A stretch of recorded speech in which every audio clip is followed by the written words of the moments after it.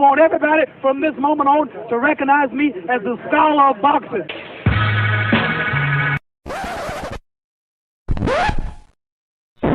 See, their morals, their code, it's a bad joke. Dropped at the first sign of trouble. They're only as good as the world allows them to be. I'll show you. When the chips are down, these civilized people, they'll eat each other. 49 hours declaring it a riot. Cruiser 5 to 50 be advised, County Police 1 advised they're trying to breach and get to the Capitol. Publicists, when you talk to your publicists, you know the first thing they tell you? What? Stay away from religion, stay away from politics. Okay. You know why? Why? No matter what the you say, somebody passionately disagrees with you. Absolutely. No matter what religion, you believe in Allah, niggas saying that's not the right way. You believe in every Christianity, that's not it, because they're choosing something different. Your political party, the Democrat, Republican, the disagreement completely. Yup. So I stay away from it. When I get pulled into politics, I go, Yeah. and I have nothing to say. I'm just That's the looking. same way we are. We don't no politics, none of I'll this. with that. I don't stay there because I'm still entertainment. If it's not music, then it's film and television, but it's still entertainment. So why would you turn someone off by saying that? Right. I want everybody to enjoy what I'm doing. Right. Not just a selective few amount of people. I focus on diversity because it's needed. Right. The boxing scholar is a lover, not a fighter, but he's also a fighter, so don't get any ideas. If he pats you on the back, you'll put it in your resume. His enemy. Have him listed as an emergency contact. The scholar has an inside joke with complete strangers. If he punched you in the face, you'd have to fight the urge not to thank him. Sharks have a week dedicated to him. He's the only man alive to is parallel park. A train is count to infinity twice. In Genesis, when God said, "Let there be light," the scholars said, "Say pretty please." He is the genius of all genius and master of all masters. And that's the trick to life. You have to be wise enough to know when you were living in your dream. And you have to be humble enough to accept when you're in someone else's.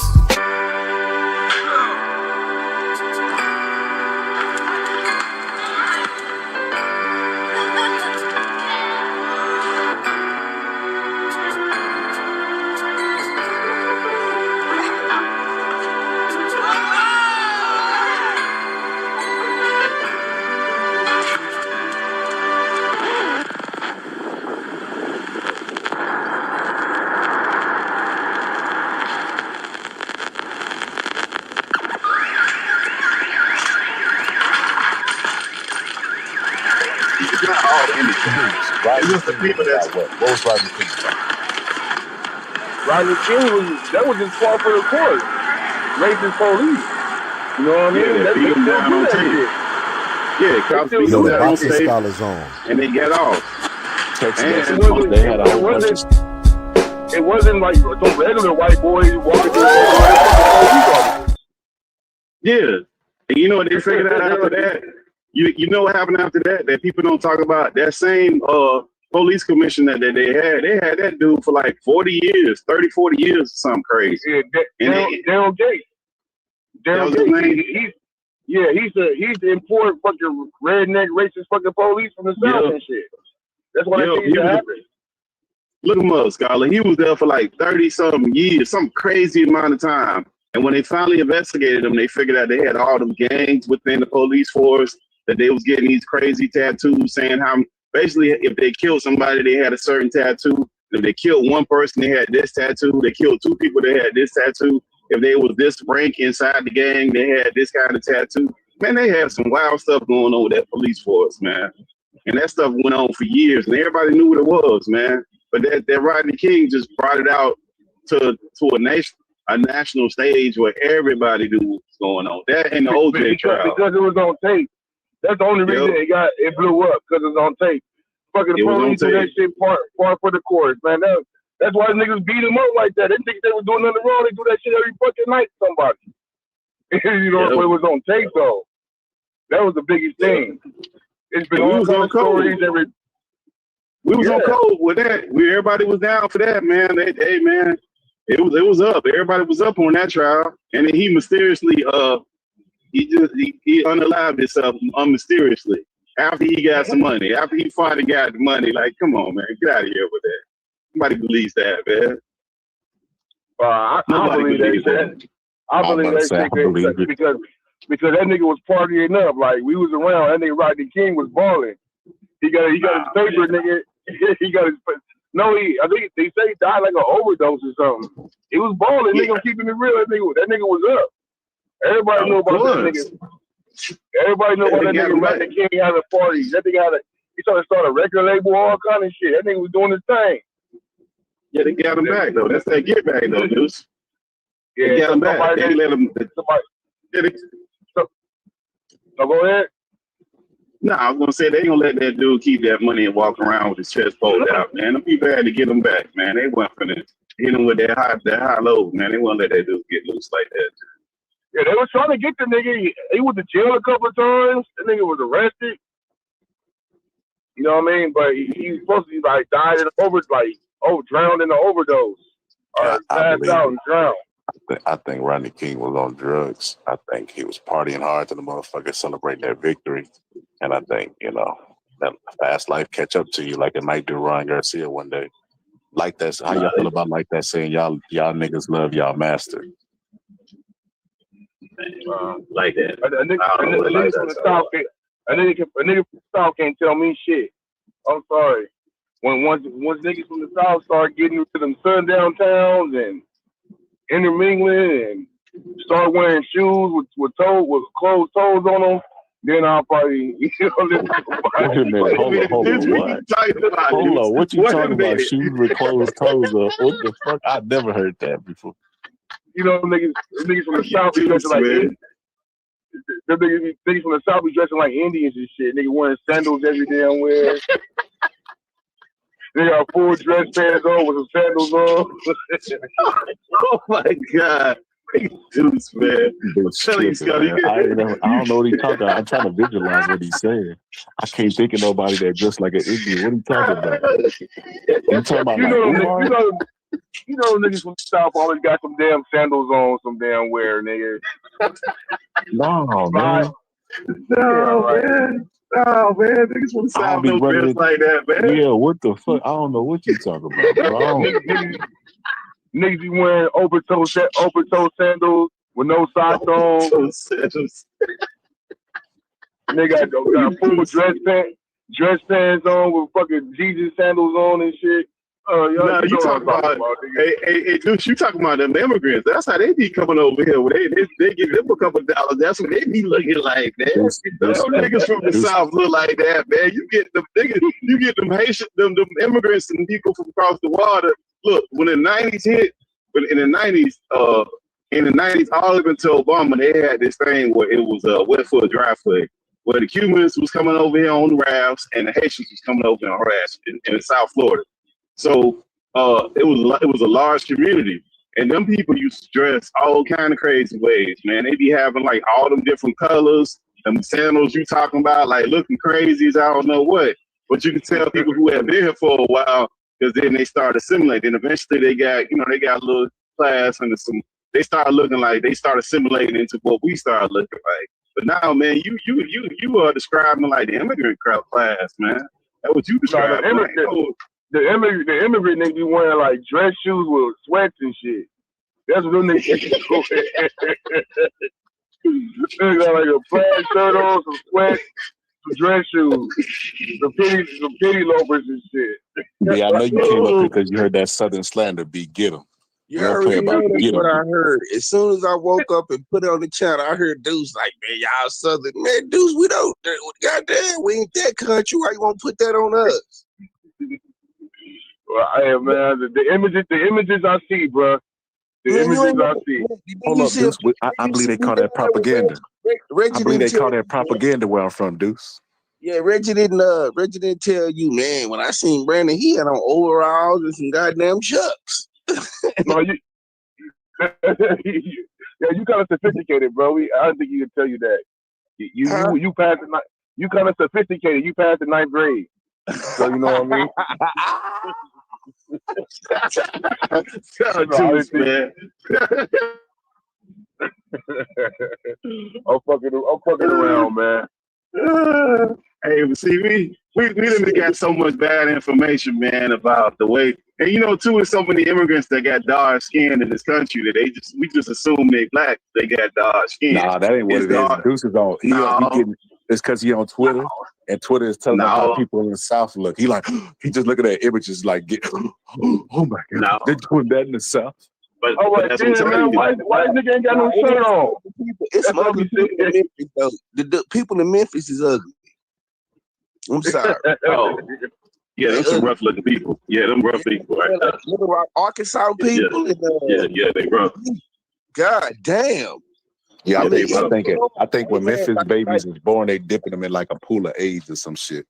Fucking hilarious. Yeah, but like in Florida, them Haitians, like Julio, man, them are ugly people, bro. Kodak Black, that's ugly people. Y'all gotta admit, them people are ugly. They not black, but see, that's what they think is black, them immigrants. So they dress like that, they look like that. So they don't distinguish between the two. You know what I mean? So that's what the media pushing. And they go get the roughest looking people and throw them on TV, just like when something happened, and the person that they interviewing about what happened be the most uneducated, crazy looking person they can find, and they throw them on TV all the time. In California. California dudes like the most beautifulest people. They the best looking of us. I don't know why they don't act like it, but they are the best looking of us. It's that California sun mixed with the tropical thing. You know what I mean? They are. They got that's cap. No, it's the northern people. No, I gotta ask this question, B, because I got you on the panel, B. I wanted to pose this to you because it kind of go to what we was talking to earlier. This is what I don't understand about black people, and I gotta ask because you know what I mean. I got Pittsburgh Chi and I don't know where B Washington probably on the middle on this, but I know where Pittsburgh Chi and Deuce stand on this. Okay, so on one hand, bro, black people, you know, we know our history, bro. Kidnap people, right? But on one hand, we say, okay, I'm not gonna identify with Haitians or whatever, any type of immigrant because how they look at us. Right? They look at us, they look down on us, right? But I can understand that. But why when I ask black people, do they say I'm an American, homie? I'm an American. America they didn't have them in mind when they was writing the fucking social contract, construct that everybody was agreeing on. Like they wanted to be free. We believe in that. Scholar, you know why? Because we believe in it. We want to believe. That's hilarious. Fucking Reggie. Man, I ain't even see Reggie in the chat. As soon as I jump, I ain't even seen Reggie. But y'all anyway, both got time, and y'all know about right around the same time y'all gonna join. You summoned them. You summoned them up. He wasn't on here until you got on here. But anyway, we want to be a part of that. Like I was telling you earlier when we was talking, we want to attach ourselves to something. We tired. We want to lineate with something. So that's why when Jesse Jackson came up with African Americans in the 80s and before that, we were trying to fight the Negro. I just woke up too. We were trying to fight the Negro thing, and then before that, we was colored. So it was always us trying to find or us trying to define ourselves outside of the way white people had gave us lineage. So that's why you see FBA, you saw us at one time, the Black Power movement. We was like, nah, we fuck all that. We black, yeah, you know, and that's what put us in. And we was trying to tie ourselves to the diaspora, to the greater diaspora of black people. And the way we would talk, we thought that, you know, because that's the way we are. We thought, okay, you dark, you look like me. Shit, you over here with us. You catching hell with us. You us. That's what we thought. We didn't know that them people was looking at us like dirty ass slaves and fucking degenerate people. We didn't know that. They look at us like we were lost ass people. Like when they look, African told me when they look at us, they see white people. When they look at our eyes, yeah, because of the way our customs and shit. You gotta remember, white people raised us over here. So when they see us doing certain customs and treating our women a certain way, acting a certain way, they be like, man, y'all not us. Y'all white people. Y'all look like us. We know y'all where y'all came from, but y'all them people now. But they can't even do that shit because all the fucking filth and degeneracy that's in their fucking culture that they hide and shit. You think these motherfuckers over there singing songs and beating drums? Some niggas got some of the worst way they treat women and all kind of bullshit you gotta go through to be assimilated out there. Like that's the problem. Like they come over here sticking their nose up at us or not trying to fuck with us. But you go to your homeland, you niggas is way more fucked up than we ever thought about being. But wouldn't that be a reason to give them grace? Y'all been over here with the rich people. Y'all should be more sophisticated. Y'all should be more well off. Y'all should. Y'all not. No, but when they come over, a lot of them people that get education, they get separated. They get pushed to where they think we should go. So they be looking at us like, why y'all can't do what we was able to do? Right. But we know why we can't do that. We even look at the movies. When they get these gangster movies, they'll get a black man from England or the African black, and he'll play the hoodest dude in California in the movie theater in California. They can't find the black man to play the black role from America. Like what? They don't connect because you can see the difference in the way they tongue, the way they move. You could be like, that's not us. We don't move like that. We don't. Yeah, they're willing to portray that shit any kind of way too. Whatever the director says. You know, Black Americans like, nah, I ain't doing it like this, or I ain't doing that. Them niggas will do any fucking thing. So, and this is the problem that I have, right?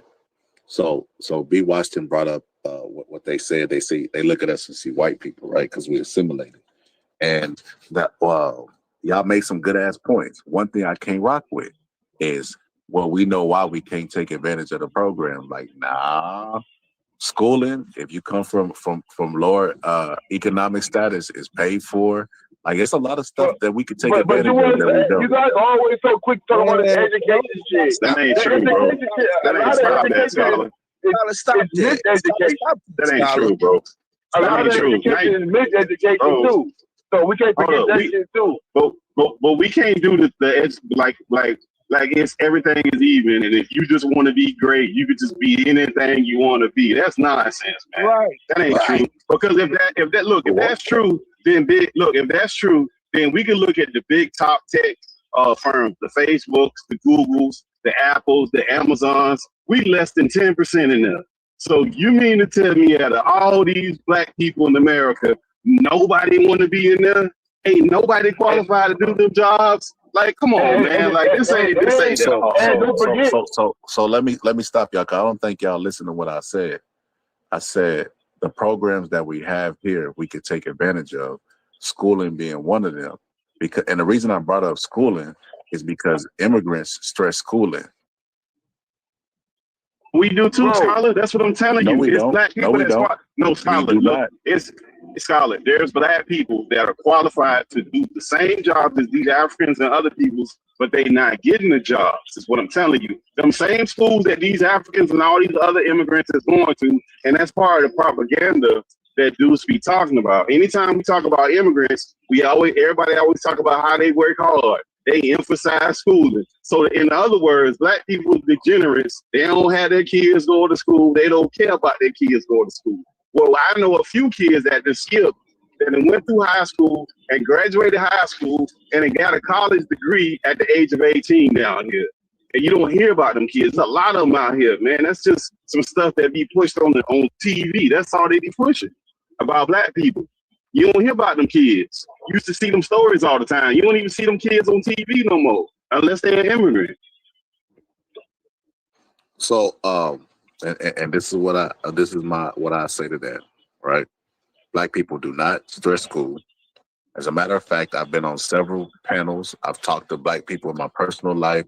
I just look at the statistics. on top of all these anecdotal experiences, and it leads to one thing: we don't value education. We don't value education. What kind of education, though, bro? But it depends on what you talk about. Because the schools program us when we in these schools, because I know when I was like, the way that they make it so hard, especially, let's think about, go ahead, man. All right.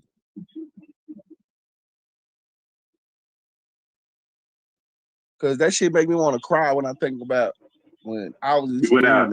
You went out, B. We couldn't hear you. Start over. Couldn't hear you. You went out. My bad.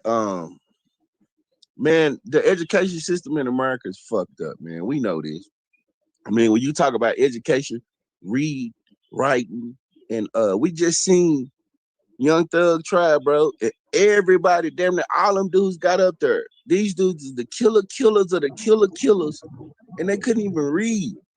But if you ask them about their mom and their daddy was on drugs and shit like that. It ain't that we don't push school, it's that we not even prepared for that shit.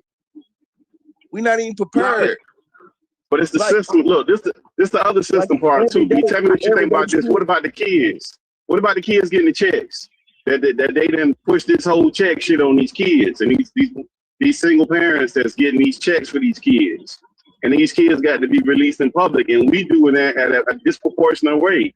But we got all these kids that's out here getting this check because the family's getting these checks and they putting these kids on these medications. And they like that, and they in these slow classes, and they getting medication, and they getting released. And we had a crazy rate with that. Look that up. Look at the rates of that compared to every other group in America. Yep. He absolutely right on that too. So they incentivize people to get on SSI and shit. Oh, your son, he can't behave in class. He got ADHD. He got this or whatever. Sign him up SSI. Get that boy a check. That's the shit they push up on us. Yep.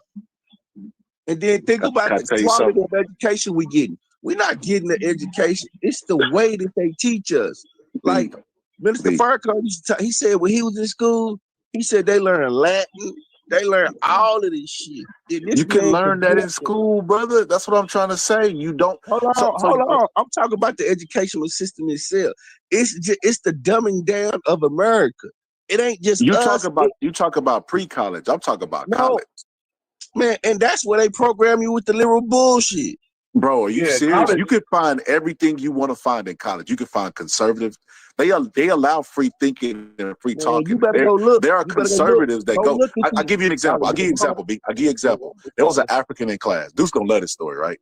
There was an African in class, Deuce. It didn't end good for the African. But it was an African in class, and the English class, this lady's like really old school, and she don't rate my professor, so everybody take her because she got a good rating. But she don't do nothing by like a computer. She do everything by book, and she do class participation. So she do Mexican or Hispanic awareness month. You got to stand up and say something, the facts and all this stuff. And then it was like 9/11, and she asked the African, "What does 9/11 mean to you?" He said, "Really doesn't mean nothing. It doesn't mean much." Everybody in class like, what? Like, nigga, what? That white girl stood up and said, "If you're gonna be in America," it's always the white people. "If you're gonna be in America, the least you can do is pretend to care, buddy." I think you need to shape up on that. Man, I'd have got up and said, why should he give a fuck about what y'all did? Y'all ran into them buildings. Why should he give a fuck about about the American government destroying its own motherfucking just as an excuse to go to war? Man, fuck that. I'd be like, man, fuck the motherfucking 9/11. But you can't. But college ain't like it used to be, Scholar, because we got them anti-Semitism bills when them young white folks start protesting that war over there in college, in public college. They couldn't do nothing about it, so they came up with that bill to stop that. That's where them bills came from. The same college that you say they got this open speech and all that, they ain't got that no more, man. Everything is heavily censored. They heavily censored against certain things. And guess who frontlined that shit? Scholar? Kamala. The Democrats. Kamala's proud to say she signed that bill. Man, she's proud to say that shit. Trying to blame Wait a minute. Hold on. Let me tell you what. Let me say this. Let me tell you what. They're supported by 100% of the fucking people in politics. Like, stop that ignorant shit, bro. What you say? So what bill is Reg? What bill is he talking about? He talking about the shit. Remember with the university presidents got in trouble when they had all the protests against Israel going on? Oh, okay. Hey, hold up, Brandon. Since you That was in college. That was in college. Hold up, B. Since you what did Hot Wheels do? What did Hot Wheels do to those people in Austin? That was me. But that was me. That was me, and that was in college. That was in college, bro. The point I was making, that was in college. That was censorship in college. Whoever did it, let's just say they all got together. They all got together and censored young people in a public school that's funded by tax dollars. They said you can't do that. They never did that before. That's censorship. That's what Deuce be always hollering about, and y'all be acting like Deuce crazy. Are y'all missing what I'm saying? I complain too much. Y'all didn't even let B. Washington answer. I said, B. Washington, what did Hot Wheels do to the people? That wasn't me, though. You blame me, bro. That was Pittsburgh. No. I just wanted you to. I asked you the question so you could tell them because you in Texas. What are you talking about? Oh, you had got mad. You were like, since you here on, and I'm like, bro, that wasn't me. But we got a Republican. We got a Republican. Senator. He the best governor in the world. Okay, so I just wanted to. We got a Republican governor and senator. But what did they do? What did they do? B, tell them what they did in Austin. What you mean? What they did? They locked them kids up and wanted them to have like records, bro. I ain't got a problem. So they criminals. I ain't got no. Deuce. So you in favor of this censorship? Or what censorship? They locked them up because they were protesting the war. Oh, I was talking about the. I thought you were talking about the immigrants. I don't know. Texas, man. I'm talking about they locked them up because them kids was protesting the war. The closer you get to the capital, which is in Austin, the more they get. The more you start seeing red faces, the pale faces. So I stay often in that area. I like the hill country, but I don't like it down in Austin. Austin is fucking weird. It's too sophisticated for a dumb Negro. Too funny. They said everybody from California. Everybody from California moves out there. Yeah, if they move, they want to be around sophisticated Southerns. Man, you see how you do? I see how Deuce do. He switched up. Before it was niggas from Texas wearing closed-toe shoes. Now they come out from California because they want to be around sophisticated Texans. Yeah, you guys have a new ethnogenesis. You know what I mean? Implant from California. Hey, Elon Musk out there in Austin? Yeah, he down there. But he from South Africa. Yeah, that's what's playing at. Yeah, that's what's playing. South Africa, bro. He is not from California. No, he's not. Yeah, immigrants that none of y'all talk about. Y'all love him. Hey, they love that white immigrant. Who love him? Nobody love him. We talk about that drug addict. Oh, yes. Who love him? Drug addict. All you niggas. There's a difference. There's a difference between he the owner of y'all favorite. You never heard Elon Musk come out of none of our fucking mouths. Nah, man. Don't nobody love that dude, man. He a drug addict. That came out in his court case for him to get that $55 billion that they said. People on the board said they felt like they had to do drugs with him to make him comfortable. And they put that in the court documents. He was not a genius or none of this shit. He was part of a think tank. He was part of a think tank of fucking dudes. And all like 15 people, and all of them went off to start these companies. PayPal, fucking head of YouTube, what else? But he didn't start Tesla though. Tesla was already running. I'm saying what I'm saying. Like Elon, I ain't never about to play the nigga intelligence. The nigga's very intelligent. Though. You think you say that? I don't know what he is. I know he a drug addict. I don't know that. I know he a drug addict. Yeah. What makes him intelligent? Bro, the nigga's intelligent because of the fucking shit he does. Where his mind. What does he do? Have you ever looked up what he did? What he created? What he did? What did he create? What he created? Tell me what he created. That dude is extremely advanced in tech. Now you can like what? Okay, no problem. What did he create? What did he create? What did he create? Not the company, because the company was there before him. A lot of these niggas just don't create by themselves. That's why you work in teams, bro. No, okay, but you said he genius. He what did he create? He is a part of advancing fucking our aerospace industries, homie, and as well as our automotive. Negro, please. I ain't about to take none of that shit away from that dude. Bro, he didn't create that. He's the CEO of a company, bro. NASA already had all that shit. He borrowing the launch pad of shit from NASA. Like, what are you talking about? You dumb niggas are always in a space. Of course, because we lazy, B. We lazy. This is the founder of the anti-dumb Negro movement. Of course. Hey, what? Tell me more, Reg. I'm just gonna sit over and eat my watermelon and chicken. And you tell me more. His main op is black people, though. His main op is black people. No. Everybody else smart. The immigrants work hard, but not the lazy Negroes. The white man work hard.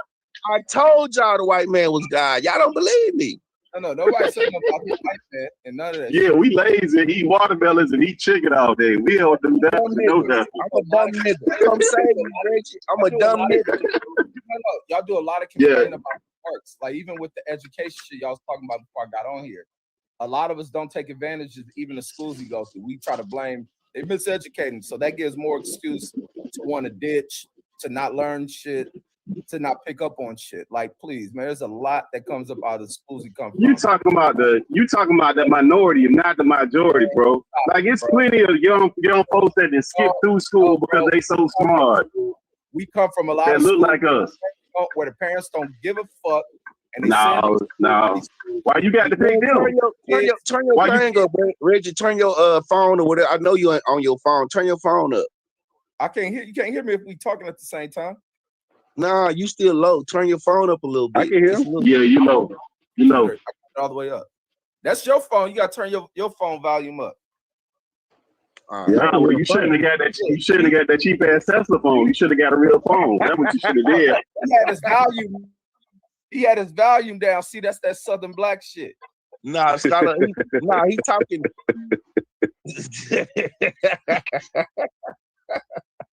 We listen. Southern blacks listen with the volume down. Hey, That's Ray, crazy. you remember the African came on? Hey, what show we on? Hey, you remember the African came on and said, "I sound like a slave on the plantation." He told, "Who is you? You sound like a slave on a plantation right now." I think that's that nigga Don Zevy. Yeah, he told me I sound like a slave. Yo, Deuce. I got a question for you. We're talking about censorship, brother. How you feel about this, bro?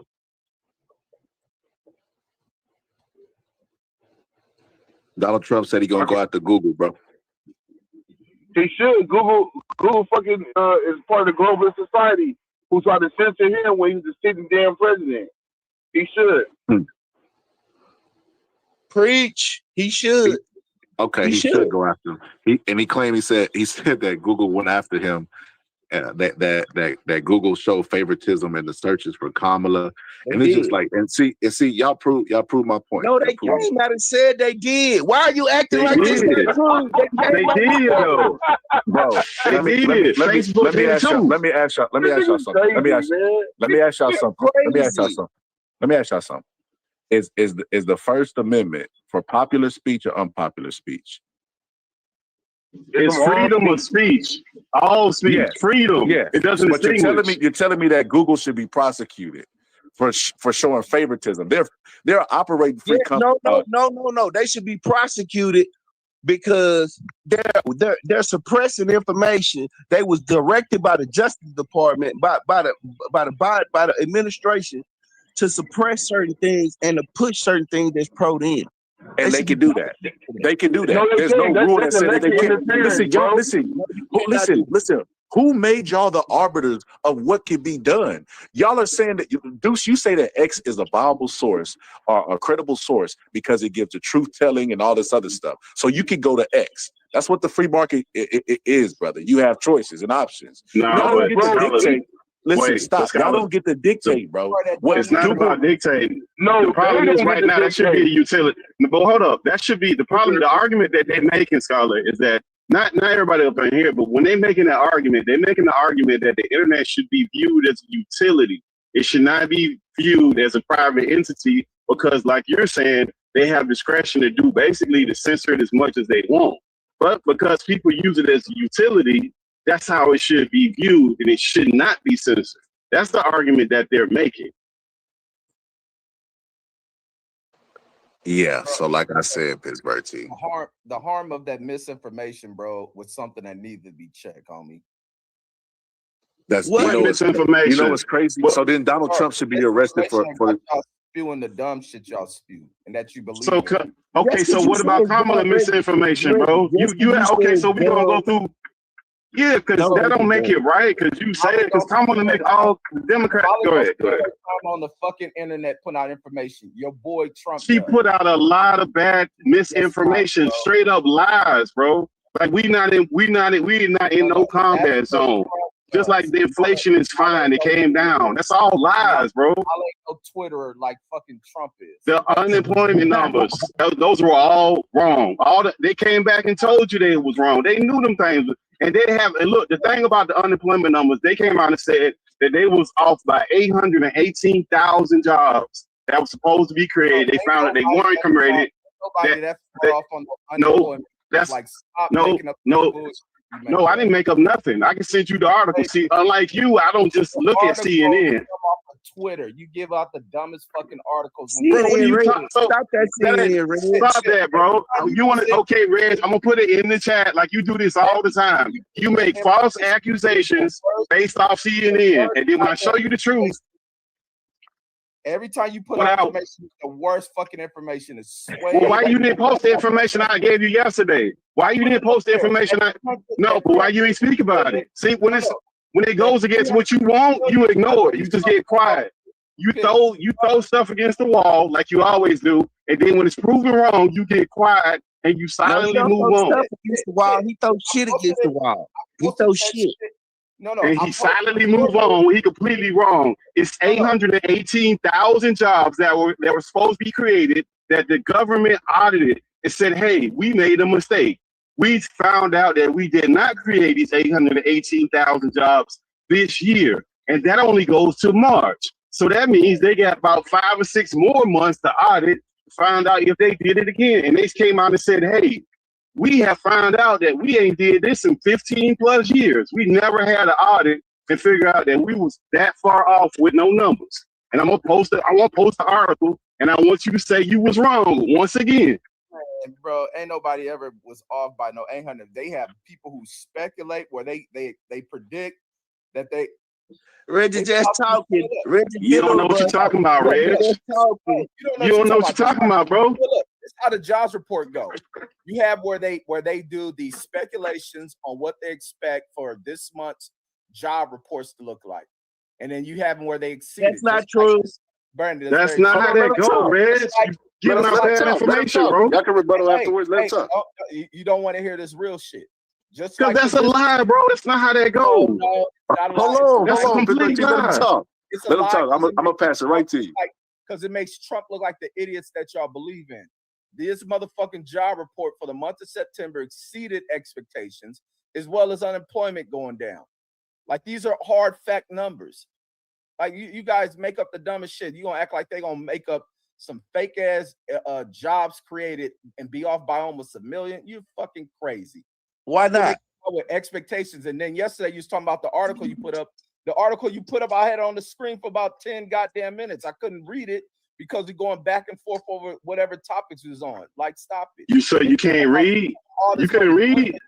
The money is $310 million. It ain't huge motherfucking budget. It was 650 million, Reg. You just lying, man. It was never no 350. You lying, bro. I land my plane. Bro, first of all, you lying, number one. Number two, look, okay, let me rebut the lies you just told, because that's not, see, CNN don't tell you the truth. The jobs number come out every single month on third. They do the jobs every month. They do not once a month, they do the jobs number. At the end, beginning of mid-year, they do an audit. Okay, so what month did you just read? Did you read it for the year or you read it for the month? That's 2 something. Right, for the month, like I just said. They do the jobs for the month. See, I know exactly what I'm talking about. You don't know what you're talking about. They do the jobs every single month. They say, hey, job report, look, what come out? We heard what you said, Reg. We heard what you said. We heard what you said. We heard what you said. When they put those numbers out, That's the estimate, and those numbers are based off of a few different things. It's way more complicated than we just created 200 jobs. They got immigrants in those jobs. They got part-time jobs. Eventually, at the end of the year, halfway through the year, they do an audit. When they do that audit, they figure out, they do an adjustment. They figure out if they were off or on. I'm going to post a number. Everybody here done read the report except for you. So everybody, CNBC, CNN, MSNBC, Fox News, Reuters, they all done reported the same thing. This ain't my thing to say. That's what these people done got. And they got it from the government because the government does the audit. It's not some private company that does the audit. That's how we know they was off 818,000 jobs. You don't know that. Just because you don't know it don't make it not true. And that's what the problem be around here, because you be saying stuff that you are unaware of that's completely untrue. Pitt, who made the numbers? The government, right? And they came out and said they was wrong. They audited it, bro. What you think the fucking report gonna come from Kamala? Checkmate. You say the dumbest of shit. Can you find your article? What are you talking? What Kamala got to do with this? She is a vice president, bro. What are you talking about? She ain't got nothing to do with the unemployment numbers, bro. What are you talking about? I'm not foolish, dude. If you said the government, if the jobs report comes from the government, then where Kamala gonna get her report? From the damn internet? Trump does that shit. Kamala don't What have are you a report, talking about? She don't have no report. It's from the government agency, bro. It doesn't come from the president's office. You just freeball. You just making up shit, bro. If that report is coming out, who the fuck you think gonna be the first one in America to get this shit?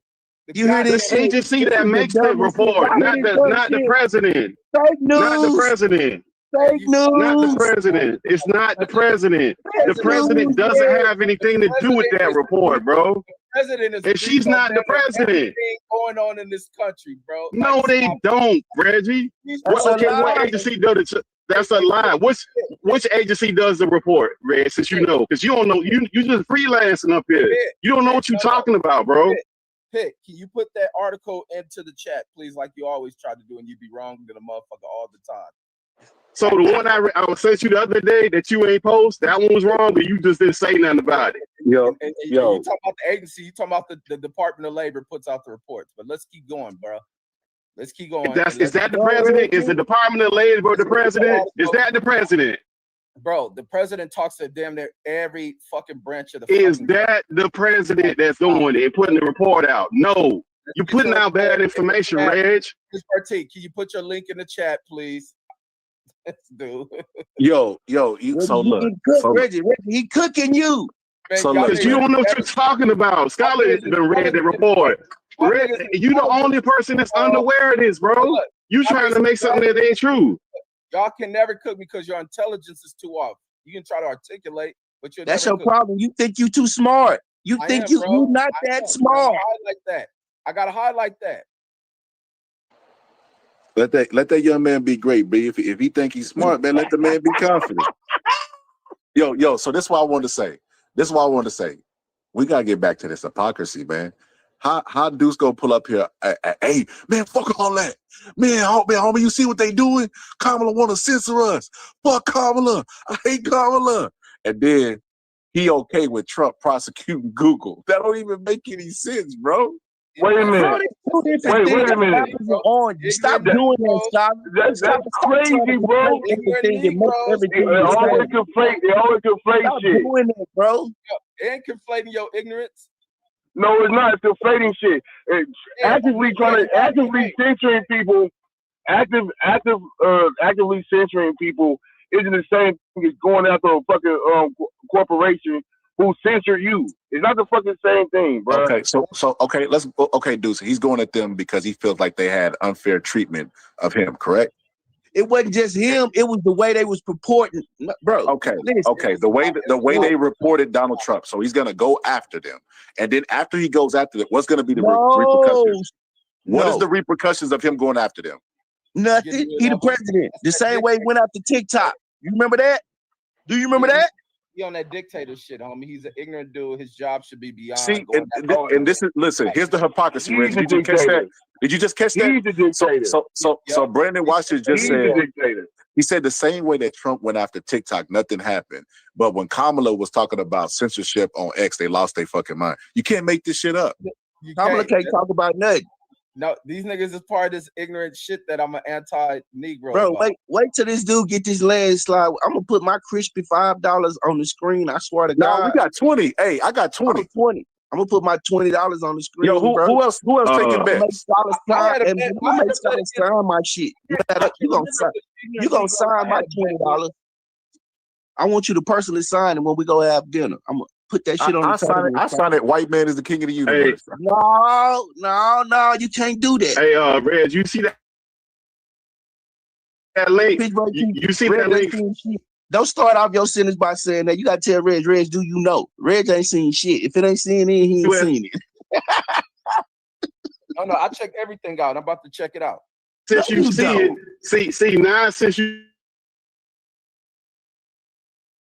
see it came directly from the government. You break it up, Pitt. Government, and it says it's 818,000. Pitt, you break it up. So you was wrong. That ain't nobody but God. That ain't nobody but God. That's fucked up. Y'all some foul. That ain't nobody but God. That ain't nobody but God. Did you see that, Deuce? Deuce, did you see that? His phone can't take the misinformation. Hey, the Android. He should have got a Tesla built phone. The scholar probably dropped it from the panel, knowing your ass. Nah, brother. I ain't got to do that, bro. You remember the Democrats paid me. All I got to do is give this signal. That ain't nothing but God right there. You see that? That's fine. Hey, B, watch this. Deuce think the Democrats paid me to talk good about Tim Walz and Kamala. You would. If they paid you, you'd do a better job. Absolutely, but I wouldn't make it a secret. They don't disclose that you paid me. I ain't gonna lie. If they paid me, I'd be shamed and I wouldn't tell nobody. Man, I'll tell everybody. I'd be like, hey, man, I be trying to put in the word. You could buy me like that. Hell, I'd be ashamed when I go to work that the white man could be like, nah, you got to come to work that day. I'd be ashamed. Man, I always try to put y'all on. I say, B, watch this. I know you rocking with Trump and you think you're a hero, but they offering $60,000, brother. You can go get it. I'm gonna feel bad that I sold my what like that say. I sold my booty, bro. No, don't say that loud. Nah. Never, true, bro. Nah. You made a financial decision that's gonna better your family, bro. You ain't sold booty, bro. Don't say that, brother. Don't do that, brother. Sold my booty. Yeah, but sometimes we don't sell it. We just get bad information, man. We get a lot of bad information and we repeat it because we keep seeing the same crap over and over, and we just unaware, man. Like, man, y'all look, a lot of stuff we be knowing because me being scholar, we be sharing information, man. We be knowing what it is because we don't all agree on the shit. So if somebody got something, somebody don't agree, they gonna go and look and try to find the answer. And we done pretty much looked the shit up, man. And they won't be making up. We won't be sitting up here making up stuff, man. And this area, I'm pretty fluent in, so ain't nobody gonna tell me I don't know what I'm talking about. Reggie does. Hold on. Reggie makes up shit. Reggie will do that. He make up stuff, and then he accuse everybody of lying and making up stuff because you doing it. Don't be accusing me of doing what you do. I don't do what you do. I get a hard fact. That's from the U.S. House Senate budget. That ain't no made up link. So let Reggie read the article. You didn't even shut down Read Me Reggie. That's how we know you misinformed. Right when the election got ready to start and they started campaigning, you putting down Read Me Reggie to be Democrat with Reggie. You was smart. Hey, and my early ballot came in today. So Trump, kiss your ass goodbye. Man, if you don't get that, you got one vote. You got one vote, bro. Stop it. Yeah, y'all got like fucked up. I got 20 dead family members I'm finna put on the ballot.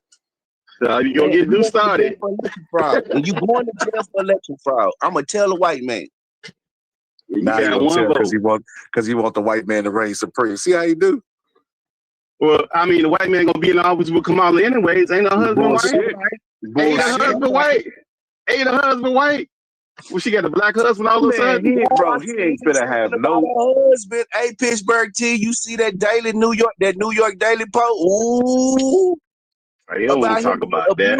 About him abusing. I don't want to talk about that, B. Don't talk about that. Hey, B, I'm eating my watermelon. Tell me more. Tell me more. I'm eating my watermelon. Tell me more. Tell me more, B. I'm sitting over here eating my chicken and watermelon. Go ahead. I'm gonna tell you about it. Doug, his name is Doug Emhoff. Mr. Emhoff has been accused of abuse by his ex-girlfriend. I'm gonna tell you the story, then I'm gonna tell you about how he cheated. He cheated on his first wife, and then I'm gonna tell you about how he cheated on his first wife with the nanny, beat the nanny, made the nanny lose the baby. The nanny done signed the NDA. He was fucking on the nanny. Talking about Brandon, who's this person? How did he find out about this if she signed an NDA? Man, NDAs. Let me tell you something about the NDA. NDA. Arnold Schwarzenegger had an NDA for that first he was on it. Who's the person y'all talking about? They talking about Kamala husband. Your first gentleman. I don't know what the fuck they got to do with Kamala, but go ahead. Tell us more. You know what? What? So if her husband demanded they calling, now they trying to give him price as a wife guy. Go read the news. Oh, he's a wife guy. They paint him in a certain picture, and that's what made these folks come out and start revealing. Oh, wait a minute. Did he not this supportive husband and all this? He cheated on his first wife by fucking the nanny like Arnold Schwarzenegger, got the fucking nanny pregnant, gave her $80,000. She lost the baby. The police came over to the house. All this shit is documented, big baby. All this. See? So it matters because this is your spouse. This is the man that you bringing into the White House with you. Oh, okay. So spouse matters. So Trump bringing a fucking porn star. See, that's what I'm saying. It don't make any sense, bro. Like, goddamn, every aspect of Kamala. Let you tell it. Every aspect of Kamala's life is being brought up. Kamala is guilty of nothing. Because y'all say she's not black. Nobody knows her as it should, and nobody voted for this broad. So she didn't have a chance to get vetted during the last primary because nobody voted for the bitch. Now that the bitch is running for president, everything about you need to come out, bitch. I can't wait for her to win. I can't wait for this black woman to win. Landslide. I hear you. What happened? Hey, you read the 818,000. You still reading the 818,000 short? You struggling with looking at it over there, Reg? Because I mean, it's pretty clear that they shorted 818,000 for the year. I'm going through the report. Yeah, it's pretty clear. Pretty clear. So, because he was wrong. No, I'm going through the report. It's your report, so I'm reading through it. That ain't my report. That's the House Senate. That's the House Senate report. That ain't my report. You see what he doing? You see what he do? That's what they do. That's what they do. That's what they do, B. They can't help it. That ain't my report. That's the House Senate committee. They did that. They said that it was wrong. He never seen one before, so it's blowing his mind. Did they got reports like this? This fucking world. Let me tell you what I'm looking at. What I don't like that I'm looking at. I do see where the Biden administration looks at the numbers, bro, and they were off. This is all based on numbers that they Oh, so they was wrong then. So, but you said they never wrong. So they was wrong 818,000 then, right? But look, like the article said, the data becomes the data they get becomes more accurate with state unemployment records. Like, so they adjusted it. So therefore, they do know about it. That's what he said. Pittsburgh said they was wrong by 818,000. You said ain't no way they off by no 818,000. You just making up stuff. They do it every month. You said that they make it. You making up stuff. They come out with it every month. Ain't no way. You just making up stuff. And let me tell you how this go. And then you came up with some anecdotal crowd that's not true. It put out. I gotta read it and I gotta find out the source. So you was wrong, Rez. Just say you was wrong, bro. We got to go through all this for you to see. That's the problem with the Dems, man. Y'all be dead wrong. With the Dems. Say it, Reg. Dems. I gotta read your article. Any information you put out. It ain't my article. It ain't my article. Where that came from? So the info. Where that came from, Reg? Where that article came from? This is my article. It came from some shit called Budget House Gov. No, that's not. Stop being disingenuous. Stop that, man. Stop that, bro. Motherfucker. .gov from the government. .gov is a government entity. The one that does that. That should be having a slant sometimes. No, not .gov. .gov came from the government. .gov. But nah, look, see, and this is, I don't like what I'm seeing here. What I'm seeing is B, you trying to degrade this black man for having confidence in his intellectual ability, brother. And I No, don't like to he see told me that. I know he do this every night. Not He you, be saying but I'm making up stuff. but I got to get on because he be up here. He be up here doing this every night. He do this every night. He get up here. I gotta go at B because B, I don't like it, B. I don't like what you doing, brother. That ain't. No, he get up now. He get up here every night saying I'm making up stuff that I look at every day. He playing that's stuff why I say your name, bro. Yeah, that's why I always say watch. Yeah. He get up here every night. He get up here talking about some CNN crap, and that stuff don't be true. And I'm showing you where it's coming from, and you don't hear him dispute. You keep reading it. He must be slow reading. Okay, who is lying right now? Okay, you there you go with the slander again. There you go with the slander. These West Coast blacks ain't got no integrity. West Coast blacks ain't got no goddamn integrity. Slander. Most slander. You know you're wrong. You dead wrong. You won't even admit it. See, that's what I'm talking about. These are your numbers. Dead wrong. I ain't putting no fucking numbers out. My numbers. Them ain't my numbers.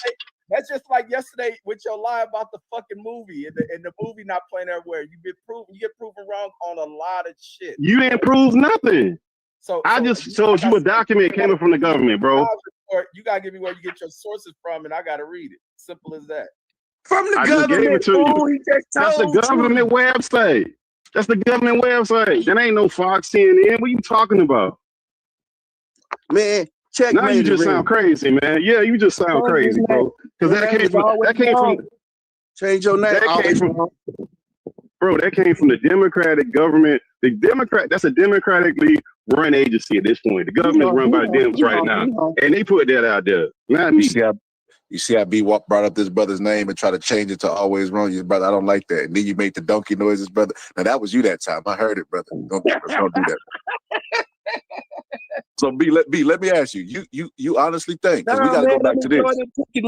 No. We gotta go. Listen, y'all not for the team up on Reggie, brother. He deserved this. No, Reggie, you have bullshit every time up on Reg, nigga. This is fucking Pittsburgh T fucking info, nigga, not mine. That ain't my info. That's the government website, bro. You keep trying to discredit something that came from that came from your government that you voted for. So stop discrediting it. I brought the topic up. So today's job report, I guess they're gonna have to revise those numbers because they were fake. They always have a revision. You listen. This is what you unaware of, Reg. They always have a revision. They do a revision every single year. It could be up. It could be down. They do one every year. Just because you unaware of it again doesn't mean it doesn't happen. You see how you sarcastically said that? No, yes, they are going to have a revision. He's not unaware, Pittsburgh. He ignorant. Use that word. Yes. That's the word he ignorant. Yes, they call it a revision. They have one every year. They have 2 a year, as a matter of fact. You unaware of it. So that's your fault. That ain't nobody's fault. No, he's ignorant. No, he's ignorant. He's not unaware. He's ignorant. And that's some kind of way, that's my fault because you don't know. And I'm making up stuff. And when I show you it, you won't even acknowledge it wrong, bro. And you do this every night. Every night you get up here talking about some stuff that you don't know nothing about, bro. Get his ass. Yeah, you do this every night. And then you throw these slanderous terms out there. And when you dead ass wrong, you won't even admit it, bro. This would be the problem with black people right here. Just because I don't vote for that chick. That's the whole problem. So everything else I say is wrong because I won't vote for that chick. You vote for it and have at it. I don't be doing, that's be the problem with this whole thing we be doing. We do all this black stuff. Politics then became so toxic and y'all Negroes done drunk the Kool-Aid of the DM so hard that y'all willing to fight for everybody for some people who don't care nothing about you like that. Nothing about you. Nothing about you. Keep going, Pittsburgh. Man, Pitt is such a fucking conservative crybaby, bro. Was I wrong, Reg? Was I wrong? Was I wrong with the 818,000? Do you see it in black and white? Hey, Pitt, I'm gonna go buy a cake and some candles. Nope. No, see, you deflected. No, you deflected. Was I wrong? Were you wrong, Reggie? You can't even admit you're wrong, bro. Pitt, you can't even admit you're wrong. Pitt, go ahead. I'm gonna buy a cake and some candles, and we're gonna celebrate you putting out some information that you weren't wrong about. What? I ain't been wrong lately, bro. What are you talking about? When I gave you the information from the DHS, you was wrong. You've been wrong all the time, bro. You just be saying crazy stuff. You stayed wrong on there everything. So Let now me say this, Pittsburgh. now Let me I say gotta this. get cake and some fucking candles and maybe ice cream, and we're gonna celebrate you putting out some regular information. See, you done see what you just did to Pittsburgh. Why you do that, man? Just give him his apology and say, nah, bro, you right. You right. You won't even do that. For shit. I'm gonna celebrate him putting out some accurate information. Good. So you admit that that's accurate. Good. If that's the best we can get out of your ass, then let's do it. That's pathetic, bro. That's pathetic. That's how you say you wrong, Red. That's pathetic, bro. You need to work on that, man. That's utterly pathetic.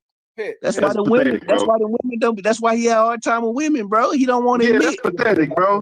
Wait, listen, man. I get a hard time with women. Like you smoking dope, homie. Bro, you got commitment issues and you got saying that you wrong issues, bro.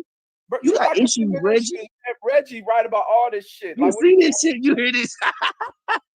You looking at some information showing you was wrong, and you still talking about you always wrong. You always right. Come on, man. What we doing right now, man? You wrong on a lot of shit. You was wrong yesterday. Well, okay, so yesterday when I sent you the information from the DHS, that was wrong too, huh? That's another government agency. You see how you keep tangling yourself in the knot? Information out. Well, I don't want to. We'll put that out on another show. I don't want to do that on Scholar's show, but.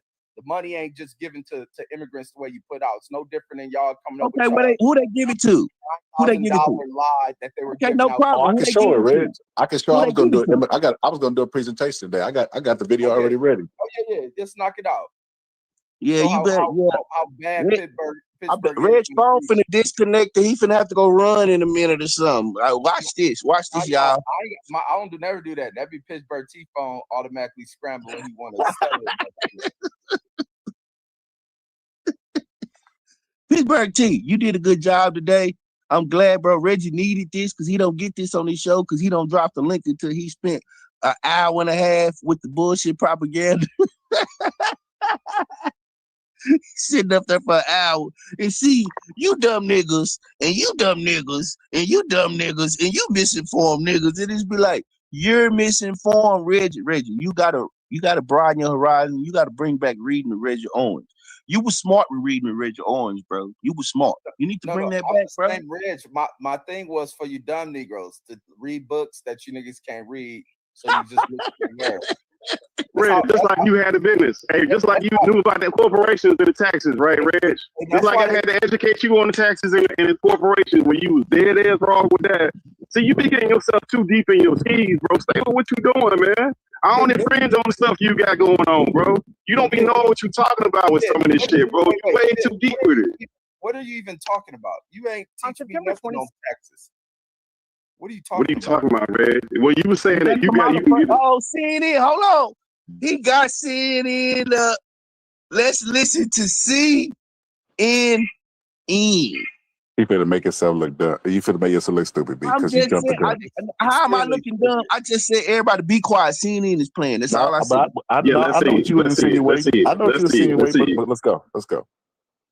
During the first presidential debate, President Joe Biden and former President Donald Trump sparred over many issues, including immigration policy. But Social Security, he's destroying it because millions of people are pouring into our country and they're putting them onto Social Security. They're putting them onto Medicare, Medicaid. But is that true? Let's verify using these sources. The Social Security Administration told Verify that each Social Security program has a United States lawful presence payment provision, which applies to retirement, survivors or disability benefits, and supplemental security income. In other words, immigrants who are in the U.S. illegally cannot receive these benefit payments. As for Medicare and Medicaid, the Kaiser Family Foundation says undocumented immigrants are not eligible for those either. Now, some states do provide health benefits for undocumented immigrants, but this coverage is typically limited to a version of Medicaid that only covers emergencies. And that exception does not apply to the regular Social Security and Medicare programs. So we can verify, no, undocumented immigrants are not eligible for Social Security and Medicare benefits. With your Verify, I'm Ariande Till. Man, is that what we watch? Is that what you want to show that video for, bro? Yeah, that's the argument that they was making. You missed it, brother. Was you sleeping whenever Pittsburgh? That's not the argument we making. What no, that's not the argument we're making. I thought y'all was making. No. What you talking about? No, we're not making the argument. What the argument we making is that a lot of the stuff that they be propagated be straight CNN, and if it don't line up in that, that's all they know. They actually got government committees that do all these reports, that file all these papers, and that's what even them, they tell you, hey, look, we contacted Social Security. Hey, look, we contacted the same agencies where I'm pulling these reports from, they contacted them. So what that tell you? These people not even paying attention, man. Hey, Reggie, you see what they said you known for? I just read the chat. It said Reggie is known for taking down the LDBC. Frederick Hawthorne. Reggie, you ain't went after no white. Taking down the dumb Negroes. Reggie, you know what's sad? Ain't no white person that you got it. Like you ain't got no white person on your belt. Man, please don't stop. Don't start with the white folks. That's why everybody used to try to label me as racist. Like, so stop it. I never label you as racist, just so you know. I've never labeled you. I'm glad you never have, but there's a lot of shit that when you say stuff about white folks, the same about black folks, the same white folks would be around the minute something come out. That's you, bro. Get out of the chat with a dummy. That's you. That's you. What? Hashtag always right, bro. You know that's you. Stop that, bro. That ain't me. That ain't me. Bro, I'm bouncing from different names. I don't got troll accounts. I got accounts with my actual name in them. Like, stop. It's Deuce. Deuce can't cheer from him from his regular channel. Yeah, Deuce undercover red. Yeah, he secretly support Red. He just can't let the public see. Right. Hey, if he say, as soon as he says some shit like Cuzzo, we know it's Deuce. Goddamn it, Deuce, that's you. No, Deuce of blood. He won't use. He like the blood Crip Mac. Oh my God, I forgot about that, man. I keep forgetting about that. That's why I don't want to meet Deuce, bro. I don't want to say nothing out of pocket, and Deuce be looking at me crazy because I don't understand that lingo, man. I just talk. Except I understand the pause game, though. I do play the pause game. Yeah, you need to get out that pause shit, man. Oh, I play that. This motherfucker said, I support. Say, Reggie, what the fuck Reggie fans doing over here? Reggie ain't got no goddamn fans over here. No, Yo. It's who with the accurate information movement. What the fuck he get some fans from? Ain't that a bitch? Hey, with DJ Q up my new information, my new more accurate information about this FEMA stuff that's been propagated. Oh, that's what I was going to show. See, see that? Hold on, let me show that. Yeah. Pull that up. See, Scholar, you played the wrong video. No, I got it all saved on the immigrant.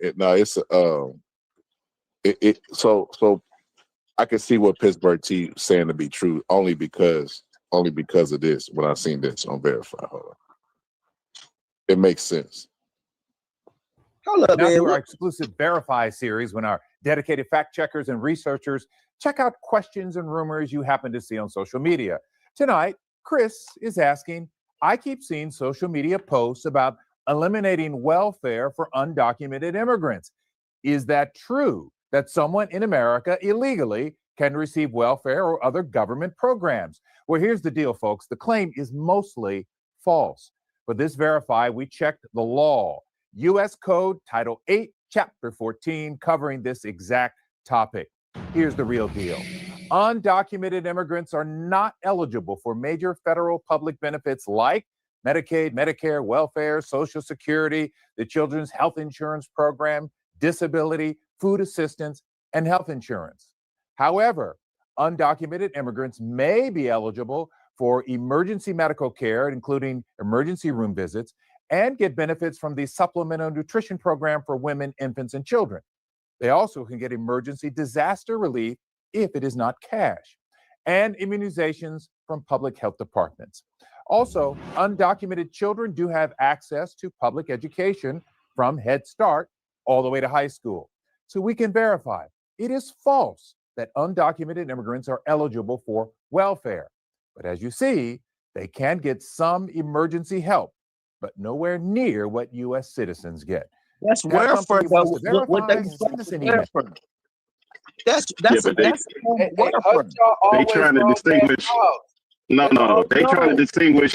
Okay, but look at the document that has the FEMA information from FEMA. It shows you the funding that they use for this year is That's emergency funds. $650 million. No, That's it emergency says funds. shelter. No, it says shelter. It says shelter. See how they did it? No, they just We not talking about undocumented immigrants. We going to always We not Pittsburgh T article Bro. immigration. Please pull it up the screen, please. We not talking about no undocumented. We talking about immigrants. Y'all just trying to distinguish between the two. Send me the link. Send me the link for the FEMA. This is why I could believe it. I ain't seen the link yet, but he said emergency funds. He put in the private chat. So I think about when those 10,000 people came to Texas. You know what I mean? They probably used funds for emergencies on them to shelter some of them, the ones they let through. So I could see where that could be a possibility. But you see, they use a different language. No, they can't get those. But if you classify under emergency, they can release funds and get that shit to them. That's what they meant. And look, when you read the article, because Pitt didn't read, he just read the fucking article and saw money. You and Pitt. I don't know what you and Pitt got going. They always giving it to the immigrants, but in the article it says upon release from they go through some kind of clearing through the Department of Homeland Security. They gotta fall under eligibility, homie. So there's still criteria that they go through, and they only get the benefits that they're eligible for if they apply. They ain't just handing this money out to them, and the money is to support the goddamn border and customs. Like, this dude just put out information for some old political swaying shit because he wants to say it's the Democrats.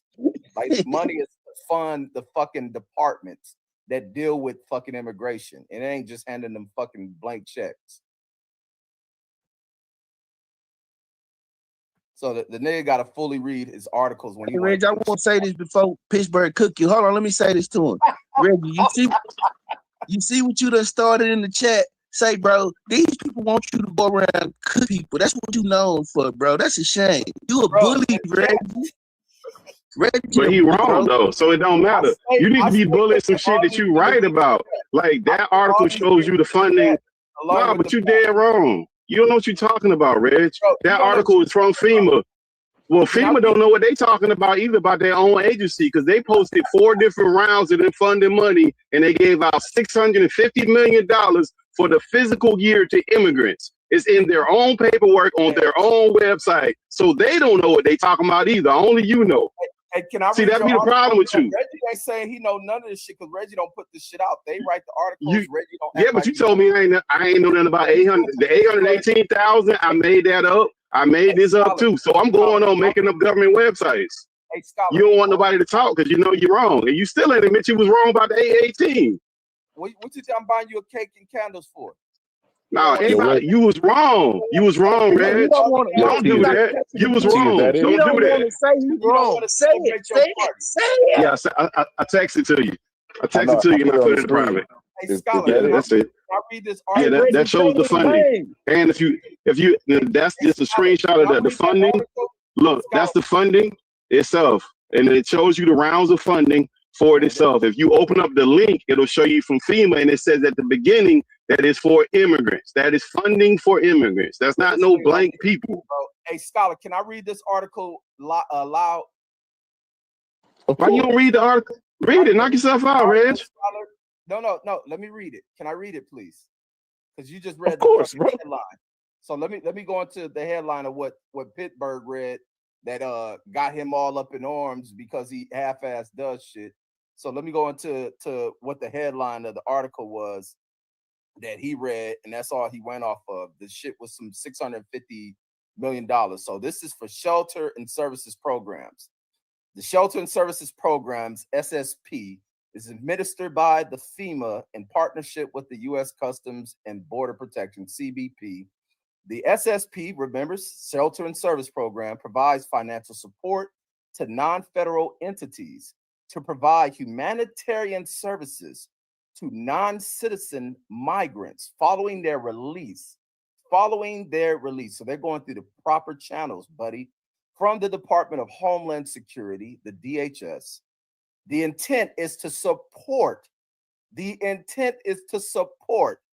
Customs and Border Protection in the safe, orderly, and humane release of non-citizen migrants from short-term holding facilities. Eligibility.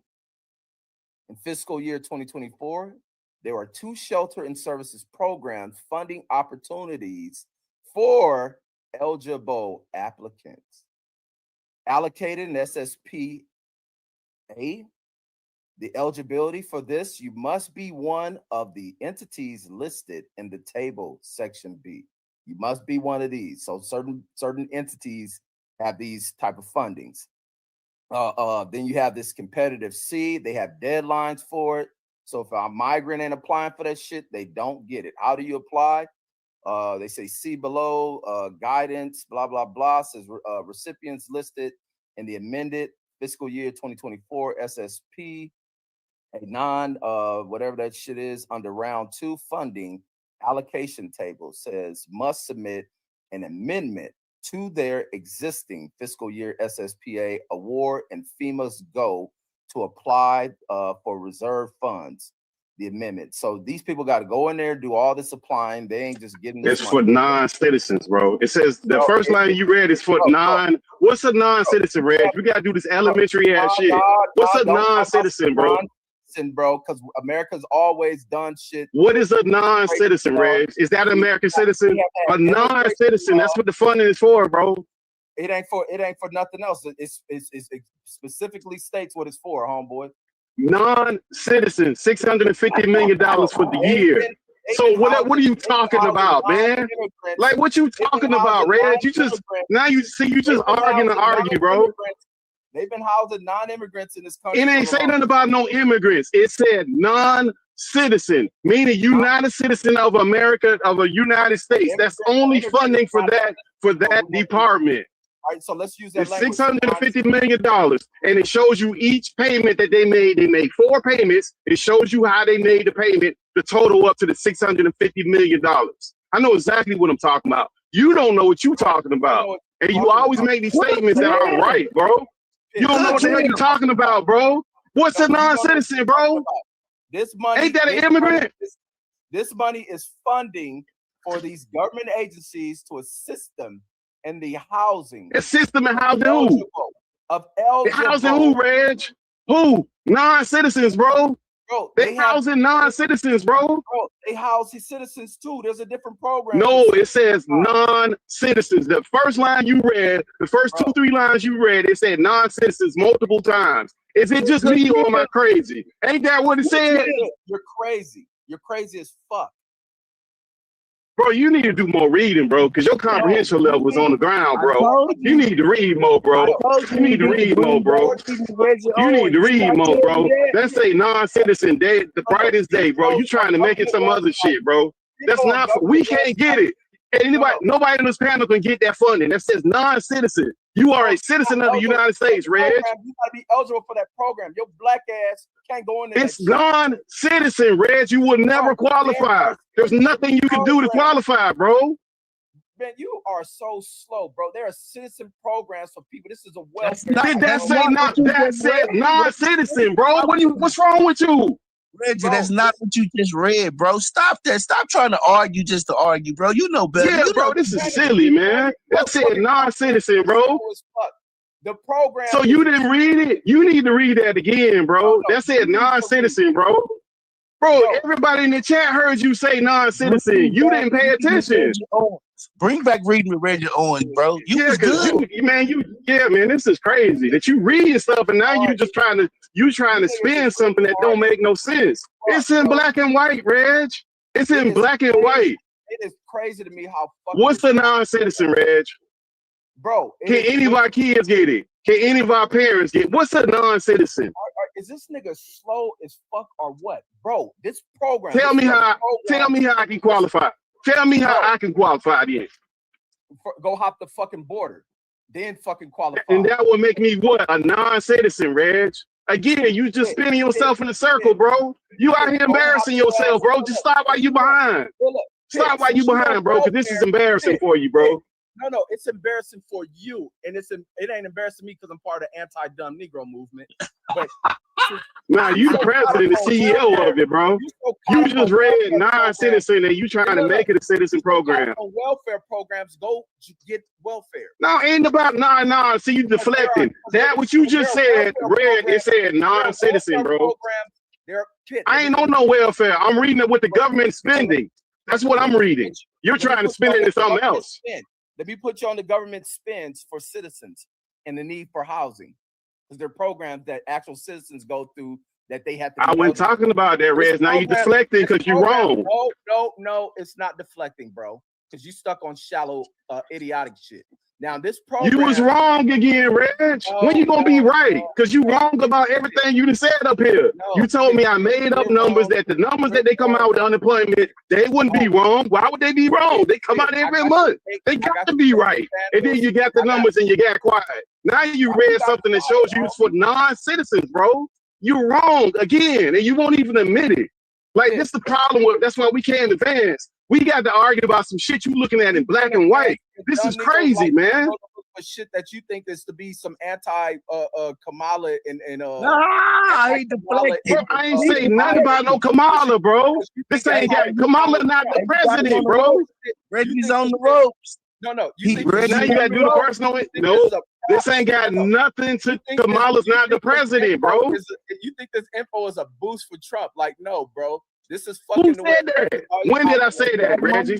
When did I say that? When did I say that? There you go again, making up more shit. You just start making up shit. When did I say that? This is how you think, bro. Like you. How do you know how I think, Reg? You never met me. I done been on literally 100 bro, shows. We never talked on the phone. But you know me. You a psychologist now. You know how I think more than I know how I think. Bro, you just start making up shit. Every time you get wrong, you do this. You throw out personal insults. You try to red gaslight people and get them deflected and go into your little pigeonholes because you're wrong. You dead ass wrong, bro. That's for non-citizens. That's not for American citizens. It tell you that. It ain't that hard, bro. Just say you wrong. So hold on. Let me ask this question. What did y'all? So what you was reading, was that FEMA? What was y'all reading? That was FEMA. That's from FEMA website. That's from FEMA website. So I can't apply for FEMA? No, that was showing how much money the FEMA gave for non-citizens for this year. For this calendar year, it breaks it down in payments. For people who were non-citizens, it broke it down. He started deflecting and all this other crazy shit because he did this the other day. Every time he get on some stuff that he's wrong, he do this. And he's like, oh, you ain't got no proof. Then I show him the proof, and then he started deflecting and all this other shit. And he's saying it's something about Trump. This ain't got shit to do with Trump. This about the government funding for immigrants, $650 million for this calendar year. And when they don't even have money in the coffers for FEMA. They say they need more funding for it. That's what this shit is about. Man, Pitt just in here trying to prop up Donald Trump. No, you can't do that, Reg. You got to give him his call. You wrong again. You wrong again. But let's go back into this shit. This is a FEMA program for sheltering people to get them out of fucking. What kind of people, Reg? What kind of people? Non-citizens, right? You see how you keep ignoring that? Right, right. No, but hold on. So hold on. Let me wait, Scott. Let me just say this simple part because the simpleton-minded people can get the shit. It says these people become eligible upon their release from the Department of Homeland Security. So they're what people? What non-citizens? You keep skipping over the main word in there. No, they still non-citizens. Even if they release, that don't make you a citizen, Reg. Like, what you don't get about this? They told you it's for non-citizens. Why they put non-citizens in there? Why are you having such a difficulty with that word? Non-citizens. Say it with me. Say it with me, because you keep skipping it. Non-citizens. Listen, do you see the departments involved in this? Border and protections, goddamn retards. Why would they get the border and protection for? Why would they need the customs and border protection for regular citizens? Why would they need them? Explain that to me, Reg. Make that make sense. This is how dumb you fucking are. Why they need customs? This is a program meant for who? People. These are so we had to do all that to get right where I told you from the beginning, bro. We had to do all that to get right where I told you. I just told you we had to go all the way around the world for you to say immigrants. Bro, I've been saying this shit. If I read the article, it puts it in it. Man, who the fuck am I dealing Reggie, with? you tripping? Nah, You Reggie, foolish. This is foolish, man. you got knocked out. He KO'd you. Hey, Pittsburgh, you won. Pittsburgh KO'd him tonight. You finally knocked him out. You knocked him out. He sleep. He putting out stupid ass shit. He sleep. Somebody wake up, Bro, Reggie. immigrants, bro. Stop it, man. You do this every night. You do the same dumb ass shit, bro. With them half-ass, baked-ass comedic release that you ain't that funny, and it show that you don't know what the hell you be talking about, bro. I don't just be talking, bro. I ain't like you. I don't just make up shit and throw out personal insults, bro. Pittsburgh, You're a Donald Trump puppet, bro. That's the only Give the Kit Kat Where Donald Trump at? Donald Trump ain't got nothing to do with this, bro. You was wrong, bro. You been wrong all night. No, listen, bro. What you trying to do is say, look at Biden and putting all this money to helping immigrants. I never said that. When did I say that, Red? Can I finish? When I said that? Go ahead. Tell me when I said what you said. Scholar, ring the bell. It's over. Ring the bell, Scholar. Brandon, that shit don't work over here, homie. This anti-dumb Negro movement. Because your whole thing is to be like, oh, look at Biden and Harris giving money to immigrants. Bro, this is a program for fucking immigrants. And this is part of the process of legalizing, going through the proper channels. That don't say that. That does not say that. And when did I say, and I didn't say what you said. You just making up stuff, bro. I ain't say that, and that doesn't say that. You're making up stuff, bro. Reggie, stop making shit up, bro. Stop it, bro. Just admit you was wrong and move on, bro. You're just making up shit. Let us talk, man. You're making up shit. Doesn't work over here. This shit is not to be given to you because you're immigrant. You want to check. No, you must go through the process, through the Department of Homeland Security. So you're looking for some fucking funding to assist you with housing, going through the proper channels. You're fucking going through your criteria of eligibility. They ain't just giving this shit. And now you go through the Who they giving it to? Who? Are these niggas dumb? Like, I'm asking who? What people you talking about? Let me go back to reading the program so we get there you go. Let's go back to the program. Let's go back to reading. This is called Shelter and Services Programs. Let's not forget. Administered by FEMA in partnership with the U.S. Customs and Border. So therefore, that means it's taken. So you dumb Negroes to say, look what they doing for these immigrants and not doing for black folks. Like, man, you read, man. I never said that, bro. I posted you saying a bunch of shit that nobody said, bro. You still making up stuff, bro. That's what they're doing for immigrants. I never said that one time. Bro, you just literally, and that's what you do. You get up here and you lie on me, bro. I never said that shit. You do this every night. And you do this, you do it so often that you don't even know you're doing this shit, bro. I never said none of that bullshit you just said. Let me make this clear on you. So, Pip, what was your purpose of dropping this article? What the government is doing for immigrants and they're not doing for American citizens. It's very simple. I never said nothing about no black people. I never said about no Biden. I never said nothing about Trump. You said that. You put that on me again, bro. You keep making up shit, bro. Thanks for my setup. So you talking about what they're not doing for American citizens. So can we pull up an article of what the American citizen qualified welfare programs are and the funding for it? Bro, that's not welfare. Welfare, look, Rich, that's not the same thing. That's FEMA. FEMA is not welfare, bro. You don't understand the difference?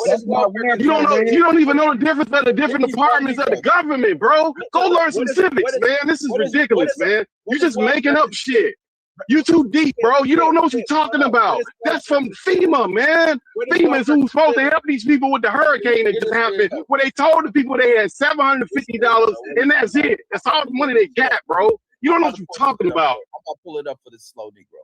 So what is, bro? That's not welfare. Okay, FEMA gives out welfare. Does FEMA give out welfare, Reggie? Does FEMA give out welfare? Welfare is considered as handouts, right? No, I didn't say that. No, it's not. No, it's not. No, it's not. And it's not from FEMA. No, look, FEMA is a perfect fucking damn department for it. FEMA give out welfare. FEMA give out welfare. Come on, man. God damn, man. This is just getting pathetic now, bro. You don't know that FEMA don't give out no welfare? So people go to the FEMA office to apply for food stamps. That's what you think? The funding goes to departments, bro. Non-federal departments the funding goes to. Those departments, so FEMA That's not true. That's not true. You making up shit, bro. You just literally stop making up stuff, bro. Just say you don't know, bro. You just making up shit, Reg. No. I'm gonna say that here goes some niggas trying to play smart and trying to read through data. Bro, you just said FEMA give out food stamps, bro. They don't give out no food stamps and no checks to no regular citizens like that. It's only for disasters and emergencies. The initial, what FEMA stand for, bro? Where in there it would say something about some checks and some damn food stamps? It's for federal emergency. That's what the initial stand for. It's shelter programming. For who? To house them. Now there are programs that American citizens. No, man, that's FEMA. That's federal emergency. That's not the same thing, bro.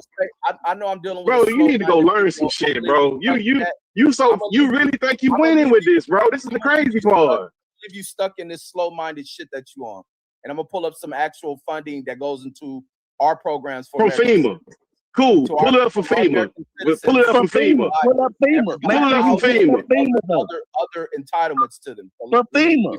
For FEMA. Yeah. For FEMA. That you don't have to show no income, no proof, no nothing from FEMA. What they classify it as emergency assistance. Bring it up from FEMA. That's what you do.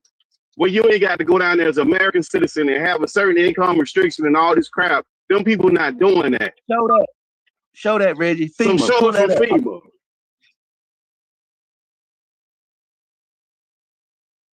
Anyway, let's change the subject. We done beat Reggie down enough. Hey, that's check ridiculous, it out, man. No, you niggas ain't beat shit. You niggas retarded as fuck. Reggie, you lost, bro. Reggie, you lost, man. Just stop, man. You need to go listen to the playback. You got demolished, bro. You don't know what you're talking about, bro. I know it's set up when I see one. Hey, I'm gonna tell y'all. These niggas on this whole Reggie say posthumous. Hey, you remember how you say posthumous? You say posthumous. Post-homous. Posthumous. Yeah, Reg, they set you up, brother. They set you up, brother. I know it's set up when I see one. B watched the brains of it. He set himself up. He gonna stop coming up here telling me I don't know what I'm talking about. Some shit I read every day. That's what he gonna learn out of this shit. Because I know what the fuck I be talking about. You don't know what you're talking about, bro. Deuce left right before they jump you. That's a setup, bro. You better stop, man. Deuce left right before. Deuce said, "Get your hands out my pocket." No, he got to stop. Somebody get your hands out my pocket. And especially if you don't know what somebody, just because you don't know what somebody talking about, don't mean it's a lie. You better know what you're talking about when you start calling people liars and saying they making up shit, bro. Some people do this stuff for real, not playing around on the internet. That's Bro, right. You don't know what you're talking about. You look for information to say, look what Biden and Harrison doing. That's exactly what I never said. When did I say that? When did I say that, Reg? Who said that? There you go, making up stuff again. Making up stuff. Let's go back into why did what these agencies for American citizens you was gonna find? You've been looking for a while. What these agencies for American citizens you was gonna find? Where they at? Where they at? What these American citizens? What FEMA giving out American citizens housing and shelter? What is that? Let's get back to that. We get deflected with all the name calling and all the Biden Harris. Somebody care about that. Let the good people know what American citizens go get some housing and shelter where they can get partake in the $650 million. I'll be over here eating my watermelon, smacking away and drinking my Kool-Aid. You let me know. Oh, he got knocked out. Hey, clip this. Reggie, this worse than the hell he took from Jerry. We gonna clip this because we gonna clip this one. What I'm pulling up about the. Hey, this worse than the L he took from Jerry, bro. God damn, bro. I'm putting this shit on private as soon as it finishes. I ain't finna let y'all jump. I jumped Reggie, man. We can't let the world. Man, Reggie needed this, bro. He need to stop doing this, bro. The man come up here with all this foolishness every single day, telling me I'm lying, I'm making up shit just because he don't agree with it, bro. You read it. You read it from the Department of the Government, bro. So the government lying too? They said the same shit I said. No. This ain't about the numbers. This is about what you're putting out to act like people are just coming over here getting handouts. Like it's free money for you, free money for you. This is part of the immigration process, homie. And it's okay. So how much money did the immigrants pay in it? Okay, cool. They not getting handouts. How much money did the immigrants put into it? Supporting motherfuckers, bro. How much money did the immigrants put into it, Red? You said it's free money. It's not free money. How much money did the immigrants put into that program? Bro, this ain't no Biden-Harrison immigration law. These have been I immigration never. laws. You keep saying that. I never said that. This highlights a deeper point of handling our immigration program if Trump didn't step in the way to blocking. Bro, ain't no. Why you keep bringing up presidents? That's the FEMA funding for this year. That all this other stuff you talking about is nonsense, bro. No, it's you wrong. It is. Has some goddamn. Where the programs for citizens, bro? You said we got FEMA for citizens to get houses and food stamps. Where is that? Yes, you did. You did. Yes, you did. You talk so much you don't even know what you're saying, bro. Just stop, bro. Hey, Scholar, switch your subject. Save this dude, man, because he actually got a channel, man. This is getting bad. I feel bad now. Somebody throw the towel in, man. This is enough, man. Help him, man. Help him out, Scholar. Let's switch the subject, man. Hey, man, we don't want. Yeah, this is ridiculous, man. Hey, Reggie, just give it up, Reggie. Stop, man. Just stop it, man. Just stop it, because you're losing, man. You lost, man. The shit over, man. Just stop it. You gonna start, bro, just stop. You wrong, man. Bro, you don't go ahead. Show me the cool. Okay, pull it up. Pull it up. Pull it up. Pull it up. Eligibility requirements for food stamp programs, which have projected budget of $111 billion for this year, homie. That's not FEMA. Is it FEMA? No, It's not FEMA. No, what department gave that money out? What department? Bro, I'm not talking FEMA. I'm talking about what we talking FEMA. What are you talking about? Bro. What the? Bro, stop it, bro.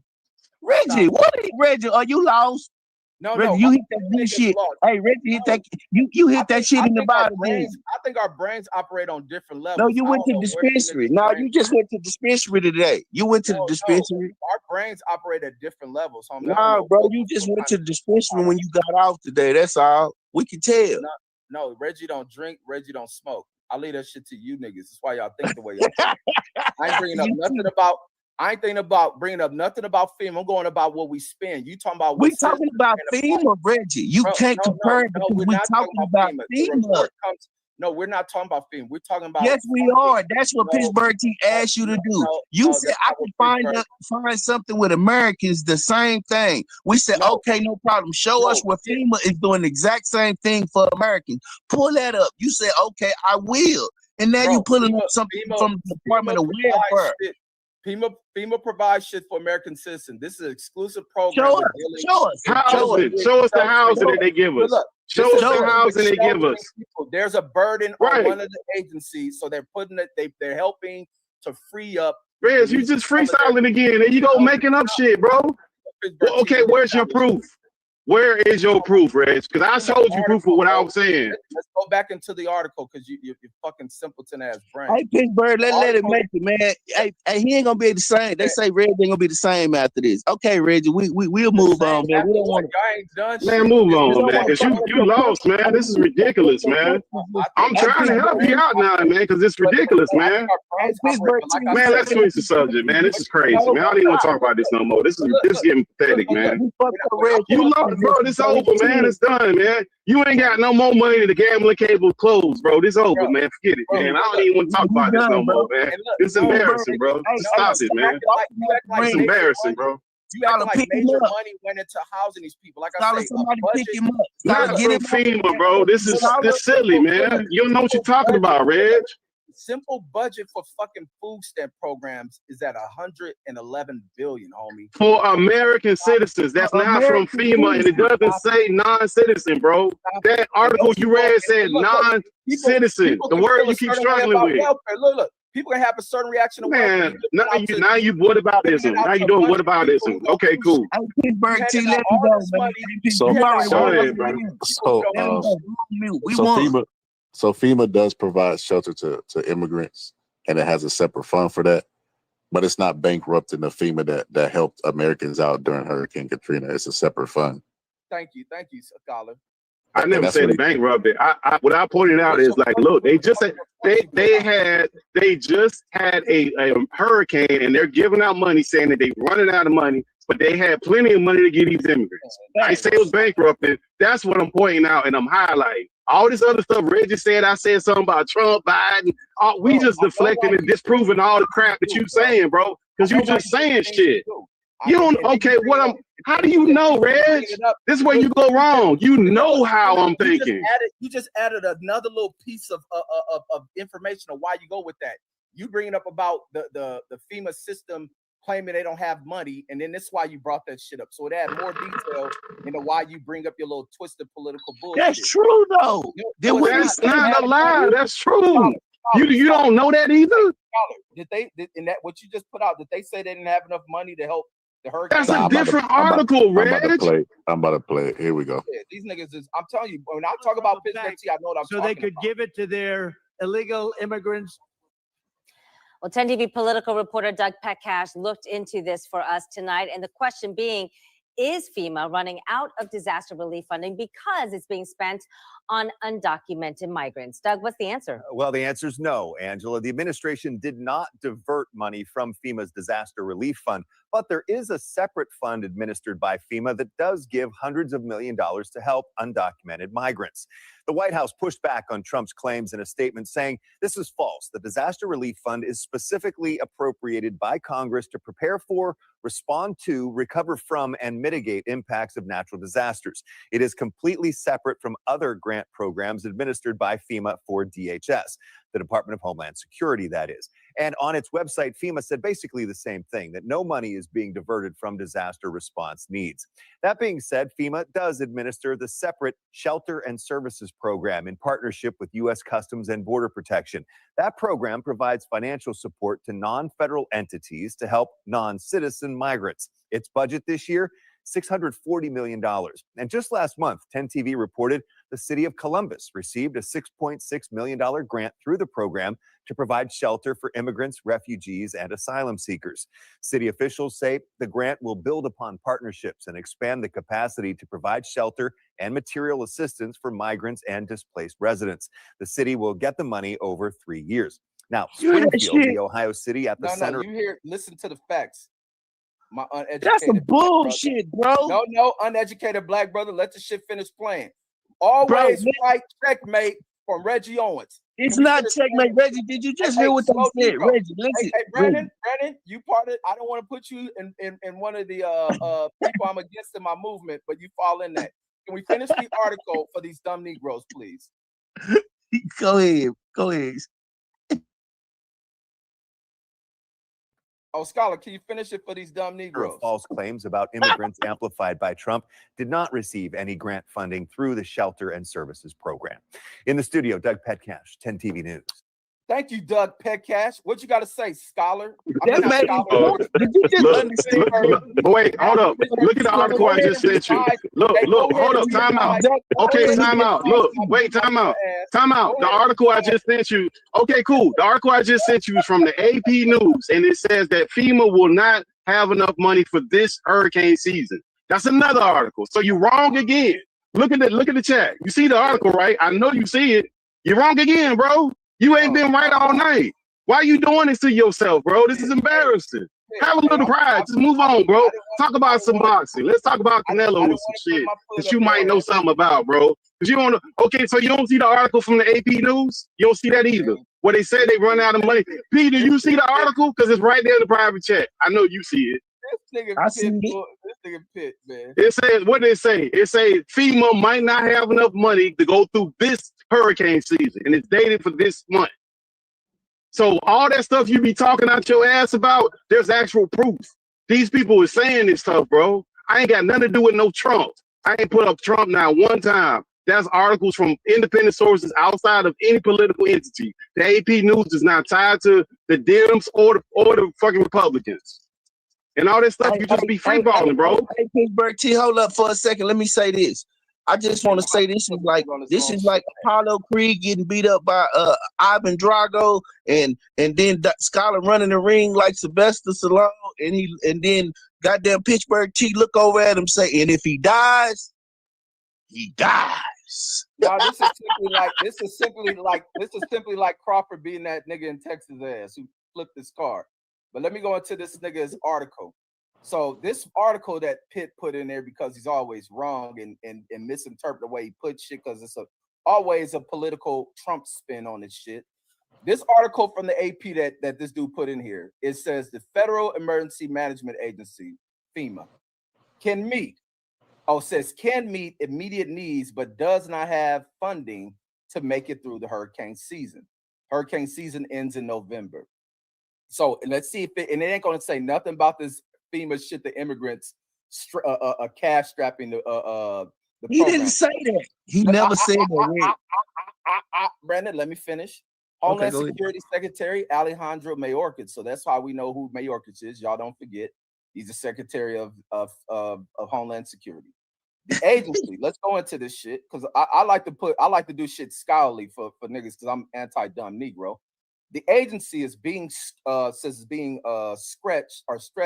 as it works with states to assess damage from Hurricane Helen, and deliver mills, waters, generators, and other critical supplies. The storm struck Florida last week, then plowed through several states in the southeast, flooding towns and killing more than 160 people. Mayorkas was not specific about how much additional. You see that? You see that there, a scholar, right? I mean, not scholar, but Pittsburgh T, which are poor ass information. He was not specific about how much additional money the agency needs. Remember, this is all part of a budget. This hurricane hit late. This hurricane was disastrous. It hit late. It hit in hurricane season. We haven't had a hurricane this whole season. What are you talking about, bro? And that's saying additional money, bro. You're just making up shit. Read the article, bro. Read the article, bro. Read the article, bro. I keep calling scholar. Read the articles. Stop ad-libbing. Read the article. Stop trying to put the red interpretation on it. Why y'all not letting that man finish the article, man? Why y'all still trying to jump? She keep ad-libbing. Add shit in. Hey, read your article, Pittsburgh T. No, he's not. No, he's not. He's making up stuff. He's making up shit. He's not reading it. Let me embarrass you with your article. And Brandon trying to help you. It ain't working. Nah, bro, you not rich because you know what you're doing, bro. Stop doing that.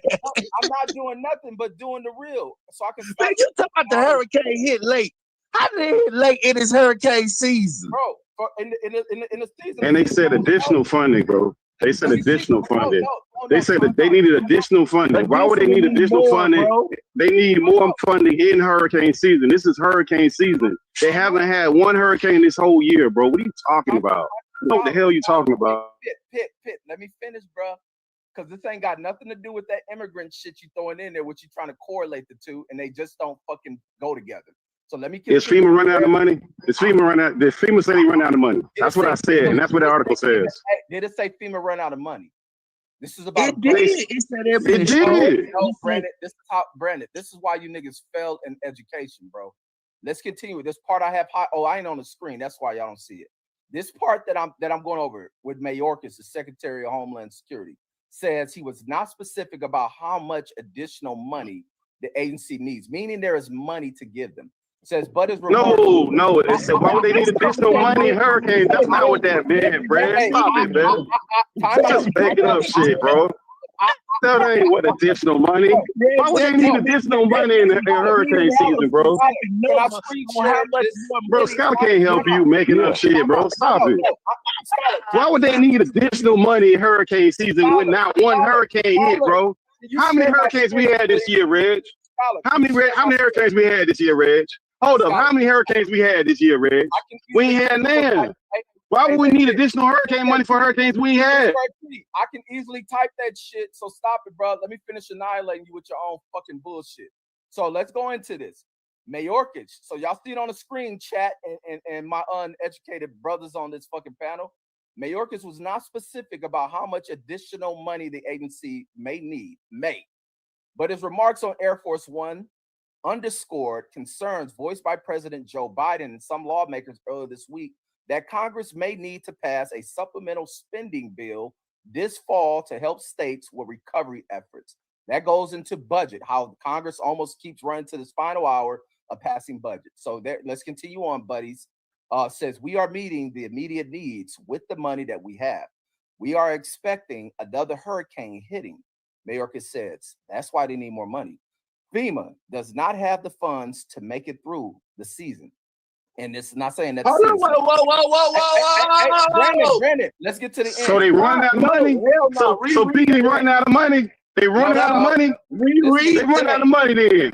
No, that's what I said, bro. You so busy trying to win the argument, you can't even look at the truth that's in front of you, bro. No, they are not. This is how slow you are. They are not running out of money. They just what was that last line? So why didn't they put that in there? Why did they put that in there? Not your opinion. Why did they put in there they run out of money? Why they put that in there? I'll tell you about some of the schools niggas go to. Tell you about the schools niggas go to. Reggie, just reread what you said. Reread what you said. Reread that. That last sentence. What you just said. What was that last sentence you just read? Part right You here. telling me what they ain't doing? Yeah. What was it saying about the funding? They ain't gonna have no. What they said? Time out. This is a quote. We are meeting the immediate needs with the money we have. This is the money they have. Okay. So let's continue on. We are expecting another hurricane hitting. FEMA does not have the funds to make it through the season. And that's just that. So they running out of money, bro. What the fuck? What are we talking about, man? That's how slow they are. Let me go back to this other part that is a crucial part about Mayorkas. He was not specific about how much additional money. Rich, that still don't matter. They're running out of money, bro. This is why. This is why a lot of times it depends. I gotta vet the type of Southern black people I listen to. Reggie, you went to dispensary, bro. You shouldn't have hit that shit. No, it's not no dispensary. You took an edible, bro. You took an edible. Reggie took an edible today, y'all. Y'all got to excuse me. When do you begin your budgets? You ask for funding based on how your projected shit. Reggie, he already knows that they know whatever the budget is, they don't have enough. Whatever it is, they don't have enough. And guess what they do? And they don't run out of money of hurricane money in hurricane season, bro. They don't run out of hurricane money in hurricane season with one hurricane, bro. Ain't no timeout, bro. You don't run. FEMA don't run out of money of hurricane money in the hurricane season, bro. That's crazy. You lost Negroes. Timeout. You lost Negroes. With this budget, when they run out of money, guess what they're gonna do? Request more. Simple as that. And it wasn't they short by how much you say that. That wasn't the point that we made. Say that in the I never said that. You free balling again, bro. He just said in the fucking article. Hey, checkmate with always right Reggie on. Bro, you just making up shit. Nobody said that in the article. Don't say that. How much additional funds? What are you talking about? Hey, can I get my closing always right statement? Check you wrong. Always, these niggas cut me off. Check my always right Reggie Owens with Pittsburgh T's fucking news article because the nigga can't. That's not Pittsburgh T news article, bro. Why you keep doing that? And Brandon, he didn't write that. I didn't write that. Y'all supporting y'all fucking stupid ass arguments with. No, we just telling you what the article fucking said. I ain't supporting nothing. That's what white folks wrote. That's what they said. You just can't. Don't give me no white folks. Reggie Owens. I keep telling you that. Bring back Read Me Reggie Owens. Your comprehension is fucking fucking a 3. Brandon, your comprehension and along with Pittsburgh T is just poor, homie. No, it's not, bro. It's not though, Red. You just tripping, bro. You keep tripping. Just like hurricane season, there's a checkmate season as well. Well, shit, you ain't in it. That's for damn sure. When we gonna get in checkmate season? Because find me the. Hey, cool. Find me the article when they ran out of. Find me the article when FEMA announced they ran out of money in the middle of hurricane season. Find me that article, Reg. Since you find this stuff and you interpret stuff the way you woke, that ain't never happened, bro. You're the one saying this shit, bro. It's part of a budget. They can. And I pulled it up. I pulled it up. They have another. You said we want. Okay, did you not say we want? Reg, did you say they wasn't running out of money? You told me no, FEMA ain't running out of money. Didn't you tell me that? You said that. They can request as part of a budget. Say we need this much. Our spending from last fiscal year, we expect to request a little bit more. Why is the director from FEMA saying he ran out of money? He might not. Why is the director from FEMA saying he ran out of money? Pittsburgh T, that's how ignorant you are. You try to make a correlation by putting out. I knew it was a reason why you put out the immigration bullshit because you act like told you the correlation. I told you. Nope. Time out, buddies. There's no correlation because you tripping. Brandon, can I? You said they ain't running out of money, and you talking a lot, ain't proving nothing. I told you FEMA run out of money. You said no, they not running out of money. I said they got money for immigrants. You said no, that's not for immigrants. That you kept skipping over the non-citizen. We had to do 45 minutes for you to admit that money was for immigrants from FEMA. You wouldn't even admit that, bro.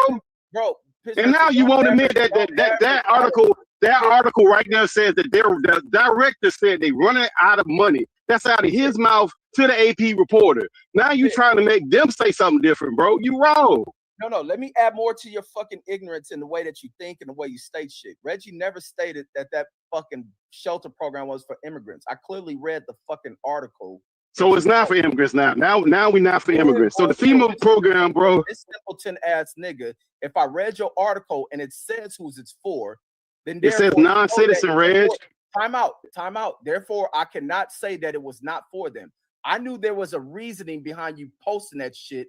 And you trying to bro, you so sensitive trying to be a donkey, trying to post up for these damn Democrats, bro. And you so sensitive. I never missed the damn Democrats. I was talking about FEMA, specifically immigrants, and a hurricane that just happened where they're giving people $750, bro. You bring up FEMA because of the administration. Hurricane that just hit.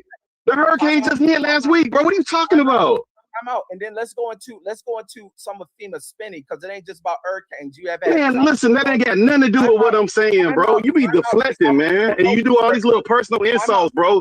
That's low grade, bro. If you want to have a conversation about what we talking, that is low grade. You should be able to hold your argument without all this deflection bullshit and all these personal insults, bro. You do this all the time. So if you go to debate people, you need to learn how to stick on topic. Not have these old bullshit ass little personal insults like you in second grade, bro. This is foolish. You wrong. That's it. I'm sorry for you to get mad because I'm proving you fucking disastrously wrong.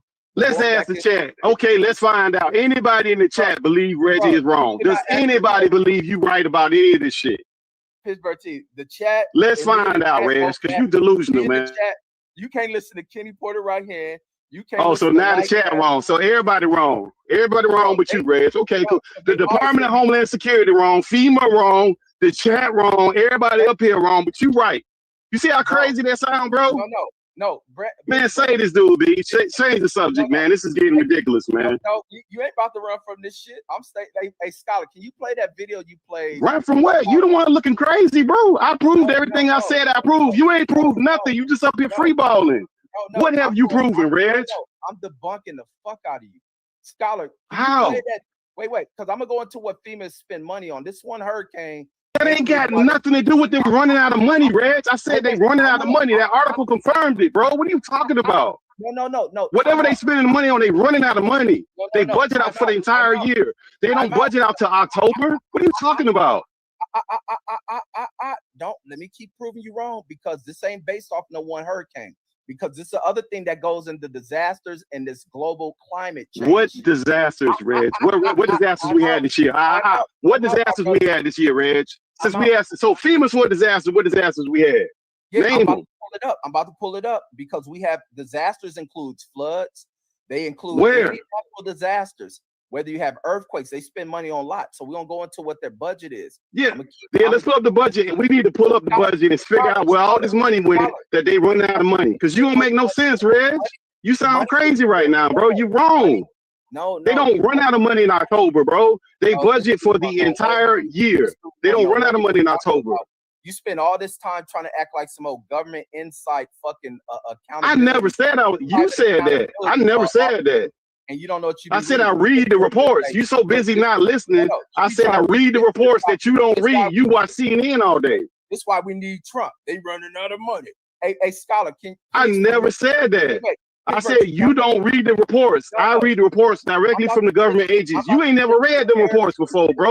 Admit it. That's the first time you ever read them. You never read that stuff before. You just talking about shit you ain't never read before in your life. This shit every day because I know what I'm reading. So how could you talk about something that you ain't never read? That sound ignorant as fuck, bro. People in the chat and listening on how you gonna teach somebody about some shit you ain't never read, bro? That sound crazy as hell. You just don't look at data in such a poor manner to be like this country going to shit. Scholar, can you play that video? I never said that, Reggie. You saying it's nonsense. Stop trying to deflect and steer away. Yeah. When did I say what you said, bro? When did I say that? One more time. Please play that video one more time.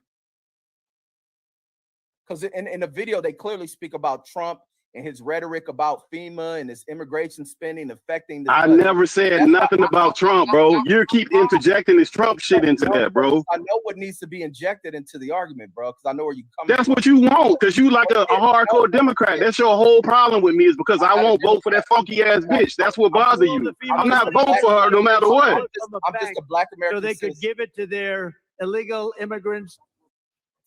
Well, 10 TV political reporter Doug Petcash looked into this for us tonight. And the question being, is FEMA running out of disaster relief funding because it's being spent on undocumented migrants? Doug, what's the answer? Well, the answer is no, Angela. The administration did not divert money from FEMA's disaster relief fund. But that's it, because, but they are running out of money, bro. This is so manipulative. Hundreds of $1 million to help undocumented migrants. The White House pushed back on Trump's claims in a statement saying this is false. The disaster relief fund is specifically appropriated by Congress to prepare for, respond to, recover from, and mitigate impacts of natural disasters. It is completely separate from other grant programs administered by FEMA for DHS, the Department of Homeland Security, that is. And on its website, FEMA said basically the same thing, that no money is being diverted from disaster response needs. That being said, FEMA does administer the separate Shelter and Services Program in partnership with U.S. Customs and Border Protection. That program provides financial support to non-federal entities to help non-citizen migrants. Its budget this year, $640 million. And just last month, 10 TV reported the city of Columbus received a $6.6 million grant through the program to provide shelter for immigrants, refugees, and asylum seekers. City officials say the grant will build upon partnerships and expand the capacity to provide shelter and material assistance for migrants and displaced residents. The city will get the money over 3 years. Now, Springfield, the Ohio city at the center of false claims about immigrants amplified by Trump, did not receive any grant funding through the Shelter and Services Program. In the studio, Doug Petcash, 10 TV News.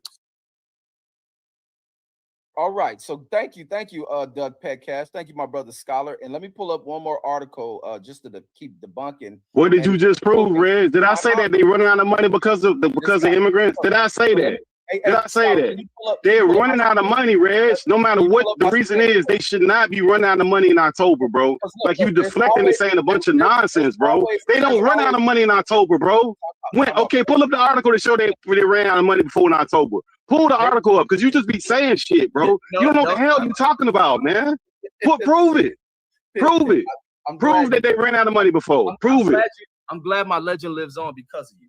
But let's go into why there's always a Donald Trump somewhere in the building. So let's go into reason why Pittsburgh T wanted to bring up this shit about yesterday. He brought this shit up about how this money is going into the spend on the immigrants. So in this article, let's read it.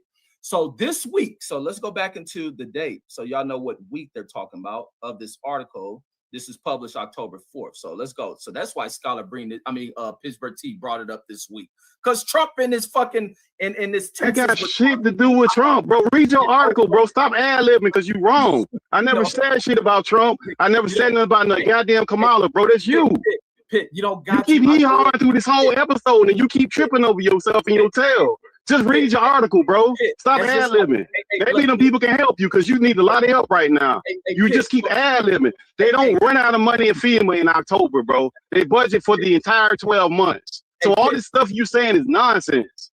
Hey, Pitt, for a white man to be racist, does he always have to call you the N-word?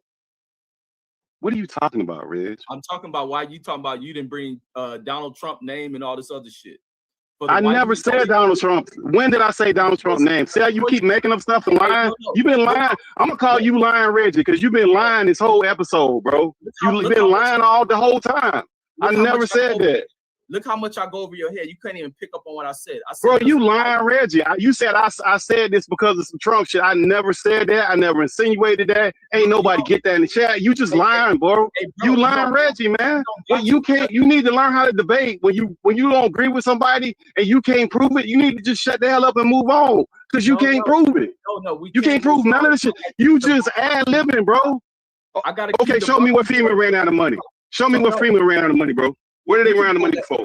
I'm pretty sure they had to go request more money. I'll pull that up too, because I'm gonna keep debunking so you stop this ignorant shit. So just like I stated, which went over your head. What did you debunk? What you debunked?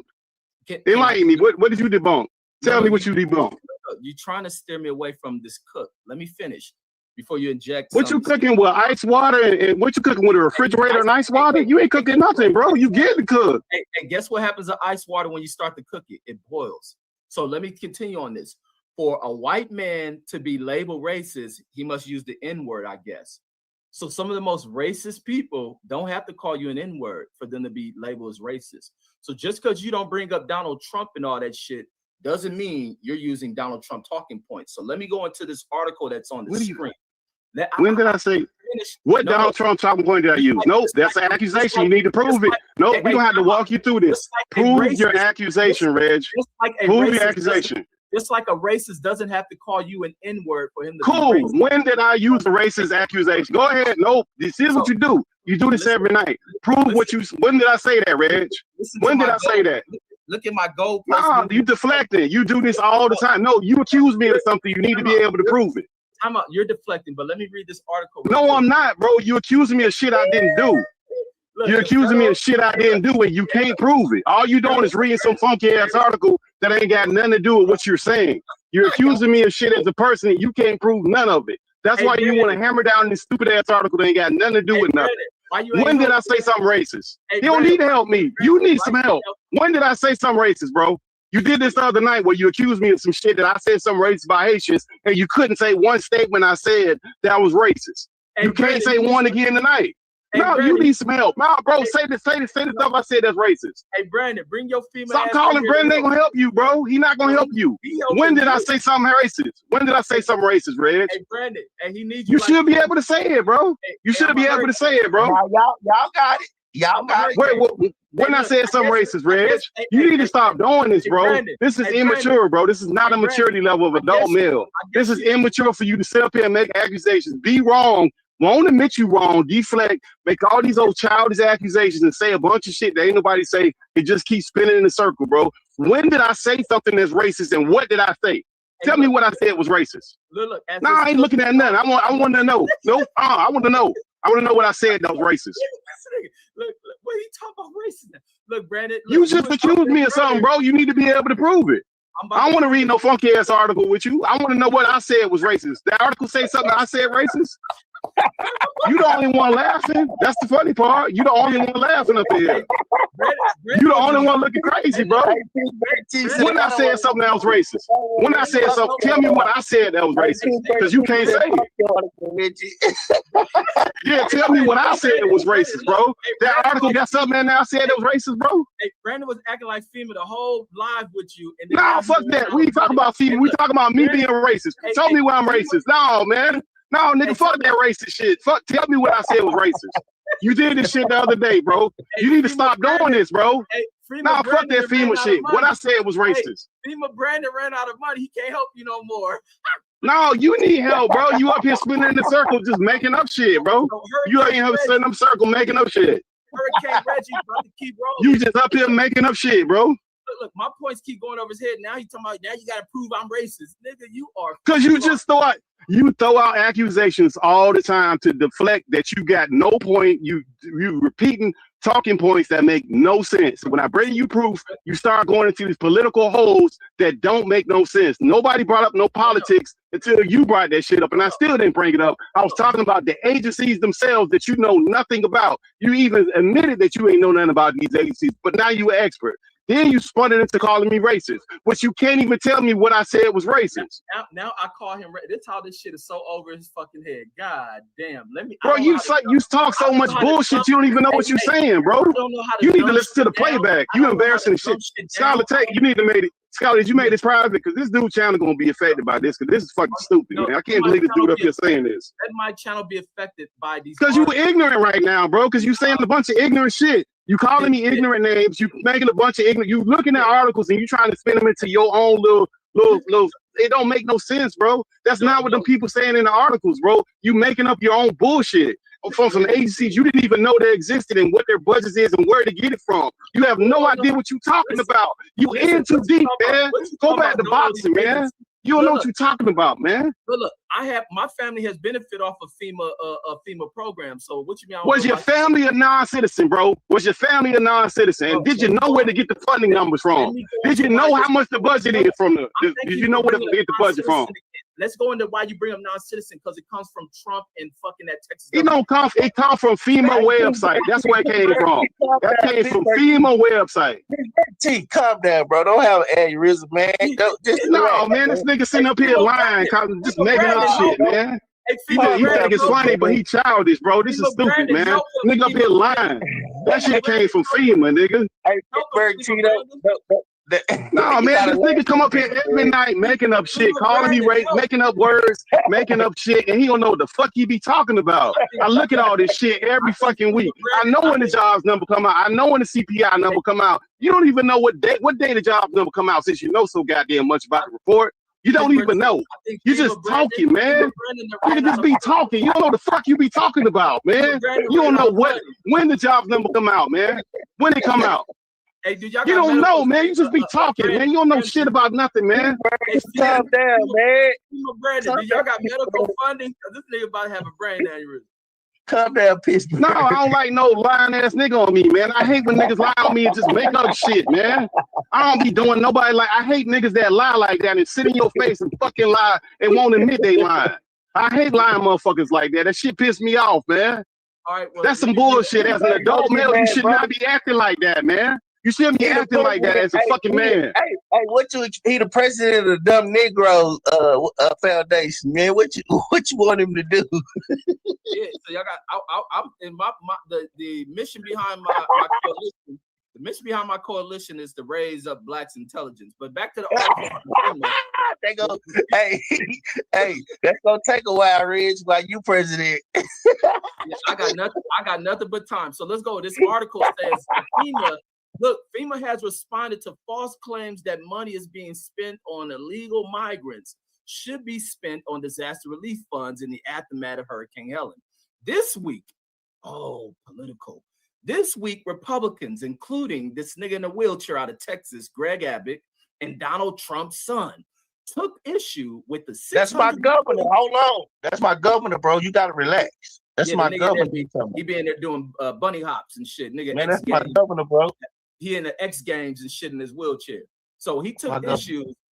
Yeah, Brandon Governor took issue with the $640 million FEMA funding allocated for assisting migrants after Homeland Security Alejandro Mayorkas said that FEMA was meeting the immediate needs with the money that we have, while adding that the agency did not have enough money funding to make it through another hurricane this season.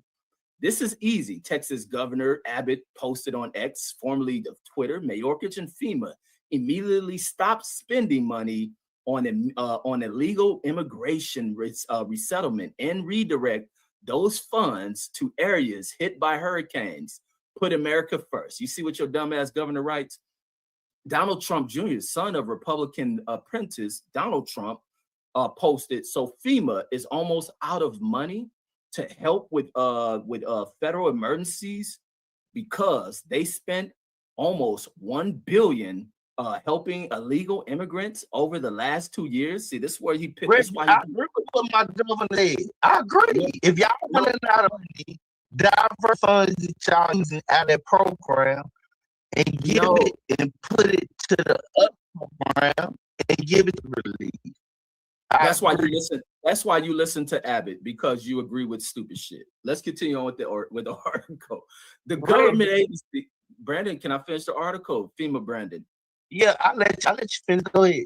All right. The government agency has set up a page to address these circulating rumors regarding its response to Hurricane Helen, which hit numerous East Coast states at the end of September, killing at least 120 people.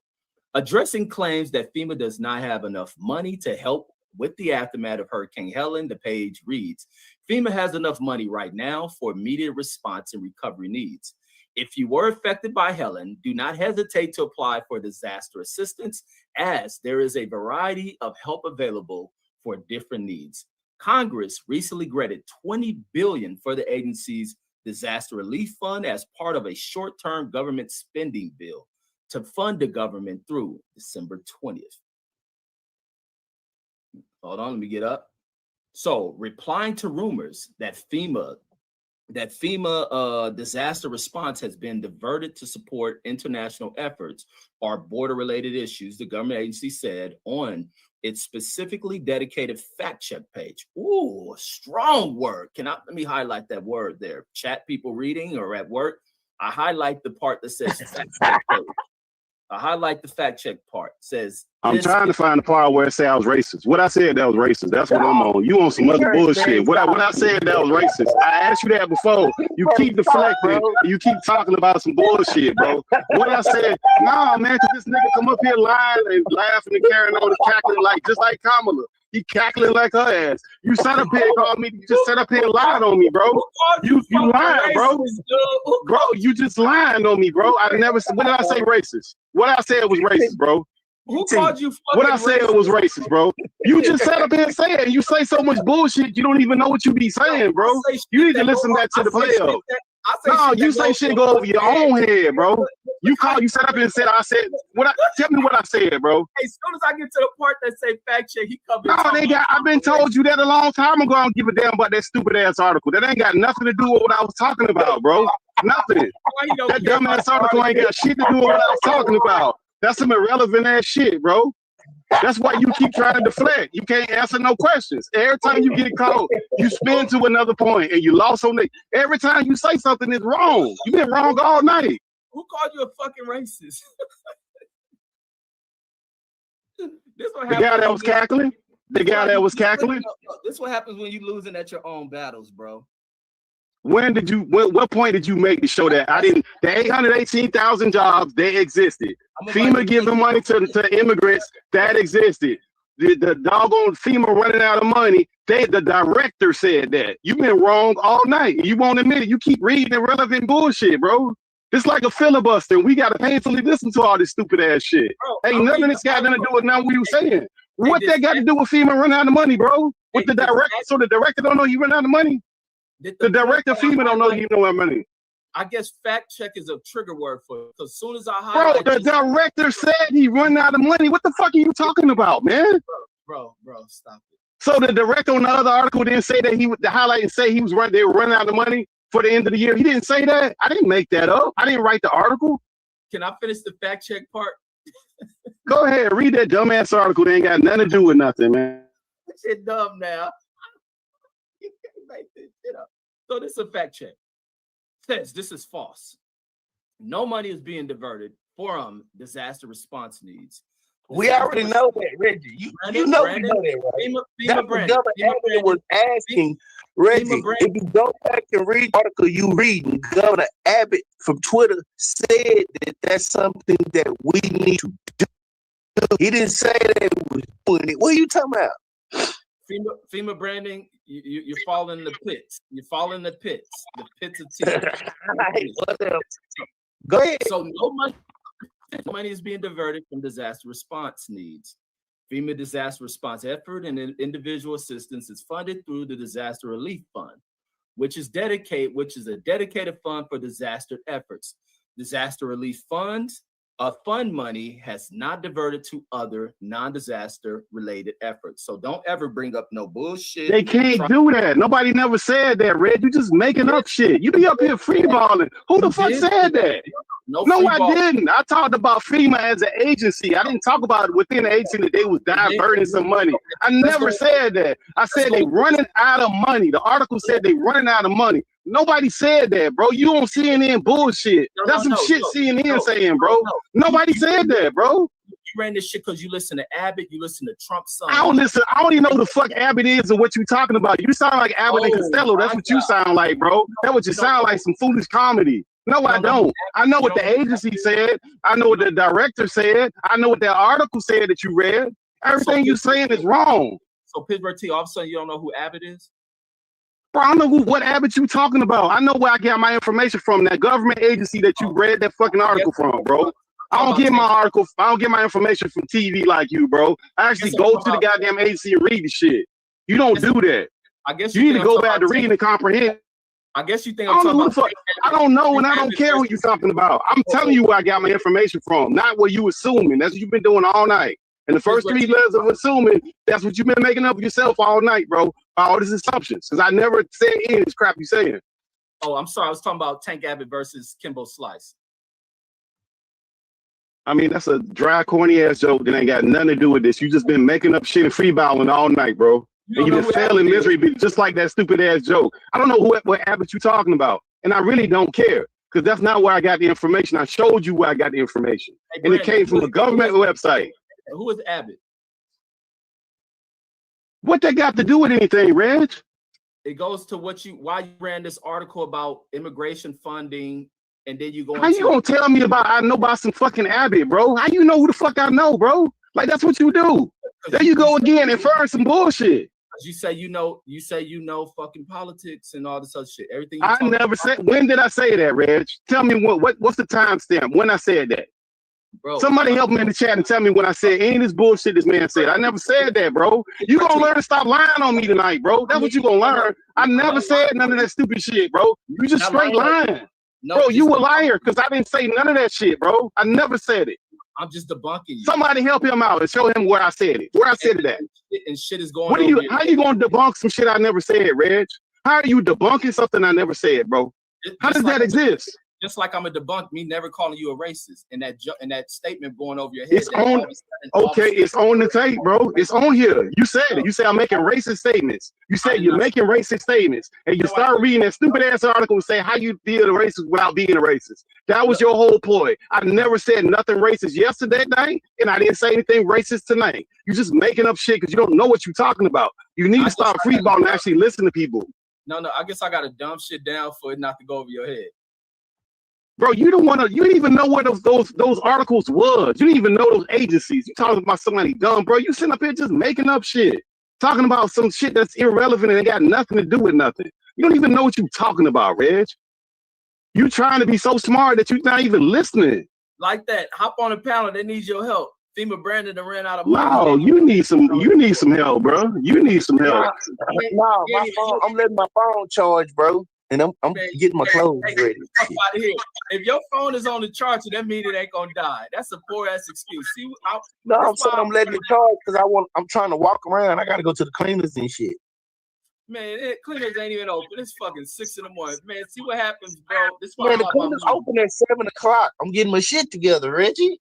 Man, you ain't going to no cleaners on no fucking Saturday. Stop it. I go to the cleaners every Saturday, bro. We in by 9, out by 3. And all this time we've been on here, I've been on here in thousands of discussions with Brandon. I ain't never ever heard this nigga bring the cleaners up a day in my life. Even if we talked about Scholar. When I tell you I'm gonna be right back, where I tell you I be going. Ask Scholar, he'll tell you. He be going back to work. Nah, I think Pittsburgh done gave you that word. Nah, you done banned his ship on this nigga. You have to tell him to calm down. He didn't need me. He didn't need me. Oh, you yes, see what like that? Read that. Hey, go back. Read that. Hey, go back to like that comment, bro. What they say? Let's read it. It says, Reg, I used to look up to you before tonight. No, you can't say Pittsburgh, I told you to let up, bro. You done destroyed Reggie's image, bro. Man, the nigga keep lying. He wouldn't stop, bro. I told the nigga leave me alone. Live immediately. Yeah, you need to delete that. I told y'all to switch this shit. This nigga kept on lying on me. I can't stand nigga to lie on me, bro. I got too much integrity for you to lie on me, bro. I got way too much integrity for you to lie on me like that, bro. I told you to leave me alone, and I told y'all to switch this shit. This nigga sitting up here lying, and I'm not gonna be for it, man. I ain't for that shit, bro. I stand for a lot of shit, and I take care of a lot of people, and I'm responsible for a lot of shit. You're not gonna sit up here and lie on me, bro. Man, fuck that Trump shit, man. Fuck that Trump shit, man. Man, fuck that Trump. For Trump. You voted for man, Trump. So what? So what? So what? So what? So what? So what? So what? So what? So what? So what? So what? Who cares? I ain't abandoning nothing, bro. You trying to deflect. You sat up here and lied on me, bro. That ain't got shit to do with Trump or Kamala. That's you. You did this to yourself. You listening to like that? Like, come on, that ain't gonna help. Bro, you sat up here and lied on me. You just made shit up, and you didn't know what you was talking about. Like that.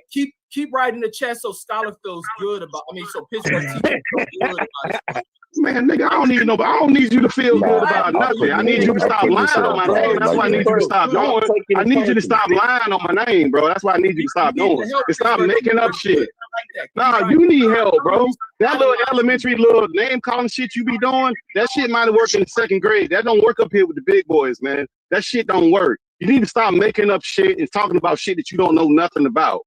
Because I know about the stuff I'm talking about. You have no idea what the fuck you be talking about, and you won't even stop that you wrong after you read the shit, bro. Then you start throwing the little stupid ass insults wrong.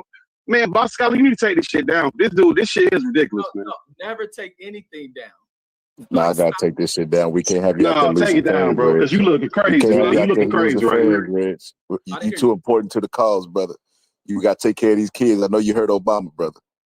No, never take anything. We down. need Reed bring back Reed Reggie Owens, man. That's what I need. I need some Reggie Owens, reading Reggie Owens in my life. I gotta bring it back when I get glasses. I gotta start doing that show with glasses. So I can. You old.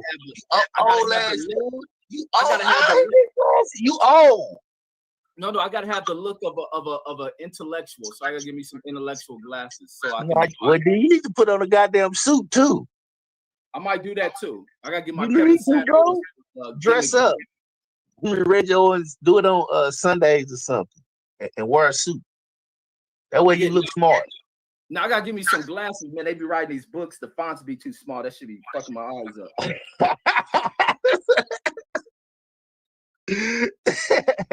That's because you be reading a lot of books, bro. You got to read the books with the big words. Yo, like that. Like that. It took over from Piero's the #1 troll. He said, Red, you was immortal before the night. I said it here. Yeah, keep writing. Pittsburgh T need that shit. Pittsburgh T need to read that kind of shit. Because this disaster from Hurricane Reg coming through here with this damage and shit. Money, bro. You gonna fuck up the world. Hurricane Reg and fucked up. FEMA out of money, bro. What are you on?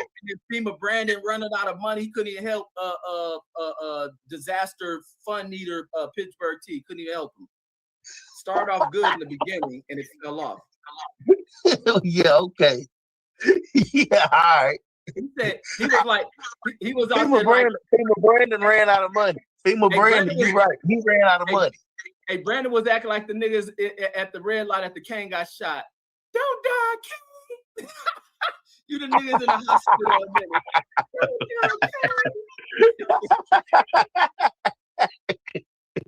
Like this shit was bad, man. This is my brother Pittsburgh too, man. We gotta stop going at it over Trump, man. We gotta get off this political shit.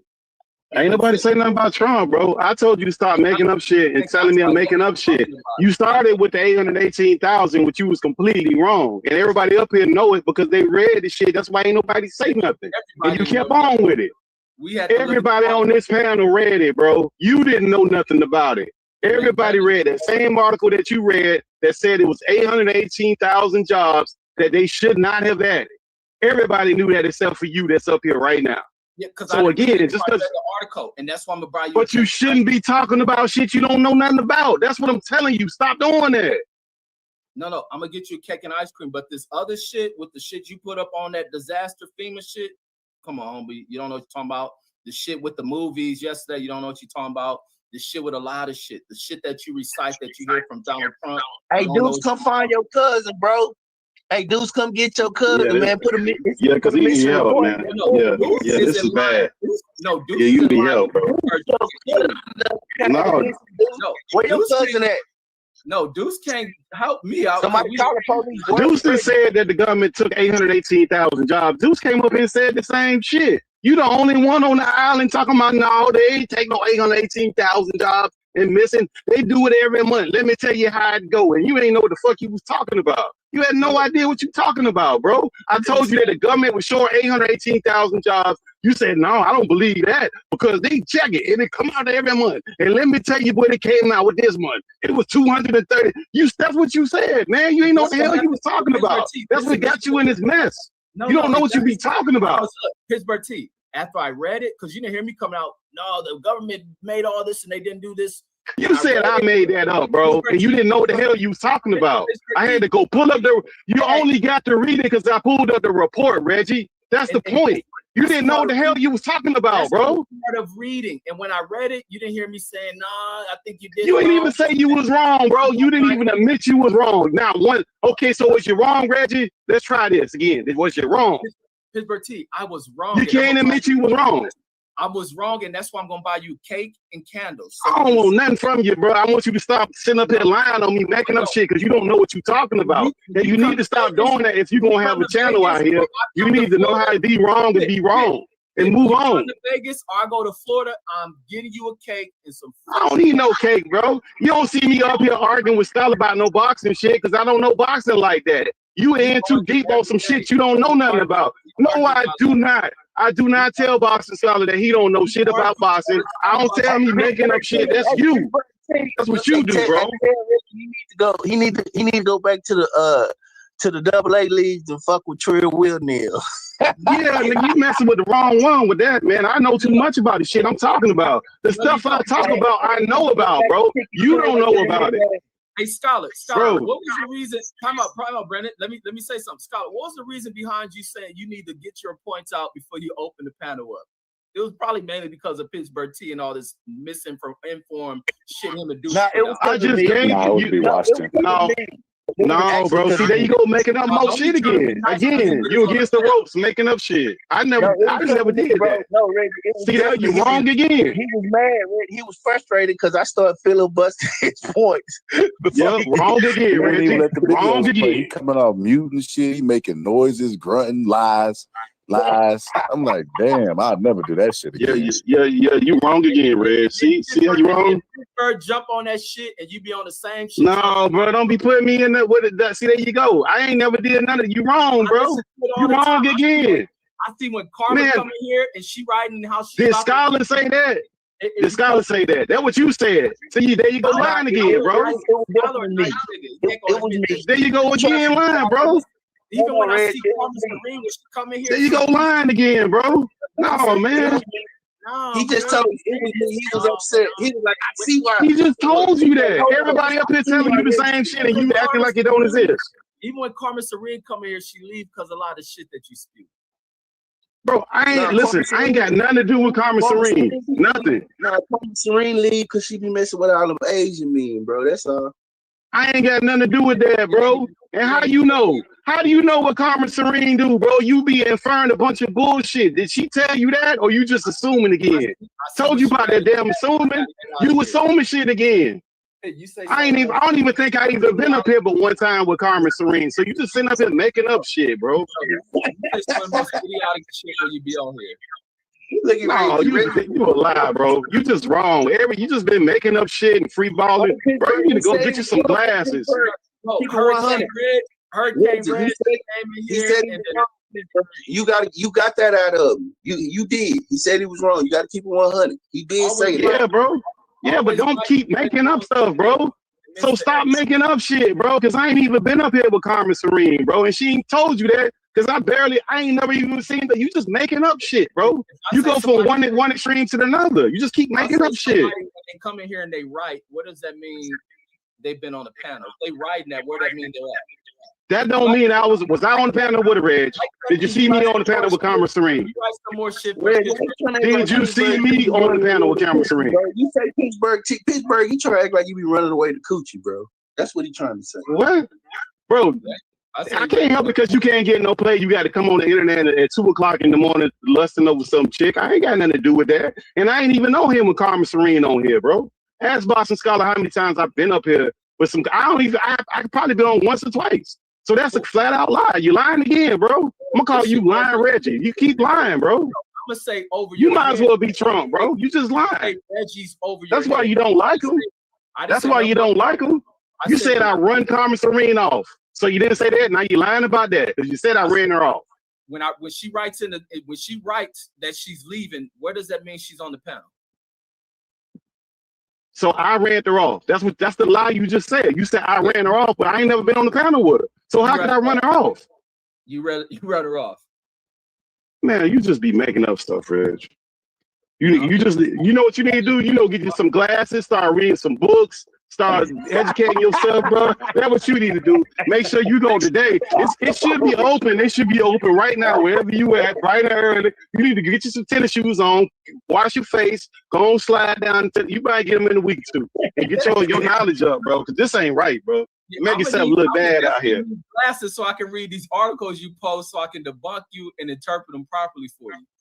Hey, PT, you said he need to get some glasses. Go on, get him some glasses. Yeah, go on, run on down there. The place open. Matter of fact, if they open, hey, look, if they ain't open, be the first one. So they don't take nobody else. You need to be number one in line to get your glasses this morning, bro. Hey, always right, Reggie. On steady needed glasses because I gotta look intelligent for y'all because dumb Negroes don't want to listen to a nigga when he just look like a regular black nigga. I'm an intelligent nigga who ain't a Poindexter. So always right coalition against I'm an anti-dumb Negro. That ain't gonna work. If that's the best you got, Reg, you really need to read some books, bro. That ain't gonna work. No. After today, I'm Hurricane Reg to knock you off your foundation. Nah, bro. Ain't nobody agreeing with you, bro. Ain't nobody said that you won nothing. So I mean, you might as well be like the dude in the box arena that got beat up and keep saying he won because you ain't winning nothing, bro. You done got demolished. You like Adrian Broner talking about you beat that boy while you staggering out the ring with your tooth missing, bro. You done did the same thing up here, man. To your reactions, bro. You're emotional. Bro, ain't nobody said that you won nothing. Just because you wrong, you can deflect, make all these name calls, all these accusations. You need to stop doing that. If you're gonna be trying to debate people, learn how to debate, bro. Learn how to actually, you ain't brought now one lick of evidence of anything up here. You brought some emotional article talking about saying race is not racist that ain't had nothing to do with what we was talking about. Absolutely nothing. Complete and absolutely nothing to do with what we was talking about. It is. Nobody called you a racist. You didn't get the point I was making. Like that's how you did say that, bro. You did say that. No, let me you tell need to go listen to the. Let me tell you exactly what I said. Let me slow it down for you. All right. So what I stated was because you said I didn't bring up Trump in this. I ain't say nothing. And then I said you didn't hear me bring up Trump. And like I stated to you, does the racist white man have to call you an N-word for you to know that he's racist? Nowhere in that does that say Pittsburgh T is racist. What that says is just because Pittsburgh T didn't bring Donald Trump up does not mean that what he's trying to use this FEMA report about the shelter, the spending for sheltering immigrants, and also the fact that FEMA talking about they may not have enough money to last through the end of the hurricane season. Just because you didn't bring Trump up doesn't mean that's not why you're arguing that point. That point came exactly from Donald Trump. I never said that. I never said that, Reg. You're inferring shit again. Now you telling me what I'm thinking, bro. I never said that. That's your problem. Listen, bro, you don't understand me like that. You don't understand me like that. Bro, you sound slow trying to tell me what I'm thinking. I never said that. And I never said I was thinking that. So how do you know this? This is how slow you are. I just went into the point of how over the top, how over your head I was with the statement. I'm not saying. I heard the nonsense you said. You said I got that from Trump. How you know where I got that from, Reg? How you know what I do on the day to day? You don't know nothing. You didn't even know what you was reading, man. You are slow and very emotional. Now let's do a collection for Reggie to get these glasses because you need them glasses bad, bro. What it is, 99. I'll put $100 on it. What you need to get some glasses, bro? Because you need to get to read, man. Because you just inferring shit. You saying a bunch of shit that ain't even true. Again, that's how you got in the first problem, just making up shit on me. I never said nothing about Trump. I never said I got it from Trump. I said I got it from that government agency where you read it from. All that stuff is deflection. I'm going over the top of your head again. I'm gonna slow it down. Another beat per minute. Like I stated, you try to claim, like I just said, nobody called you a racist. For your deflection, you want to shift into me kind of call you a racist, which I never called you racist. I used the point of you stating this had nothing to do with Trump. Trump didn't you hear me bring up Trump? Like I stated, you don't need to bring up Trump for me to know why you're trying to present some shit about immigrant funding for housing. How do you know that, Reg? How do you know what I'm bringing up? How do you know why I'm bringing something up? Wait, stop. How do you know why I'm bringing something up, Reg? You just make these statements that are dumb, bro. You're not in my head because you just make dumb statements. How do you know why I'm saying what I'm saying, Reg? I don't know why the fuck you saying what you saying. Why would I know that? I'm not in your head, bro. This is how emotional you are. That's name calling, bro. That's deflection, bro. How do you know what I'm saying and why I'm saying that? How do you know that, Reg? You keep saying this stuff that's not true. How do you know that? Because we need to get to the root of this. This guy is so fucking emotional. I'm going back into No, answer the question. You deflecting. How do you know why I'm saying what I'm saying, Reg? Don't try to go throw a question into me explaining something from earlier how it went. You just said I know why you saying this. I know that you saying this because of Trump. How the fuck do you know why I'm saying anything, bro? Let me go into. You don't even know what your kids saying and why they saying it. Parents don't even know what their kids. So how the fuck you know what I'm saying? And I'm in a whole nother state on the internet. How you know what I'm saying and why I'm saying it? That sounds ridiculous, man. You just go woosah for a second. Now let me. No, I don't need to woosah because you're sitting up here lying, bro. And you need to stop doing this, bro. That cackling don't help you, bro. Like you need to stop doing this shit, bro. Or don't come up here lying on people, bro. It don't matter. It don't matter. You don't tell me how to, just like I don't sit up and make you lie like you lying. You ain't finna tell me how to conduct myself. And those uncomfortable laughs you doing ain't helping you, bro. You need to cut this shit out. Let me go back into this shit about where my statement went over the top of your head, because you try to say that I was calling you racist when I never called you racist. So let me explain that.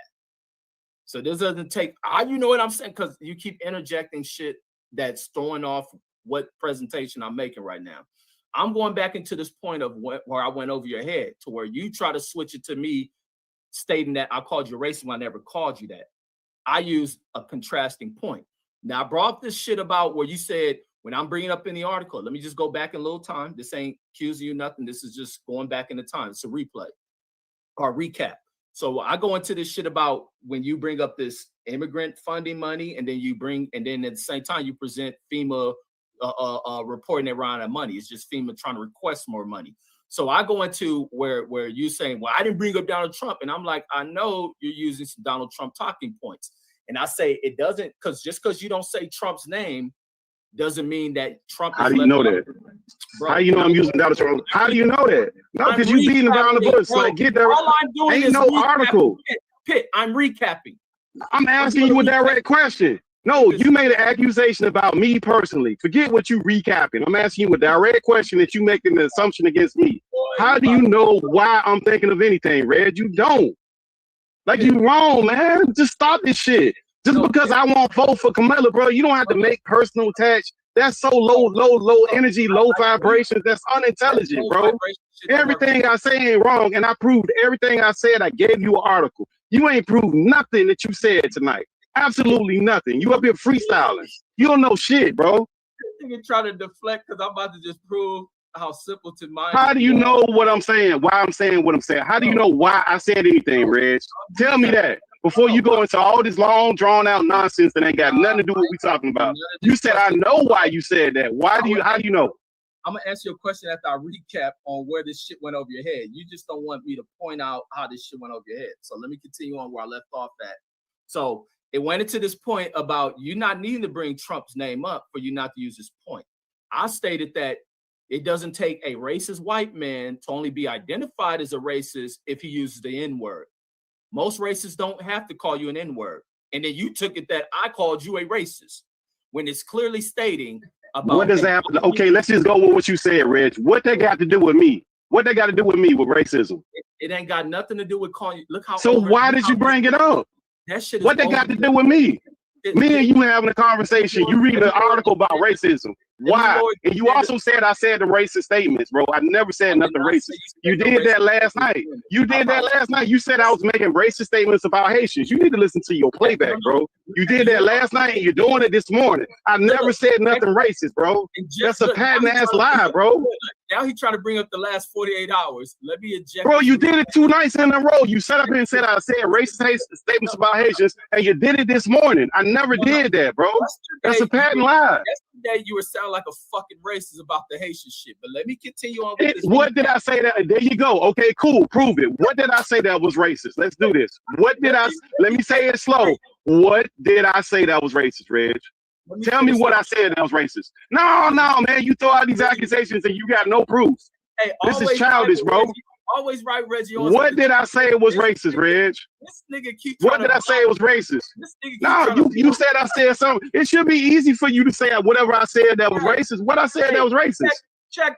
Checkmate in this motherfucker. No, man. Ain't nobody agreeing with that stupidness you on, bro. Ain't nobody on that, bro. I'm not part of that LDC shit you be trying to jump on, bro. You done jumped on the wrong shit with this name calling, this childish ass shit. What I said that was racist. That's what I need to know. You should be easily able to point to it. No, fuck that. When I said that was racist. You can deflect with the uncomfortable laugh because you know you wrong. You just making up shit, bro. Just say you was fucking wrong, bro, because you made up that shit. No, I'm just over your head, and I gotta be a simple. Okay, cool. Bring it down to my level. What did I say that was racist? Bring it down to my level. What I said was racist. You ain't talking about the last 48 hours. No, I'm talking. You just said I said racist shit. You literally just said it like 5 minutes ago. So what did I say that was racist? You keep trying to deflect. I told you I would. You just said that. I ain't deflecting nothing. I'm going off your reacting to your accusations. You don't get to just throw accusations out about people with no proof, bro. Yesterday's statements from my live stream from 48 hours ago. Bro, you just literally said I was saying making racist statements. That's what you just said. You was regurgitating Trump talking points. Cool. Which ones? What did I say that was racist? Cool. What did I say was racist? You also go into this shit about Haitians eating cats and dogs. They've always done that shit. They don't belong over here and blah, blah, blah. I never said they don't belong here. And I never said they all eat cats and dogs. I said a certain part of it. That's not racist because you don't know nothing about no Haitians. Yo, what's good, everybody? Scholar. Hey, bail him out. Bail him out. No, you need bailing out. You just making up shit, bro. You just lying on me, man. I haven't heard this much enthusiasm out of Pittsburgh T. Because this nigga sitting up here lying up on me, man. I can't stand a nigga to sit up here and lie on me like this, man. You getting cooked. That's man, why. You just making up shit. Ain't no who telling you that besides you. Who telling you that, Reg? Who said that? Well, ain't nobody saying nothing. Let's just state some things that seem a little bit peculiar, right? I'm here in Illinois, and it was we don't have tornadoes, floods, hurricanes, nothing like that serious. But we did have one, and it affected a little area like around my neighborhood. And the people in the neighborhood, we was letting on to keep filling out the applications for the FEMA relief fund money because they had $42 million to give to a city that don't go through nothing.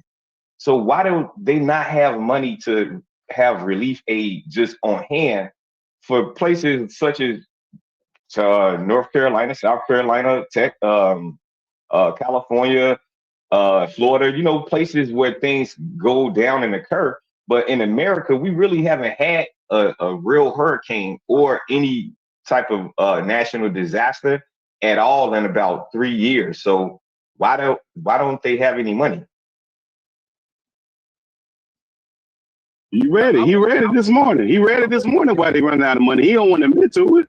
No, because he unaware. Just because you unaware of some Reds, that don't make it not true, bro. I pointed like everything. You have not brought one shred of evidence up here to counter what I said. I brought you articles from the government agencies.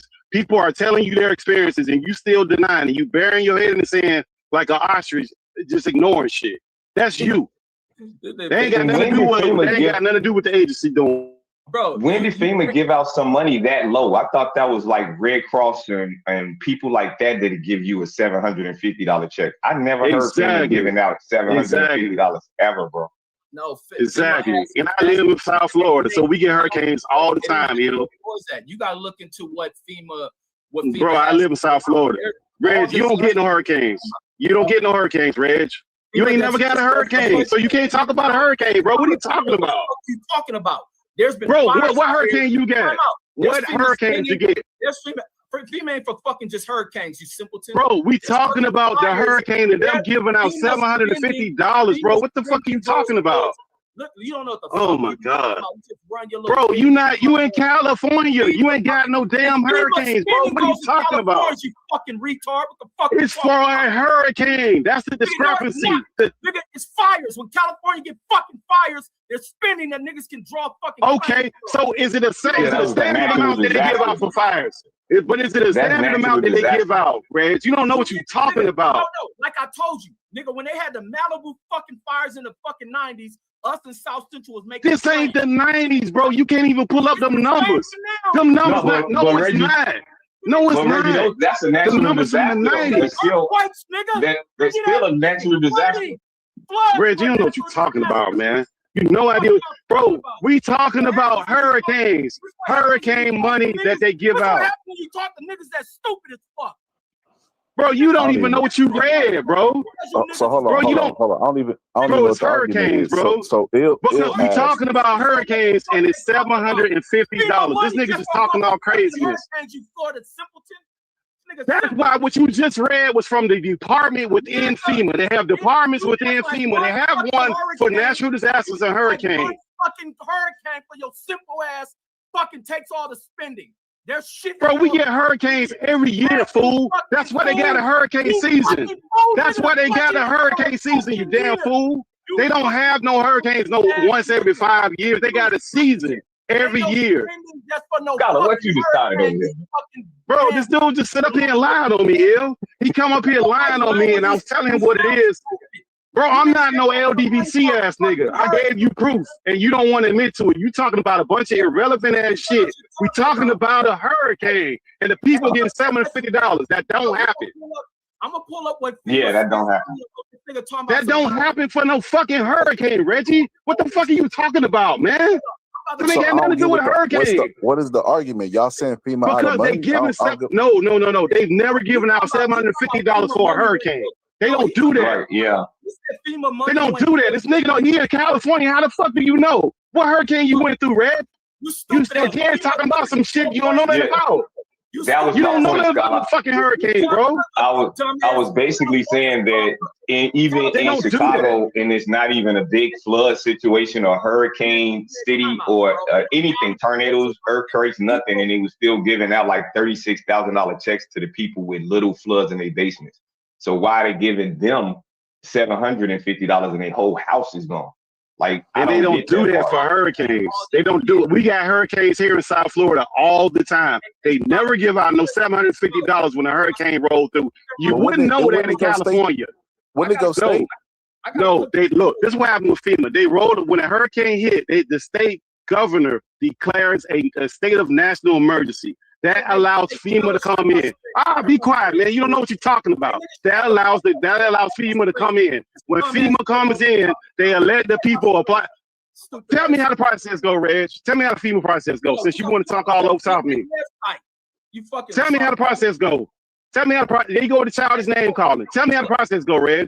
You just saying, bro. I'm telling people how FEMA go. You don't know. You just reading shit. Cut me off when I'm trying to give on my point, even when debunking your dumb ass about you thinking. Bro, you ain't making no points. You just making personal childish insults like you 2 years old. Don't nobody want to hear that shit. Go to your channel with that childish ass shit.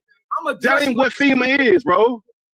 But I am interested in how it works because I don't know why they're not helping the people immediately. But FEMA is done from the governor. When the governor declares a national emergency off of a hurricane, that allows FEMA to come in with the aid, the money, the shelter, all of that stuff happens. They've never given citizens $750. That's never happened before, bro. That don't happen. And then follow that up and say, we're running out of money. We may need additional funding. That's never happened before. So all that shit he said, that emotional nonsense, that ain't never happened before. And he can't find that article. I know exactly what I'm talking about. Just like I'm improving it before. So that's how FEMA works. My screen, I got this FEMA site on it. I'm gonna show the disasters for fucking 2024.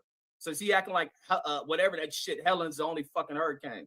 So I never said that, Reg. So you go with a straw man argument. You with a straw man argument again. It's your problem. You keep making up shit, bro. When did I say that? You did say earlier we only have one hurricane this year, bro. Yes, we did. And that's this one, right? That's the only hurricane we had this year. That's the only hit. Yes. What is that they declared a national emergency? That's only been one, bro. National emergency. That's when FEMA comes in. When they look, the governor has to declare a national emergency for you to get FEMA money. It's not that a hurricane hit, man. You don't know what you're talking about, man. So FEMA could just go in the state. So FEMA could just go in the state and just give money out.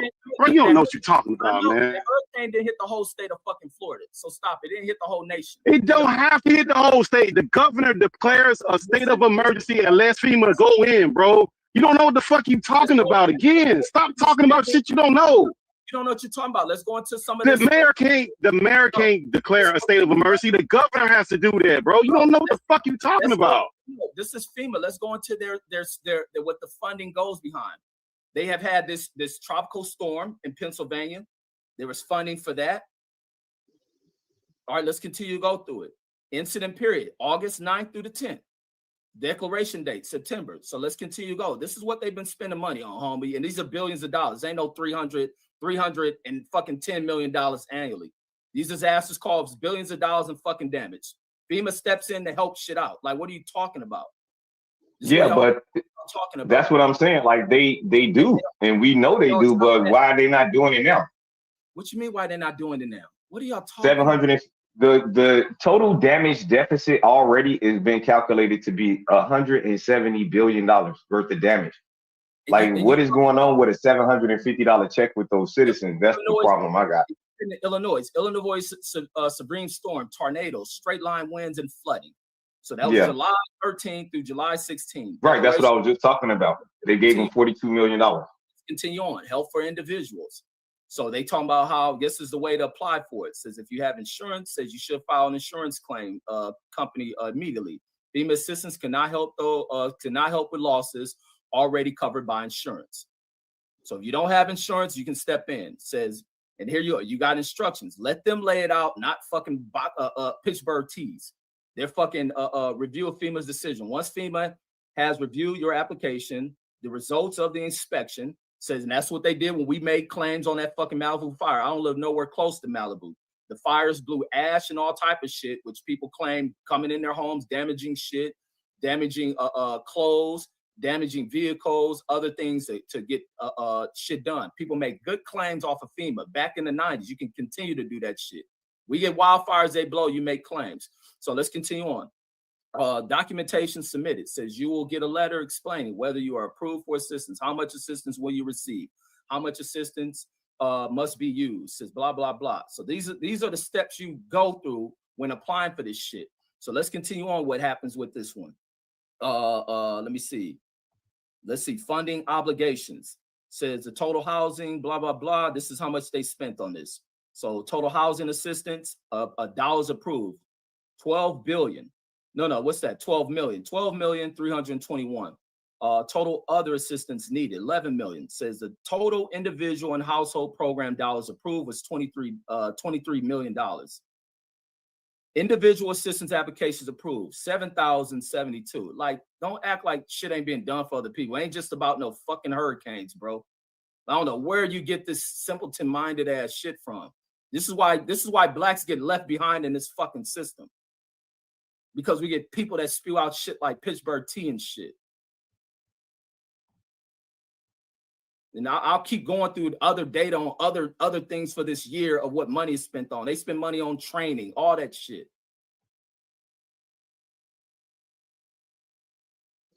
Yeah, but not all the resources go to like, even though they have a separate program for like shelter, you know what I mean? Like the dude said basically that FEMA disaster money has nothing to do with housing immigrants and shelter, because the misinformation going around is that they run out of money because they're giving it all to the immigrants. So that was basically like that myth being busted. But I at one point I didn't even know what y'all was arguing about, because it sounded like y'all both agreed that like they got different programs. What was he saying? Was he saying that they still broke? That's why I was confused at. Yeah, I don't know what Pittsburgh tea talking about. When you asked the question, you said they never handed out that much money. What are you saying? That I don't get what y'all. What are y'all? I don't know what the argument was. No, I was saying that I never seen FEMA just like when Kamala Harris said that they was going to be issuing out aid to the people. A check that's $750 is like something that Red Cross will give you. I'd never heard of a FEMA relief victim getting that low of money. But you gotta. I think that maybe it's just for now to get them food and stuff like that. That's what basically I'm thinking. But I'm not privy to the information like that, so I just want to know. You got to read up on the information. That's why I said everything's about information without skewing it, without making it political, like Pittsburgh tea does with shit. Like, you read it. That for you to read what that money, that's $750 could have been emergency SNAP benefits. Right. I mean, I don't know. Like I'm saying, like $750 just sound like just get some food, water, gas, stuff like that. It don't sound like we gonna help you. This is what you're gonna get. I don't think that, but I'm just wondering why would it be that amount? Yeah, and then it's just like he think FEMA only works for hurricanes. Like, that's how I know he don't know what he's talking about. Like California. No, I mentioned your city. I mentioned your state too, because California go through like those are national weather disasters when you get wildfires, earthquakes, and all of that stuff. I mean, that shit do happen. And this year we had a lot of wildfires. Arizona gets wildfires, Utah, Montana, all that shit. But these dudes don't think of this shit. And then you look at where California's dealing in Palos Verde, where the fucking hills is falling apart. Like people for some step in for that. There's a lot of relief FEMA throws into it. There's money in the budget, and then they interpret that these dudes running out of fucking money. If FEMA's going over their budget, they simply go to Congress and they request more. There's probably other money in reserves. They ain't gonna never not be able to help people out. All it's stating Right. is That's what I was basically coming to. Like, damn, where they got to go get some more money. They just had like how they got 42 million for us, and we don't go through nothing like that. But they telling. So I'm thinking that, but I don't know. So I basically want to know like, what are they doing? Like, how did they run out of money? FEMA. I never heard that Hurricane Katrina happened. They had a lot of money for them people. So I'm thinking they'll have some money. Like you said, they'll go back to Congress and just have Congress to refund it. Yeah, it's always money, but they listen to Abbott and fucking Trump and his son talk about they run out of money, and then they try to correlate it to this money that they hear that went into supporting the immigration shit. They act like that's what happened with that. Like what Donald Trump say? Talking about the money we got, the $600 million they spent for the 2 years for this shelter program for migrants, only eligible migrants. That's the reason why they run out of money. Like Trump didn't even know when he was president that he had to go help Puerto Rico. This dude don't know what the fuck is going on. That's why you don't listen to people like them. But FEMA ain't just for no fucking hurricanes. FEMA ain't just for national disasters like that. Hurricanes don't affect the whole nation. They affect specific areas hit by this shit. And they draw from that shit. So it's a national emergency fund because it covers all fucking 50 states in this country. Hawaii goes through fucking whatever they call hurricanes out there, typhoons or some shit. Anytime you have natural disasters, meaning something created through storms, fires. If a motherfucker bombs some shit, FEMA probably ain't gonna step in for that shit. Terroristic shit, FEMA ain't stepping in for that shit. Okay. Didn't know. See, I live in a place where I'm never gonna. Well, I don't really experience none of that stuff. Like, knock on wood, but I don't experience nothing like that. The most, like I just told you. But like other states, like where Pittsburgh T is at, where you are, like that is at stuff like that could be affected. That I think that the money is to be like a bigger fund for those places like California, Texas. I mean, yeah, Texas with tornadoes. North Carolina, South Carolina, because when you put mountains by people and then you got all of those national disasters, it ain't just that. It could go further than that. So like you said, with the mountain situation, that's natural. That's natural. So on a natural scale, when it start to come down and start to, do those boulder drops, I think that is a FEMA situation, right? Yeah, people are losing their houses and shit like that. And that's the thing. Right, okay. I hate when you have like shit related to government shit and all you get Negroes with this doom and gloom shit. Oh, they killing, they did. Like, no, everything's about solving shit. Like it can be landslides in those areas. Right, okay. They deal with flooding. Like people are gonna be displaced. You gotta house them probably in the gym at a school and shit. School's gonna be out, businesses closed. They can grow in. Everything's about FEMA ain't just giving you the money. You must apply for this shit. Right. Okay. So the Hurricane Katrina thing, they people was mad about them checks until they got them. Yeah, people like in Katrina, because we deal with Katrina victims in LA. The Katrina thing, if they ain't just giving you the money, you must apply for that shit. And now with the funding, they also have in that funding programs that go in and trying to house these people and to provide them with assistance for housing for a number of months to where they're paying for it.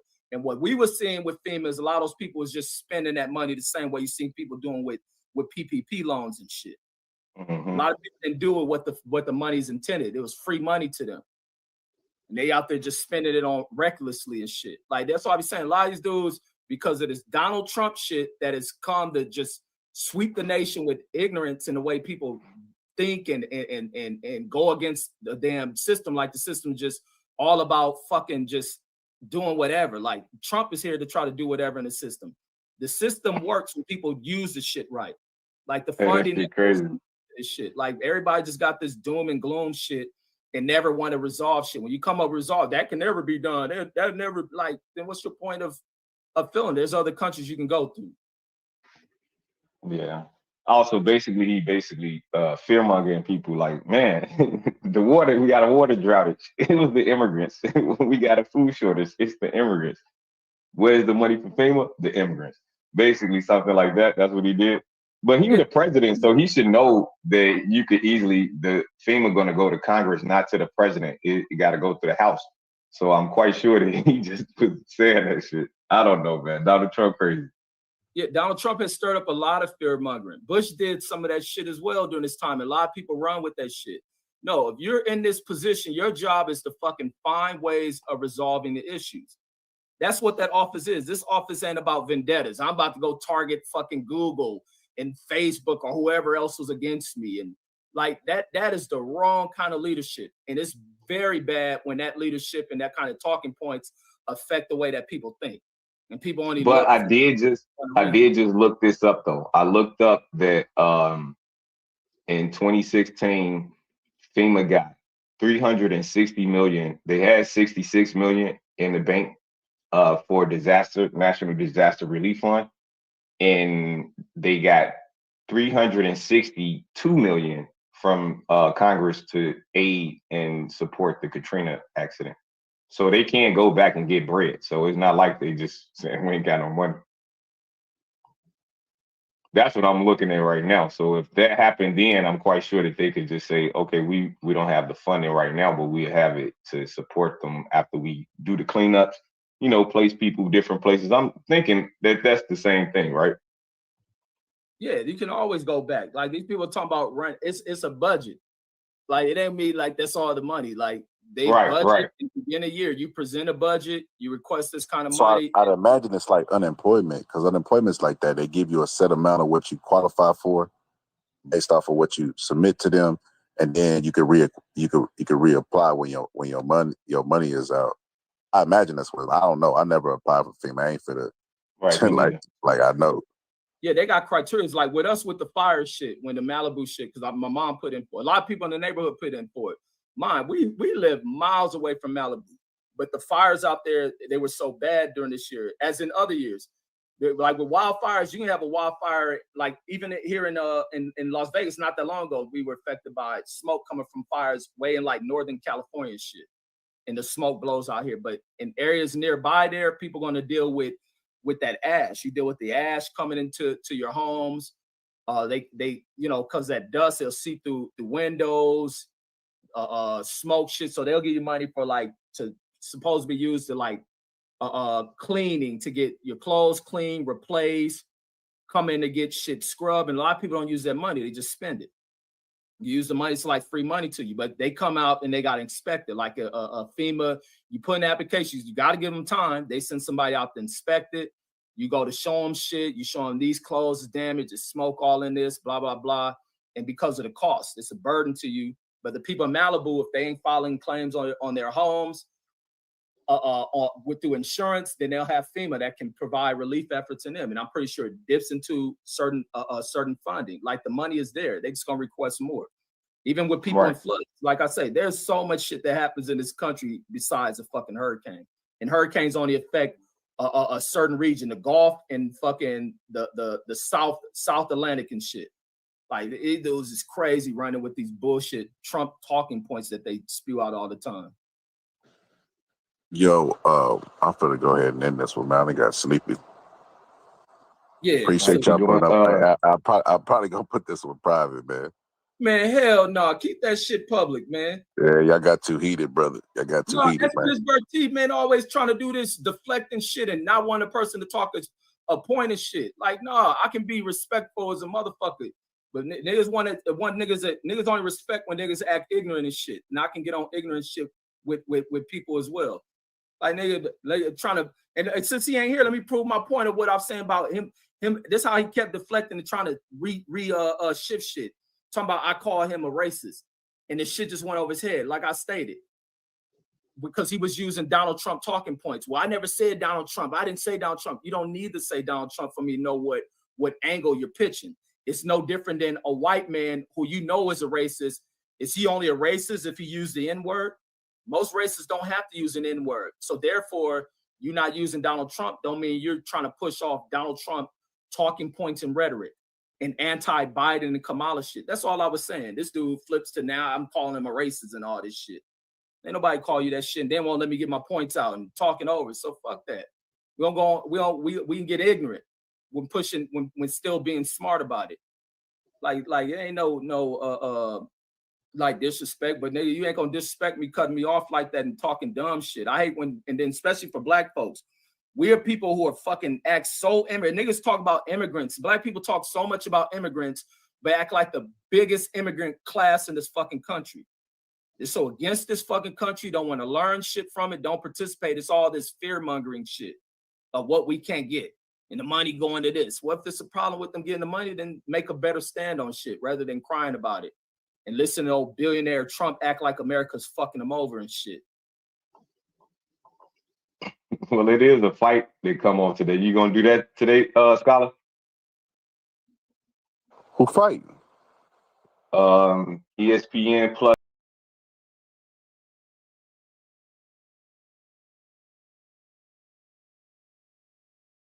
Can you hear me? Oh shit, I'm first. That mean I run the show. Let's go.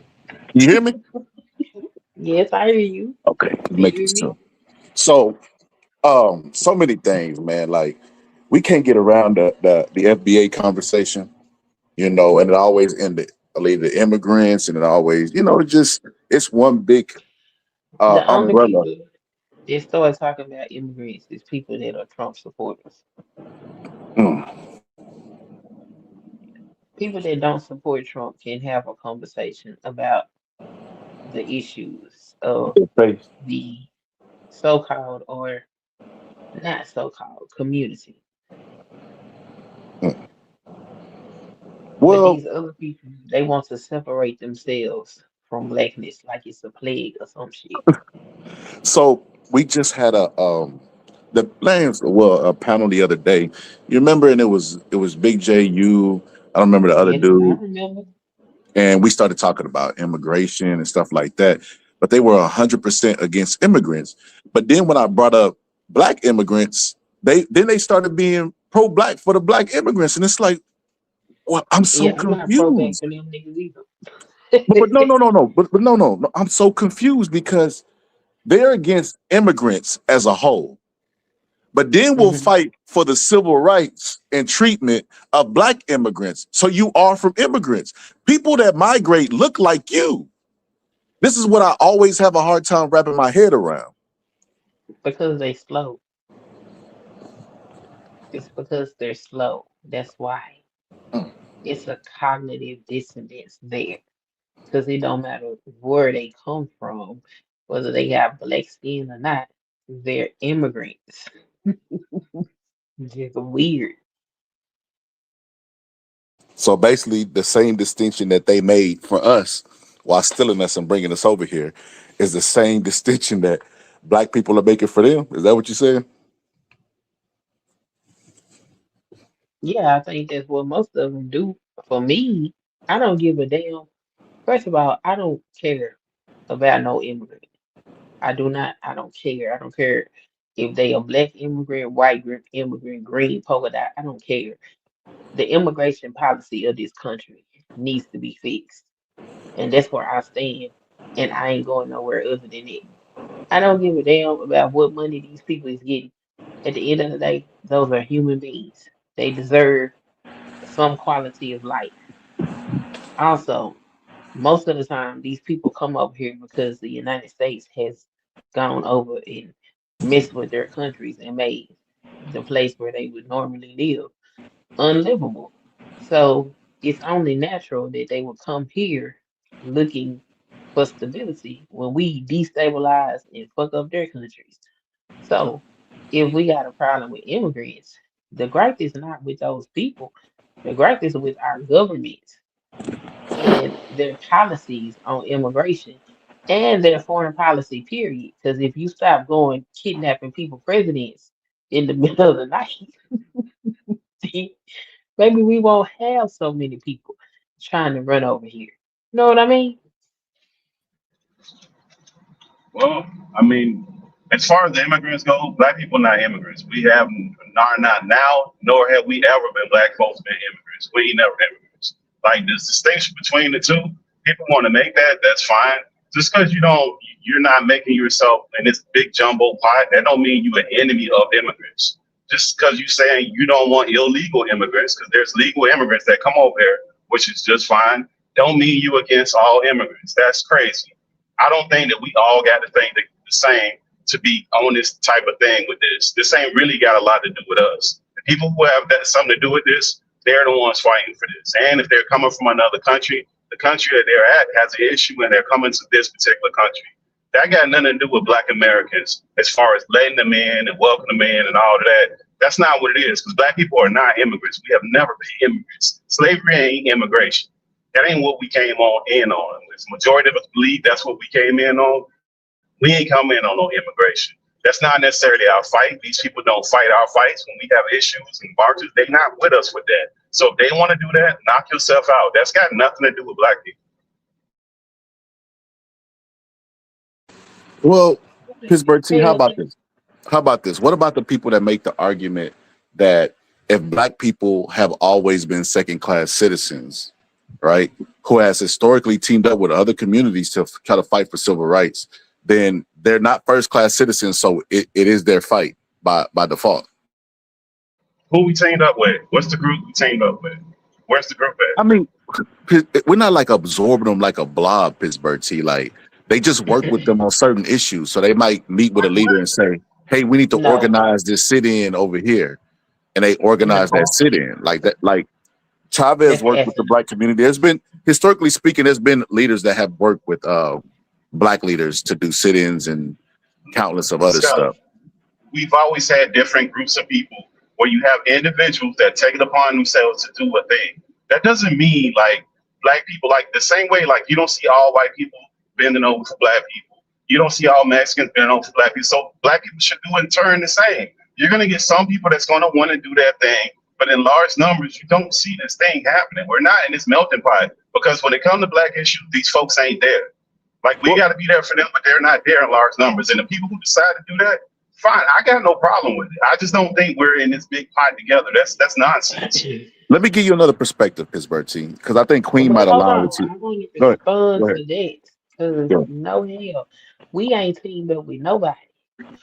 We went to work for ourselves, and what we do for ourselves benefits everybody. And every now and again, we might have a few people that want to join the movement. We don't team up with nobody because nobody gives a fuck about us. Like, we need to stop. There wouldn't have been playing no these civil illusions. rights pass if black people couldn't have did that by themselves, Queen. That's not Black true. people did do it by themselves. They did not. You- They did not. you- They you did have- not. you- I can't sit up here in good faith and allow y'all to spread that. As pro-black as I am, I can't allow y'all to do that. Hold on, Scarlett, it's a few white folks that did it. It's not large numbers. Like you always, like I said before, you have a few white folks that got in. You had some Mexican people that got in. You had some different individuals that got in there. Let's keep it a bean. The Civil Rights Act and the Voting Rights Act really got passed because black people got their ass beat for trying to cross that Edmund Pettus Bridge. That's how that happened. There wasn't a mass group of anybody else but black folk. So I don't know who these people are y'all trying to give credit to. JFK. Please run them the fuck down. JFK went and bailed MLK out of jail and met with MLK. Like they didn't have JFK and LBJ didn't have to pass civil rights. Come on, Scarlett. We can't give people credit for being decent, bro. That's just them being decent people. I'm not. We can't give them credit. I'm just. What I'm doing. Presidents of the United States, and the only reason why most of that shit happened is because the rest of the world was looking at the United States like what the entire fuck, which is the same reason why slavery was abolished. It's not because they had good hearts and they said we shouldn't do this. It was because it was going to ruin economic standing with the rest of the world. Stop giving these people credit for things that they don't deserve credit for.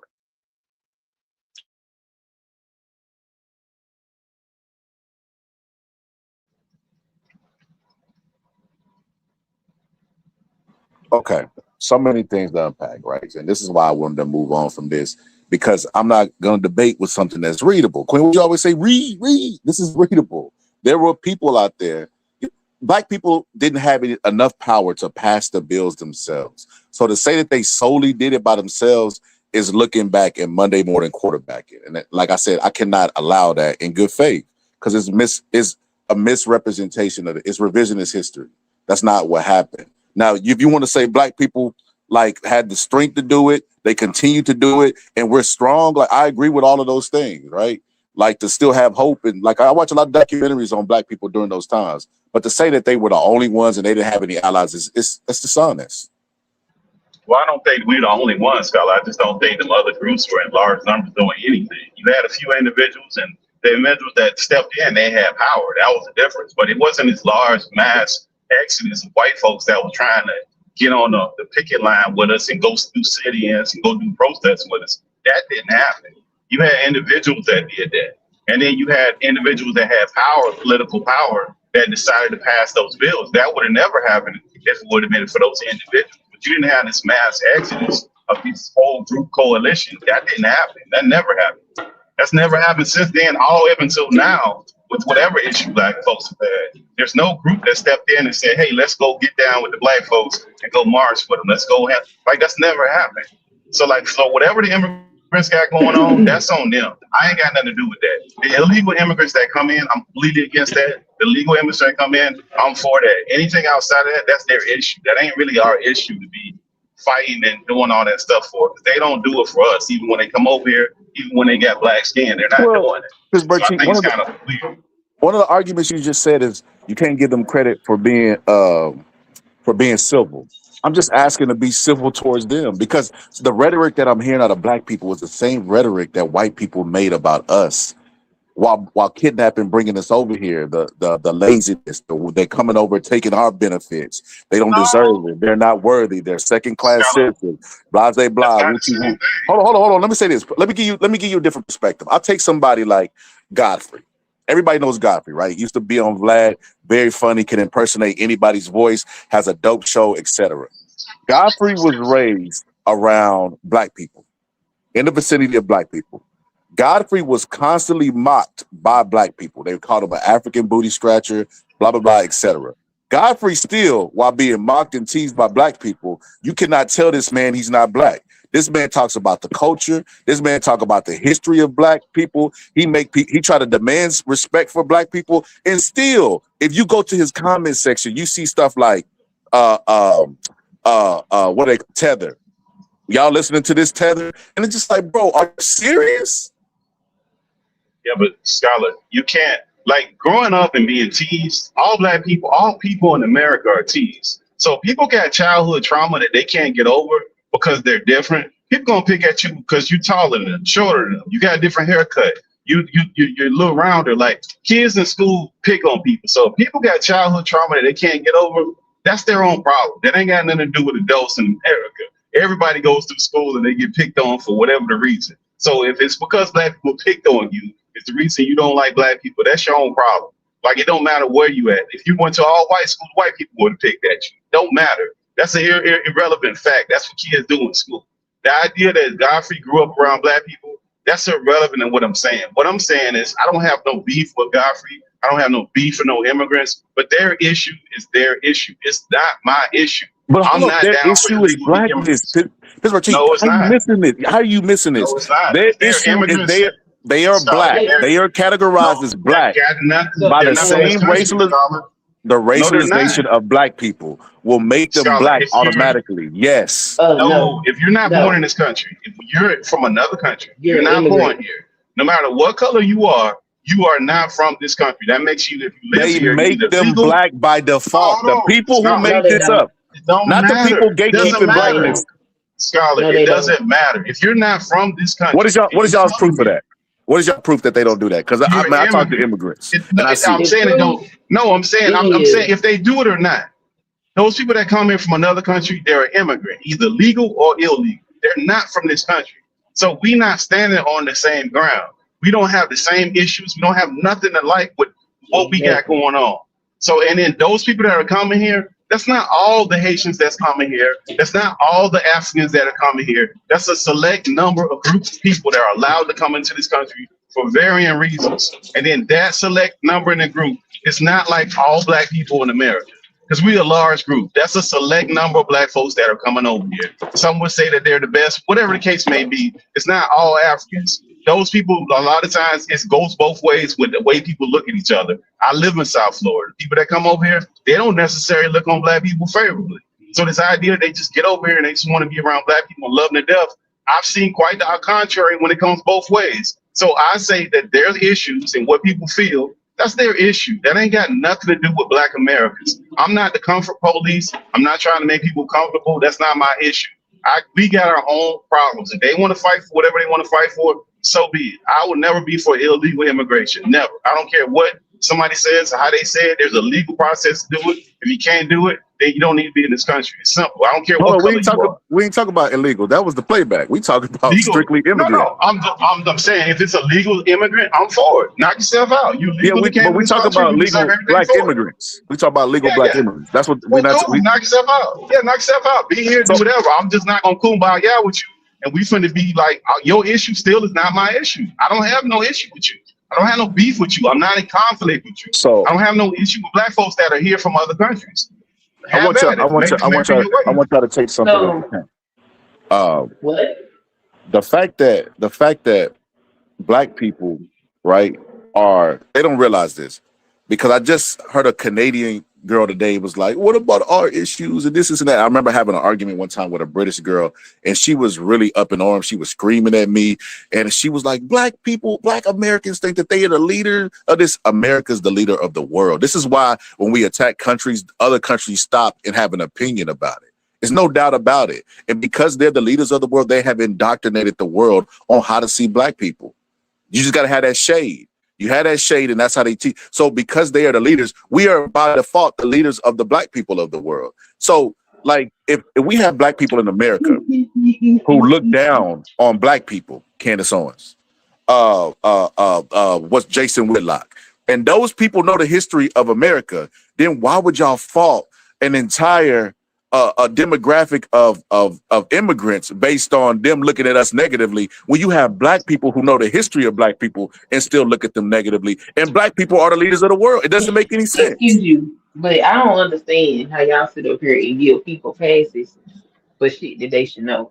Because the reason why they want to run their ass over to America in the first place is because some white country somewhere destabilized their shit. So if they know what they went through in their own country, and they knew what we did in order to get to a place where they could even come here, I'm not trying to hear none of this shit about, oh, they was brainwashed by the white man. Motherfucker, you came over here because of the white man, and then you got over here and you treated the people who you benefit from like shit. No, they don't get a pass for siding with white supremacy. They are white supremacists. They just got black people. Black people do the same thing. Queen, how many times? Queen, let's go back. Let's go back. Hold on. No, they don't. Queen, forget Candace Owens. Let's go back to the election, Project 2025, when we were trying to warn people about that. What was we met with? What kind of resistance was we met with? It's not true. It's not real, etc. Exactly. And then they started making a whole bunch of white supremacist talking points to us. And all we were trying to do was enlighten them. So if they're indoctrinated to that level, and they have every reason not to be, self-preservation, the history of racism and slavery in America, then why would you fault somebody coming over here, being indoctrinated by the same people? If they're able to pull off that trick to black Americans against their nature, against self-preservation, why would you hold black people who are migrating to a different standard? It doesn't make any sense. Because first off, they not. Hold on. First off, they not Scott. They not black people, right? Because I live in the melting pot. I live in South Florida. When you talk to these folks and you say, "Hey, what's up?" You insinuate that they're black, they will immediately correct you and tell you they Haitian. They from the Bahamas. They from St. Croix. They got a lot of pride from whatever country they are, rightfully so. So they already delineate from the beginning. So you can't then say that black folks need to be this open and arm, welcoming person to somebody who's telling you, I'm not you. I'm from this country. I'm Jamaican. I'm African. And the Africans don't even like us like that. Because go to them countries and see if you can get a dual passport. See the hell you catch. It's not going to work like that. Like, you want us to do something that they don't do in their own country towards Africa us. was Absolutely, absolutely at one point trying to get black Americans to come back. They were offering citizenship and all the stuff that you're talking about right now. They're doing now, Scarlett? Because I know they don't do it. Yeah. No, they don't. See, you think like a white American. So you know Africa is big as shit, right? Most of them countries don't do that, bro. Most of them countries, you got to fight like hell to even get in there. Scholar, there's not a country in Africa that has a pathway for citizenship for black Americans. So if I find one, then what? If I find one, then what? It's a couple. It's a couple. It's a couple. It's very few out of all the hundreds of countries. Go find them. Go find them. Because if they do, this is something new. Because I've been looking since I've been looking and I ain't never seen. They will sit up there and advertise that, but when you go follow it up, it's a nothing burger. So please enlighten me. So Queen, you think 54 places in Africa out of 54 places that they don't got one that offers citizenship? Please. Okay. Please show it and then I don't want to hear no arguing when I find it. Okay. Show it to me. It's gonna take less than 5 seconds. All the way through the process. Don't show me, they said it. Follow the process through. And when you come up with it's a nothing burger, I don't want to hear no shit from you. No. TMP, let them make it. Let them make it. We proving a point today. We proving a point today. Hold on. Let me say this, Queen. TMP, we proving a point today. We showing that. I put black and FBA in the thumbnail, and I talked about the diaspora and stuff like that, and white people still find their way. The algorithm kick them over here, or they might have found their way over here just by whatever. You know what I mean? I'm proving a point that we can't have conversations about unity, and it scares them to the point where they show up. So no, don't block anybody. If they get two races, go ahead and time them out for maybe 5 to 10 minutes. But no, they gonna get this work today. But go ahead, my bad, Queen. Let me look this up real quick. Yeah, it's a couple countries, Queen, but it's not in large. It's less than 10% out of the 50. Maybe you find 4 or 5, and then that changes every couple of years. Which ones that let it in and don't let it in. It's very true. They don't. I mean, even if it is 4 or 5 out of 50, that ain't nothing, and you got to go through a crazy process to get in. It's none. It's none. I don't know. If you was some last year. I don't know about this and shit. follow. No, even that wasn't true. When you follow through the process, what it ends up being is you got to know somebody that knows somebody who you can put some money in their hands in order to get there. There is no pathway of citizenship. They want black people to come over there as investors, and they be getting black people real good, talking about they can have land. The way we acquire land here is not the way they acquire land in Africa. And I'm talking about the entire continent because it's a cultural thing and it's tied to bloodlines and all that shit. But because we ignorant of their cultures, and there's thousands of cultures on their continent, they get us all the time. There is no pathway to citizenship in none of them countries for us.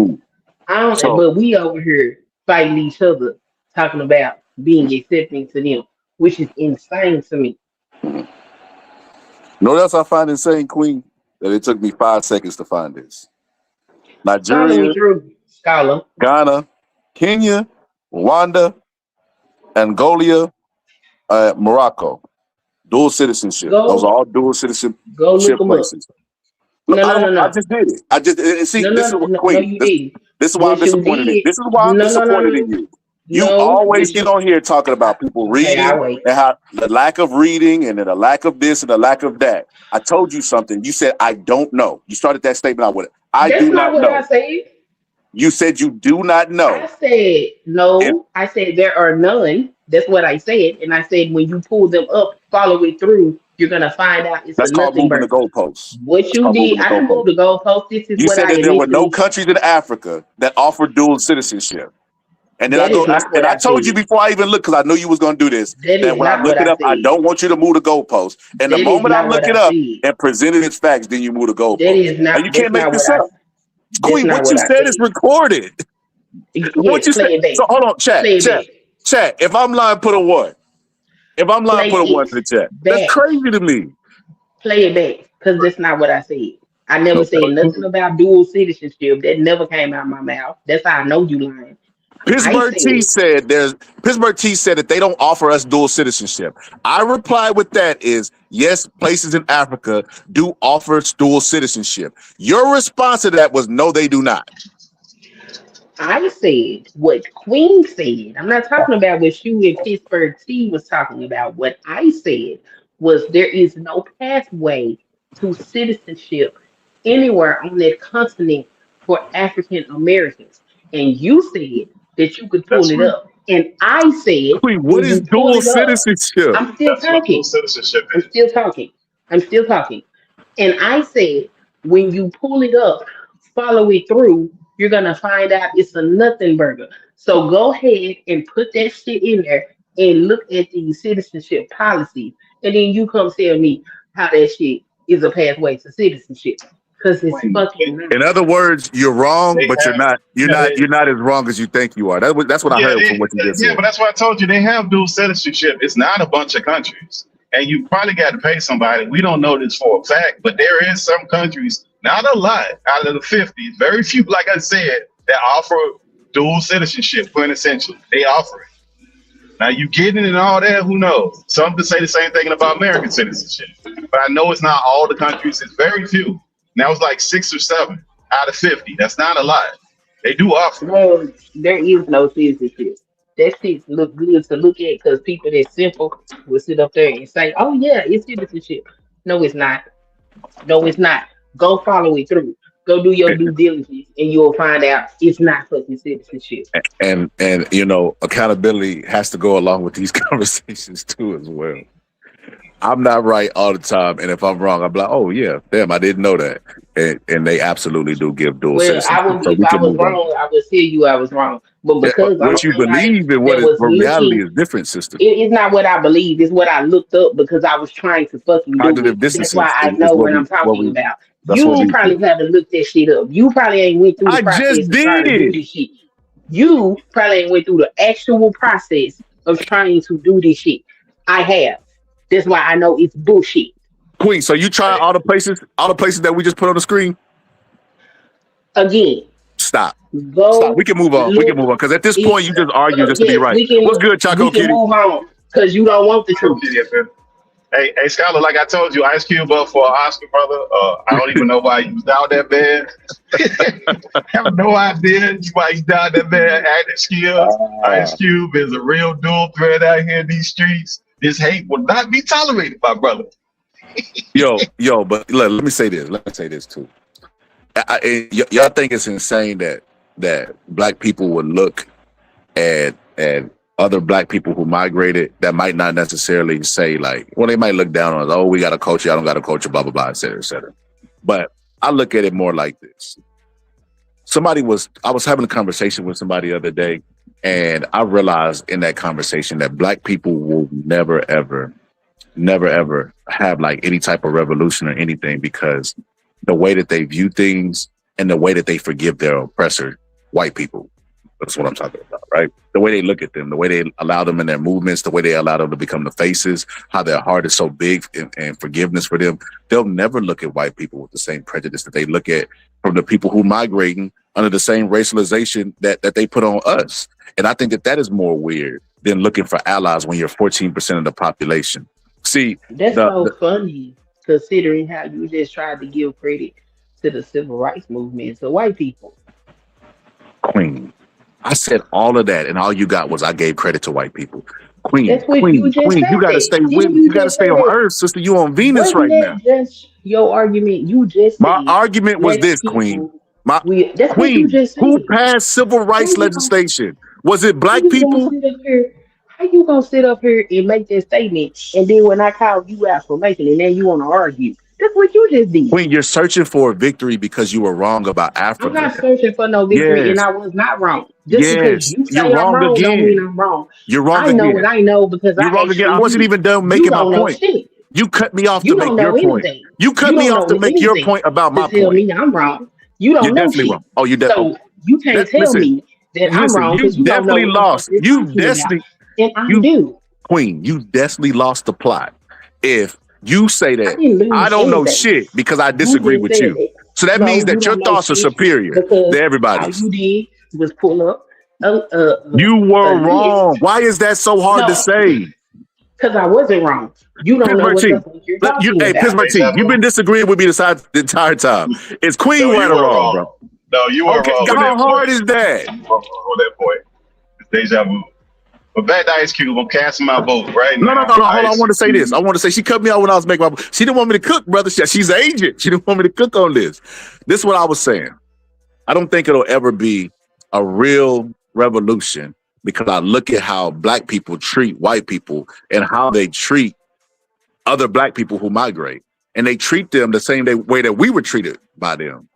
You know, and they invest in all the fucking patriarchy, hierarchies, capitalism, all the systems too as well. And then they go and give white people a pass for being racist. Like, well, you know, I like my racist, you know, so I gotta respect him because at least he's racist. They come up with all these But I excuses. don't think that's an immigrant. But Tyler, I But don't think hold on, that's but a when it black comes to immigrant That's just Pittsburgh black T, people doing they that don't to give each them no other, though. passes. No, but we do that to just the black people, period. But Scholar, I think you got a valid point to, you got to reframe. I think, in my opinion, I just think it's black people doing that to black people, period. Immigrant or not. And they look at white people superior. So I concede your point on that one. I just don't think it's exclusive to black immigrants because black people do that to each other all day long. They actually, when certain males, black males are getting this competition thing when they start trying to peacock you. And they don't do that to their white counterparts. They be submissive to it. See that all the time. Yeah. So Pittsburgh T, my point is this. Have that same level of grace for immigrants who are being indoctrinated by the same people who tricked the world that we was bad people. They pulled out the greatest trick in the world, enslaving us, you know, pillaging us, colonizing us, years of slavery, Jim Crow, all that, and then convinced the world that we was lazy, and the world believes it. So if they're that great at propaganda, and we gonna give them grace, give immigrants grace too. That's all I ask for. Because out of the two, who's gonna be more of an ally? Who's going to be more of an ally to black people? Because none of them. Frank Rice is naming people in the chat. Malcolm X people being from Ghana. We don't have a ally. What are you talking about? We ain't got no ally. Queen, without immigration, we wouldn't have a Shirley Chisholm, who was in our movement. Like, what are you talking about? Like, they just as important to black people in our movements as we is to America. Like, y'all can't deny that. Bro. No, bro. You talking about a few individuals. You have some great white folks back in the civil rights movement. Does that mean all white people was down for the civil rights movement? Absolutely not. You have some fantastic white people that was down for that movement. So you can't cast this net as you trying to cast around all immigrants because they not all for us. Just like all white people wasn't down for us. Pittsburgh T, you know the argument that I'm hearing when people talk about immigrants. Not all of them are bad. Some of them is good. Like, it's the stuff they say about black people. And it's like, they're so used to generalizing and making black people. Pittsburgh T, we literally had a whole debate online about Haitians eating cats and dogs because Donald Trump said it. We literally had that where it was the full-blown debate. Because that happened, bro. Because I live in South Florida. They've been saying this since the 90s, bro. Hold on. The people who say that this is not true, do you live in a melting pot city where these immigrants are? Because they've been saying this for 30-something years. Just because you ain't never made it to I know, but you know how you know that that's not true? You know that's not true? I know that's a fact, bro. That's not. You know how you know that's not true? Thing.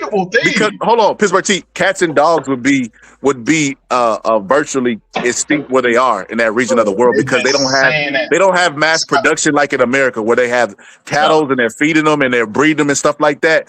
Like, they do have cows where they're doing that, but they don't have. They would have it for. In order for cats to still be over there and dogs to still be over there, they would have to have it on the same level of that, where they're farming them and where they're growing them, breeding them, and all this other stuff, a more controlled environment. Or they would be, extinct. Since the 90s, bro. They were saying Chinese people eat dogs. I've never heard anything. But you don't live in South Florida, Scholar, so you wouldn't hear this. What I'm telling you is you're conflating two different things. You're saying it's never happened until Donald Trump came along. That's not true. Donald Trump wasn't nowhere in politics in the 90s. That's one thing. Now, were there a certain group of people that was doing this? Absolutely. Does that mean all Haitians are doing this? Absolutely not. So like y'all conflating a whole bunch of different things. They were saying this since the 90s that I know, probably further back than that. Some people were doing it. Doesn't mean all of them are doing it. No, this didn't originate from Trump. Anybody from South Florida will tell you that, or any of these other regions that are melting pots. They'll tell you. They probably were saying that in New York too. Hold on. Pittsburgh T, let me pause this. Brandy, please do us a favor and shut the fuck up.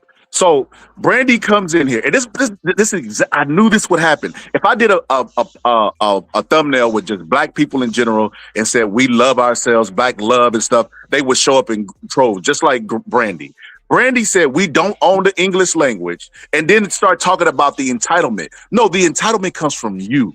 You show up to black we don't give a damn about y'all. We would never show up to a KKK meeting trying to convince them about inclusion, but y'all constantly do this to us. And Pittsburgh T, that furthermore makes my point. They're scared of black unity amongst immigrants, black immigrants, and black people. Because what we've been able to do with a lower percentage of the population is be really influential on the world. And they're scared of that. They don't want to lose their VIP position. So I got a question. Since we supposed to be taking on the issues of the diaspora, what the hell do TPS status do for us? How does that benefit us? I didn't say taking on anything. Okay, so please explain to me by what you mean about treating them a certain way. If they want to, if you get somebody like a Godfrey who wants to be black, identifies as black, he shouldn't be called derogatory names from black people who are gatekeeping black. Why not? Scholar, if they calling me a coon, if they can call, we can call other black people coons, and we can do that to each other. What make them so goddamn special, bro? Like because black people do that to each other, black people bro. that we call coons, like they not special. The black people that are called coons have embraced the coon role and go full throttle, but they don't say all black people are coons based on those few individuals. They judge them individually. No, they judge them individually. Scholar, when somebody don't agree with you, they call you a coon. Hold on, you see Bart put laughing emojis. We are scared of black unity. Absolutely, you are. That's why you here. That's why you here. Your obsession. One of the same reasons why y'all try to convince black people that slavery was about business, but you look at the treatment of them and you see it was grotesque. Why y'all cutting off their penises if it was just about business? What is cutting off their penis? Why white people gathered in a Sunday best in suits and ties, gathered around while they execute a man, knock out his teeth, and then cut off his penis, and kids are there, and then they make postcards out of it. What's the reason for that? Obsession. So, but that ain't got nothing to do with us, Scholar, because we don't have no issue with them folks. They not rocking with us like that. And then, like, if they that sensitive, especially when you in high school and people picking on everybody, they're not the exception. That's what I'm saying. You want them to be the exception. You want them to you want black people to treat them better than they treat each other. That's what you want. Because we won't even treat each other the way I told you what I want. We don't treat each other like that. I want black people to realize that they're 14% of the population, and if they want change, they're gonna have to increase their population. You know what I mean? Their results, because white people understand it. Listen. White people understand it. White people will embrace white South Africans who come over wearing MAGA gear, saying "Make America Great Again." You know why they embrace them? Because they understand numbers. The same reasons why they accepted the Jews and the Italians. They wouldn't always consider white. They looked down on them. Matter of fact, the derogatory term cracker came from them, otherizing white people during racialization and the Enlightenment era. But you know what they did? They normally they know how to control the narratives. They know how to control everything and populations and all that shit. So what they did is they said, you know what? We need to accept these Irish people. We need to accept these Jewish people. Now, all of a sudden, those people are accepted. Hey, they always are one step ahead. When it comes to abortion issue, right? The abortion issue wasn't an issue for everybody else. You know what was it an issue for? White people. You know what white people did? They made it illegal because they did not want to be the minority going into the future. They're always steps ahead. And black people will So bicker that's not true. amongst themselves, fight with themselves, and not accept allies. It doesn't make any sense for me. So that's not true. Abortion became illegal because black people stopped producing children during slavery and they was losing their slave population. That's when abortion became a thing. Prior to that, white women freely went to doctor's offices to have abortions as long as they had it before what they called the quickening. So stop with that bullshit. Number two, we this argument that we need to get more population. Well, what percentage of the population were we when we was fighting for our rights? So why the fuck all of a sudden now we need all this extra population? We fucking don't. We need to focus on our issues in this country. We don't need to be focusing Queen, did on you trying say to recruit 14% of the people. I'm population? still talking. We don't need to be focused on trying to recruit people that wants to be blinded by white supremacy. That's their business. If they come over here and they want to see black progress, they'll join black progress. It's not our business to try and recruit them.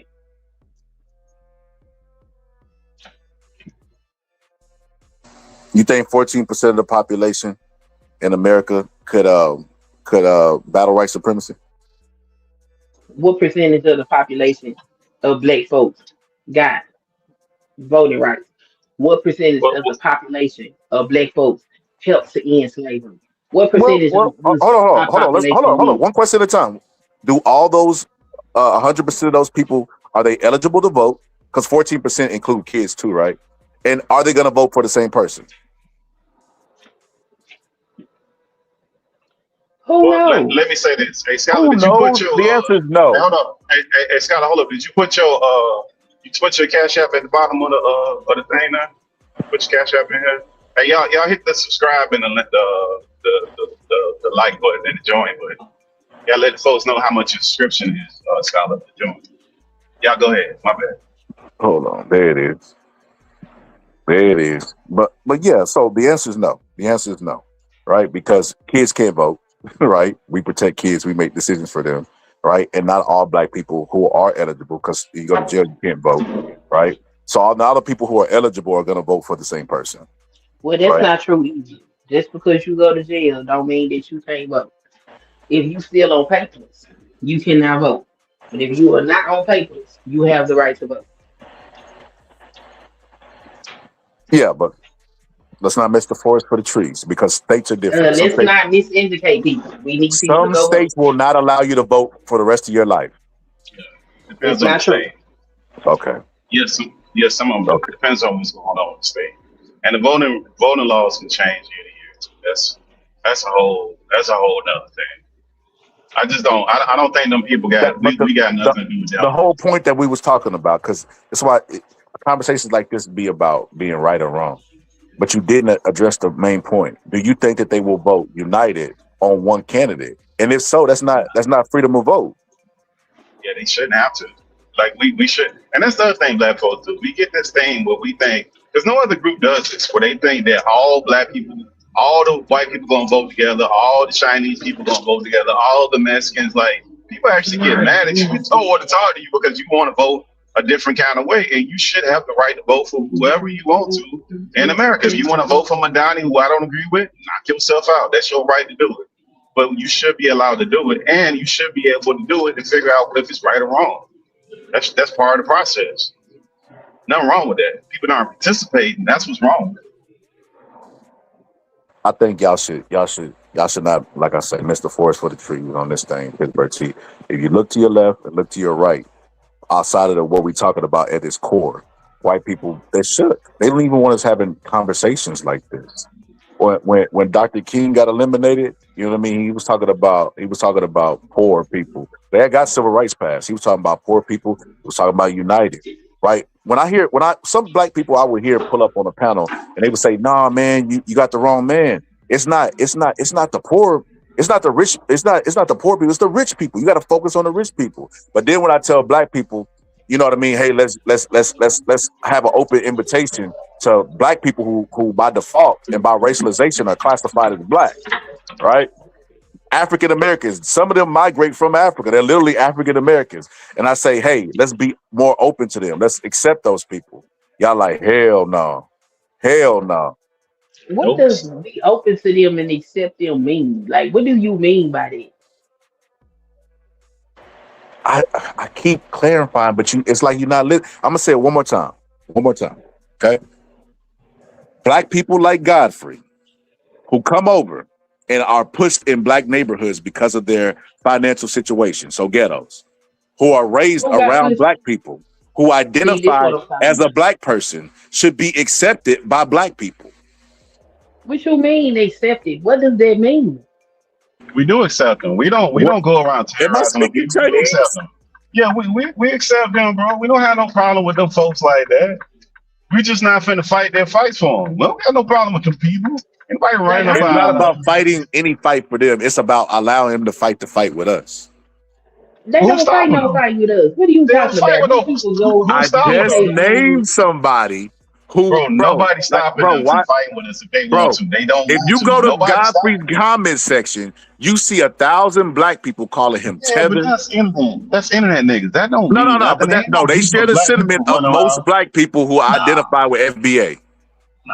But Godfrey and them, when it comes to black people issues, bro, they not fighting for anything. Yeah, because they not fighting for no black people issues, bro. Like them people ain't fighting for our issues, bro. We shouldn't be Godfrey fighting has for them. never fought for a black issue. I don't know what Godfrey do. Godfrey, I don't know what Godfrey has to do. So then why would y'all say, why do y'all make definitive statements about them not fighting for us if you don't know if Godfrey did? Well, Because you're talking about individuals. I know these people I was talking about outside of the internet. Like, I know black immigrants in real life, and number one, they don't live amongst us. So stop with that lie. They live amongst each other. They come here, they create enclaves for each other. Like, say, oh, they grew up with us. No, the fuck they don't. Now, if they happen to go to school with us, the reason they get called African booty scratcher and all this other weird shit that y'all keep talking about is because they say derogatory shit toward us because they get that shit from their parents. And in black culture, we play the fucking dozens. We will roast your ass. So you start talking shit, you get your ass roasted. And that's what happens. Don't nobody want to tell the whole story. We ain't just coming out talking shit and disrespecting these people. They disrespect us first. That's always the way it is. They don't live amongst us in no large numbers. When you see black people marching, you don't see a whole bunch of black immigrants out there marching. So when y'all sit up here and say shit like we should embrace them, what the fuck are y'all talking about? Y'all think we supposed to run up and kiss their ass? Because we ain't bothering them people. So a couple things. Number one, anecdotal experience is not the experience, right? Bro, you talking about a nigga on the internet, and I'm telling you real life experience, and you want to talk about some anecdote. When people if you come don't over, settle down, Queen, and stop. Okay, let's use logic. Let's use logic here. Do you think that somebody that's coming over here as an immigrant is going to be in the poor, middle class, or rich class? Come on. They probably middle class. Poor class. Stop it. No, that's not true. Because they what are we doing? What are we doing? What you mean? What we doing? First of Even all, the immigrants that come over that do well for themselves, they do it after a whole bunch of schooling, right? And choosing professions like engineers and nurses and doctors so that they can better themselves. They don't start off that way. This is what I'm talking about. Y'all talking about people, and y'all don't even know nothing about their culture. Number one, they not sending motherfucking bum ass people over here. Them people come from some money from where they come from. No, that's not what happens. I'm not gonna argue with you poor about what I know. families will save up the little bit of crumbs they have and send them here, and they will come to America and be poor and struggle and get through school. What are you talking about? I'm not gonna argue with you about what I know. No, you don't. No, you don't know. You definitely don't know. I'm not gonna argue with you about. You definitely don't know. How you know? How you know? Didn't I tell you that I know black immigrants in real life? You seen it. The immigrants Not you know is that I've seen it. I talk to them. I get to know them. I be integrated into their lives. So the shit that y'all be talking about, y'all are ill-informed and y'all don't know what the hell y'all talking about. So These Queen, not bums coming over here. Queen, you know how Trump supporters have a view of Donald Trump and you can't convince them of that's what you're doing right now. So because you Scholar, grew you up just want me and to agree with how you, many and I immigrants know do you better. know? Let's start there since you want to do anecdotal. How many immigrants do you know? I don't know. I don't count. Give an approximate number, a roundabout number. Probably about 10 or 15 families. 10 or 15. So 10 or 15, Queen, that you know, you're basing all of the experiences in America based off the 10 or 15 that you know. Well, if they all come from different countries and they got similar stories, I think I'm gonna go with what the fuck they're talking about. And this rags to riches ass story that y'all telling it's not true. So like I was saying, Queen doesn't know. She only knows anecdotal. Queen So does know. You just mad because I don't agree with you. Because God me bless. not agreeing with you Hey, doesn't solidify your point. God bless your heart, sister. You know, And y'all don't sit up here and listen to this nonsense that Scholar is telling y'all. Queen, Because if you actually go talk to these people, they'll let you know what culture Queen, they come from, Frank how they is in ended the up over chat. here, Frank is and in the all of medical those field. things. He's the And living proof therefore, of what I'm talking about. no, he's not. Oh my God. How do you know? So you know Frank now. Queen, what are we doing? Queen, Queen, sister, you know I love you. I don't You know know I got a Frank. lot I of don't love know for you. none of these people. You I know are what living, I know. Queen. You are I living know what like I know. Queen. And you You know can't when argue people with make me about sexist what I know. arguments and say you You shouldn't can invite talk women about on, your they're anecdotal irrational, they're emotional. experiences, Queen, you have but your anecdotal experiences don't have nothing to do with what I know. Okay? So you Queen. gonna negate what I know because it doesn't align with your ideology. Queen, Your they said ideology is you only a piece of crash the it out, Queen. story that I know. I'm not crashing out because I'm not yelling and I'm not screaming. I'm No, just they say letting you know crashing that could what also you're mean that you're saying spiraling down is only dishonesty a piece to of avoid the puzzle. accountability. And you need to tell a whole story, not a piece of a story. Okay, so your piece of a story to try to make your argument is just your argument. Just because I disagree, because I see it from a different perspective, doesn't make me wrong, and you don't like that, and that's not my problem. Okay, so now that you're done talking, sister, I just want to say this. You know, anecdotal experience is not the experience. It's only the experience for you. It doesn't equate to facts, numbers, statistics, and all this other stuff, right? That people bring up, which is why people can't generalize based on what they've seen, right? Or give the analogy that Neil deGrasse Tyson gives, right? You can't go to the ocean and get a cup and scoop and say there are no whales in the ocean just because you don't see it. So it's like, no, you can't do that. And I'm not trying to take anything away from your experience. I'm thinking in the grand, because we're talking in generalities. So I'm thinking in the grand scheme of things. And the immigrant story that I gave is the story for a lot of them, which is why a Okay, lot of but people that you was just sat up here and told I'm me almost about done. one I'm dude in almost the done, chat. Queen. I'm almost done. I promise. I'm gonna be wrap it up in 2 minutes or less. So the story that I just gave, a lot of people in the chat who are immigrants were like, yeah, he's right, 100%. And I don't know these people. This is as random as it's gonna get. Okay, I'm done.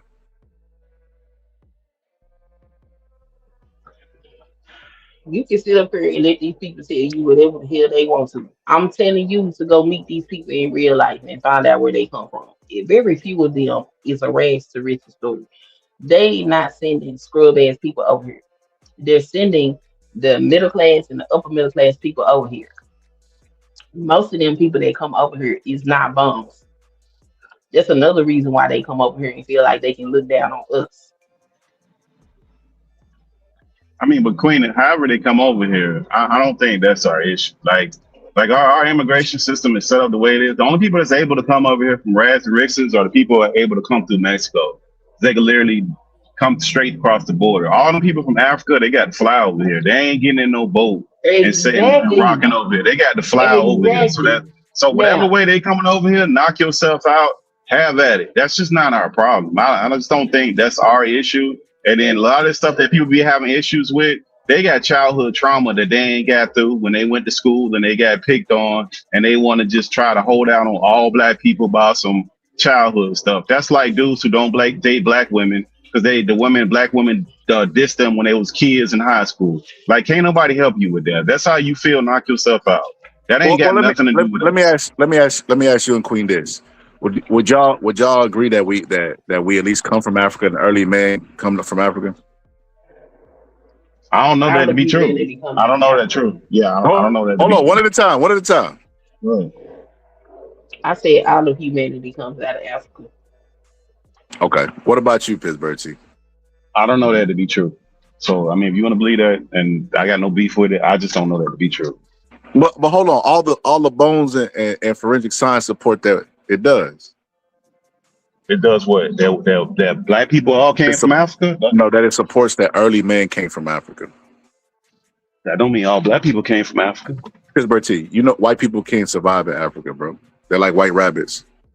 Yeah, but that don't mean that early white people without AC. Yeah, but well, let me clarify. I believe some of us were already here. So I don't believe that we all came from Africa. If you want to believe that, I got no problem with it. I understand the logic to it. I'm not going to argue nobody who believes against that. I'm just telling you my logic. I got no problem. Wait, hold on. We actually don't know. You argue with ill for saying that talking point. Which one? That we was already in America. Yeah, but ill get a pass, bro. You can't argue with ill, man. No. You was arguing the opposite. You was saying that we came from Africa, and there's proof of that. Because he was trying to say that we repopulated America, that that we didn't come over on those slave ships or any of the stuff that they've been telling us. It's all lies. And you argued against that. So you believe them? Maybe I was having a bad morning. Hey, brother ill, I apologize for my brother. I don't know what I was on that day, man. I could have been wrong, brother. Hey, brother, like you said, brothers could be wrong. Hey, that was my fault if I said that. Brother ill, it was my fault. Damage is already done, brother. It's out there. Yeah, I missed that one. It lives forever. If I did that, apologies if I did that, man. Hey, we just got to vote for this Ice Cube so he can get this Academy Award. That's all we got to do, brother. That's all we got to do. But no, I want to say this. Because I do agree with Queen on that about us coming from Africa. Like what I'm noticing in America, and a lot of people might notice this too, is you're starting to see a boom amongst different belief systems in America. And what I mean by that is like flat earthers. A lot of Black Americans jumped on that train fully. The idea that we were here in America before, that idea is not that far-fetched, but it's far-fetched to think that Black people had civilization here, because we definitely traveled outside of Africa, which still would make us Africans, by the way, but we definitely traveled outside of it. But those people who traveled would not stay in one place that long. They would stay there, trade, and then get the hell on. Like Game of Thrones, like the show Game of Thrones. So the idea that we stayed here, populated and started a civilization, to me is kind of insane. It's kind of insane. Nothing supports that other than just belief.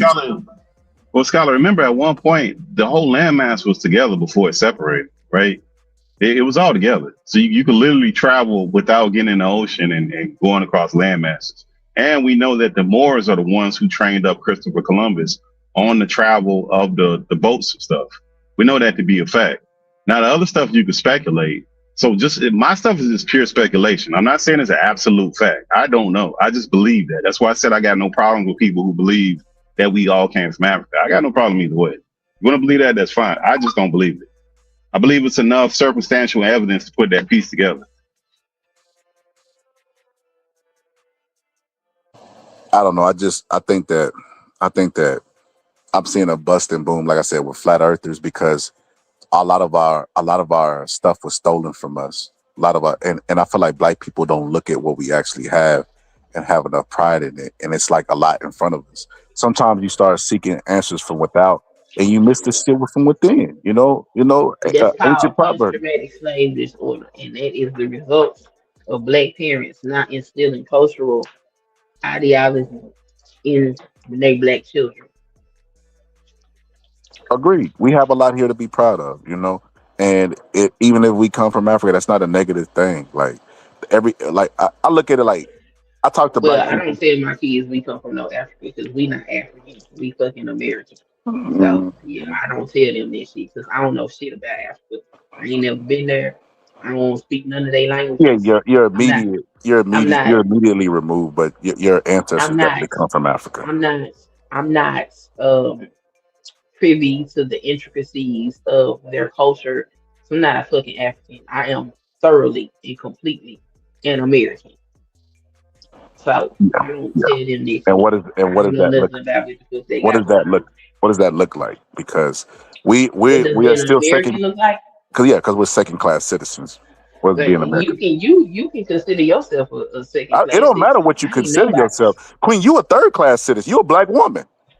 I'm not a third class I shit. don't I'm care an what you American say. citizen. You are a third Period. class citizen in That's America. your perspective. And if that's how you want to No. The perceive presidency yourself, showed that's us your that business. when Kamala What Harris ran for president, it showed that black women are third class citizens. that's your perspective. And if that's how you choose to view yourself, that's on you. I'm a citizen. Period. Period. I'm not first, second, third. I'm not none of that. I'm an American citizen. Period. And Okay? how does that go for us viewing ourselves as American? What you mean how it go for us? Like It go is our like it. voices heard? Like when we have concerns, valid concerns about It's not going to be heard. racism We and don't stuff gotta, like that. Scholar, we're not going to get a louder voice because we want to line ourselves up with Africans. We're not going to get an allyship because we will line ourselves up No, with but Africans. no, I was getting That's not to it. going to happen. That point I was just making, Pittsburgh T. I wasn't making for that reason. I was Oh, okay, making my to try bad. to get Queen to accept that we listen. We can't be up here talk about all the issues that we talk about and still say we first class citizens. Like it's just that's denial to me. Like no, we're definitely not. We're definitely Look, not. if Like you want to look at yourself as less than, that's your business. I'm not on that type of time. Queen. No, but we got proofs, Queen. Like we look at the history of some of these states, like Mississippi, South Carolina, even up into the last 5 years, all the way back. And that's just a whole state thing. When we start looking at that, it removed we ain't even going back that far. South Carolina, Mississippi got a lot of crazy stuff happen to black folks within the last couple of years. I ain't even So going let back me that ask you far. a question. Since y'all trying to make me accept something that I find to be absolutely asinine perspective. If we second and third class citizens, then why the people that came before us fought the way that they did? What? If we are second and third class citizens, why did the people that come before us fight for our rights to be recognized in the way that they did? Would they Because if have you to if thought they you was was considered second, first class citizens? if you thought that you was a second and third class citizen, you would just take your seat and accept your plight. But because they not second and third class citizens, they fought to have their rights recognized. I'm Yeah, not sitting but up here putting Yeah, I ideological missed your point idea on that. that I'm inferior to a motherfucker. I'm an American citizen, uh, fucking period. And if you try to deny me my rights, I'm going to use my rights as an American to make you acknowledge my rights. I don't give a fuck what your mind say. and then What if you they don't trying to do? acknowledge them, you don't have any place to go because you're a Then second I class got citizen. other people that don't feel like they second and third class citizens that are also gonna stand up and fight for me. Because that's part of being American. You have Mhm. to fight What for happened your to fucking DEI rights. when they stood up for DEI just recently? Say what? What happened to DEI when Black Americans try to stand up for that? Some companies kept it, or a lot of companies let it go. But it's white people that And the made their companies that profits. kept it got sued The for companies that keeping it. kept it still have it to this day. That's not DEI ain't no black issue though, Scholar. Don't do No, that. no, no. We ain't got to do that. Hold on. No, T, I'm still trying to get Queen to come to this realization. You know, No, you trying to get me to accept something that I'm no, not going Queen, to I'm trying to accept. get you to reality. Queen, in civil No, rights, that's the not. word That's your civil reality. is in That's there. not It's mine. civil rights. So the That's people your that you're talking reality, about were fighting, were saying, not hey, my reality. just If treat me your civilly. reality is that you inferior to people, that's your business. You can't make me accept no You're bullshit using like the that. word inferior. I'm not. That's what it is. No, I'm not. I'm not. Queen, it's not about being inferior. Is a It's second class about citizen not who inferior? runs things and who's gonna be prioritized. So you It mean ain't to got tell nothing me to that being a second or third class citizen does not denote inferiority? no. If you're gonna be Oh, that's okay. I'm talking about in rank of Yeah, being nah, I'm cool. prioritized.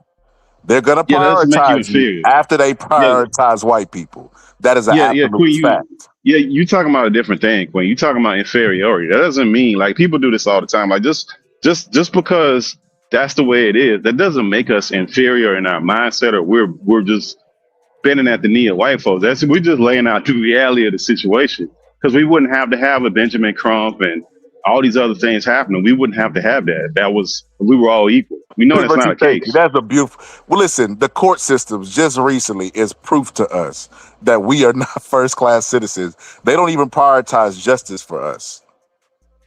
And then you know what they do? Anytime that a major case hits the streets, the first thing that they do, white people will run to the streets and say it's not about race. Even though we know it's about race. Then we'll go into their pockets and pull out their hard-earned cash and send it in droves to the person that they want to support that is non-black, while telling us it's not about race. So whether you want to accept it or not, we are definitely not. What are we? If we're not second-class citizens, what are we? But Queen, that doesn't make us inferior. That's just the way that the United States government treats us. And then, like, I mean, you sit up there and accept it. That means that you feel like you inferior. Like, I don't accept it. So I'm a citizen. Period. Full stop. But it didn't change anything the way the government treats you. Just because you don't accept it, it doesn't change anything. It's wrong with the treatment that we get. With my mind telling me I'm a second or third class citizen, my mind ain't gonna never accept nothing like that. But Queen, we got data. I'm a citizen, and as a citizen, I have rights, and because of those rights, they have the right to be acknowledged. And if you don't acknowledge them, I have the right to fight your ass to make you acknowledge them. I ain't nothing else besides that. I don't care what they do. Fight them how? How you gonna fight them? Civil rights court. We've been fighting. Civil lawsuits. What are you talking about? Civil attorneys. No, I'm curious how Queen gonna fight. Queen, you make it sound like it's something physical where you could just go in and bully type stuff. Like we really have that much power and influence in America. I really just don't think when people was doing walk-in, sit-out, boycotting, or any of that, there was a physical fight necessarily. There are ways to have your rights acknowledged, and that don't make me a second-class citizen. It just means I need to fight for my rights. Why would you need to fight for your rights, Grant? If you equal, why would you need to fight for something you already got and they acknowledge it? Why would you need to fight for that? It's a racist country. So you acknowledging what we're saying, Queen? Taking a long way to That's do all. it. That's all. Acknowledging nothing that y'all saying. Y'all talking about being second and third class citizens. Queen, I'm not gonna lie. You stereotyping today. When they be like, Scholar, women are emotional. Queen, you doing all the stuff that they say about women. Repeat this, and maybe we'll get an understanding here. If y'all want to feel like you are a second and third class citizen, y'all can have that. I don't accept that. I'm not a second or third class citizen. I am a citizen. Period. Full stop.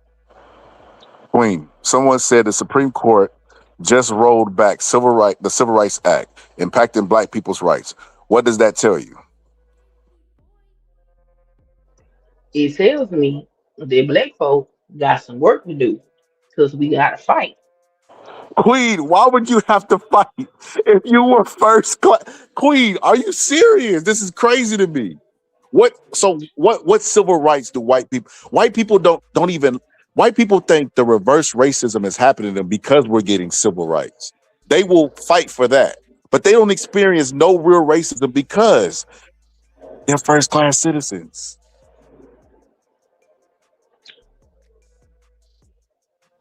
Hit the like button, folks, and subscribe button. And to all your closet racist folks, look, to all y'all closet racist folks, at least pay for it. And if y'all gonna be over here sneaking around trying to see what we doing, and y'all want to be entertained, go and hit the cash out, man, or hit that white join button. Go ahead, sister. If y'all want to feel like you inferior, go right ahead. I'm not on that type of time because I'm not. The country is racist, okay? It's not just necessarily a skin color thing because po-ass white folks get their ass handed to them too in this country. So it's a whole lot of stuff going on in this country. But a citizen is a citizen. And if you sit up here and accept the ideology or the mindset that you are inferior in some way, shape, form, or fashion, then you're not gonna fight for your rights the way you need to. And I will never accept anything like that. But just Queen because you swing. don't accept a thing does not make it a fact. We can agree with that, right? Yeah, that don't. That, yeah, that No, don't. I don't. So because Queen doesn't accept something, it's not a fact. Nope, because perception is reality, baby. No, sister, No, it's reality is not. reality. No, it's not. I think I can fly. I can go jump off a building and fly. Can I? Gravity's the Yeah, theory. Let me jump off this building. you No, gonna that's fly not the your way that ass works. right on into the afterlife. We go forward. Hold on. What, first of all, what's good, lunatic libertarian? I ain't seen you in a while. He said the Civil Rights Act did nothing that the Constitution does not already say, and that's true. Man, But that was the whole point of the Civil Rights Act. And Martin Luther King, he was saying like, "Hey, you're saying that these people are given these rights from birth, but y'all won't even like y'all burning down our shops, like y'all killing us, y'all still lynching us, and et cetera, et cetera." So the Constitution existed, but it wasn't made for Black people. They didn't have Black people in mind when they were striking it up. Those people still owned people that were writing the Constitution. So, well, that's one of them Officer Tatum. By the way, you seen that fool Officer Tatum with that whole thing with them young boys? How he been running around spreading all this propaganda. I don't even know why a Black man want to make himself an officer so bad. But you seen some of that stuff that fool been doing, Scholar, where he called himself going down to Mississippi and talking to the boys that was on the boat and trying to be a protection shield for yo, them. you know who That I thought idiot. that was? I thought that dude was the football player Tatum. I didn't know. I didn't know who he was. Cause I see is Brandon Tatum. Wasn't he a football player? No, he was a police officer, and in what Oh, capacity, I have no idea. But he spreading all the now that kind of Negro is dangerous, man. He been spreading all kind of propaganda, man. I don't know how he keep getting all these platforms. Well, I know how. You take that back. I know how he getting the platforms, but man, now that is a sellout Negro right there, man. That is ridiculous what that dude doing. He should. I mean, that's just outrageous.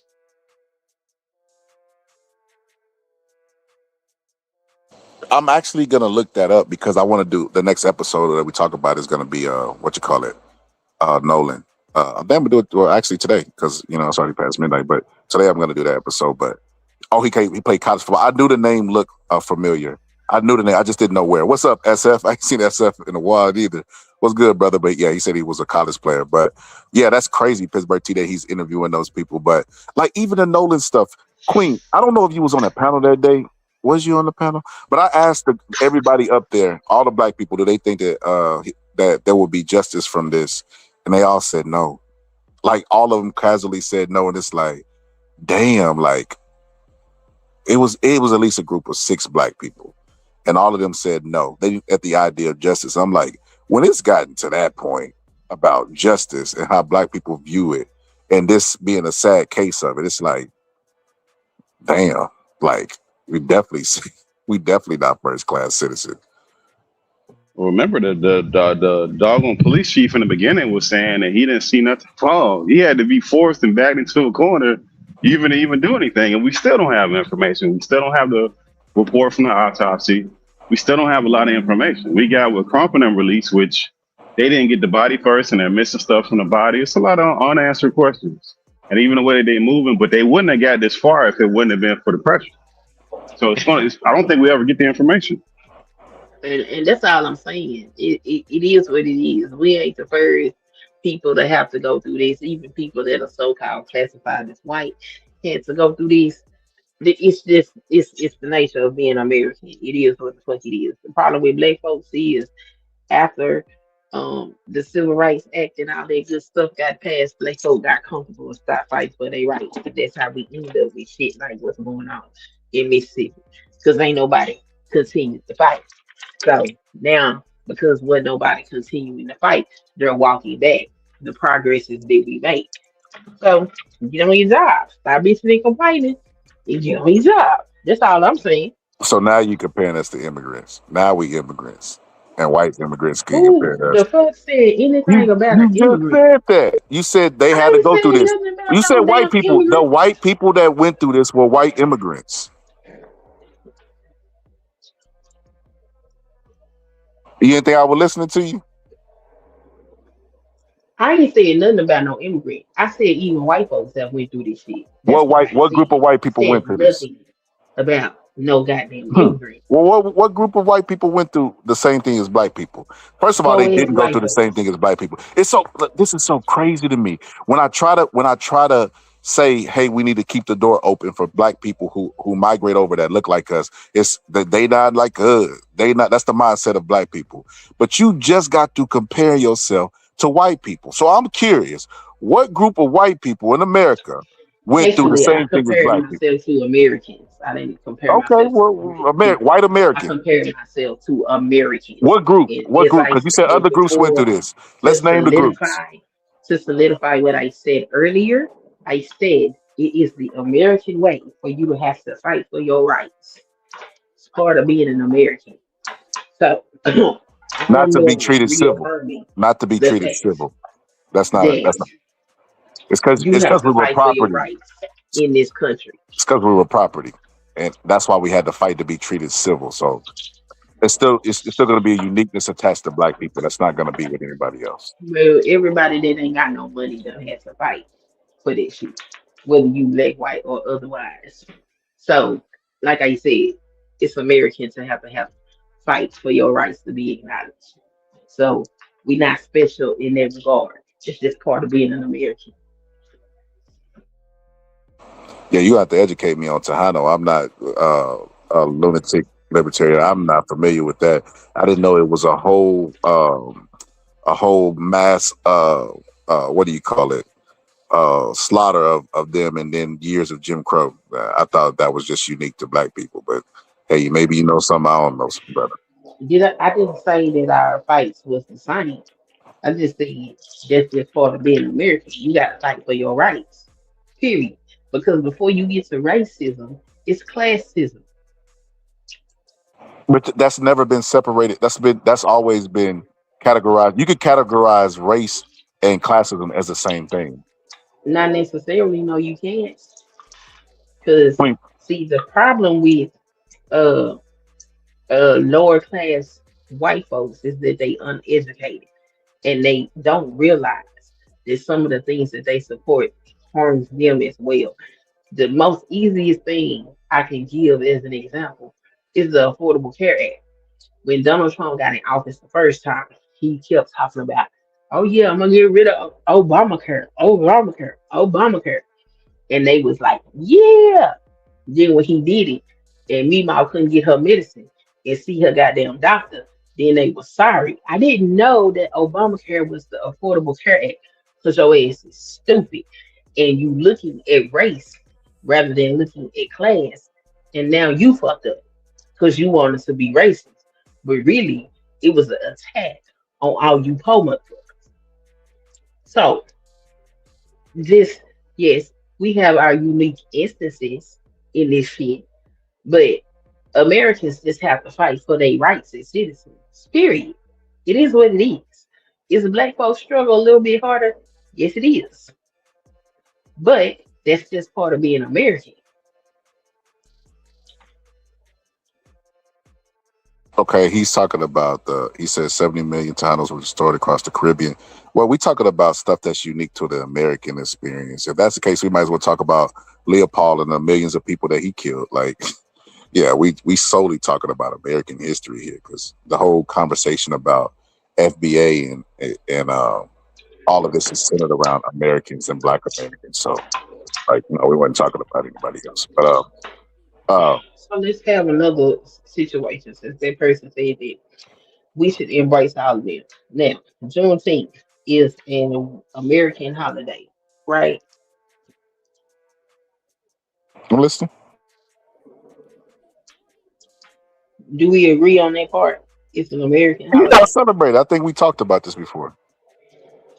So, since Juneteenth is a American holiday, specifically targeted toward black people, um, why the fuck do these other blacks think it's day to come over here and disrespect us by throwing up they culture and they flags and shit? I haven't seen that. Oh, you didn't see that. But you see black people going over there talking shit to Godfrey, but you don't see these motherfuckers actively disrespecting our culture. Queen. So this is the mindset I gotta get you to realize that I'm coming from.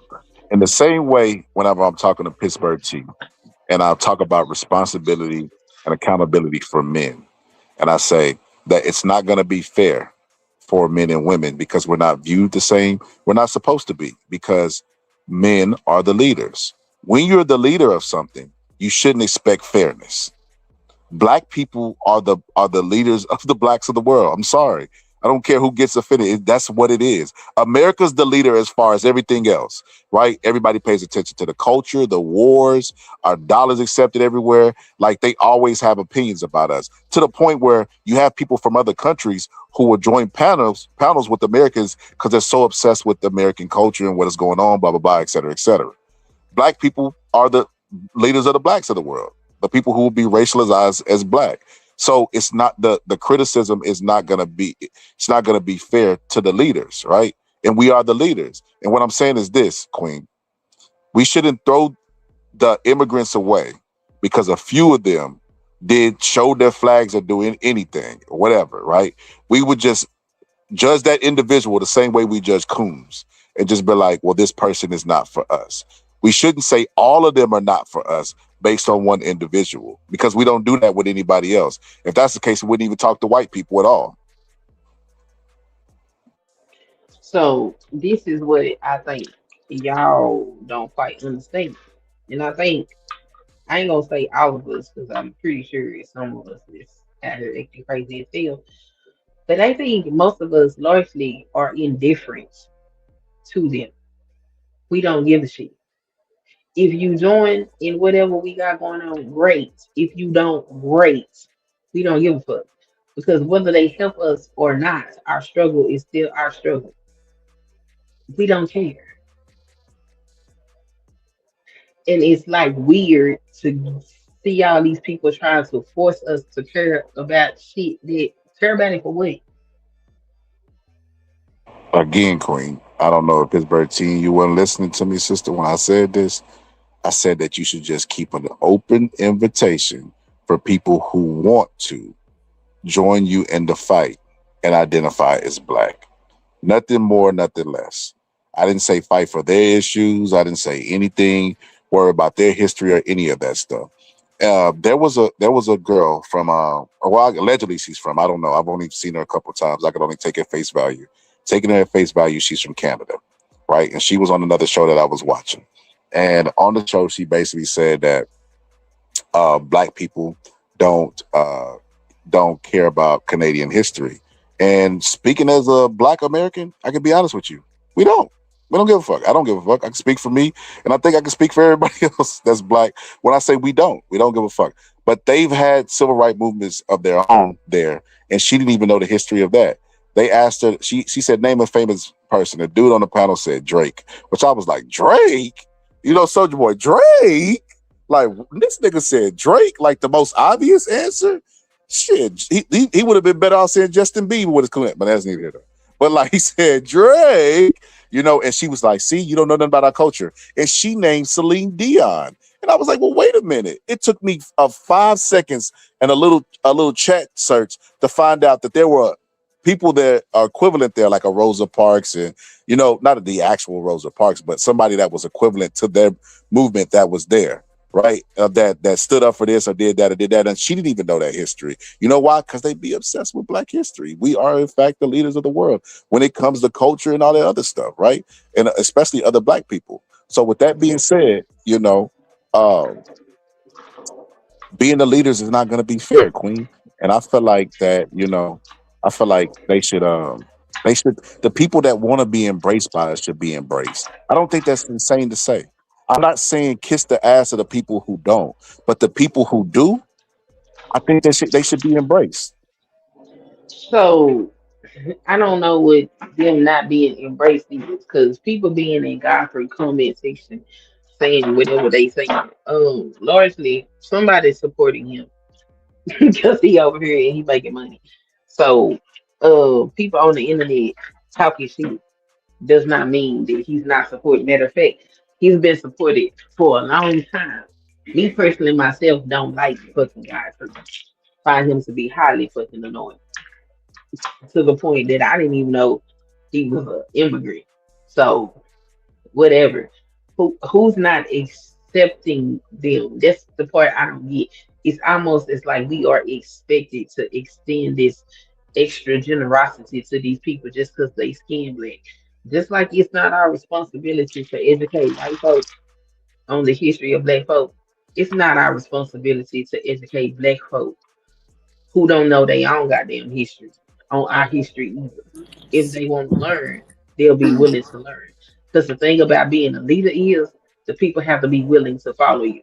And if they're not willing to follow you, then they can just be a rogue on their own. It's not our problem. Well, Why is we not all leaders being are followed. tasked to go chase these? They not our problem. They're their own problem.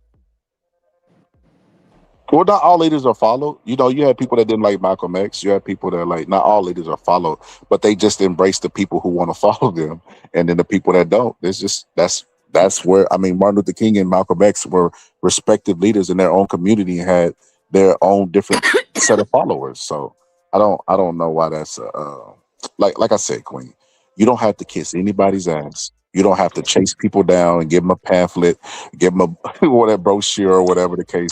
But the people who do, because there are people who have the experience that I was discussing, who come over, right? Whether they family saved up to get them over or not, or whether they came over legally on a visa, took years or whatever, and they chose an engineer, doctor, whatever the case, and they start off at the bottom or whatever the case may be. There are people that are like that, and they are in our communities, and those people will see themselves as black. Matter of fact, there's a book that I read.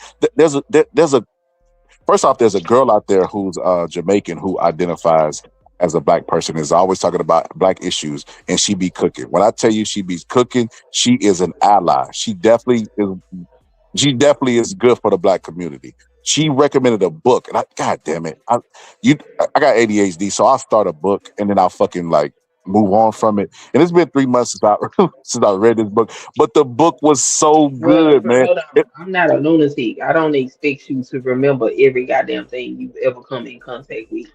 So I'm not gonna slam you because you don't remember the details Oh, of no, the I'm gonna book find it. you I'm gonna read. find it. I'm gonna find it. I'm gonna find it as soon as I get through making this point. So, but the book was so good, Queen. It was about a dude who came over, and it's so I love his perception of black people, because he talked about how when he first got called a nigga when he came over here, he didn't know what that meant, and he said that they called him a nigga. And when they told him what it meant, he basically went and popped the dude in the nose and beat his ass. And then he said the dude came back with like some of his homies and he attacked his ass again. And he said they all split up. And he was saying that basically that's how black people should be in fighting. But that book was, oh my good, that book was so good. That book was so good. But I got ADHD. I couldn't finish it. Matter of fact, that's gonna be on my to-do list. By the end of the year, I'm gonna finish that book.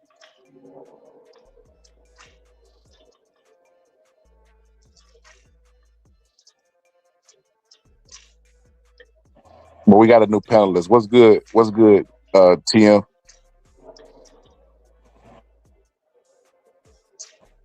If you talking, you're on mute. We can't hear you.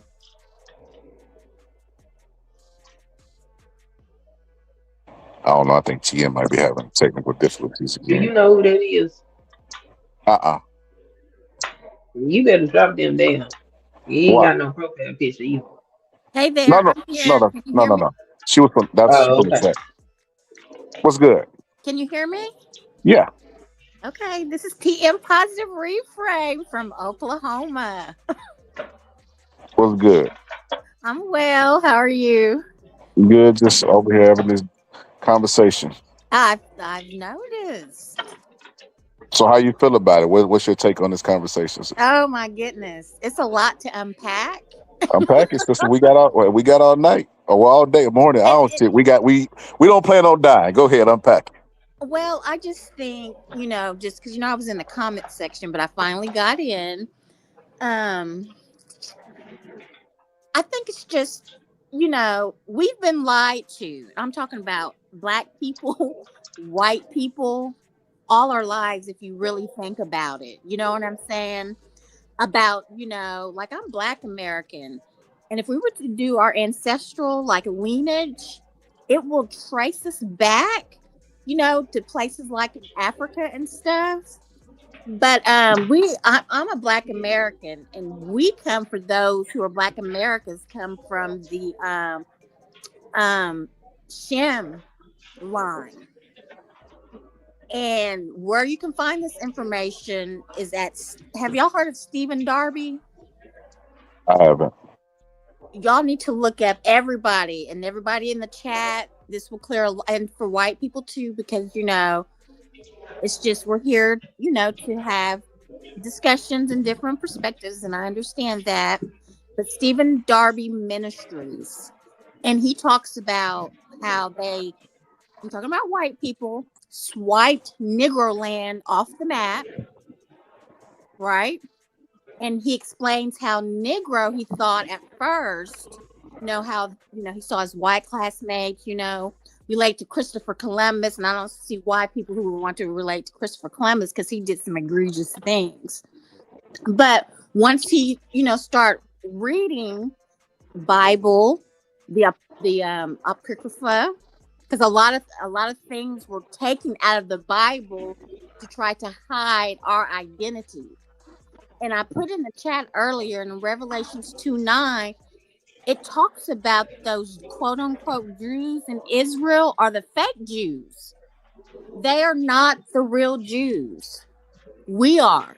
And depending what line that, you know, that we came from.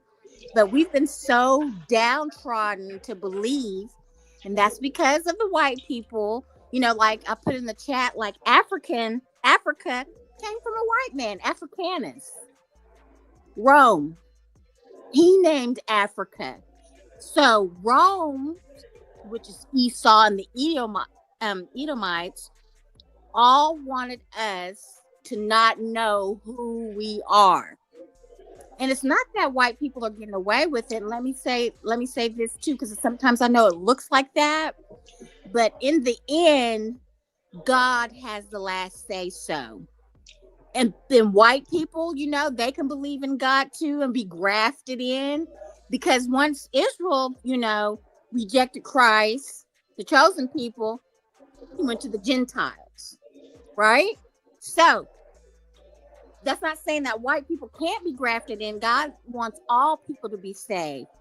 But the condition of the world today, like with white supremacy and all this kind of stuff, they know who we are. White people know who we are, but they have hidden our history from us. We come from Negro land, which that we are a people. And so nigger, like he was saying, is not a byword. It's not a defaming word, right? Because we are a people. And that's when he said, that's when they came up like with African America and blacks, because we can trace nigger back to Negro land, which they swiped off the map. So I guess just, you know, just in conclusion, just what all that we've been talking about, I think it's good to listen to other people's perspectives. And I do agree with you, you know, because, you know, I'll be quick to remove somebody from the chat. I still think that we should be respectful and not be maligning one another and being rude. This platform that you have, which I'm grateful for, is where we can all come together and have these discussions. But, you know, the truth is the most important thing here, right? They set us up, those Ashkenazi Jews and those whites that came from them Caucasus Mountains, because like you said, white people can't be in Africa because of their skin color, right? But they came down from them Caucasus Mountains and dispersed, you know, Africans, Judah, the tribe of Judah, and ran us out, colonized us, and took over. So these common names that we have, like Johnson and things like that, we all know that's from the colonizers. So anyways, I think this has been interesting. There's been some good comments in the chat, and there's been some foolish ones as well. You know, because once you know the truth of, you know, the Bible tells us, you know, the truth will set us free, right? What the world and its condition is looking like, God will fix it, especially when he comes back. You know, because people have hard hearts. It's hate, discrimination. Our black people are being every day. You look at something and one of our people is being killed. You know, with the Nolan Wells, these people, you know, these kids here that have been drowned in water. you know, and these people, white people in these high positions like judges, district attorneys, are covering these things up, you know, but God will eventually prevail. Trust me on that. And he's coming back soon too. So I think, you know, like, we shouldn't get all up in arms and into, you know, arguments. Let's just listen to each other respectfully, have the discussions, and, you know, I think we can learn from each other. Now I can talk a lot, but I'm just going to end it there for now. Well, you could talk. It's just like first of all, uh, I disagree with a lot of what you said, but my blackness won't allow me to speak on it because you know the topic, and I'm gonna be on code today. And I'm gonna make sure you warm up to my personality too, because I don't want you to think I'm malicious or anything. But I will say this. Somebody in the chat said, "What oppression that are we going through today?" And that's how you know they wasn't listening, right? You named it. You named the justice system. Like look, do y'all not watch the news? Like the people that ask stupid shit like that. It's like, what do you just walk through life with just blinders and stuff? And it's like I said, the lady, there's a lady in America, right? I don't even remember her name. Me and Queen talked about her, but I can't remember her name because she's forgettable. And she looks exactly like what's inside of her. Like she's ugly inside and outside. But that lady that called the little boy a nigger and then raised $1 million in only a couple of days, and then convinced everybody that she was a victim, and it's like, and the world believed it, and with little bit of proof. Hey, I'm the victim of.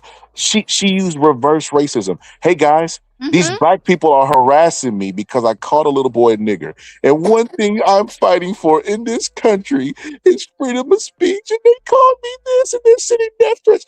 She didn't need no proof. They just said, you know what? Go in your wallets, everyone. Let's help this white woman out. Gave her $1 million with a little bit of proof. Meanwhile, with Nolan Wells, there's a bunch of proof there was a bunch of foul play. That he might not get justice with the justice system because the way it's set up, from it being a deeply Southern place, all of those things combined, and they don't believe it.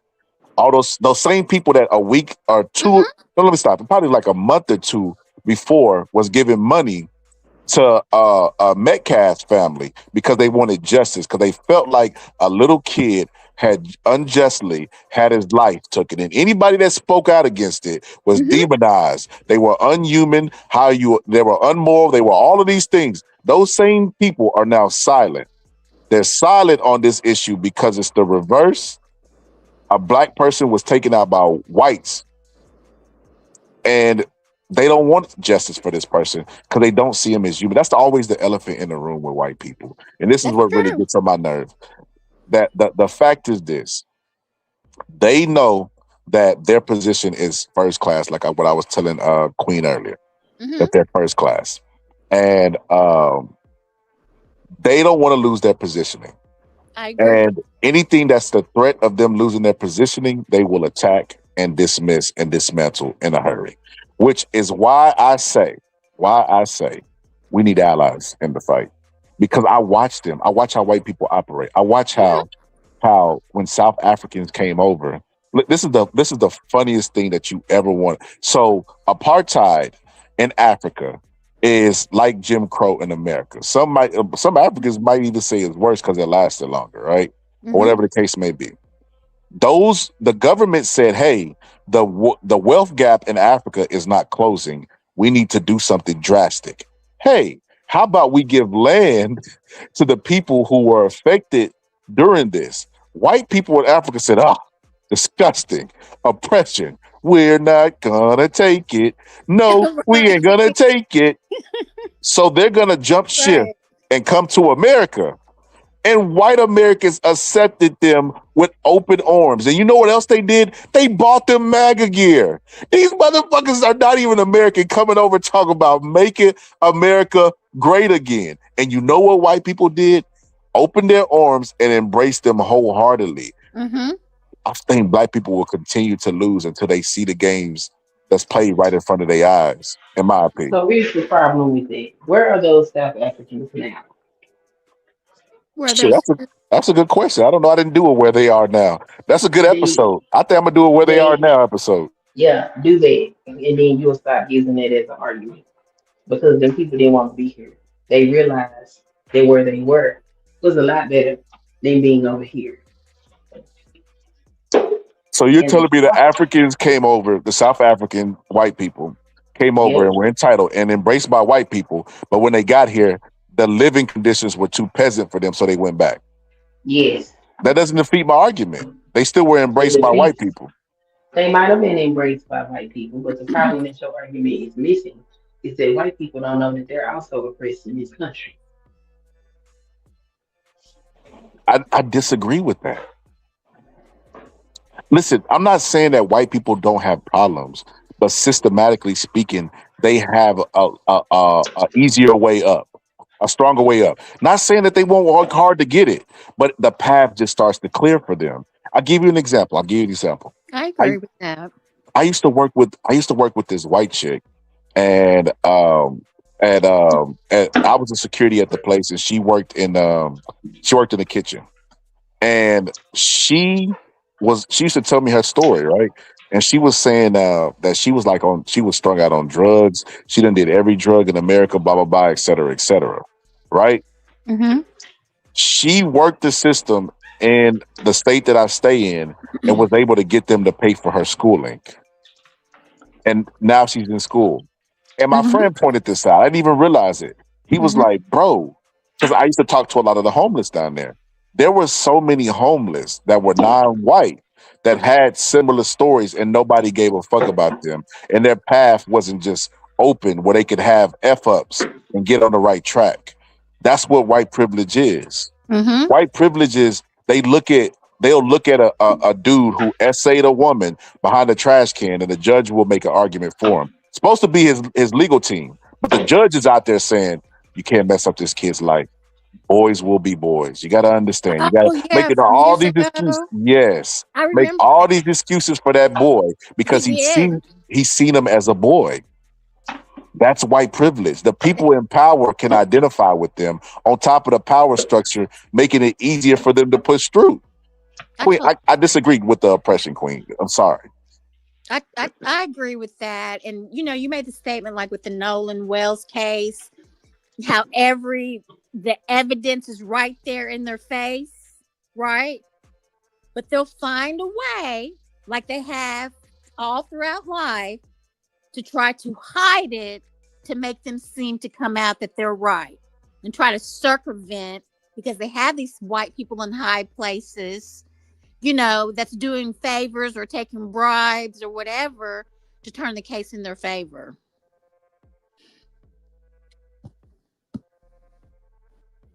And then did y'all hear the recording? Recording from the black lady who did.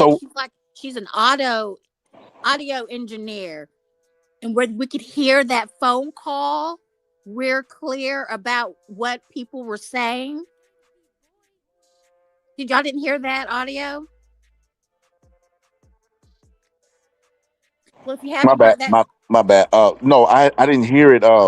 My one of my friends was telling me they wanted to go live. They wanted to go live about that, and they wanted to talk about that. But I haven't went over. I've been really busy at work, so I haven't had a lot of time to do studying on different topics and stuff like that. But yes, I definitely want to review that. And you know what? I'm gonna be honest with you. Nothing at this point would surprise me with this case. If there's a bloody glove out there, that's the only thing that could surprise me. If there was like an OJ bloody glove from the teams, that's the only thing that would surprise me. I'm like, what?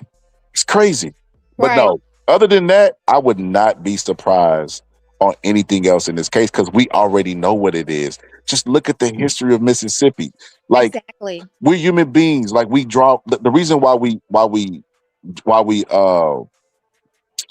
document history. Like, one of my favorite quotes is we learn from history what we don't learn from history. Like repeating itself, basically, type stuff.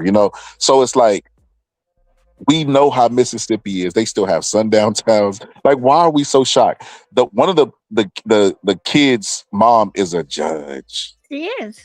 Like it's so obvious. Like the fact that police officers are supposed to treat every death as a homicide until proven otherwise, and they were just like, "Yep, this is clearly no evidence of foul play." open and shut case, John. It's like a bunch of fishy stuff where you're like, there's nothing that can surprise me. Now I want to see this. I want to see two things. I want to see public perception, because the people who told us that justice matter and these kids and you're inhumane if you don't think that a kid's life matter. I want to see those people come out and start caring again, because it's only been a month. You know, they didn't use all their energy on Metcalf. Hopefully not, right? Energy, money, and resource. I want to see those people come out, and I also want to see what the justice system is going to do, because that's most big cases. And somebody brought this up the other day, and I didn't think about it. Most big cases go the opposite way. Like, we could count on one hand the cases. Like, so we got George Chauvin that went the way of black people. Rodney King. It didn't go the way of black people. It went the right of justice. Because he should have been prosecuted. Yeah, but I mean, we know that the justice system is racist, right? It is. It's the good old boy system. So we normally, whenever they get publicized, we don't see justice, right? I remember after Trayvon Martin, I could just remember, like, most of the black people I know, including myself, is like, I'm done with the news. I'm done with this shit. Because you get so invested and you like hope that they're gonna make the right choice. You get all that build up and that anxiety, and then you hear not guilty. Trayvon Martin is the George Zimmerman walked because he got the wrong charge. He didn't get the proper charge. He should have been charged with manslaughter, and he would be in jail. Right, well, he'd probably be. He'd be out. Manslaughter carries like 2 to 5 years. No, not in Texas. Manslaughter is a. And they wasn't in Texas. Charge. It was in Florida. Oh, I don't know, but I believe he was looking at 15 years before they made it a murder charge. And the only reason why I know is because I was reading the case and reading the law. And so when they went down there to protest at the district attorney's office because the initial charge was manslaughter, I was on the internet telling people that's a bad idea. The correct charge is manslaughter. He's going to walk on a murder charge because they can't prove murder. And that's what happened. They couldn't prove it. So he walked. So, in addition to the justice system being racist, black people don't read the fucking law. Black people generally talk about... Wait, hold up. What does that have to do with black people? Because black people, this is twofold. Number one, the prosecuting attorney should have did her job the way she knew to do her job instead of listening to a bunch of people protesting outside. Because her listening to a bunch of people who don't read the law tell her how to do her job not only allowed that man to walk, but also ended up costing her job. Because when elections came around, they did not re-elect her to her seat. Queen, if you think that prosecutor was listening to outside noise, sister, you're sadly mistaken. They don't give a goddamn.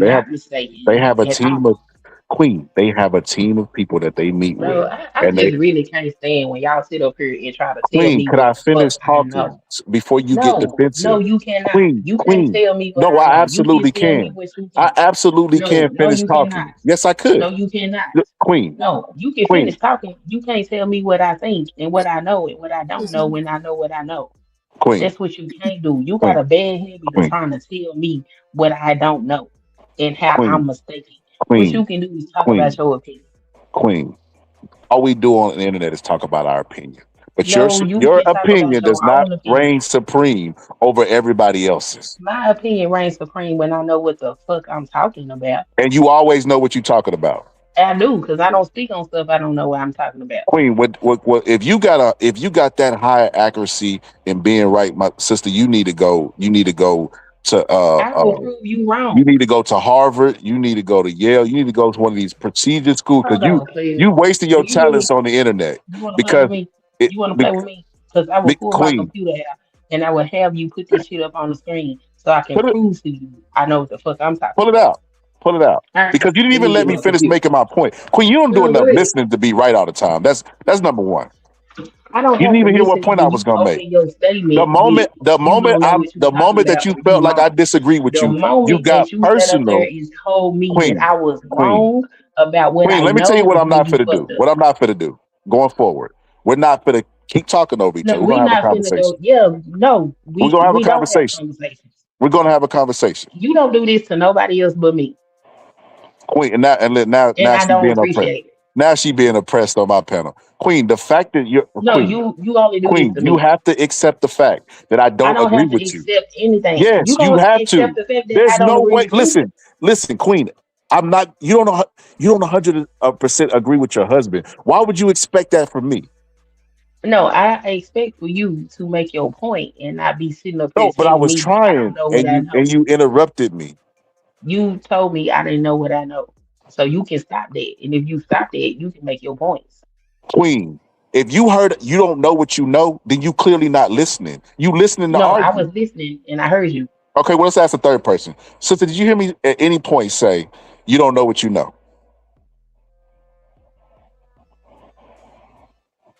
You're on mute if you're talking. I give you time to come off mute.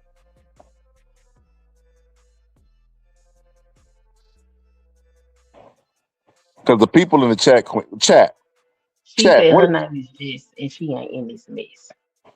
chat? If you're listening, chat, did y'all hear me say, Queen, you don't know what you know? You should have made me go rewind it. That's what I'm gonna do. That's what Please I'm. rewind. That's what I'm. Please rewind. And I did That's what not I'm. quote you And verbatim. look, listen, when I you wrong, please don't paraphrased move the what you said. goalposts. Because I know I I'm wasting my paraphrased. time. You just Let gonna me double make down.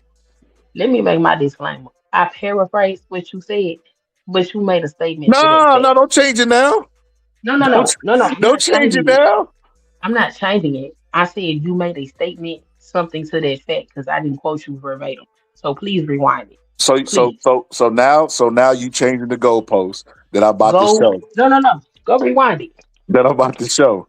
That Yeah, I go definitely rewind it. didn't say that because you didn't even know what point I Okay, was gonna make. The go point that rewind it. the point that I was gonna make is that this has nothing to do I with know black you ain't people. gonna rewind it because you know you finna get All right, clapped. I'm finna play it. This is insane. This is insane that I'm doing this. This is crazy. Then you hit me with the. I feel like you only doing this to me. The Queen. What You the only fuck? do it to me. What are you You only talking do about? this to me. I am the only person you do this shit to. Uh, elaborate how this is only you and how I only do it to you.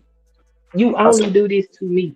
You I don't speak. get up here and tell nobody else the shit that you be saying to me.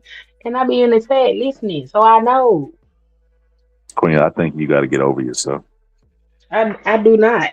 You got to. You got to. If I'm you're gonna be online in a debate platform and you're debating your ideas, I'm you comfortable with can't take myself. you But I can't can definitely call you out on your bullshit. you can't take stuff serious about I somebody can disagreeing with you. definitely call you out on your bullshit. And I'm going to do it every time. Okay. All right. Well, here we go. Here we go. I don't know how that's bullshit. Me disagreeing with you, but you're wrong. It's You're not wrong. a I disagree with disagreement. you. It's not a disagreement. It is the if you think this, I know this. I was sitting there watching it. And Okay. the Here we go. reason why Here I we go. was sitting Here there we go. We watching ain't it, gotta talk about it. Let's here we go. yeah. To turn the case in their favor. Yeah. I'm not changing it. I said you made a statement, something to that effect. Because Probably me on there for about 50 So minutes. I will prove you wrong. you need to go to Harvard. You need to go to Yale. You need to go to one of these prestigious schools because Hold you on. work. So I haven't had No, a no lot of time to do school, no studying on different college. I said topics and stuff no. like that. But yes, I definitely want to review that. And you know what? I'm gonna be honest with you. Nothing at this point would surprise me with this case. Like if there's a bloody glove out there, that's the only thing that could surprise me. If there was like an OJ bloody glove from the teams, that's the only thing that would surprise me. I'm like, what? It's crazy. But Right. no, other than that, I would not be surprised on anything else in this case because we already know what it is. Just look at the history of Mississippi. Like Exactly. we're human beings. Like we draw the reason why we document history. Like one of my favorite quotes is we learn from history what we don't learn from history. Like repeating itself basically type stuff, you know? So it's like we know how Mississippi is. They still have sundown towns. Like, why are we so shocked? One of the kids' mom is a judge. She is. Like it's so obvious. Like the fact that police officers are supposed to treat every death as a homicide until proven otherwise. And they were just like, yep, this is clearly no evidence of foul play. Open and shut case, John. It's like a bunch of fishy stuff where you're like, there's nothing that can surprise me. Now I want to see this. I want to see two things. I want to see public perception, because the people who told us that justice matter and these kids and you're inhumane if you don't think that a kid's life matter. I want to see those people come out and start caring again, because it's only been a month.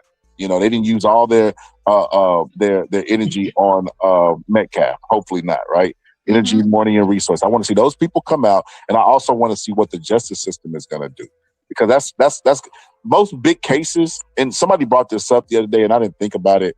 Most big cases go the opposite way. Like, we could count on one hand the cases. Like, so we got George Chauvin that went the way of black people. Rodney King. It didn't go the way of black people. It went the right of justice. Yeah. There you go, cutting me off to disagree with me, but you sensitive when I do it to you. Yeah, but I mean, we know that the justice system is racist, right? It is. It's the good old boy system. So we normally, whenever they get publicized, we don't see justice, right? I remember after Trayvon Martin, I could just remember like most of the black people I know, including myself, is like, I'm done with the news. I'm done with this shit. Because you get so invested and you like hope that they're gonna make the right choice. You get all that build up and that anxiety, and then you hear not guilty. Trayvon Martin is There you go again with another disagreement, Queen. the George Zimmerman walked because he got the wrong charge. He didn't get the proper charge. He should have been charged with manslaughter, and he would be in jail. Right, well, he'd probably be. He'd be out. Manslaughter carries like 2 to 5 years. No, not in Texas. Manslaughter is a. And they wasn't in Texas. Charge. It was in Florida. Oh, I don't know, but I believe he was looking at 15 years. Before they made it a murder charge. And the only reason why I know is because I was reading the case and reading the law. And so when they went down there to protest at the district attorney's office because the initial charge was manslaughter, I was on the internet telling people that's a bad idea. The correct charge is manslaughter. He's gonna walk on a murder charge because they can't prove murder. And that's what happened. They couldn't prove it. So he walked. So in addition to the justice system being racist, black people don't read the fucking law. Black people generally talk about. Wait, hold up. What does that have to do with black people? Bam. Now you cut me out. You cut me out. Keep going. Nope. That ain't what happened. That ain't what happened. You just cut me out. We just heard you.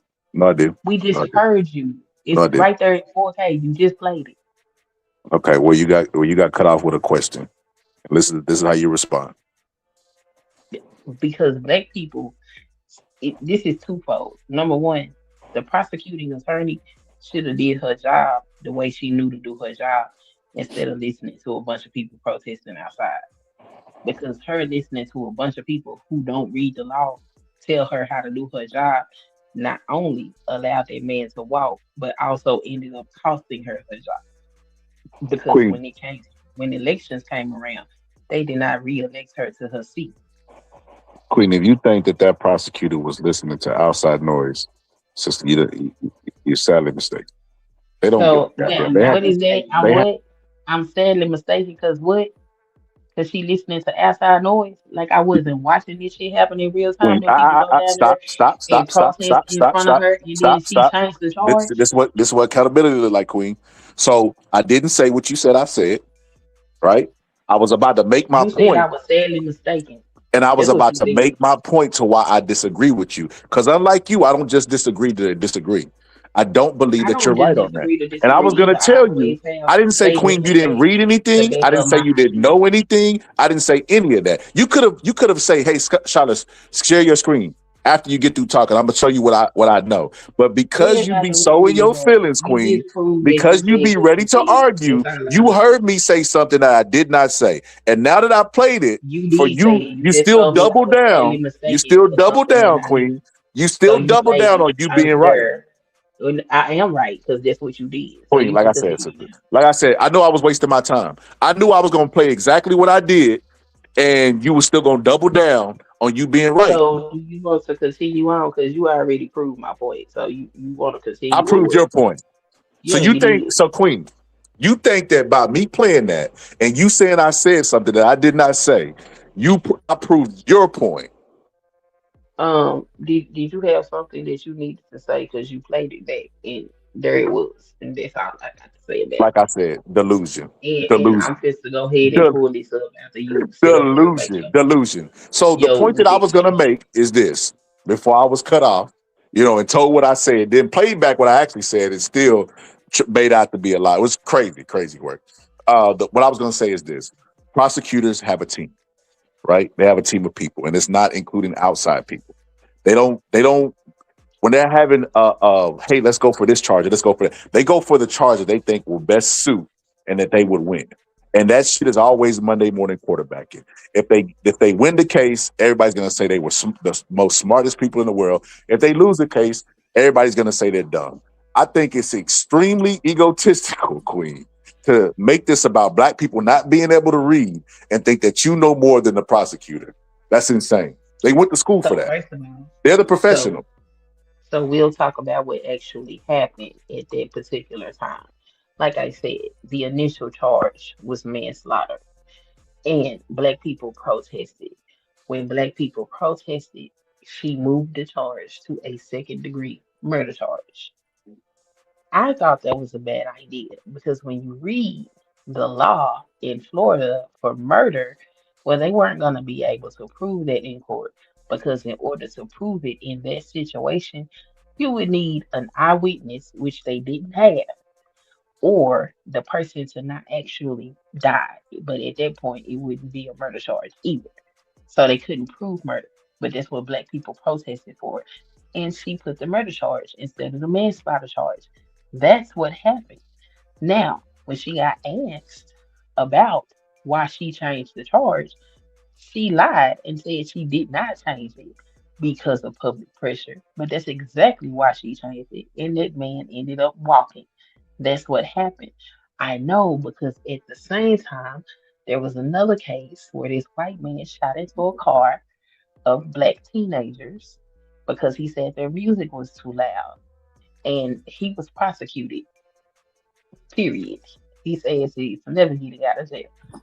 And I was looking at the differences of these cases because there's a lot of black people getting killed around that time and not being prosecuted. That's what made me start looking at the law and listening to the conversations that these people was having.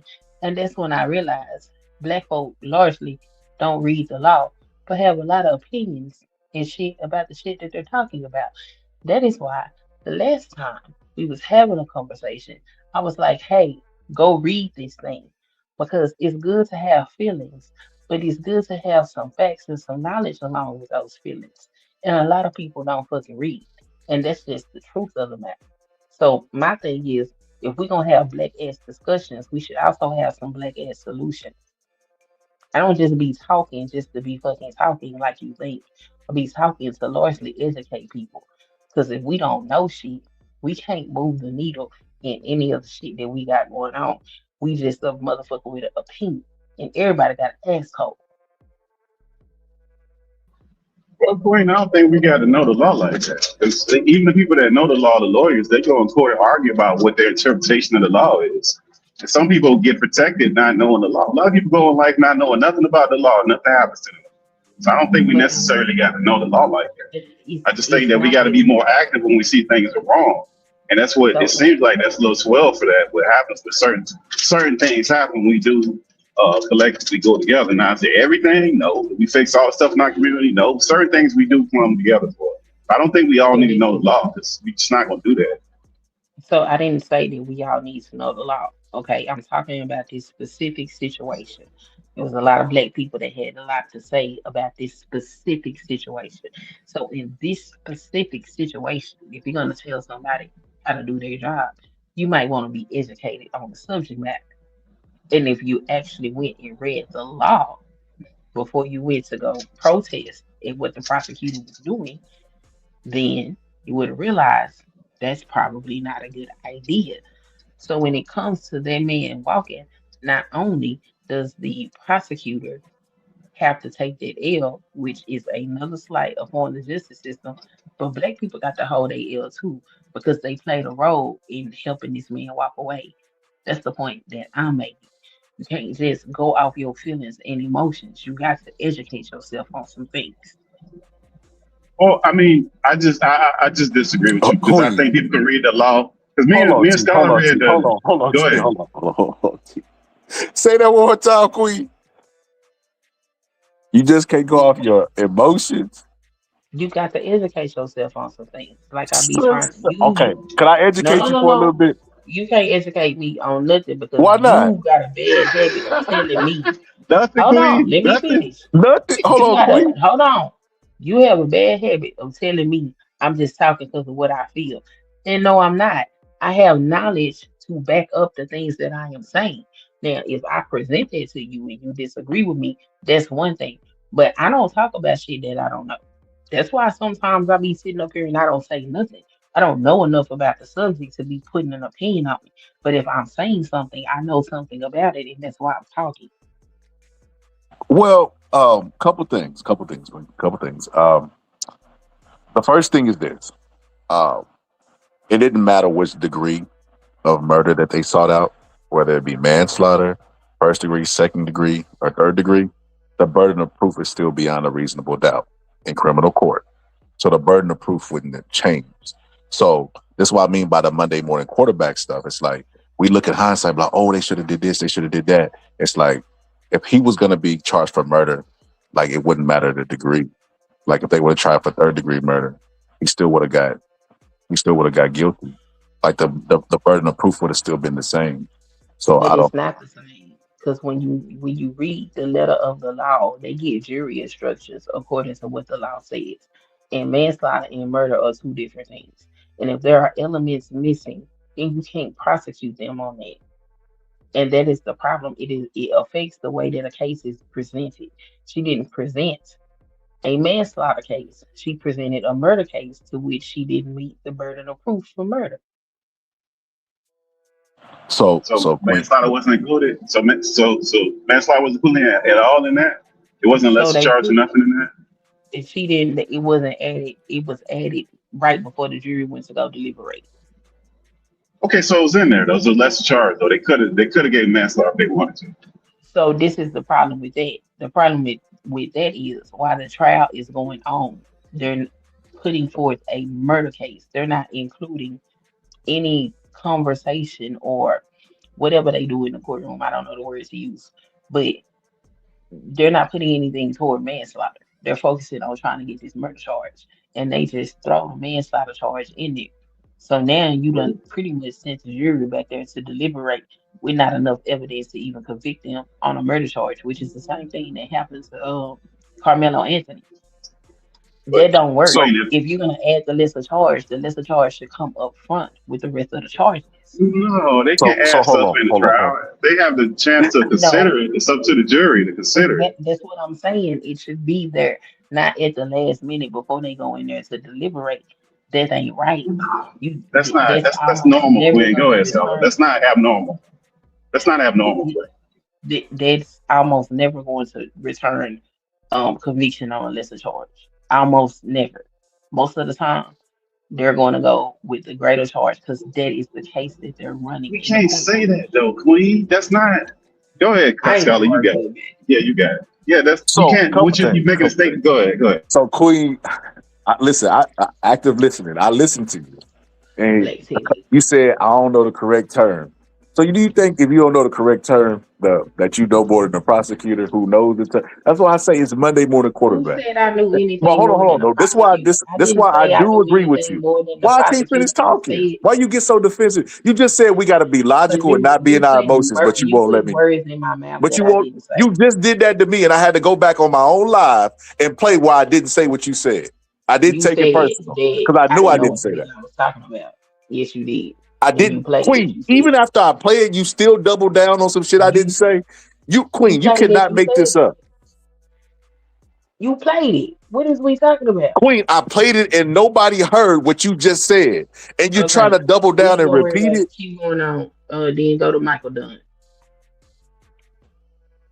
I don't know what you're talking about. So anyway, so this is why I do agree with you at.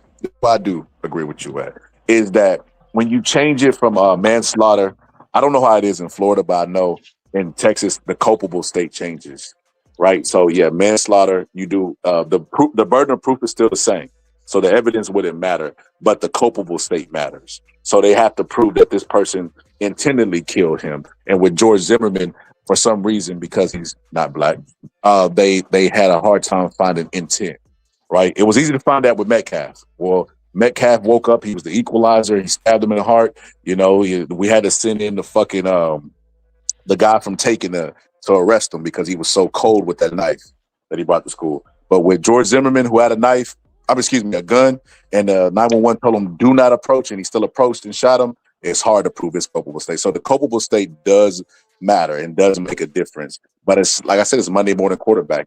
Like the evidence was still the evidence, and if they wasn't gonna find him guilty of murder, they wasn't gonna find him guilty of manslaughter, in my personal opinion. But this is one of the jurors. I remember she spoke out because she was saying she was fighting for George Zimmerman. She was the reason why it took a while for it to come. I just typed in her name. I don't know what she's actually gonna say, so I'm gonna just play the video. And works full-time as a certified nurse's aide. She's of Puerto Rican descent. She lived in Chicago and moved to Florida just a few months before the jury was selected. Her attorney, David Chico, also joined us, and it was important to Maddie to express what it was like to sit on that jury. Take us into the deliberations. You've heard all the evidence. You've heard the closing arguments, all of that. You go into the room for the first time together as a group. Did you take a vote right away to see where you stand? No? I didn't take a vote. What was your first vote? My first vote was second-degree murder. And many people are wanting to know, how did you go from, in 9 hours, from feeling he was guilty of second-degree murder to not guilty? It was hard. A lot of us I wanted to find something bad, something that we could connect to the law, because all six of us, well, let's not speak for all six of us, but for myself, he's guilty because the evidence shows he's guilty. He's guilty of killing Trayvon Martin. But we couldn't prove that intentionally he killed him. And that's the way that the law was read to me. Tell us more about the emotion during those 9 hours, from the initial vote of murder, second degree, to not guilty. What was going on in your mind, your heart? I was the juror that was going to give him the hung jury. Oh, I was. I fought to the end. Did you feel a little, for lack of a better word, bullied in the deliberations? I don't know if I was bullied. I trust God that I wasn't bullied, but you feel that your voice was heard in that My voice room? was heard. I was the loudest. Yeah, that's for sure. You're a mother, as you said. Yes. You have children that were Trayvon's I have age. plenty of children. Yeah, but 8 of them. And what would your reaction have been? Your son going to the store, getting candy and iced tea, going home, altercation happens, and your son is killed. I feel that I was forcibly included in Trayvon Martin's death. I carry him on my back. I'm hurting as much as Trayvon Martin's mom is. Because there's no way that any mother should feel that pain. And you said earlier that you are the juror that could have made it a hung jury. I'm gonna just pause it there. She's hurting more than the mother who lost a son. You can't make this up. They go back to that second-class citizen stuff. Oh, yes. Do you have regrets that you didn't? Kind of. I want Trayvon's mom to know that I'm hurting. And if she thought that nobody cared about her son, I could speak for myself. I do care. I couldn't do anything about it. And I felt like I let a lot of people down. And I'm thinking to myself, did I go the right way? Did I go the wrong way? I know I went the right way because by the law and the way it was followed is the way I went. But if I would have used my heart, I probably would have went a hung jury. And believe it with all my heart, because I do have kids. You wanted to come forward. Yes. You haven't asked for money. You haven't asked for a book deal. You haven't asked for. I'm gonna stop it there because I think she did release a book, if I'm not mistaken. I could be wrong on that, but it's just I don't really care what she has to say. I But just that's what I'm saying though. It's the way that the law is written. So if you're gonna protest about shit, you might want to read the fucking law. And the law is not the same across the board. The law is different in every state. So when I read this shit, because I didn't live in Florida at the time, I was living in Georgia, and I was looking at all of this stuff because there was a white man, same city, in Jacksonville, Michael Dunn killed Jordan Davis. He was that man gonna die in prison. He got damn near 100 years when they got through with all the charges that they put on him. And it was because of the way that the case was prosecuted. Angela Corey did not prosecute that case correctly because it was public scrutiny and she was worried about black people not voting her back into her seat, which she ended up losing the seat anyway, when she should have just gave that man a manslaughter charge because that's the way the law is written. You couldn't prove that Zimmerman intended to kill Trayvon. You just couldn't based on the evidence that they had. And that's what I'm saying. If you're gonna get involved in those things to the point that you putting pressure on these people, because that's why we tell people to go vote, because most of these people are holding electable seats. And so they want you to vote for them. And they will listen to you. It ain't got shit to do with no team. A team can't save their seat. It's the people that put them in the seat. So they're gonna listen to the people. And that's what she did. And she ended up losing her seat anyway. so yeah. I think me and you just have two different views on this. I look at this situation and I say, man, that woman basically said that if so people who do jury duty, Queen, are Americans, and Americans are dumb. I don't even know, I can't put that in a polite way. Just got to say it what it is. Like the reading level, the comprehension of, they're dumb. They're just dumb. It just is what it is. Those people are deciding fates, right? She started off with, I know George Zimmerman killed Trayvon Martin. Well, what is the problem with voting him guilty on murder? So you're gonna let a person go free because of your understanding of the law? And you're not a lawyer? That's retarded at best. Retarded. She made the wrong choice. That was that she basically exposed what we already knew about Trayvon Martin. It ain't the prosecutor to focus on. It's the racism. The fact that she's up there trying to pretend to be compassionate to Trayvon Martin's mother, being a mother herself, and say, well, I'm hurting more than you. But that is so disrespectful. Excuse me. That is so disrespectful. I'm hurting more than the person that lost. You guys don't understand. I'm the real victim in this. Ain't that microaggression? Ain't that what we go through all the time? Where we try to tell people about our problems and they bring up other problems? Well, I kind of disagree with that. I'm a mother Yeah. too. I have two adult children, but I can imagine, let me say this. As a mother, I think I could empathize with her with that. Like if you put your own children, well, wow, if that was my kid, what would I think? What would I do?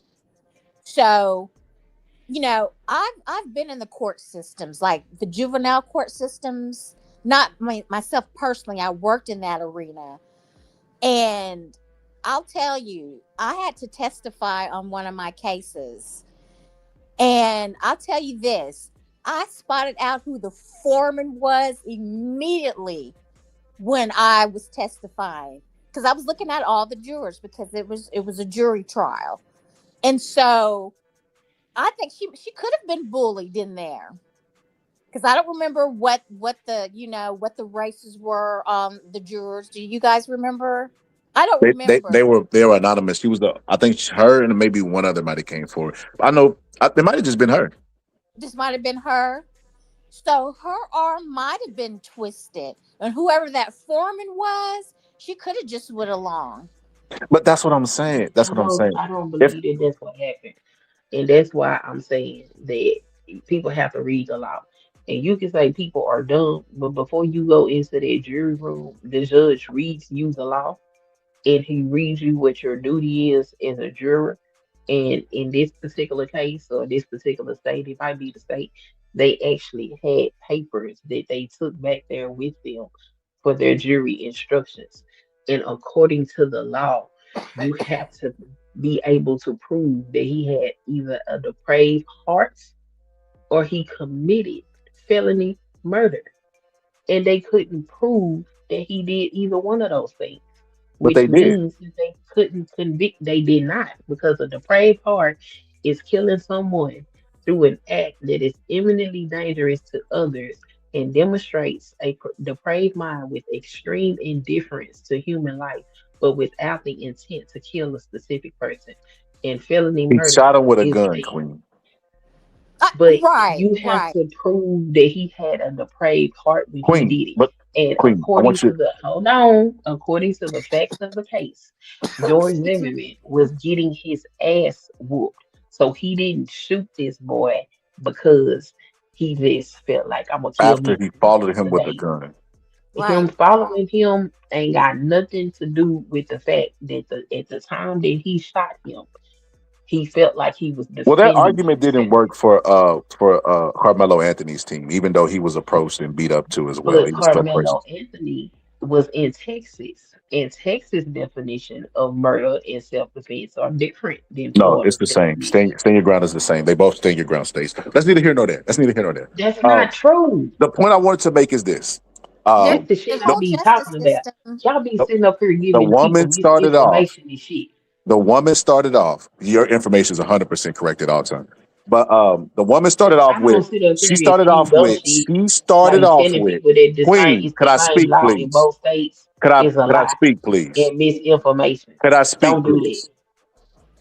You're making me lose my train of thought. Like it's like at this point, Queen, I don't know Just stop what you making got up going. shit. Queen, you've been making up shit this entire show, I didn't and make you've up been nothing. debunked I'm the reading entire it. show. I am reading it because So reading is fundamental. anyway, going by the juror whose job it was to decide whether he was guilty, her opening statement was he killed Trayvon Martin. As a juror, you're faced with voting innocent or guilty. She said out of her own mouth, he's guilty and killed him. Because she asked guilty of what? He killed Trayvon Martin. There's nothing more to discuss there. It is. That's not true. There's nothing more to discuss. It's listen, There is more to as a discuss juror, your job is to decide innocent or guilty. You're Right. either gonna let this person according walk, to the law. you're gonna let him walk, or you're gonna make him guilty. Right. Then it's their job to decide the amount of time he gets based on the crime. You have to find them innocent or guilty according to the law. Those are Queen, jury Queen. instructions. And this is why you talk about the problem with black people. This is the problem with black people. The white people go in there with their mind made up. They Historically, they do. have. They absolutely do. And they don't give a damn about their interpretation of the law or any of that shit. I was gonna If they say that. think you're guilty, they're gonna go vote you guilty and let the courts process and do whatever they want to with you. I agree. So They find a way. The whole judicial system and it's systemic against black people. The whole judicial system is jacked up. Just who was the boy who they said they stabbed that boy at that stadium? Is that the Carmelo Anthony? yes, Okay. They're trying to do a retrial because the judge and those attorneys are making these pre-made deals, you know. So that's the law that has to be, factored in. And now all that stuff is coming out. How the judge is part of it, and they're looking at it almost as a RICO. How the judge was part of, how the DA, the prosecutors, all the defense and the prosecutors and the judge were all in on this kid. yes, which is why they should do everything that they can do to either And get I him a new guarantee trial or get him out of there, which whatever the case may be. But when it comes to regular people, I don't understand how we sit up here and say we make up our mind and we go in there, but then say that the system is unfair. If you're gonna do your civic duty, then do your civic duty. Jury instructions tell you what the law is. It tells you what the prosecutor and the defense attorney had to prove. and they tell you what your role is as a juror. You go But back there with all of this information. TMP, run. You just Well, joined the well, show. You look, just joined the live. Run. Go get some help because these Negroes are. So you gonna beat the white man by letting him play by a different set of rules than you, and you gonna play by morality and yeah, expect to no, beat him? yeah, no. And I think we don't participate enough in it. Like, look, I think a couple things are true. That part. Look, there's a couple things that's true. There's clearly an unequal justice system. That's not even like debatable at this point. I think the other part of it is that we don't participate enough in the system just by doing jury duty. Forget us being lawyers and judges and all of that. Negroes be knowing all the little catch words and phrases that go to jury selection if they even show up to get themselves out of that. And that's wrong. You're not putting yourself even to be a representative for your community when you have these juries that are not even slanted to represent your people. You're taking yourself out of that running, which is completely idiotic. So that's a huge thing that we have in our community. We have to some kind of way address that. I don't know how, but some kind of way we got to address that because that's a huge issue. And then I'll say this part too. As far as attorneys go, there's different types of attorneys. They're all across the board. But some kind of way with black attorneys, when it's a black defendant, some kind of way that dude becomes a coon, all this stuff where he don't get that person off. Sometimes attorneys just don't have good evidence. They don't. And some of them are really good at making very small evidence or very small basis work for them. Everybody's not a Johnny Cochran. Everybody's not like the guy that Young Thug had, I forgot his name, Steele, that they can get you off the stuff from technicalities. Everybody ain't out of it. And some of these cases are just bad. Even if what you believe is true, the evidence that's against these people sometimes is so horrid. I just think it's a lot. It's very complicated in some of the situations we put ourselves in, but the justice system definitely isn't equal. That's not even debatable at this point with the sentencing and everything else. Yo, TM, you type it in the private chat. You got to hit the public chat if you want to. They can't see your comments. Oh, it's just y'all. Okay. I was like, who is this typing in the back chat? This is a new sister up here. This is a new sister. Salute, my sister. Oh, okay. It's a new sister up here. Salute. Salute. No, salute my ass, sister. Run. We gonna lose, sister. We gonna lose. I'm not running from nothing. I'm not running from anything. I am 10 toes down. I have worked in the juvenile court system. I have talked to judges. I have presented cases. I have talked to lawyers/attorneys. I'm not scared. Sister Run, these Negroes said we gotta go by the law. We gotta go by the law. You'll never win like that. Because number one, in a perfect world, that would be wonderful. Ideal. And that would be ideal, but it doesn't operate like that. The justice system is totally corrupt. And I've even seen it when I worked in the juvenile system because I was back there talking to judges and things. Now, I wasn't corrupt because I'm trying to be ethically right in presenting what's going on, right? But yeah, they had a good old system back there too because the lawyers were by the judges and all they had to do is just hip right up from their chair and go talk to them. And I've seen cases go the other way because of bullcrap red tape. I mean, it's a whole lot of stuff that they do is no different than politics, which is why we need people to participate on all levels, not just becoming the lawyers, not just becoming the judges, but even doing your civic duty, which is what Pittsburgh T was saying. And I agree with him because it's not that we need to go in there with our minds made up. It's that we need to participate in the process. If you're not registered to vote, you never gonna get picked for a jury selection. So a lot of us knock ourselves out of participating in the system because we don't do what we need to do to be able to participate in the system, and that's a problem. And those are the things that we should be talking about, not how we can be just as corrupt as they are. That's crazy. How do you want to demand justice for a corrupt system by becoming corrupt yourself? How does it make sense? No, I wasn't saying for the system for us to be corrupt too. No, not you, TM. That's what. Yeah, I was saying that. Now, look, I think we need to be just as corrupt as that system. I would say this. We have seen white folks get in situations like this lady said, I know he was guilty, but I just couldn't. It was something about it. Something about the law. Like that kind of nonsense.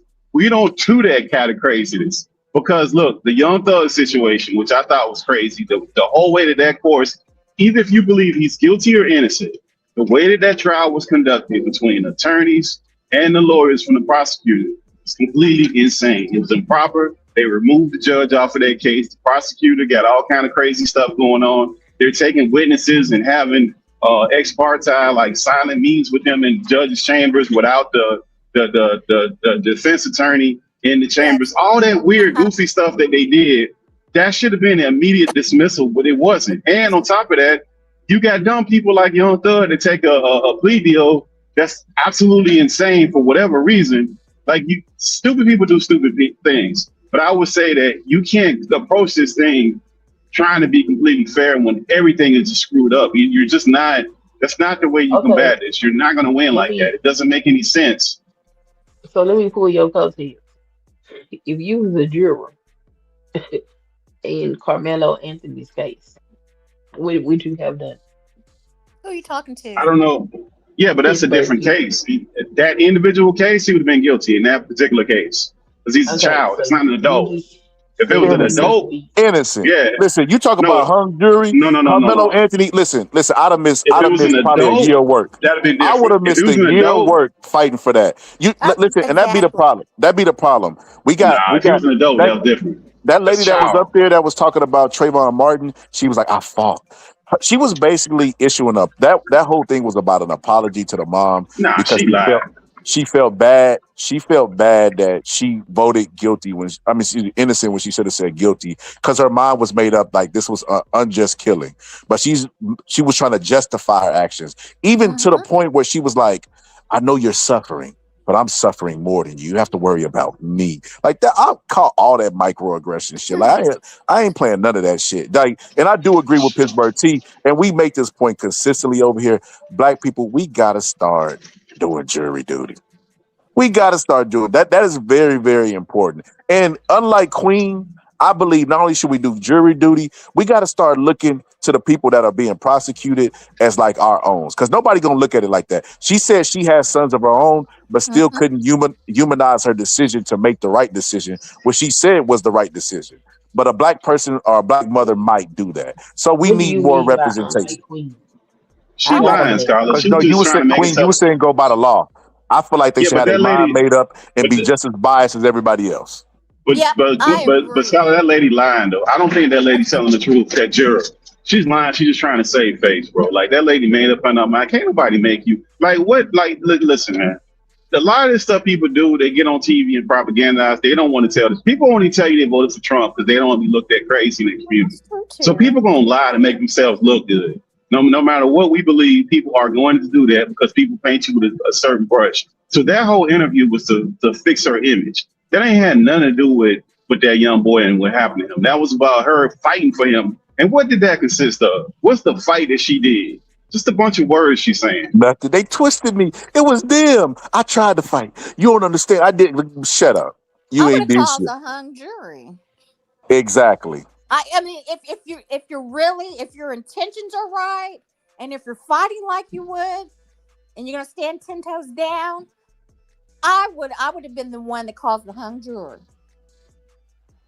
I think she.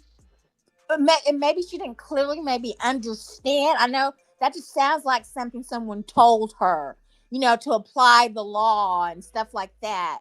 I mean, I've seen it. I haven't seen it all, but I've seen stuff being in the court systems with the juvenile system. And you just kind of, words. And like, who was this other young man that said that, you think, yes, it is propagandized and stuff like that. And a lot of rhetoric can be talked about, but if she felt like she communicated, she should have voted guilty. Well, the guy in South Carolina, the Chinese man, he had black people on his jury where he ran that kid down, chased him out of the store, and shot him in the back. And black people was on that jury, and they some kind of way did this whole we got to search for justice stuff and found him innocent, which is insane. That Wong guy, completely nuts. Yeah, that was wrong. So what they didn't show to the public was they showed the man giving the boy CPR while he was vomiting and all this other shit that the jury got to see that we didn't get to see. So, you Which know, one? You talking about the one? You talking about the Chinese man? yeah, yeah. Yeah, So, they also showed his testimony that his son was contradictory too. So I mean, they had it wasn't no clear cut. There was no way that what he said was stated as a fact because they actually had evidence of somebody saying that they saw opposite of what his son testified to. That was a witness sitting in the car somewhere. So like the idea that he's find him innocent is crazy. I will say his lawyer, his lawyer did a really good job at getting his ass off. I think if he would have had a lesser attorney, his ass would be locked up. Nah, Queen, that's just South Carolina. Remember, that's South Carolina. South Carolina, I don't know if people familiar with South Carolina. That's like a throwback from the 60s. Because remember, that's not his first incident. He shot at some woman before that. He had another incident where he chased somebody out and beat them. Like, he had a bunch of incidents with black folks in his community. And it kept going back to his store. And he even had a shooting incident previous to this one where he served no jail time. And So this ain't his first incident. They were all black, yes. Not his first incident. So there's definitely a pattern there. Yo, there was a Chappelle skit, and he was doing like the reverse racism, not in the terms of white people use it, but like literally like the reverse. Like it was a black judge. It was police officers were treating white people bad, and then they were like they went inside the house. They shot up the dog. They were like, "Well, someone shut that dog up," and it wasn't even barking, and they shot him up. And then they arrested him. And then when they were testifying, he was like, and then his wife threw her titties in my hand. He was like, "Bullshit, you grabbed my wife's titties." And then they arrested Dave Chappelle, and he was like a drug dealer. And he was like, they were like, "Will you get out and do the right things?" He was like, "Hell no, I'm gonna keep moving these birds, baby." And they were pointing at the recorder. He was like, "Oh no, I'm gonna change my ways and give back to the community." Like that was like so a genius way of putting that. Like it's so deep rooted that it's like nothing you can do. The only little parts that we could do to make it at least like move a little bit, maybe 1%, 0.5%, is jury duty. And like I said, going with the biasness that they have. I agree. Yeah, you don't have to, because even with the Nolan Wells case right now, people are acting like they got amnesia. They're acting like the prosecutor and the sheriff was trying to prosecute these boys. They're acting like the sheriff didn't come out and say he didn't see no wrongdoing before he had any autopsy or any actually witness statement. So like they be acting like they don't remember anything. They play these crazy games all the time. So they going into that. That's the sheriff that's supposed to do the investigation. That's how he's going into a so-called investigation that he's not trying to have. Like, why are you trying to play fair with this? This is obvious what's going on with this, and this happens too many times. That audio, you guys have to listen to that audio because it was very damaging. So what is it? What is it? I'll pull it up. What is it? What is it going to consist of? Okay. But it's hard to tell the whole thing because it's CETO. Well, some audio engineer, she was a black woman. She was able to make that more clear, and it was on Willie D Live where you can hear that. What is the audio of? It's the audio where they were calling, like at first for help to get the boat. Oh, like the SOS stuff. Like so, it would be like the black box on the plane. No, they're calling CETO. They're calling CETO. CETO is like you pay like an annual subscription if your boat gets stuck or stranded, whatever. They come out like and the tow number one your call. boat. Yes. Yeah, CETO. That's what they're calling. And so she's asking for subscription. So you can hear names, another name like Bart. You hear, you have to play it. How are they getting a hold of stuff like this? This is insane. What you said, it was a call. It's a public call, just like if you call 911, they just release the whole call. CETO is after the case. No, CETO is a private company. That's not a government entity. That's a private company that you pay a subscription to for your boat to be told if you get stuck at sea. Right. And if you pay this membership, they come pick you up. That's not a 911 call. I guess they didn't want. It's exactly like it sounds. Pittsburgh T. CETO. Yeah, that's what it is. CETO. That's the name of the company. I'm gonna look it up. Yeah. It's on Willie D Live. This black audio engineer was able to make that call very clear on what those communications were between those boys and those girls. Yeah, they Yeah, was but I talking about don't. When they try to clean stuff up, you can't really trust that because that's not real stuff. That's they not was Okay, so real talking. stuff. TMZ They got was it. talking. I don't They was trust Yeah, they talking. got the actual call. When you try to They was clean it up, talking. you're not going to So be able to clean that up. It's so not a let me real say let thing. me say let me say one thing about just TMZ. listen to it. Just This listen why I to it. dislike TMZ. TMZ, well, not say dislike, but they know better shit than this, right? So TMZ, when they were reporting on this, they were like, "Hey, the parents said let's not make this about race," and it's just like, just because the parents said. So you telling me if Emmett Till's mom was like, "Hey, this is not about race," that it would have just been the end all be all? You're supposed to ignore the facts and ignore what you like. Get out of here. So here we go. Exactly. Talking TMZ about is him and talking dirty. about him Are they gonna play it? This is it. Let me see. possibly being dead while they were on their way back to the mainland from Horn Island. This is all because of some audio that we got from officials down in Mississippi. This audio is a call that's being made from the boat that Nolan's friends were on. So after they're on Horn Island on July 4th, at the end of the day, about 4:30, they decide they're heading back to the mainland. And the owner of that boat, or the grandson of the owner, who's driving the boat, realizes that they are taking on water. Their bilge pump isn't working, so he places a call to a tow company called Sea Tow. And while he's on that call, there is a lot of commotion going on. And what people think is that in the background of that call, you can hear someone say, "Is he dead? Nolan. Oh my God." It's really hard to make out. This is what it sounds like.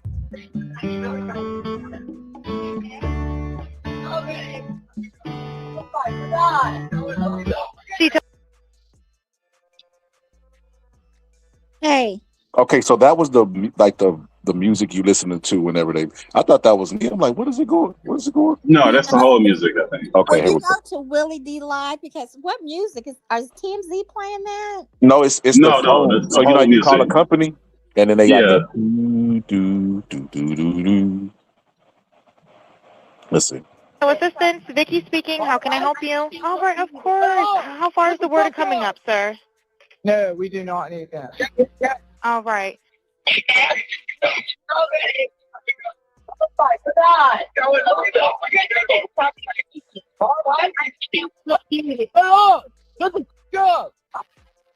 No, we do not need that.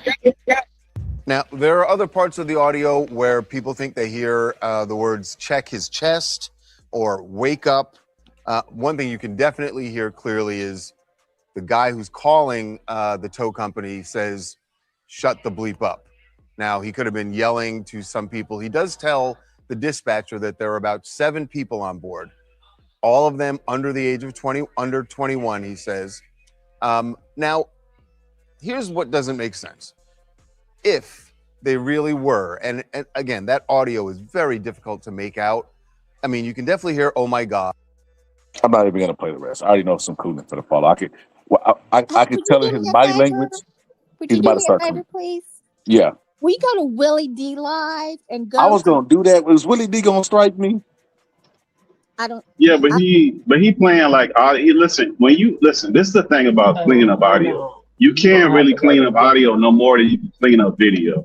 So when people start altering things start looking funny and weird with that.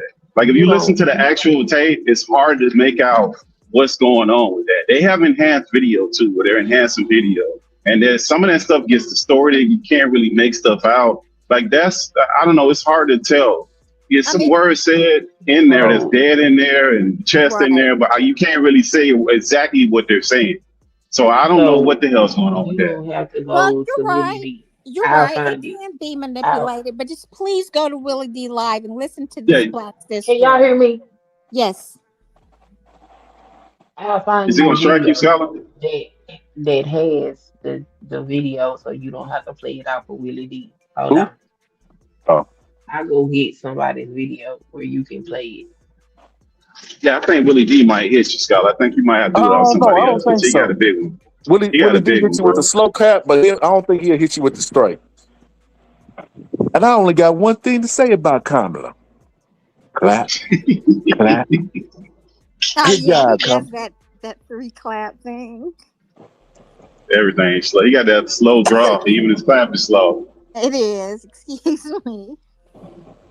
Slow Crazy. southern draw. The people in the chat talking about our IQ. Let me guess. Y'all have high IQs. Really high IQs like that. It's so good. I took a cognitive test. Like, get the fuck out of here. You people have never took a test in your life. He said that he passed it. Couldn't take a yeah. Okay. Flying colors. The people in the Flying people. Okay, she said. Okay, he said somebody placed what he did. He never got struck. Okay, let's see.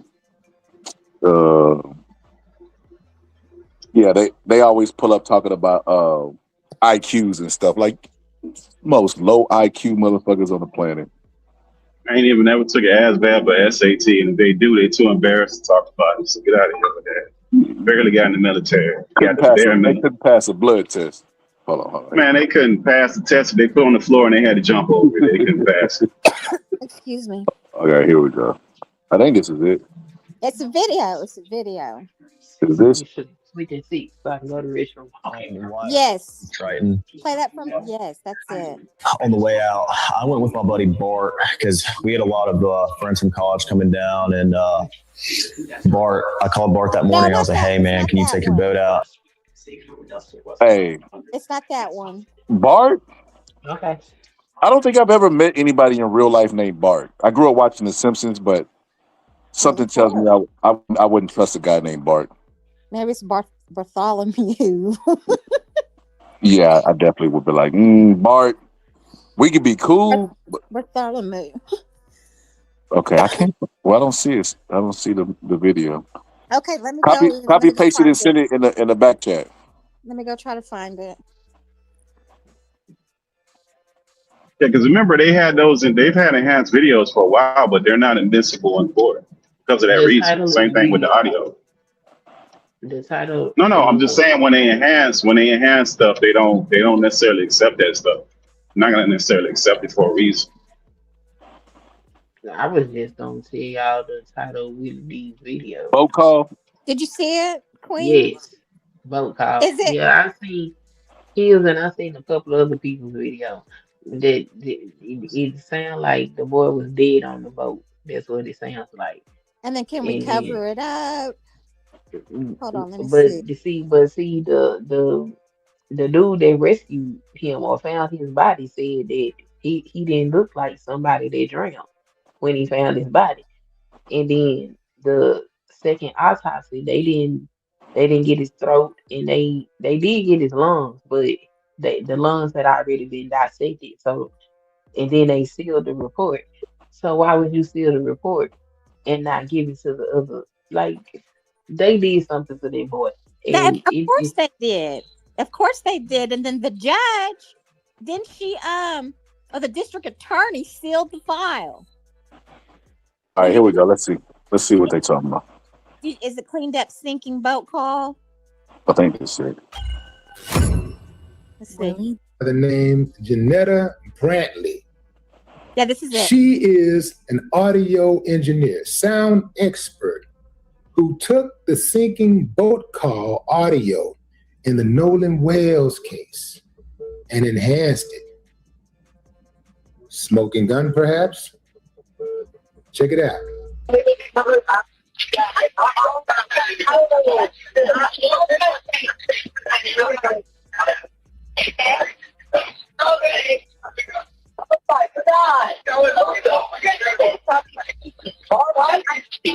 Hey, we're at the west tip of Horn, and our bilge pump stopped working. We're sinking. Can you all please come? We have a membership. Shut up! Shut the fuck up!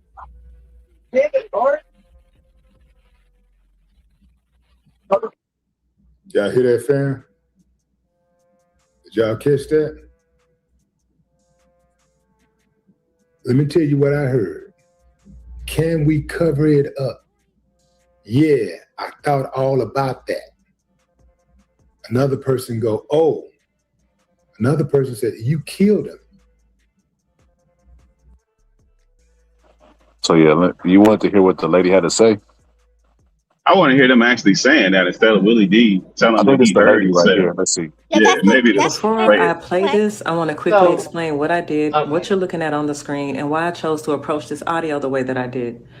As a professional audio engineer with experience in dialogue editing, dialogue cleanup, sound design, and post-production, I decided to work on that CTO call using traditional audio processing techniques rather than relying on any AI voice separation or AI enhancement.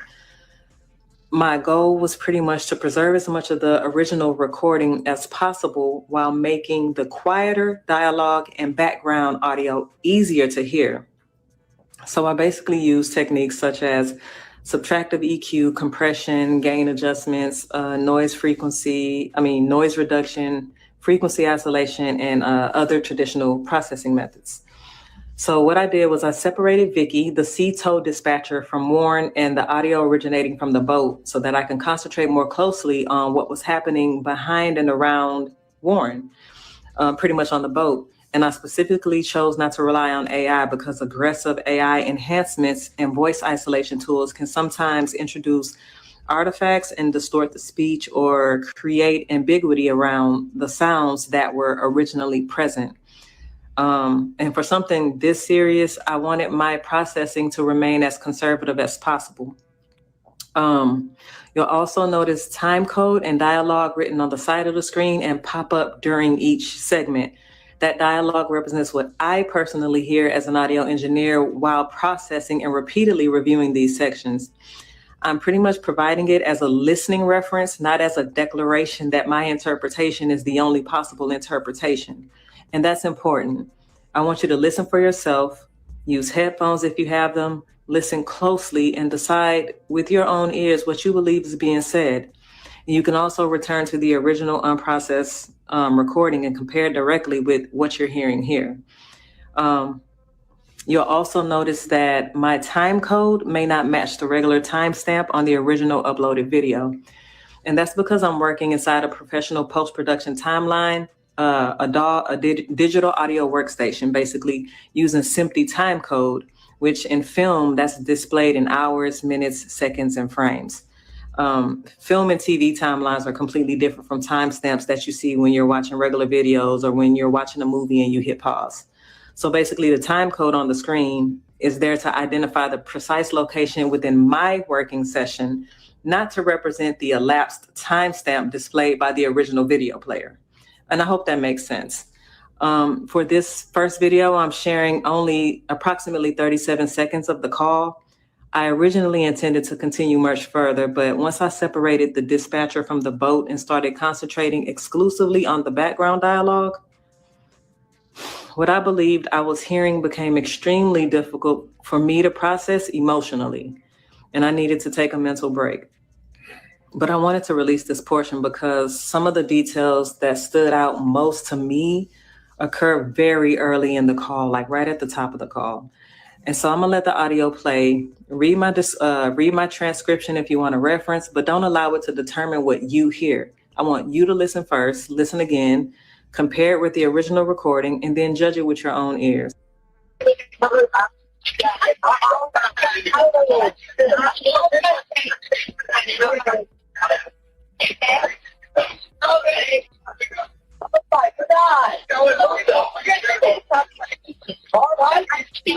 Hey, we're at the west tip of Horn, and our bilge pump stopped working. We're sinking. Can y'all please come? We have a membership. Shut up! Shut the fuck up! Damn it, Bart.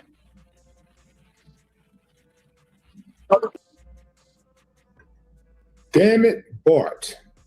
Now, Bart, they said.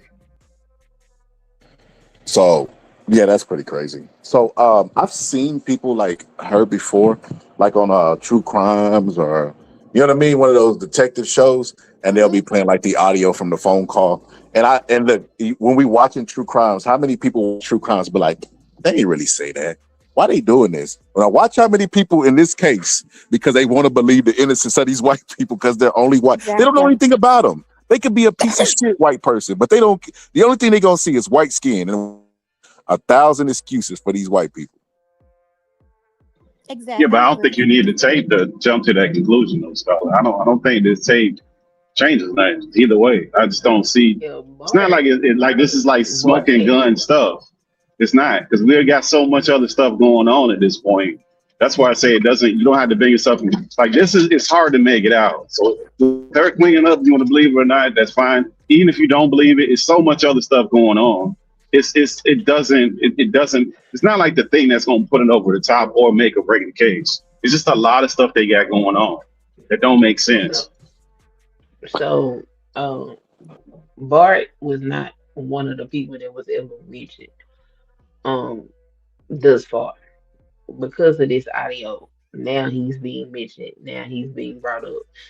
They're not investigating this case the way that they should be. So if it takes regular people to get involved in order to force them to do their job, I'm for whatever the hell they decide to do.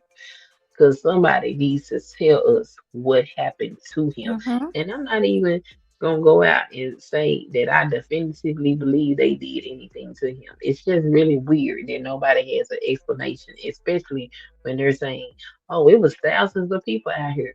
So if thousands of people are out there and he drowned, somebody should have seen it. Otherwise, Not really, Queen. Not really, because people get abducted not at thousands parks of and nobody people. sees it.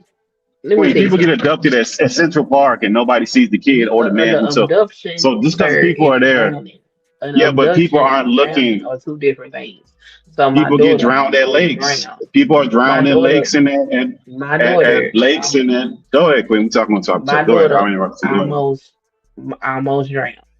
And when I got her out of the water, it was so many people standing around us because they saw that shit.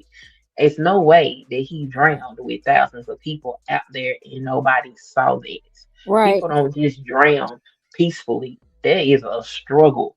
People A see that. stream. So if you Not all see the time, thousands, Queen. if it's thousands of people in that water, there is no, oh no, nobody saw anything. That's insane. But that's not. But Especially Queen, you for don't. somebody that knows how to swim. Yeah, unless That's there's weird. an undertow, there is really no struggle. All the struggles Yeah, under but the top of the water. yeah, So because Queen, people drown in lakes, they drown in beaches, they drown in pools, and and nobody notices. This happens. People are abducted, nobody notices them. So but you don't have to do that thing. That's irrelevant because he went with a group of people. All these people got on the same boat and they went there. One person didn't come back on the boat. How is that possible? That's more so the question than this other stuff. This other stuff don't really matter because that other stuff can be a thing that people can point out that these things have happened. And there's plenty of incidents where people have been drowned in pools and beaches and all other kind of places around a whole bunch of people and nobody saw anything. This stuff happens all the time. But the idea that they got on the same boat and went and nobody saw anything that was on the boat with him and the excuses they got, that's the problem. Well, that's Well, that's true. not true either. He could have drowned, right? But we don't have that evidence for that second, what do you call him, ME, medical examiner, to even had to rule on anything because they have his freaking throat. They kept that on intentionally, on purpose. And then why are you going to seal the files for them not to access it? And the boy Warren did not ride back on the same boat as Nolan. So all these people that were supposed to be on the boat, and the only reason why I know that is from listening to Brandon Tatum's coon ass sit up there and give these kids this interview, and the stuff they saying is kind of suspicious. They're probably being paid off. Officer Tatum is a sellout. You know what I'm saying? If y'all know who Officer Tatum is. but you cannot equate dislike to being wrong. If you dislike somebody, that doesn't disprove or prove them as being wrong. Well, You may not like but you may not like what somebody is saying, and it has nothing to do with them being a coon, whether or not they're right Tatum or is a wrong. coon, sir. We not finna even No, do that. no, but he's a coon because listen, this is what Austin Tatum did. He went and interviewed these boys and he had like their testimony was just 100% true. and he had like they were being suppressed. None of those things happened. And he says, I got evidence. He never shows evidence. He says, I talked to him, so I know what happened. Just because they told you a story, that doesn't mean that's what happened.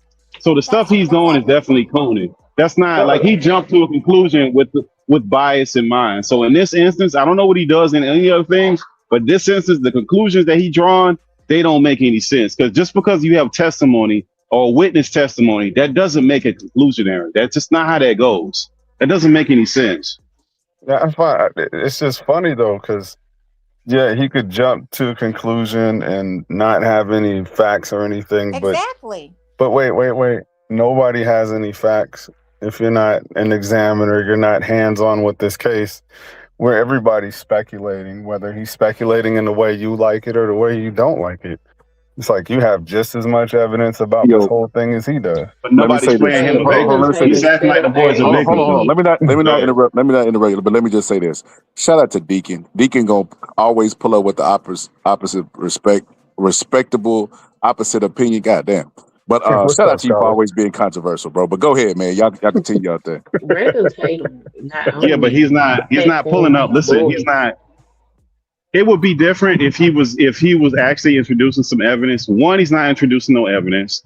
Two, he's giving like a polished up, spliced up video that he's got going on with the whole conclusionary that he's come out with this whole conclusion that these boys were just wrong so bad in his mind. And he wants to prove this thing so bad, which is absolutely insane. And two, and more importantly, he keeps going after Al Sharpton and Ben Crump. That ain't what this is about. That's his motive, clearly and truly. That's his motive, because he keeps mentioning them every interview and every 10 minutes. He's got an interview. He's got to talk about Ben Crump and Al Sharpton. That's got very little to do with the actual event. So if that's what he's doing, it's obvious what he's doing. He also slandering the family as if they didn't just lose their son. Like, he's a fucking coon. Like, it I don't care about his reporting and what he wants to report on. But to try to drag somebody through the mud when they are going through one of the worst experiences that they'll ever have in their life, he is fucking out of line. All because he's trying to pander to white folk. Mm-hmm. That's some cool shit. And how can there not be a decision made when that state is holding crucial evidence where the second ME couldn't even render a decision? So the second one couldn't draw a conclusion that the first one did, or what? What are we saying? They were missing. Because the body was supposed to be sent to DC, right? They sent the body, but they didn't send the throat and stuff. So there couldn't be. And they didn't send the report. And they didn't send the report. So like exactly. when they said that they didn't get the organs, but they did get the organs. But the organs had already been dissected by the time it got to the next medical examiner. So if he was to drown, you would expect to see water in his lungs. You would expect to see water in his stomach. Correct. But the stomach and the lungs had already been dissected. So when the second autopsy medical examiner got those organs, there was nothing in those organs. Therefore, he would need the report from the first medical examiner, which would be the state. And they did not send it. What they've done is seal the fucking report. So can't nobody seal the file for the autopsy report and didn't send the organs. Now, why would you do that? So what is the end result? Like they couldn't draw a conclusion on their own from what they did receive. So these kids, so wait, and you guys' mind, these kids are just gonna walk because they couldn't find a reason. Well, they're not even doing an investigation. We don't know. But I'm just saying that would strengthen the case. That would strengthen. The case against the kids, or the case against. See, you guys aren't making the case against. There's not been a proper investigation. So when they, we don't know that, Queen. We don't know that, Queen. What we do know, we know that no, we don't. Because Queen. yes, we do. And the reason why we know, I want to finish speaking. You can tell me we don't after I get done. So when they found his body, the detective said that he didn't see any foul play. The cause of death was drowning before they even did any investigation as to what happened. So At that point, the mother did not, they didn't contact her and tell her anything. Now they got the autopsy and they done sealed the autopsy and all of this stuff, and nothing else has come out. I don't think they're investigating this case. The governor comes out and he says that nothing's going on, and then he comes back out and threatens to prosecute Benjamin Crump and Al Sharpton. He They does. trying to cover up something. But okay, but like two things, like this is the problem with this whole thing. The investigation, we don't know if they're still investigating, who they're talking to. We don't know what oftentimes cops have investigations and they don't tell anybody anything because they don't want people fleeing and they feel like they're withholding evidence up until the point of trial. Right or wrong, that's often the practice that they use. The coroner's thing that they did is wild and crazy. It doesn't make sense. So like, there's a lot of stuff that we don't know. So when you get somebody like Officer Tatum out here making these conclusionary statements, it's just crazy because we don't have a lot of information. So for somebody to get a couple testimonies from somebody who's got a reason not to tell you absolutely everything that happened and be running around acting like he got the whole proof and you got evidence, somebody stating that they actually have evidence and never producing the evidence is not evidence. And that's the problem. Like he just muddied the water. He's just muddied the water with the stuff he did. Testimony from people ain't even testimony a lot of times ain't even reliable a lot of times, because that whole victim project they have where they use DNA to get people out of jail, they got these crazy sentences. Most of the time the people are locked up off testimony. They're not just randomly throwing people in jail. They got bad testimony. Somebody went in a trial and said he did it. And they took that person to jail, gave him 30 years, and years later, they did DNA sampling to say, hey, actually, he wasn't even there. So that person that testified is wrong. So testimony is not really reliable like that in trial. So the whole thing that he's doing is just muddy in the water. And that's what makes him a coon about the stuff he's doing. And he knows this stuff. But I just see other people saying that they got, oh, here's proof that these kids did something to it. They don't add anything extra that we don't already know. So if you guys would just allow me to catch up of how this conversation was going, because I haven't heard anything on this case. Did they not find anything with the second autopsy? They just didn't find anything, so they're not moving forward with this case. They're not able to complete it. The muscles in the back of his head that he could not explain without having the throat. So the throat was missing. How is the throat missing? That doesn't make sense. So the first medical examiner performed the initial autopsy. They took the throat out, which is the state medical examiner, not the state medical examiner. So the second one, which everybody highlights, that's goddamn. I'm just adding to what you're saying, sister. I'm not going against you. He don't know nothing. So I'm just telling him it's the state. Go ahead. Go ahead. So you just go ahead. He didn't know that it was you saying the second one. He didn't know what the first one was. The first one's from the state medical examiner. He didn't know that. Go ahead. Okay, let's start again. The first one was from the state medical examiner. They did a full autopsy. They had the body first, and then Benjamin Crump and his team got the body, flew to DC. They did another autopsy. That's the autopsy that everybody's highlighting. But the state medical examiner didn't send the throat, didn't send part of the back of the neck, and I think at some point it was a delay with the organs. So that autopsy was becoming inconclusive as what they stated when they finished the autopsy, because he was missing things. He couldn't come to a conclusion. Exactly. That's what happened. And we don't have the first autopsy. But how do you not send the back of the throat? How do you not send that? That doesn't even make sense. They take organs out. It's the front of the throat. The throat is a part of the body. It's not necessarily the back of the head. Organ. They didn't send the back of the head. They didn't send the back of the head, and they didn't send the throat. And they have not released the report from the coroner at exactly what the autopsy. They sealed it so nobody can actually see it. So there's no record for the second coroner to actually see and actually go and say, okay, these are the things I'm missing. This is what the first coroner said. They can't even do that. No. So that leaves a lot of problems. Let me interject here. On the second medical examiner in DC, that's what Ben Crump went over. So that second medical examiner did give a report. But like you said, it was inconclusive due to not having that organ, which was the throat. Now, the first medical examiner has the file sealed and didn't send the throat to the second ME. Yeah, that's what said. Yes.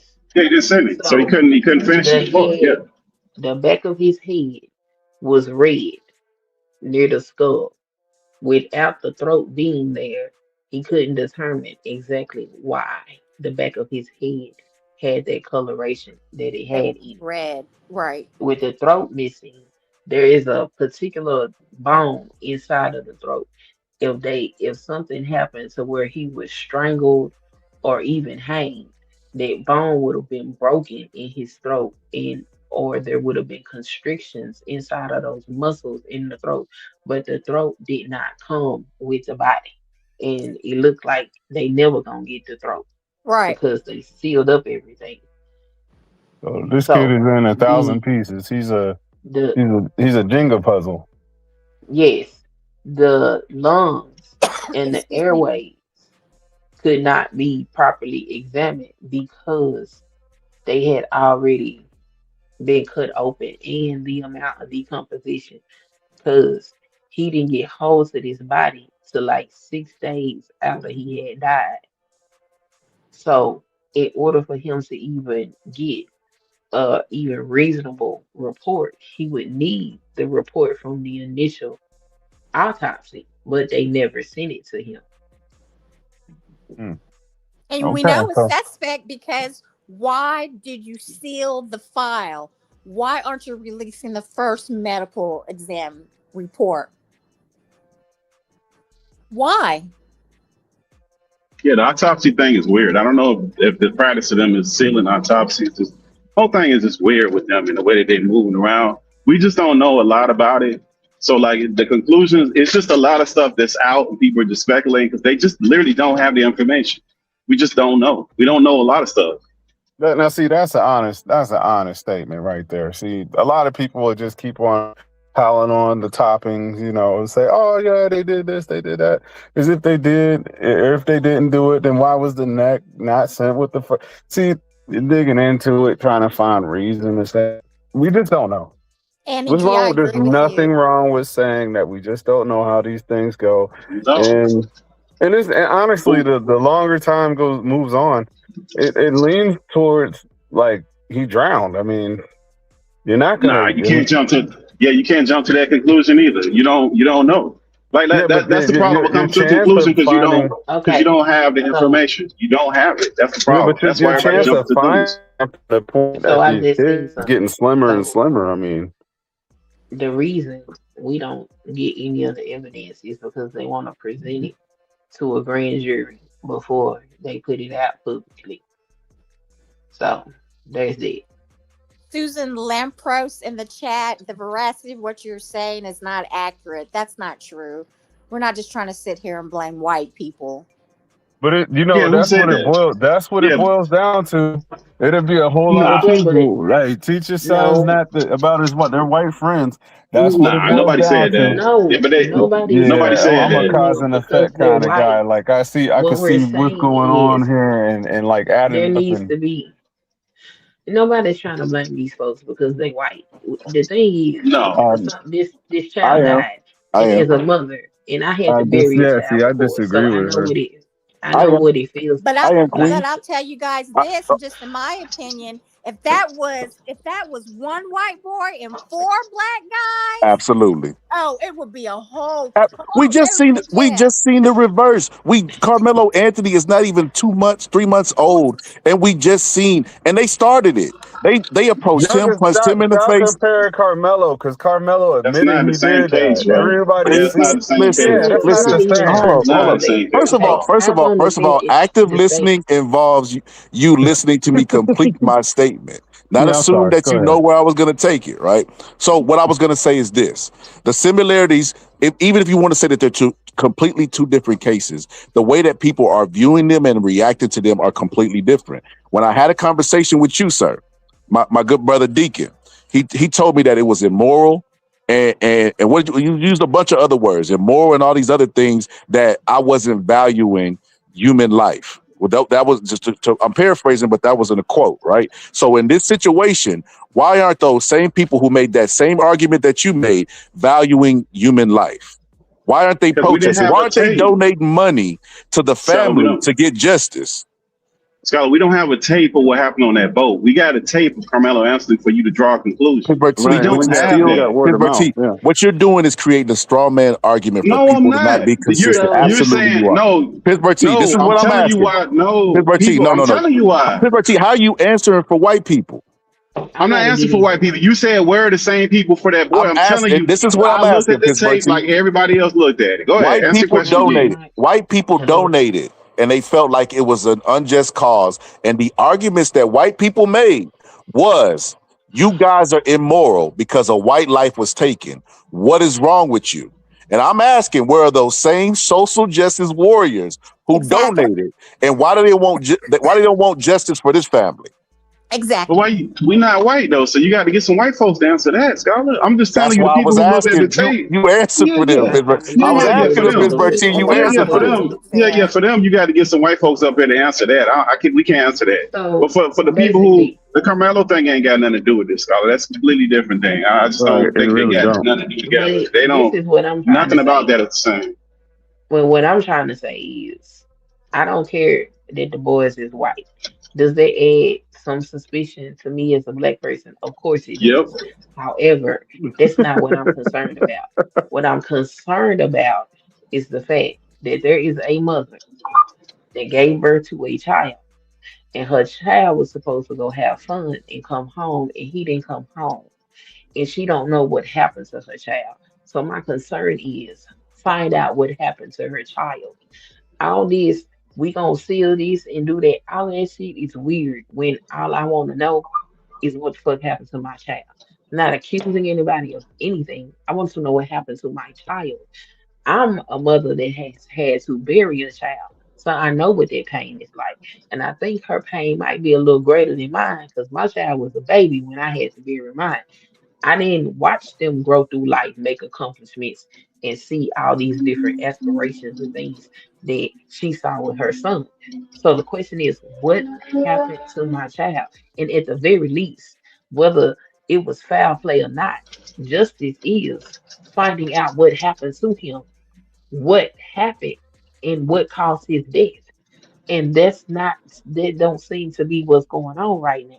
It seems to be a whole lot of games being played when all we need is the answer to how did he die? Exactly. Justice is supposed to be blind, and it's like you're asking for justice that for, as a tax-paying citizen. You know what I mean? This ain't an immigration issue. This ain't none of that, right? This is a woman who has paid into society, right? And she wants justice for a child. And the waters get real murky. They get real murky whenever she asks for justice. I agree 100% with Queen. Well, it shouldn't be like that. And I think that's the problem with this. Because of the way that the prosecutor is moving around with the coroner and the whole state itself and tied in with the politics of the governor interjecting themselves, it makes everything look suspicious. And by them not forthcoming with what they got, the actual evidence, which is very apparent with the autopsy, that's just insane that they're still in an autopsy, even in a way where they won't even send a report to the second coroner so he can do a thorough examination. That's just nuts. Even if you wanted to sell it to the public, you didn't even send it with the body for the second coroner to do an autopsy. It's completely insane. That makes no sense at all. It's completely nuts. So that's what makes everything look crazy. I don't know about the black and white thing and all of that. That's a different thing. That boy left with those boys and he didn't come back. And those boys are not under arrest. They're not sitting in prison right now. That other young boy is gone. He's not here no more. And whatever they're saying that. But that boy ain't here. And I think it's just been no pressure. That's what people are calling for. There's no pressure for what it perceives. So what they're actually doing, we don't know. They just not being very transparent with what the hell they're doing. It seems like they're hiding stuff. I think the elephant in the room is that we keep dancing around is the obvious and the optics wise. We know why they're not in jail. You know what I mean? It's just like that's like what are we doing at this point? We know exactly what it is, Pittsburgh We T. do. It's race. You're right. Bro, it's from the Mississippi, bro. Mississippi Burning movie. Like, it's not just a movie. It was the movie that was imitating life. Like, what are we doing? We got to go through a lot of mental gymnastics to ignore this being about race in a country where you can't do nothing without your race. If a police officer asks you, "Hey, ma'am, what did he look like?" He was black. It's gonna be the first thing they say. Black, 5 foot, whatever the case. You can't fill out one application in America without putting race. But when it comes to this one topic, we have to dance around it. Why? I don't understand. Because we don't know the incident. We don't know what actually happened, scholar. So look, this is what I'll say to the incident. Teenage boys do a lot of ruthless stuff to each other, right? And we are, all young men are men now have been young boys and teenagers. We know we pick each other, we fight, especially over women, and competition start getting raised up. People go in these crazy modes where they do all kind of crazy stuff. And sometimes it ain't got nothing to do with race when it's two different people. It could be over a girl. It could be over it could be over a whole bunch of thousands of different things with teenagers. Right now, the process of it right now is about race. The actual incident itself might not have been about race. We don't know that. We know right now what's going on is about race, 1,000%. We don't know the incident itself was about race. So this is what I find interesting. I find it very interesting that all of them locked down their social media and closed everything down. So it could not be seen, it could not be investigated. I also find it interesting that if an investigation is currently going on, that they would go and talk to what's his name? What's the man's name? Who? Officer Tatum. I find it real strange that they would go give an interview if there's an active investigation going on to the point where they feel like they need to hide their social media. Like all of that shit is very, very odd. True. That's a good point. It is. If it's an investigation going on and you feel like you need to lock down your social media, why would it be okay for y'all to individually go and do a podcast? Like, what is happening? What is all of this is weird. 'Cause if Everything it is was weird. And if it was an accident, right? Right? That's what they're stating. Why the 4 boys didn't show up at the funeral? If it was an accident. No remorse. No remorse. No. Attorney my ass, Pittsburgh T. No remorse. No remorse. If it's an accident, but you can't. Go ahead, Scott. You got it. But you can't get rid of digital evidence. I was just gonna say you can't get rid of digital. Even if they delete their whatever they try to do with their social media, that like your phone, just because you delete it on your phone, don't mean it's actually deleted. If they do a thorough investigation, they can pull all that stuff up.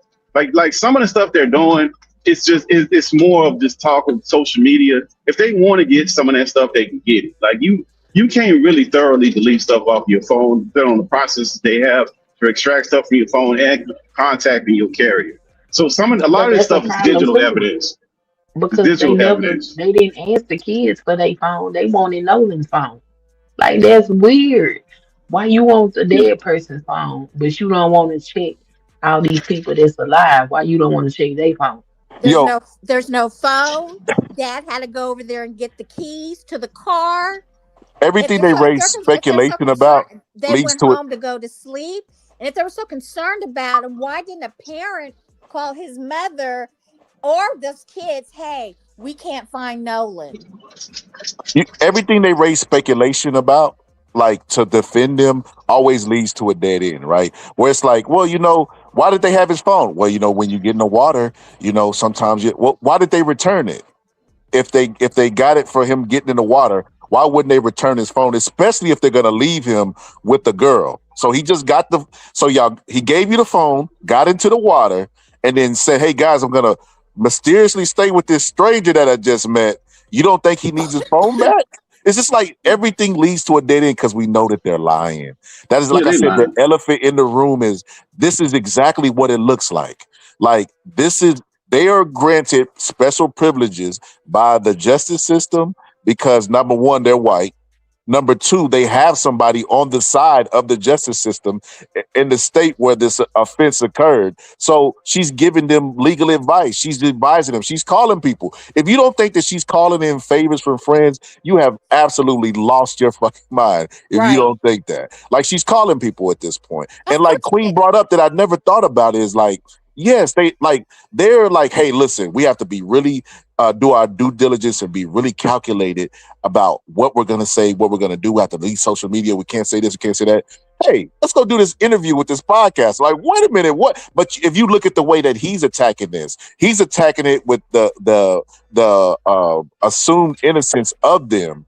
So that's why they're comfortable doing it, like telling them a little bit and then letting him do the rest of the fighting for them.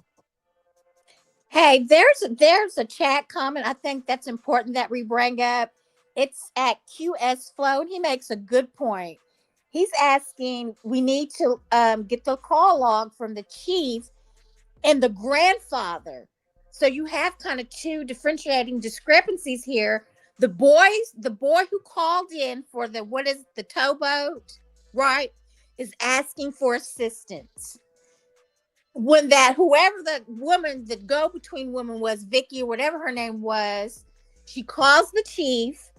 When she calls the chief just got off the phone with the grandfather of the boy that was saying that's needing help and saying, don't go get the towboat now. Why? But do we know that's a fact? Like, where do we know that statement of him telling him not to get it? Where we get that? I believe that was on audio. Okay, I'm just asking. And so that's what I'm saying. So we got too many. But I just say that, like, look, them boys left together. The boats and getting on boats, I don't know people's experience with getting on and off boats and being in places like sandbars and islands and all that stuff. Like, people get off boats, they don't generally take their stuff with them. They usually leave it on the boat that they came with. Like, meaning you're not going to take your phone generally to another boat. But when everybody leaves, or if you go to another place, you go back and get your stuff. You just don't literally just leave your stuff on another boat. That's kind of crazy. Like, people don't, especially, that's just not normal. It's not even a teenager thing. It's just in general, you don't put your keys in the water because of remotes, and salt water destroys everything, and they're on the ocean. So any salt water will destroy any keys, any phones. That's not what people do, is bring that stuff with them. But if they're not going back with them, they're not generally going to leave their stuff on a boat. A boat ain't like a car. Boats don't move like cars. You're not doing 40, 50 miles an hour out there. You slowly, depending on the boat, it's not the same thing. So some of the stuff they're saying is just completely wild that they're on this. I just think it's a lot of holes with it. So some of the speculation that we're doing, I just don't think we got to do some of the stuff, because the facts that we have, they're very questionable and they don't make a lot of sense. And it's a bunch of teenage boys out there with a boat. So that, first of all, a boat ain't something that most teenagers are going to be able to be having by themselves. So somebody found these a little bit affluent, be having a boat to have a teenager. And if you have a boat, more than likely you had a doggone truck to take the boat out to the marina, or you had it out at the marina, which is a crazy amount of money, which the average citizen can't afford. So those two things that go together are kind of pricey. So you're in a different bracket with all these boys. That's probably why they all lawyered up, because they're not regular. They got a little bit of money to do these type of things. So that part of it ain't surprising. It's just their stories don't make any sense, and nobody can make this stuff make sense. Or they lawyered up because they're guilty. Exactly. They lawyered up before it was even a thing. Yeah. What do you? Yeah, money's yeah, but people lawyer up. Once you get a lawyer, if you pay money to a lawyer, he's gonna tell you to shut the hell up, no matter if you're guilty or innocent or anything. That's what lawyers do. But I'm just saying their story itself don't make sense. It don't matter. Then why they talking to Brandon Tatum? Why is they doing it if they lawyer told them to shut up? Because he probably curated those questions. He probably ran those questions by the lawyer or a spokesperson, and they asked him specific questions and he rehearsed them. That's probably how that went, and they thought that was going to be a good PR piece for them. That's probably what happened, Queen. That's why they did that. Now, if they work or not, who knows? I don't think so, but that's what they probably. I'm speculating, so that's probably the reason why they did it, and they felt comfortable to do it. I have a theory. Maybe they're their judge mom advised them to not say anything and lawyer up, and was being really doing her, like I said, doing her due diligence on this to ensure that they don't face any time for the crime they committed, instead of doing the right thing and saying, hey, I could be there for you. But somebody lost their life, and because I'm a judge and I put my right hand on the Bible and I swear to uphold the Constitution, you're gonna have to face the consequences of this. And I'll ensure that you that I could be there for you in this time, but got to do the right thing because that's the office that I uphold. That's what should have happened instead of lawyer up. Let's see what we can do to get you out. Hey, this like all the wrong stuff is crazy to me, and this is a judge. Yeah, that's a conflict of interest. She shouldn't even started she started tweeting and emailing. Excuse me, that's unethical. She should have stayed out of it. Absolutely. Now what she's doing behind the scenes, if I was a mother and a judge, I'm gonna be honest. Yes, I would probably advise my kids, be quiet, don't say nothing. You know what I'm saying? But now I'm a different type of mother. Now with my children are adults, right? But with the close relationship that we have, I'm always going to ask them. I've always asked them, what did you do? What did you say? I need to know that part first. Well, I don't think it's... Go ahead. Go ahead. Well, I was going to say real quick, I don't think it's crazy. Like, survival method of people admitting to guilt, even gangsters don't admit to guilt. Matter of fact, if me and Scholar do a crime and he don't say nothing, I snitch on him, I'm going to be called a snitch, even though he actually did it. And he don't step up. It's like, so survival of people not admitting to guilt, that's not uncommon. Like it's not uncommon. People lying, but what's uncommon right now is that what's the wrong thing is the way the whole police force, the district attorney is moving. That's the crazy part. The part of them lying and doing all this other stuff, people gonna do what they're gonna do to try to get themselves off. That's not surprising. That don't change the facts. So let me tell you why I call cap on that, T. Couple things.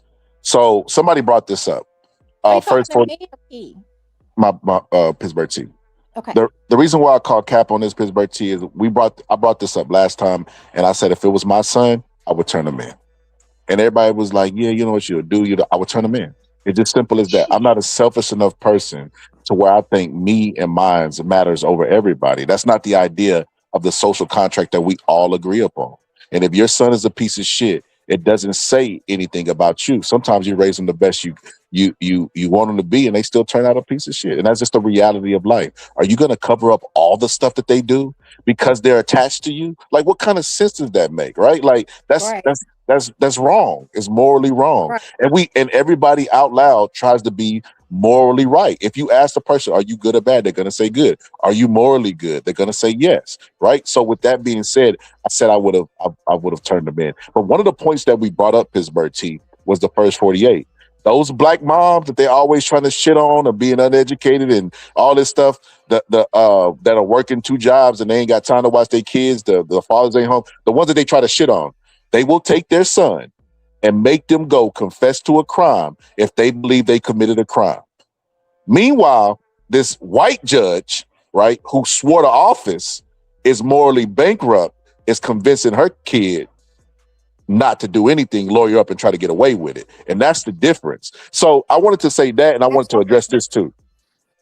He said 5 black people were murdered in Chicago this weekend. He said, why isn't there any attention on that? How can we protect us from ourselves? Exactly. That's a white person. That is a white person. That is a white person, definitely. Wait, hold on. I got a rebuttal for that. I have a rebuttal for that. The same amount of people was shot and killed in Omaha, Nebraska. How come you never hear nothing about that? Or, I mean, Queen, I'm glad you made that point, because I was also going to make up the PDF files who are in the White House or the people that was on the Epstein list. Crime and more violent crime than Chicago ever would have.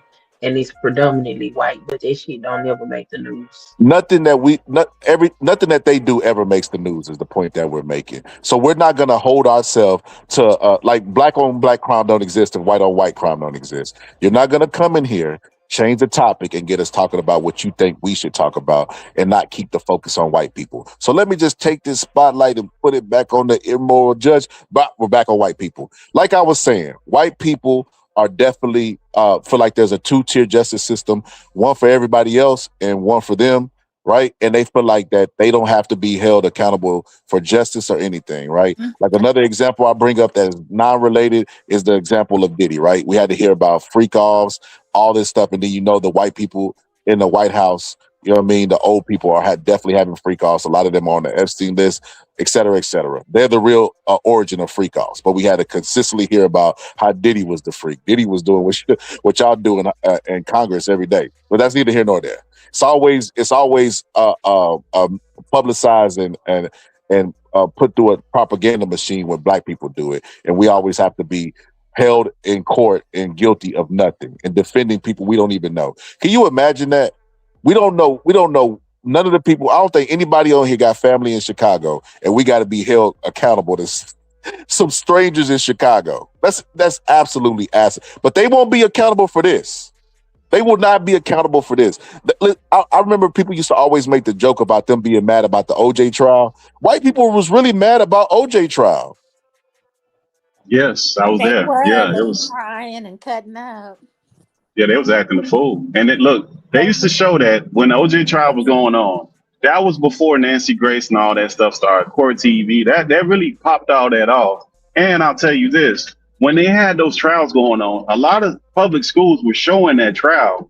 If you had like civics or social studies, they were showing that trial as part of the class to a lot of kids. So that was like a big thing everywhere. Everybody had a reaction. White folks definitely flipped out.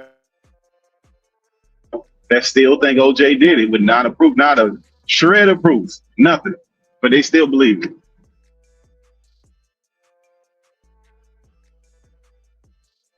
Ella Allison, thank you for your comment. I appreciate that. I think that's authentic and from your heart. Thank you.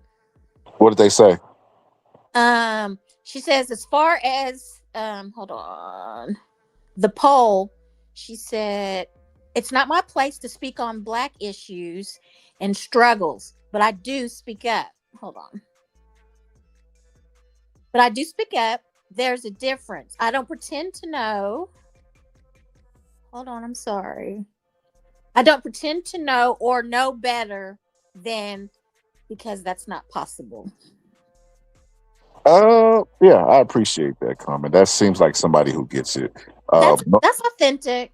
Normally, the poll a while ago was like really close in percentage, which is absolutely insane. And then there were some people that was coming in here that was mad, like, you don't tell me what to speak on. It's a free country. How are you going to tell me? You're here. You don't have to be here. But if you're here, we're going to control the speech that's here because that's what we do in these spaces. Like the thumbnail was black. The background is black. It's black on black. Why do you even want to be here? The obsession is absolutely insane to me. It is. Hey, Scott, since they here, hit that white button and say join. Since you here, since you love it. You don't do a brother a favor. Go hit that white button and say join. Go ahead, hit that cash app. Don't punch it. Punch that button. Do it with anger. Hit join. And you see that cash app across the bottom in white for y'all. There you go.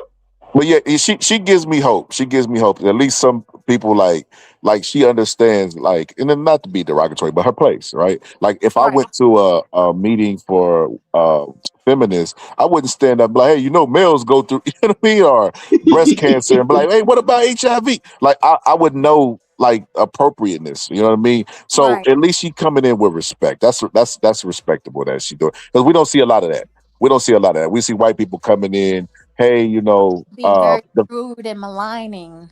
Malicious. Even when they micro, like we talk about microaggressions, one of the moves that they do with microaggression is, first of all, they tell us that it's the same old playbook. Hey, guys, it's not about race, it's about class. That's always what they lead with. Second one is, I can be able to speak on this issue because I have black cousins, black friends, that now they got to qualify themselves with their blackness. You know what I mean? They everything but black. The blacks all around them, right? They everything but that, but black, right? And then after they do that, they say, well, you guys got to understand. You guys got to understand. Yes, you guys do go through a lot of stuff, but we go through stuff too. Like now they're trying to like identify. Identify.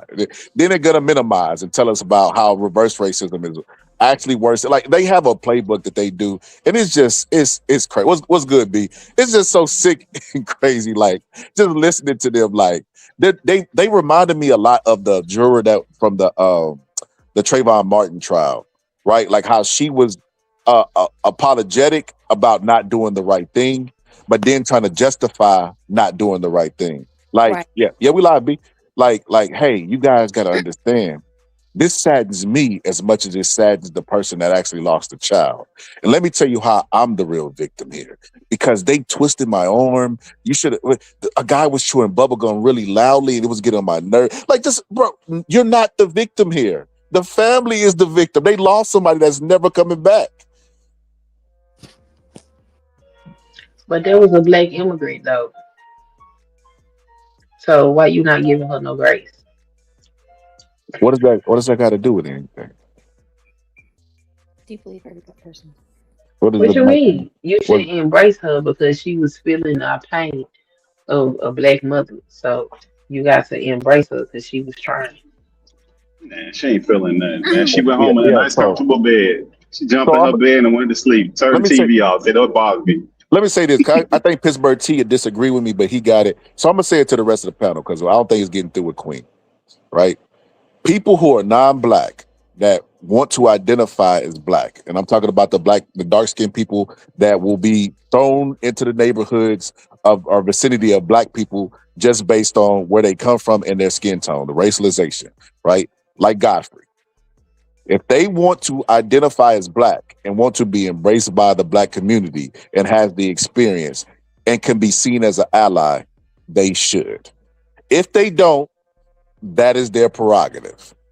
That's cut and dry. That's all cut and dry. The only time I believe in FBA is when they're handing out checks. And that's because it should go to the people whose bloodline and lineage built the nation and were discriminated on and had Jim Crow and all that other stuff go and follow them. So it should go to that. But other than that, you shouldn't separate yourself from them because they are potential allies. White people understand, this is how they keep white supremacy going, that they will accept anybody from all over the world and embrace them as white by skin tone because they understand white numbers. And the more people that buy into white supremacy is how it functions and keeps going because it's a numbers game. And if they understand ally to do what? What they the ally to do though? I keep saying the ally. What they allied us to do? What have they allied to done? I ain't seen this ally stuff. This is some stuff we be talking about on TV. What they do?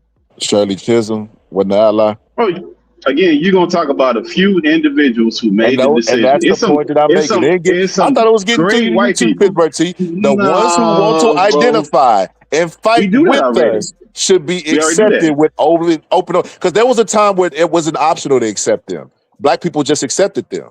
So why all of a sudden are we gatekeeping? No, because we saying when we talk about these groups, we talk about all the groups, and we know it's not all these people that are Mexican, all these people that are Dominican. Hell, Dominicans on a share an island with Haiti. Dominican Republic and Haiti on the same goddamn island, and they can't stand each other. Like, make that make sense. So, like, man, listen, we've already accepted the people who accept us. We're not going to group all these people together until we just going to accept all people. That's crazy. That don't make sense. That's what the default is. What you're saying. If I'm misinterpreting what you say, you can correct me. Are. But it I'm seems not like you're saying accept you're saying all like, people. okay, my bad. Then go ahead. You got it. I'm wrong. No, I'm not saying accept all people. But my bad. But hold on. The point I was making on top of that is don't get deflected, brothers and sisters. Like Umar said, we must stay focused, brothers. I don't know why Queen brought this up. We had hashed this out earlier and moved past it. You know, we must stay focused, brothers and sisters. But to the point that we was making, Queen tried to bail the white man now. I never thought I'd see the day where Queen would shoot the white man some bail. That's crazy word. Crazy. Black queens forever, snow bunnies never. I said black. We must stay focused, brothers. We must stay focused, brothers. Damn all that. Just. We must stay focused, brothers. How am I trying to bail a white man out again? I missed that part. Being disingenuous about the point that I was making. and then distracted. Because I'm tying your point to what your point was earlier because you was like kiss these people ass, even though you said that's not what you were saying. But I'm just saying with the woman that was there that could make a decision, she was not us, but she was black. But this is the us should have people been there. that you Us should say have been there. is huh? Us should have been there to make the decision and make it 100. Yeah, but you talking about them people is gonna help us, and that lady just went on ahead and She supported wouldn't my be one point of the that them people that people is not going to help she us, wouldn't be one of the people that would help us because she don't identify as black. and most of them don't. And that's okay. You wouldn't to embrace somebody who didn't want to embrace you. But the people that do, you should eat like this is not rocket science what I'm saying. It's not complex, right? Pretty basic stuff. Embrace the people that want to embrace you. That's what they do in every movement. There are some white people out there who don't support the KKK, right? The KKK don't go out there trying to seek or change their mind neither. That's how our movement works. I don't know why what I'm saying is foreign all of a sudden. Maybe it's because I'm black. So I need to put a white person on the screen again, Pittsburgh Chief, for y'all believe me. You got it. Hey, it's got it ain't foreign. You speaking like an immigrant, my brother. You got to speak like a brother. I'm just saying, brother. That's crazy, bro. That's crazy. hit the like, folks. What's up, B. Washington, man? Hit the like, folks. Oh, this is so Deacon. Is Deacon still here? Deacon done got quiet. Deacon be quiet on. I don't know. Deacon, you still here? Deacon been gone. Nah, Deacon here. He just ain't saying nothing. Oh shit, he is gone. That's crazy. Deacon I been thought gone. After he convinced us that Officer Tater wasn't no coon, he left. Man, that's crazy. Cool, yo, did I miss that? I don't remember that part. He said he was trying to say we got to have a fair approach because he basically said to surmise that somebody correct me if I'm wrong. We got to have a fair approach because we ain't got no facts. When Officer Tatum jumping in all these conclusions, but we got to be fair and equal. When he jumping to all these crazy conclusions because he had these fixed up interviews, which didn't make any sense. When Pittsburgh didn't line up with Deacon got the fuck off. Damn, that's crazy. I must have missed that. It must have been when I was gone. Yeah, ain't nobody. Yeah, you was up here. You probably just didn't notice it because when Pittsburgh said, "Nah, he cooling," they left. That's crazy. Hold on, let me play this song. I got a song for Tatum. Look at the cool.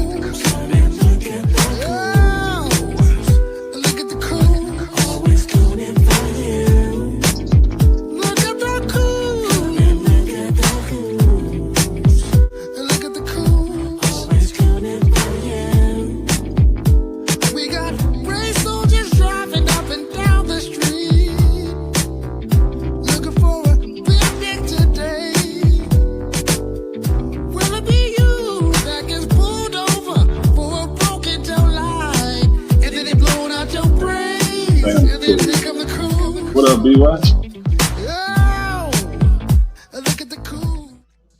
What up, B-Watch? So I was gonna say this. I wish he was still up here because I wanted to ask him. I wanted to ask him about the damn, I lost my train of thought. Doing too much shit. But I wanted to ask him about the optics of it, about Mississippi, and about like what level of proof would he need to just say, okay, this is flat out racism? Is there a burden of proof? Like, let's just say that they get found guilty, right? And you know how like in every movie, the bad guy always like, yeah, I would have got away with it if it wasn't for you meddling kids. Let's say they got into one of those speeches or whatever, and they was like, yeah, I did it for white supremacy. I wonder if he still would hold on to the idea of, nah, these people is innocent and this is not about race. So this is crazy. Is there the question that I posed to them? Is there anything you could do in America without race? Because you can't even get a credit card without filling out your race. So is everything about race? That's the question that I'm curious about. Is everything about Well, race? but Scott, I don't think the incident itself got to do nothing about it. It don't have to be that the incident with the boys is racist. It's everything around it. And I would say that black people need to start voting out these district attorneys, bro. I don't get how these people keep do all this goofy stuff and just keep getting voted in. And some of these judges are sitting judges where they're getting voted in and out, and they just sliding on through. So some people got to start waking up and participating in some of this stuff. But some of these folks you can kick out. You don't have to be putting up with this stuff. Some of these people are voted officials that's doing all this goofy stuff. Pittsburgh team. So we understand now because we study the human brain more than we have in the past, right? We understand now biases, right? Implicit biases, some biases that you're not even aware of, right? So if that exists in every human being, right? We understand about the Dunning-Kruger effect. That's why you can't find a lack of experts on the internet. With those two things combined, Pittsburgh team, why is it not a safe assumption to just say optics, this is race? If you look at the actuality, hold on. Yeah, because it could be a little girl. Go ahead. If you look at the actuality of what happened, that's race, right? Like we seen stories. Matter of fact, there was a sheriff just recently who sent out a text message and they blasted him for it, and he was talking about how he responded and took his time responding to black people because they're N-words.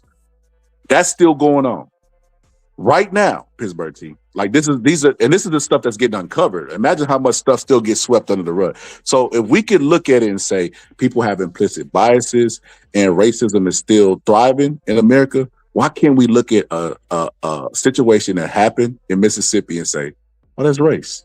Like even when you listen to the boat costs, like they didn't give a damn. Do you think that if that was any one of them white boys, that they would have been thinking about a cover up and that they can possibly get away with it and having no remorse? You can't separate the race from it. That's what I'm saying. It takes more energy to try to take the race out of this than it does to just attach it because you know it's a reality. No, it's not, Scholar. We don't know that. Like, look, them boys X each other out, teenagers for girls. They do this all the time. They do it for competition. Like, we don't know that that's the actual reason why they did it. Either way, they need to be prosecuted. We know that what's going on right now with the adults that's in the room, the prosecutors, the judges, all these folks that are involved, the coroner, that's race. But we don't know that the incident itself had anything to do with race. It could be simply the fact of jealousy of a boy looking at another boy and saying he want that girl. It happens all the time. It's not like a strange thing to happen. So we don't know that. Even that's based in race. There's a dude that goes around and he asked white women, have they ever been with a black dude? And he said that they call him a name, a mud shark or something like that. They have envy about black dudes, messing with their women. You know what I mean? Like I said, that's why they was cutting off our genitals and stuff like that during slavery. So like, there's no way to get around it, Pittsburgh T. The fabric of America is based in racism. There's no way around it. And if you think racism doesn't affect people, Pittsburgh T, that's absolutely insane.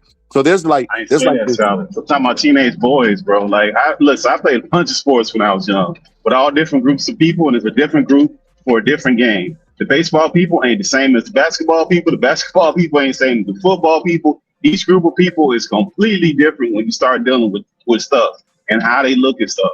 And everything that those young people look at, it ain't always based off race. You're talking as an adult.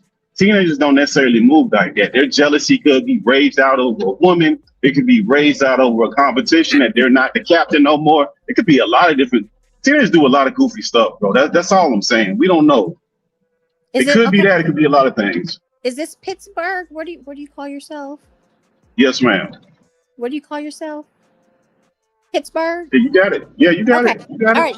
Okay, sorry. This is TMP. Okay, so I agree with you to a degree with what you're saying, right?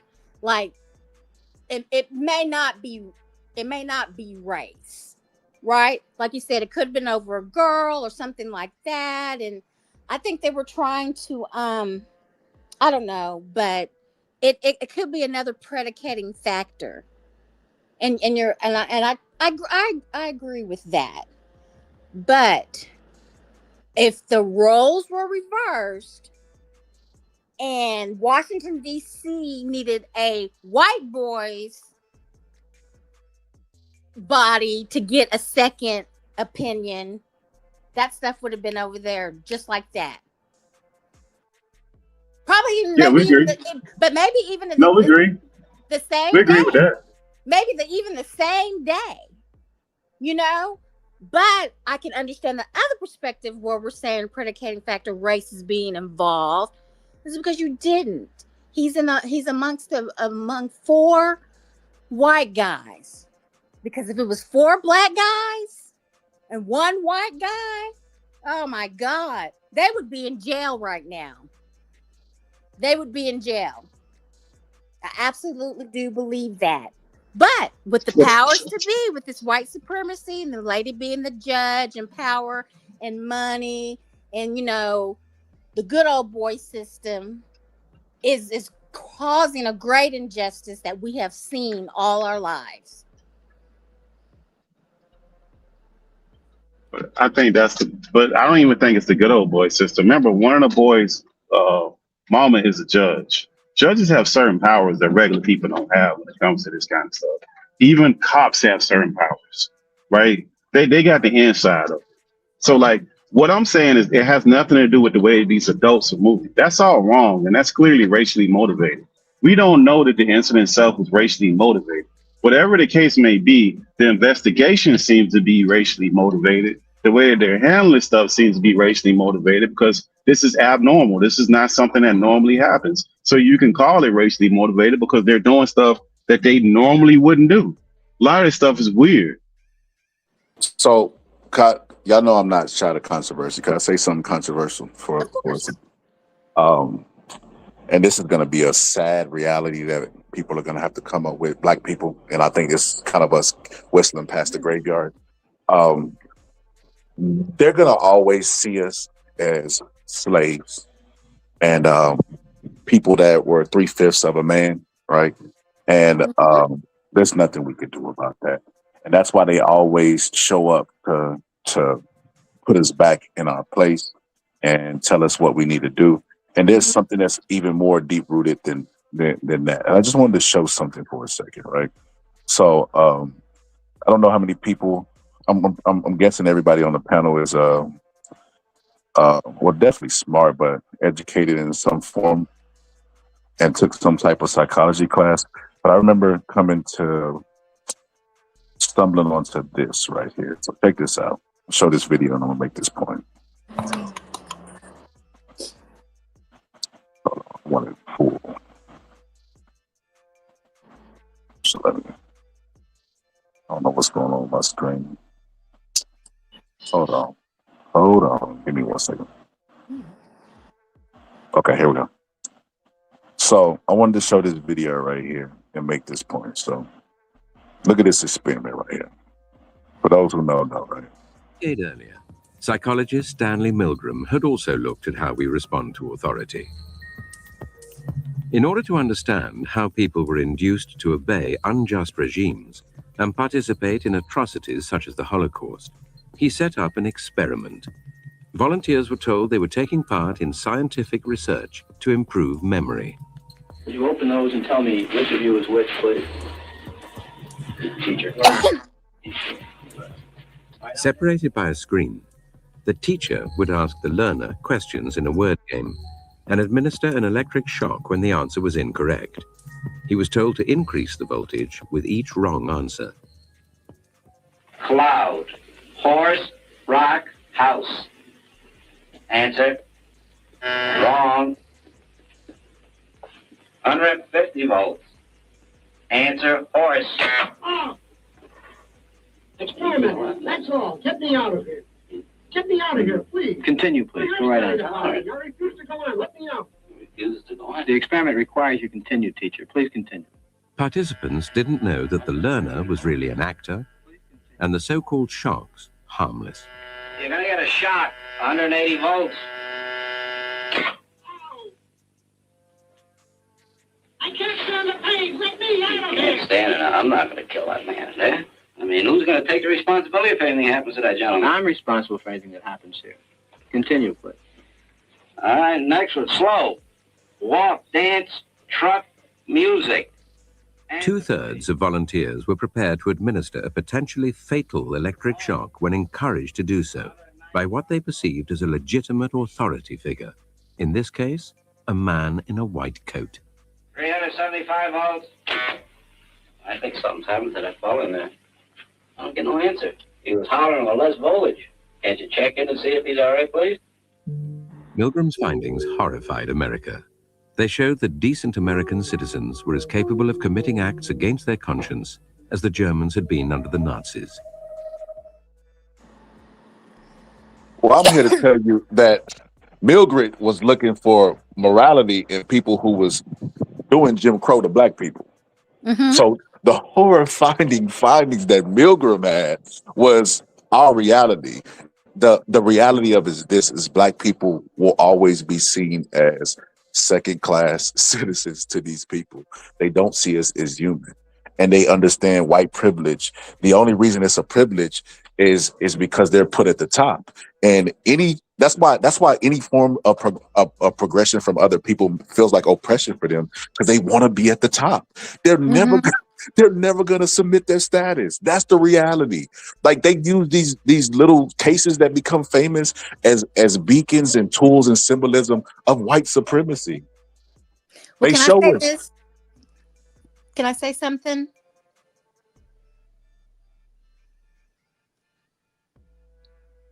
Are we still here?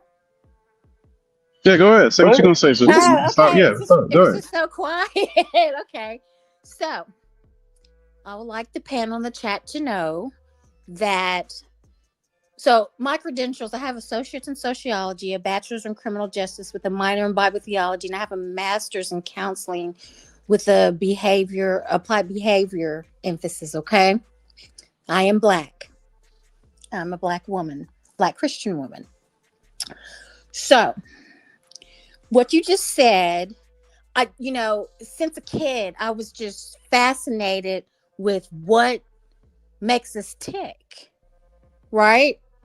Why do we do the behaviors that we do?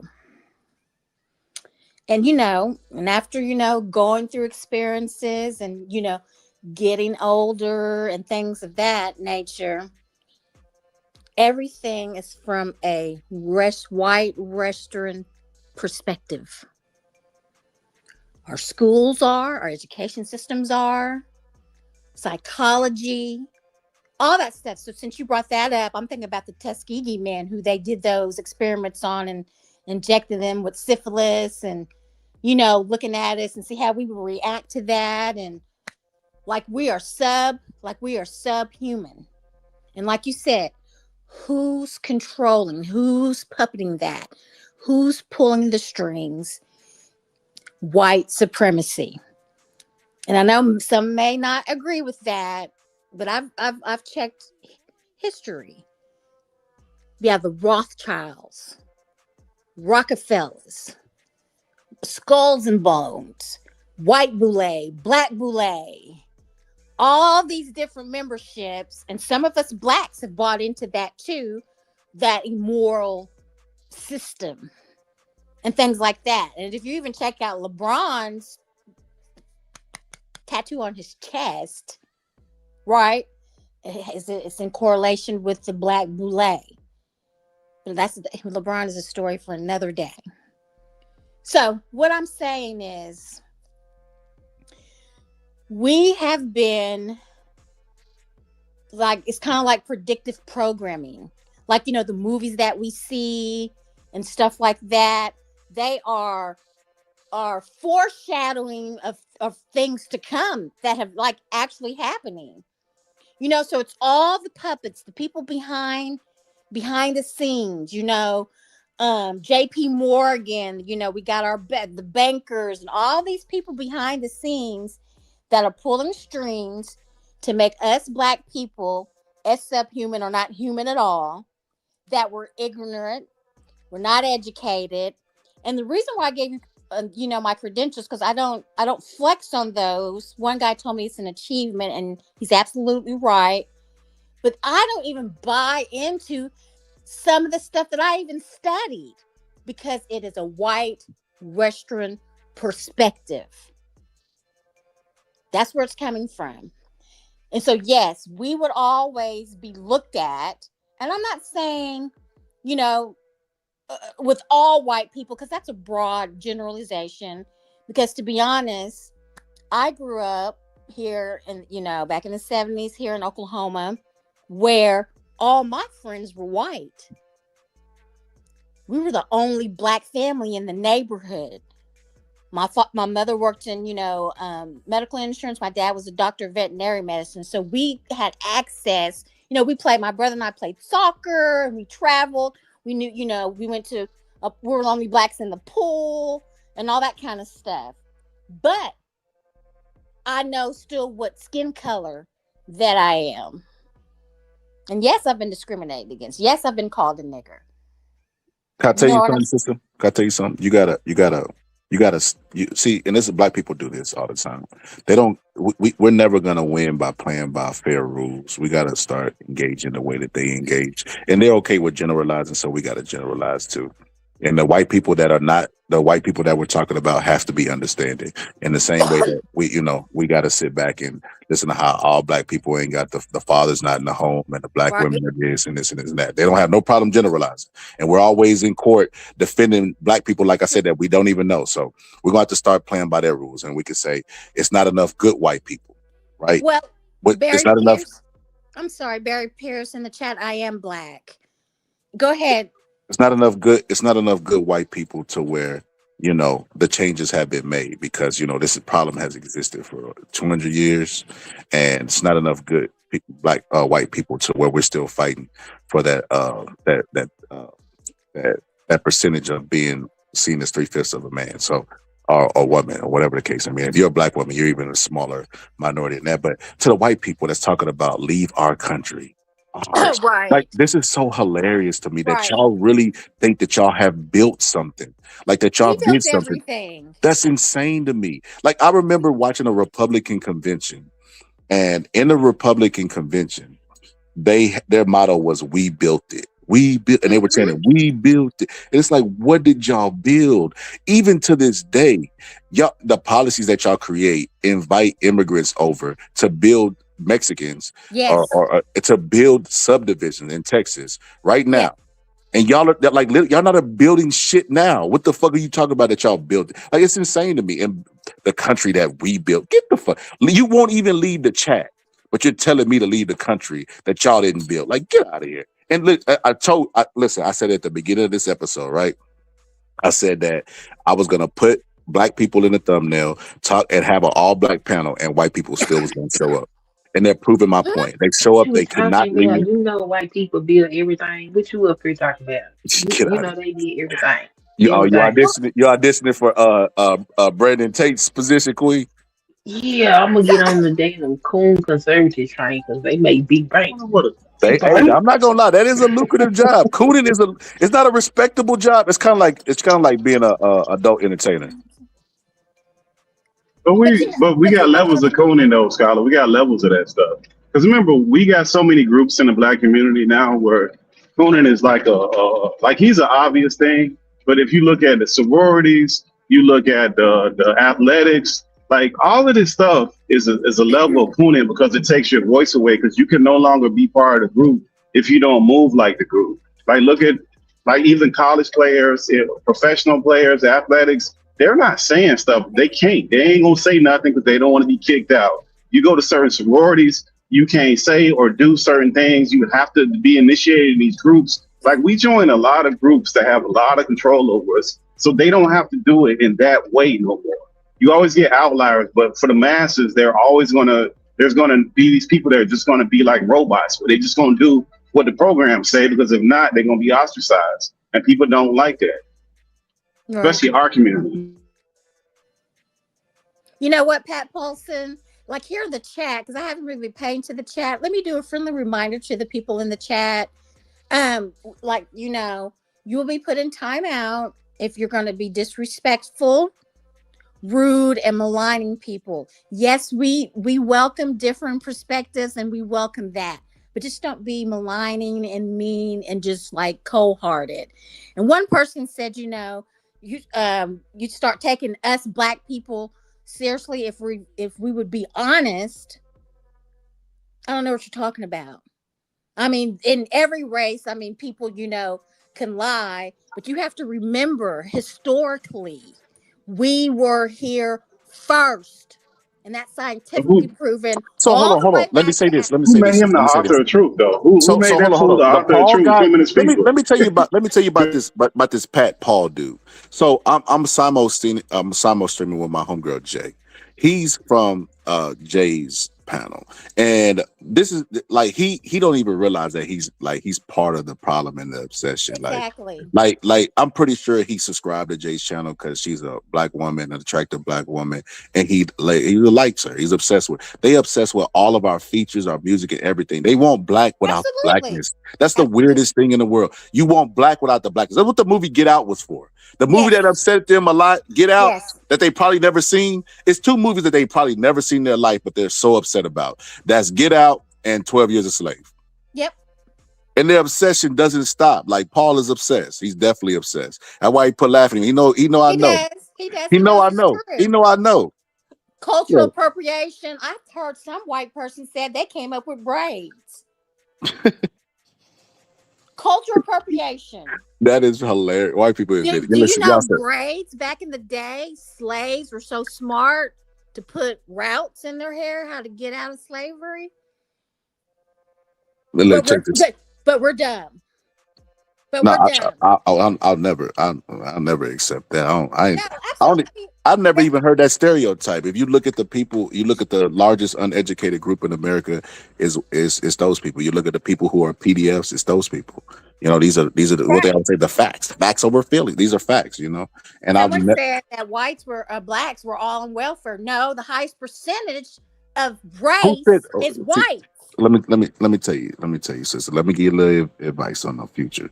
We every now and then, if we want to address the chat, we'll do it. But for the most part, the people are trolls. So what they do is they'll hear a conversation like this, and because of their white insecurity, they'll try to make it all about them. The same thing that they do in real life, but now they get behind the avatar. So they'll pull in and say crazy stuff, obscene stuff that they know that's not true, that they don't believe, to try to distract us from having a conversation. They're really jealous. They can't be a part of this. And this is their obsession. Their obsession is black people, right? Like there is no way that you find yourself in this live. No way. The algorithm is trying to tell you something about yourself. If you don't think you're racist, just listen to the algorithm. The algorithm sent you to a title about black Americans. Excuse me. And FBAs and the African diaspora.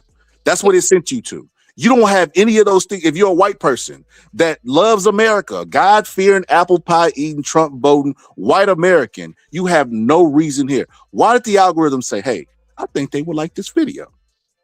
It knows your obsession. It knows what you look at when we're not looking.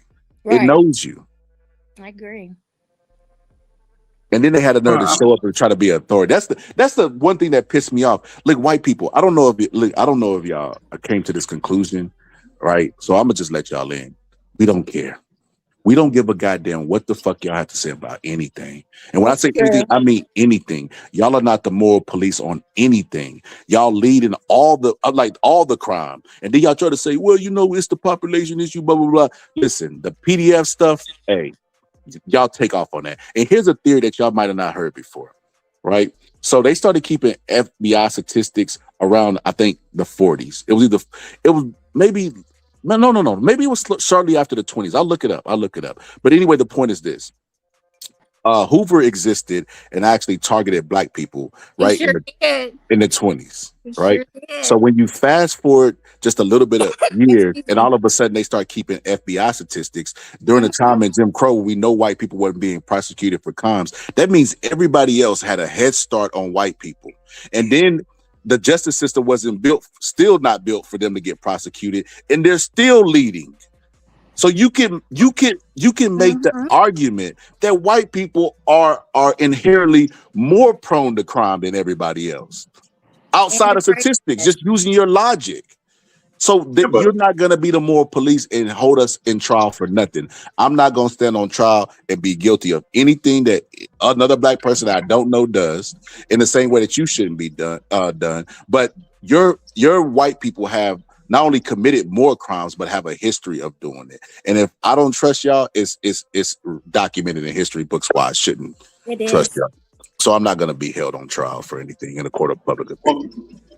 Well, Scholar, remember, Hoover was in power for like 40 years almost. And then every FBI director we've had after that, it's been just as shady. Like, we don't have, like, this, like, look, FBI directors do shady stuff when it comes to black folks with wiretaps and all kind of stuff. We were black extremists, like, less than 10 years ago. Like, we just get these crazy, weird titles from FBI. Like, so that ain't no, this thing where we going to put these people on these high pedestals when they have these shaded views, and it's very obvious what they do. It's just crazy. It don't really jive out. So when they start throwing stuff around, and you can just tell they're getting their stuff from the news, and they're getting it from talking points from whatever channel they're watching. You can't even really have a conversation with them because it's a lot of deflection. It's nothing.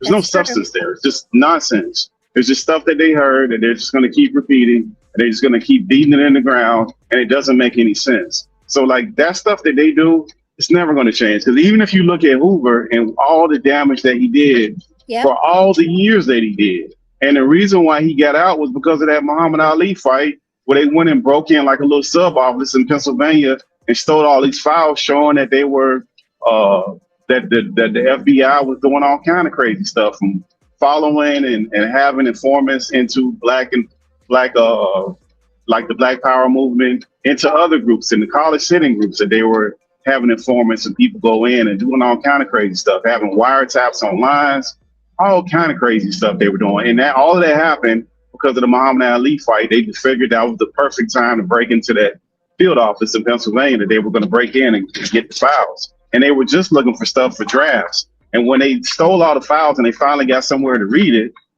they were shocked by all the craziness that they actually read. I can't think of what they called that whole thing that they did. It was a few of them, and they never got those people either.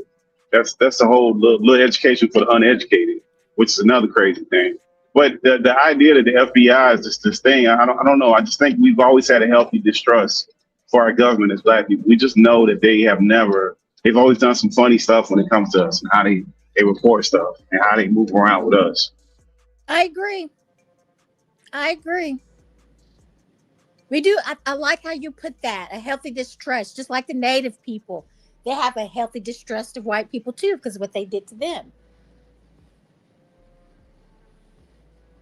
And that's not that long ago either. So we're not talking about the 20s and the 50s and all of that. This is all recent stuff. They wiped them out. Well, I mean, they have their tribe, their tribe lands and stuff like that. But yeah. Yo, I don't know if y'all noticed, but Paul has mysteriously disappeared from the chat. I did it. No. Paul's not on my channel. He's on Jay's channel, but he didn't know I was a sniper, and there's ways to get him. So he's definitely in timeout. You gonna get your mind right, Paul? Okay, because I hit delete and block. Yeah, it just deleted over here. But no, okay. Forget Paul. And like I said, we're not on trial for anything. Black people are not guilty of anything. And if y'all not gonna be held for y'all crimes, it's so crazy because when we bring up a rape, it was so long ago. Like they don't want no accountability. Like, it was so long ago. Why you keep talking about this? But we gotta answer it for the killings in Chicago for people that we don't know. Like, you can't make this up. Stephen Darby said it best. And I'll put it in the chat that y'all can go and what to listen to, like Niggerland, Huari, They Jacked Us, and then Zion versus Rome are 4 good, excellent teachings. But what you said, like, how they say, well, that was long ago, right? He teaches on that. And what he said, and I totally 100% agree, we are evidence of a crime. Black people are. You are evidence of a crime. That's historically evidenced of a crime, of what white supremacy has done. Well, I mean, we don't ever show up when the people at Little Hats be having their meetings, or the people from the Pacific Asia place. When they show up and have their meetings, we don't show up there. It's funny how they keep showing up over here, and then not only they showing up, the most racist people are telling you how you should think. And I think that's absolutely insane. Like, how you gonna like this? Crazy. Pittsburgh T, I Nuts. had an episode one time. Pittsburgh T might remember this, but I had an episode one time and we were discussing these very things, right? It's funny how the conversation changes. It just changes characters, right? It's the same conversation. We keep going like Trayvon. There's a bunch of similarities between Trayvon, you know what I mean? And the other people like Nolan and all this other stuff, right? So there's a lot of similarities, and mainly it's always about race. And they always tell us it's not about race, but it keeps occurring, right? So we can't believe our lying eyes, and you know what I mean. And this lying justice system, we got to believe white people who benefit off of white privilege, right? But they always come in saying the same old things, T, same old things. And I remember one time it was a white kid that was on the show, and he was young. He might have been about 15, 16. And like, how you find my show? You know, I was staying up late night. I was playing the game, and I accidentally scrolled and found your channel. Like, okay. And he was talking. I said, I gotta tell you something, little man. So come and let me talk to you. I said, in these situations, you know, you got to show up to listen. Because number one, you're younger than everybody on the panel. And I don't know if you realize that what you're doing right now is a form of white supremacy. You're like, what? I said, whenever my grandfather was young, you know, he grew up in the time that whenever he was 20 years old, it might be a 12-year-old white boy that would call him boy. He could not look him in the eyes. That could start a riot. He had to be really, really docile to him. And I've seen a couple documentaries where white people act like, and white people make this argument. Somebody made it in the chat that black people were barbaric and they saved them and gave them religion, right? And I said, I don't think you realize how you're basically echoing the sentiments of them. You know better than people who are older than you that have been black their entire life, and you're gonna tell them how to be the same way your ancestors told mine. Like, you're doing white supremacy. You're the peak of white supremacy. Like, you're doing white supremacist talking points. Like, and he stopped and got quiet, and he was like, I see why you might say that, you know, because I was like, you got to be here to learn. You're talking to the people that you're talking for. You shouldn't be talking for those people just based on your age alone, on top of skin tone. But the fact that you're here at a black platform telling those people how to be, you're doing what white people before you did. That's so it's like, and he wasn't even aware that he was doing white supremacy. So it's just like, it's baked into the fabric of America to the point where their kids are doing. Like, I be hearing black people with these hopeful talking points. Well, the kids now ain't like the kids of yesterday. Man, they've been exposed to the same propaganda, been indoctrinated by the same people, and are gonna benefit off the same system. You believe that shit if you want to. But it's not just white people now. You got black people that are indoctrinating themselves in all these white supremacist talking points. So it's like you're running a feudal race and they cloak it. Like, a black person in a black community that doesn't do the norm, they're going to call you a coon. They're going to say you're trying to act different. Different ain't good in black communities. Like, we have a problem with that amongst ourselves, which is our own issue. But it really bakes off of white supremacy. That's who tells you what's wrong. And they try to claim ethnicity into a race where we have to gravitate towards degeneracy, mostly in our communities, because of white supremacy. That's what they've been told by the images they've been seeing. That's all they know. They don't know no more. Anything outside of that is a problem because it's a threat. If you go outside of what we know, it's a threat, and you a coon, and you just can't have a different opinion. When all the people that we had as civil rights, they differed all the time, and they had educated conversations. And some of them were gay, some of them were Republicans. I don't even know what we don't even know what party they voted for. We don't know that. All we know for a lot of those people is we know what religions they were, and they couldn't be more opposite with religions, and they figured out some kind of way to have healthy debates. Even they didn't even agree on how they should proceed with the way they should proceed in the process. They figured it out. But now we've just gotten to this place where we just name call it. It's not even real because they didn't change the definition of names. They don't even know what they call each other anymore. They have no clue. Wait, hold on, Pittsburgh T. Couple things to unpack there. Number one, black people absolutely are not on trial. So I don't know. We talk about black people. No. I'm talking about white supremacy. No, I'm not talking about that. I'm talking about white supremacy ain't just a white people thing. White supremacy is a mindset at this point. It's not like there's a magic person sitting up there and it's just this one guy who's just coming up with it. It's a mindset that people have It's a been programmed. collective of white people. No, it's a collective of No, white it's people. no, That, because that that is dude enforced by the that dude when government. people Yes, people go absolutely. punch in at their job and that guy that's the shift manager and he black and he on your ass and he don't mess with that white man. That's white supremacy.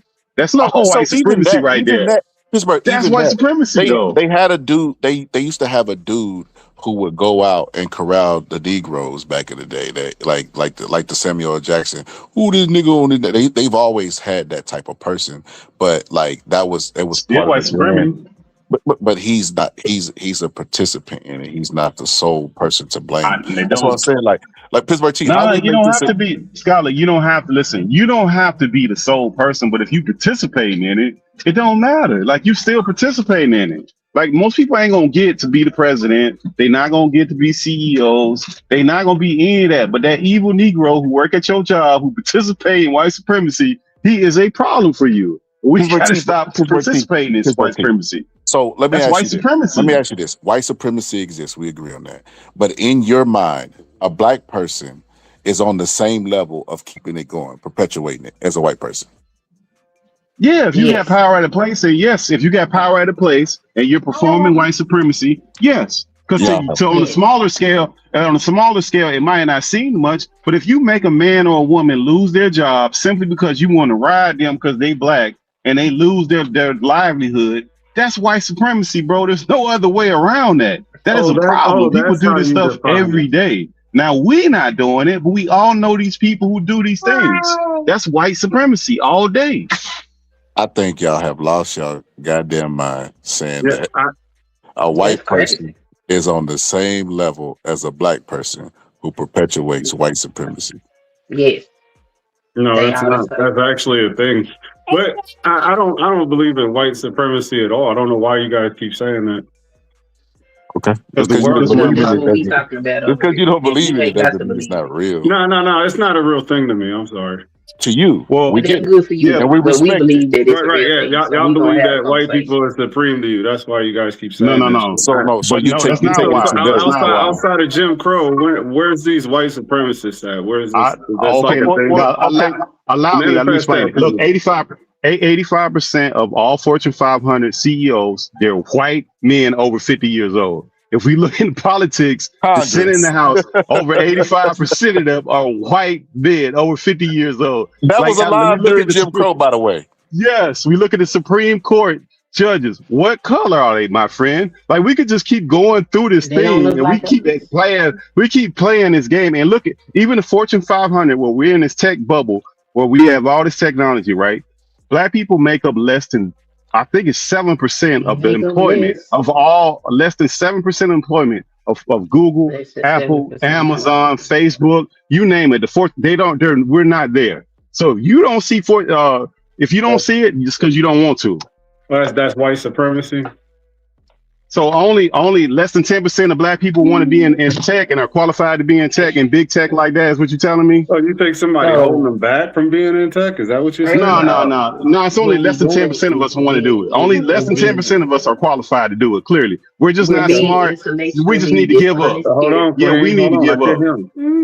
Yeah, if what you saying is true, if what you saying is true, we need to give up. We only because less than 10% of black people are qualified to do these jobs. If nobody's holding us back, that means that all the applicants that apply that are black, less than 10% of people that work at these companies are black. That means we're not qualified. If it's even. Well, give me a concrete definition for this white supremacy. That's all I'm asking for. I just gave it to you. So You just don't want to hear it. I just gave it to you. No, because So less than 10% of black people are in tech does not define what white supremacy is. That doesn't. No. White supremacy. What do you mean?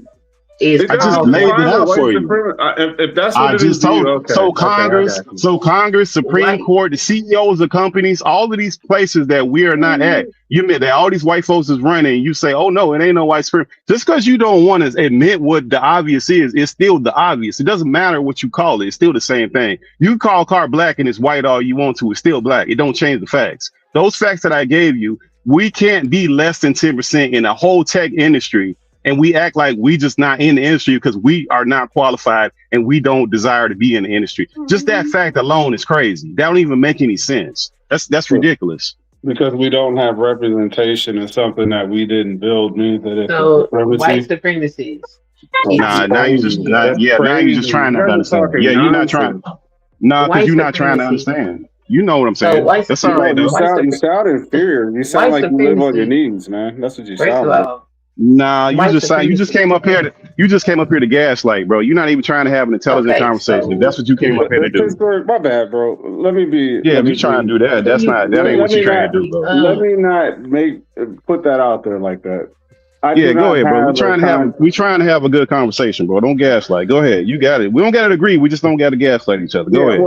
well, that's what I'm saying. I still disagree because there's not a concrete definition of what this is. Now, what it may appear to you to be is that we don't have any representation, but that does not automatically mean white supremacy. Like supremacy is just like we're better than you type of thing. That doesn't mean that they're that's better where they because you're come not from. When you participating. have people such as Because you're not like participating in the those late Charlie companies. Kirk, when you have people like Queen, well, that Queen, who let him go, Queen. Queen, let him finish, and then you go, Queen. Ain't nobody interrupt you. Let him get it started out.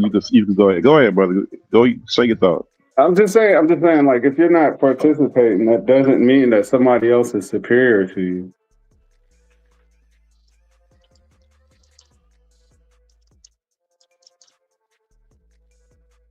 Did we lose him? No, that's all it is. it, man. Come on, man. The build up for that. Come on, Deacon. Okay, so the reason It's why just most stupid. The people whole thing is call it stupid to or me, man. refer I'm to sorry.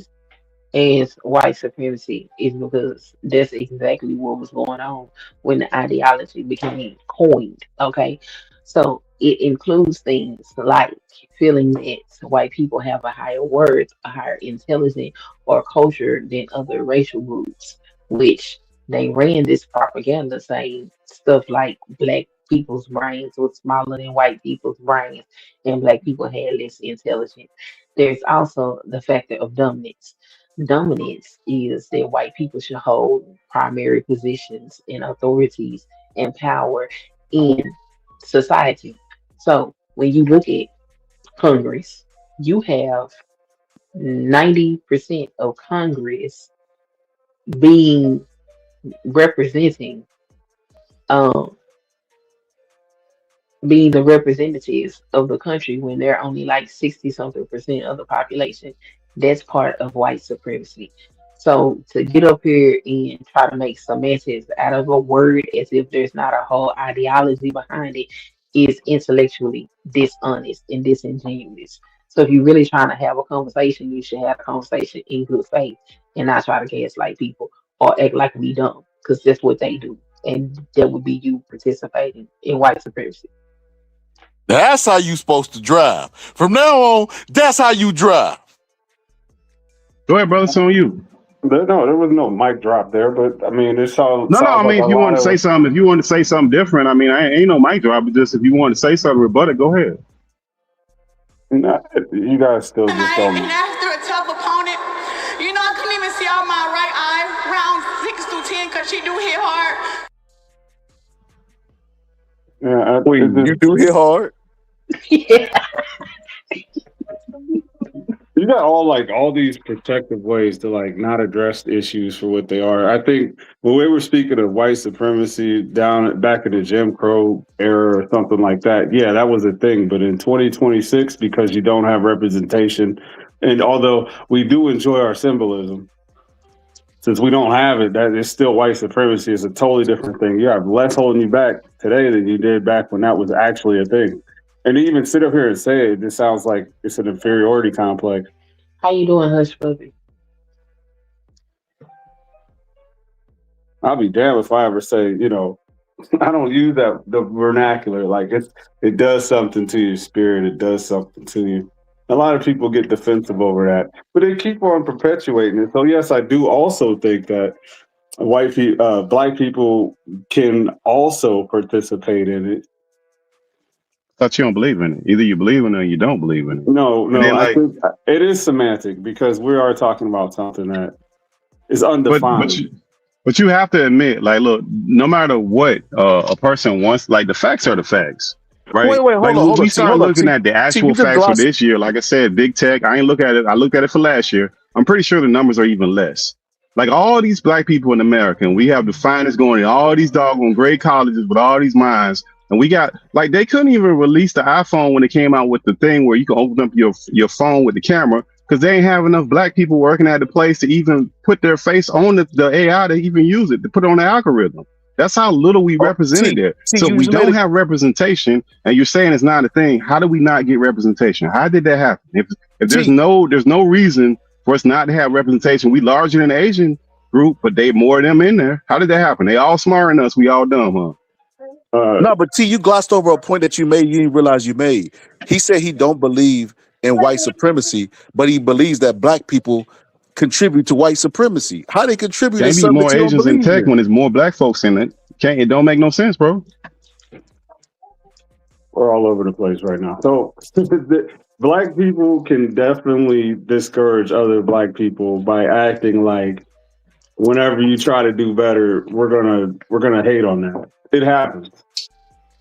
A few of my only offenses that happened to me in life were among the black community, and it made me turn around and look at things differently. So it does happen. You're denying that it happens. I think that you put a race on it is different than just saying that this person or this person, like there's assholes. It's not everybody's racist, you know. So this asshole offended me. But bro, what you're doing is anecdotal. But who taught them to be like that? Who taught them to hate their own brother like that? Where do you think they got that from? Because like the Africans come over here, they do that to each other. The Chinese come over here because it seems like they work together. It seems like they bank together, they business together. So where did we learn this bad behavior from? Where we learned this from? That's the supreme. It's a system. It has nothing to do with this master person that's at the top that's pushing all this stuff out. It's a condition of what's being pushed and propagated. And if we look at the world leaders, there ain't no, how many black leaders you think is in this world? With all these countries, how many you think it is?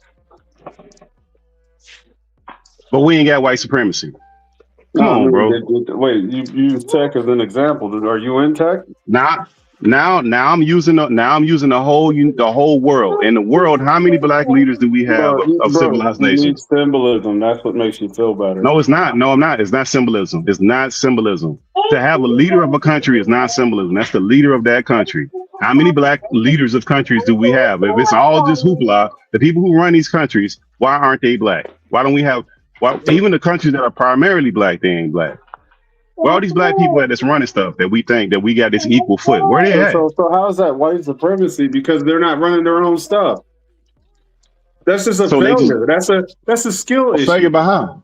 So they just failed. It's a skill issue to create your own leader. Skill issue. So you think leaders of countries got skills, bro? Is that what you think? You think that's how politics work? How do you have a black country with a non-black leader? That sounds like a skill issue. What skill would they be missing?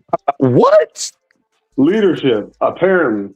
Oh, black people. No, that's not leadership, bro. Okay, wait. Politics ain't got nothing to do with. You talking about leadership for a country is politics. Politics ain't got nothing to do with no leadership. We got plenty of presidents that are completely inept and they have no leadership. You got to demean black people. So you saying it's about some leadership? That ain't what politics is. Leading countries got to do with politics. You got to demean black people, bro, and jump through a lot of mental hoops in order to dance. But that ain't true. And we've replaced presidents of countries before where they didn't go our way. We went and snatched them up. I'm not going to disagree because I'm black. Tell T to hit the refresh. You're just mad because you don't have the representation. That's it. But how do we not get the representation, bro? You keep saying that without the actual reason why we don't have representation. You're 13%. I mean, how much representation are you? I think you're overrepresented, actually. Oh, so you think the Asians that get bills and stuff done, are they more represented than us? Are the Rainbow people that's even smaller percentage than us? Are they more represented than us? We want to go by percentages. There's a lot smaller groups that get way more representation than we do. So this thing you're doing, you don't have to do it because it's not real. It ain't about no numbers because smaller groups have better representation than we do, and they've been here a lot shorter period of time. So it's about representation and your foothold and money. We have way more in these other groups, and they come in and steamroll all over us. So they ain't got nothing to do with no representation. It's the system of white supremacy. My goodness, I guess. I don't think you're in politics, sir. So it definitely don't contribute to Why the do I? number of black representation. Why do I have to be in politics? Like I Well, don't I have to mean, be anything. why I'm are a you janitor. I don't complaining listen. about something that you're not I don't. participating in? That's what I I don't don't understand. listen. Okay, cool. So you don't complain about your team that you like, whatever football team, basketball team. You don't play the sport, but you complain about it. Like this the thing we don't have to do. I'm a janitor. I'm gonna be a janitor for the rest of my life. I don't have to be no politician. I don't have to be none of that stuff. So like the thing you're doing, you don't have to do it. I don't have to disqualify myself or qualify myself with 20 degrees to have an opinion on a thing. We don't have to do that. Because sometimes the most uneducated people, when we see them in these rooms, they just in the rooms with no education. So that stuff don't really work like that. That's not how power really works. Like sitting next to power ain't got nothing to do with education. That ain't how any of that stuff works. And that's the problem. That's the system of white supremacy. Go ahead, somebody else got it. Me and his brother been going back and forth. Appreciate you, brother. Nah, I was appreciating that. Dog. Pittsburgh T, don't back off of him. You ain't got to let him. Dicky can handle his own, man. Dicky the beast out of these streets. He can handle his own.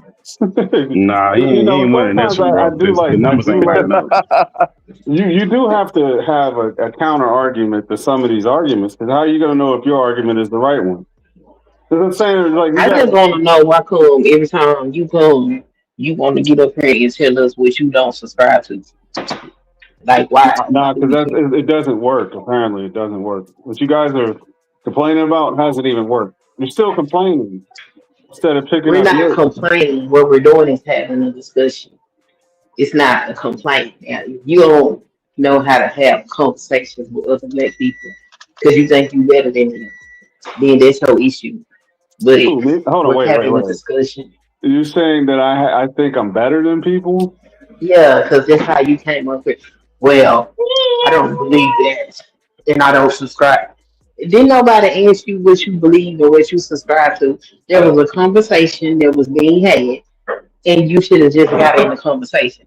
Because I'm sure you know what the ideology behind white supremacy is. But you want to come up here and gaslight us to tell us what you do and what you don't believe in, as if you didn't understand the context of the conversation. And I do believe that you were an intelligent person.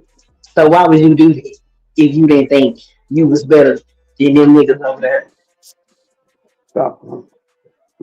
Why would I come up here and totally disagree with you? Because there's a mindset that comes with what you're saying, and I see it. But I'm just not. That's not what you did. I'm not good at You didn't come up here explaining and things. disagree. But there is What a you mindset did that I see was with come what up here you're and saying. tell us There's a what you don't mindset do. that I see with what you're That's what you saying. did. There's a mindset that What I'm you seeing with should what have you're done saying. is There's a come up here mindset that I'm seeing with and what talk you're saying. about the There's a discussion mindset that that we I was see with having. what you're saying. Not come up here There's a and tell us mindset that I'm what seeing you with don't what you're subscribe to. saying. And Because that's I how don't you get the believe results Hold you on. get. that Y'all just keep anybody both of y'all just up keep here repeating the same Because thing. I Y'all think it's not rude when somebody's what you talking did for somebody y'all else just to and start what you talking. did. hold I on. think it's rude when somebody does that. Y'all both repeating the same thing. So either one of y'all go at a time or y'all say something different, but y'all both literally say the same stuff. No, I just don't like being cut off when I'm talking. Because it's just I don't rude. care about none of this Okay, because well, you let's keep remove the feelings. gaslighting me. One of y'all make y'all point and the other be quiet and then rebuttal. Let's keep the conversation flowing. There's a mindset for what you're saying, and I see it, and I'm just not good at explaining it. And that's okay. That's why even though I can make a point, if I can't really explain it to you because there are some that calm down. There's some that they'll hear it, but they'll still deny it for the sake of like, oh, this is a personal attack. No, it's not. I don't think I'm better than anybody else up here. I just think that there's different approaches will render you different results. Okay, so that's what you should have came up here and said. Coming up here is talking about I don't do this and I don't do that instead of getting on topic.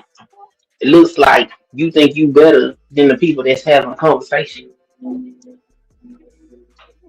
Like, I really just had to sit up here and break down white supremacy like you didn't understand what the fuck it was, which is insane. Because you do know what it is, and then you had nothing to say.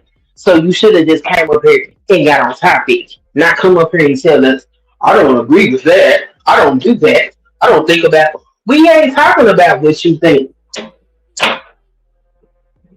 Yeah, but I think you arguing two different points. Like Does the initial point was white supremacy exists? That's completely different than somebody blaming white people for everything, and it doesn't tie into every single thing. The system of white supremacy actually exists. Me and Scholar go at it all the time because he always be saying, I be saying bootstrap details of actual situations. With situations, you can see the difference of what it is and what it ain't. But the system as a whole of white supremacy, that actually exists. The individuality of it, that's a completely different thing. I think that's what you argue. So I was asking for a concrete definition of it, but since it always moves, there's no way to even define what we're talking about, and it just becomes circular. So, yeah. Let me ask you this. Let me ask you this, because I was going to ask this question earlier. Is there any level of burden of proof that white supremacy would exist? What would you need to see to acknowledge that it exists?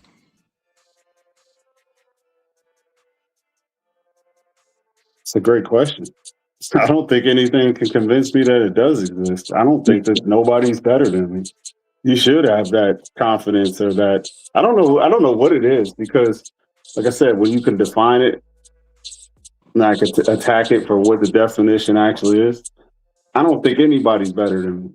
Well, so I think you too worried. You too stuck in semantics. Like Queen said earlier, the idea sprung from white people saying that they were superior than black people, but it later evolved into systems and stuff like that. So like the government system that we have now is not even the same government system that we had 50 or 60 years ago. So everything evolves and changes, right?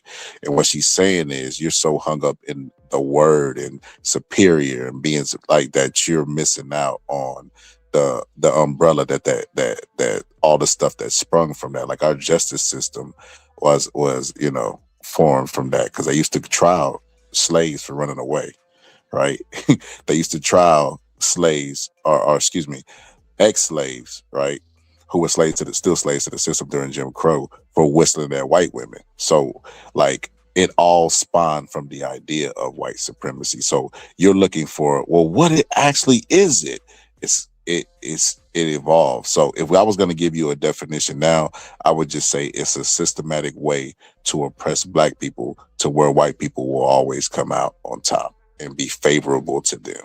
If I was going to give it a definition, because like Pittsburgh said, like you could deny it all you want to, but numbers is a real thing. Anecdotal experiences is a limited experience. If you look around you and you look at the CEOs, you look at Congress, you look at all these, and you say, damn, well, why are all the black people? These black people are going to college. You could find a qualified black person, but they're not finding them. And why? Nepotism from white people who benefited off of years and years of white supremacy. Like this is baked into the system. And even when you look at stuff that's simple, like, but I mean, me and Queen have had episodes about this, childbirth. Something as simple as childbirth should be open and shut case, Johnson. You know what I mean? It should be something that's just humane, right? Because you're giving care to a person. Care should be blind. If justice is blind, definitely care is blind, because the people can't help what they're going through, right? And you still see black women dying at a higher rate at childbirth. And when the people who are not going in looking for anything, just to investigate it, they stumbled on white supremacists. They stumbled on people who had implicit biasness, who looked at black people as problematic, complaining. They have a higher level of pain. They didn't take what the black person was saying to them serious. These are things that's baked in. And for those reasons is why I could look at this case going full circle and say, there's no way to separate race from this. They can't even separate race from healthcare. So they can't separate it from class, wealth care, or you applying to get a job. But somehow, mysteriously, they can separate it from this case. Get out of here. Like, who y'all talking to? Like, I'm not an idiot. Like you just can't piss on me and tell me it's raining.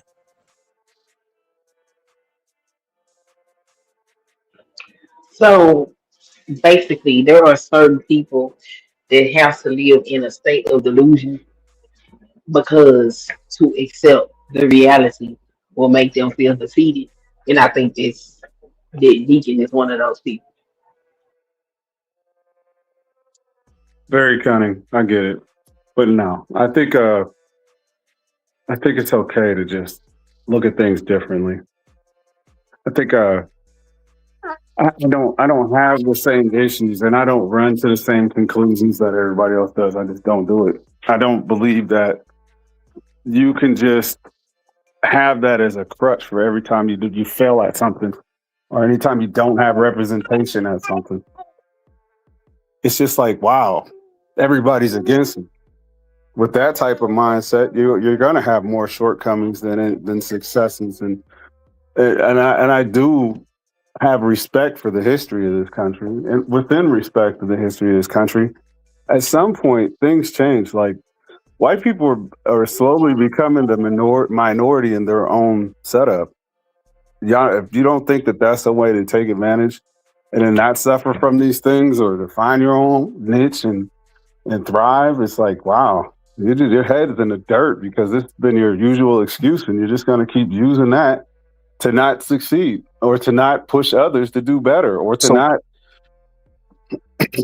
So, Deacon, what about the people who make it to the highest level of their profession? Let's take one ballpark, right? It's mysteriously just random, right? Barack Obama. He didn't make excuses. He made it to the top, and they called him on Fox News, I quote, the food stamp president. People thought the world was going to end because a black person became president and he had to be the Antichrist. He was faced with a whole bunch of racism while having no scandals in the White House, right? They questioned his experience. They tried to say he was from Kenya. They said all of these things about him. Meanwhile, you fast forward. There's a guy who has no experience, whose dad Fred Trump came from Germany, right? He has no experience in politics. He's not even qualified. He runs for president and wins. And this guy has all kind of scandals. He has so many scandals that his wife is actually busting it open in Playboy, and he wins the conservative nomination for people who conservative parties always telling women how to be and what to do with their body, and he wins that nomination. Is that not? Do you think Barack Obama could have ran with a tenth of what scandals Donald Trump had and won the presidency?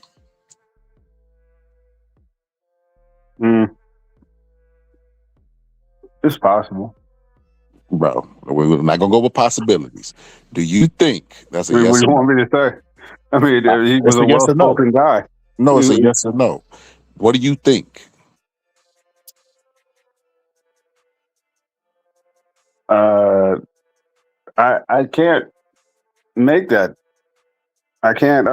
Bro, why is that such a yes or tough no. question? It's yes, I believe he would, or no, I don't think he could.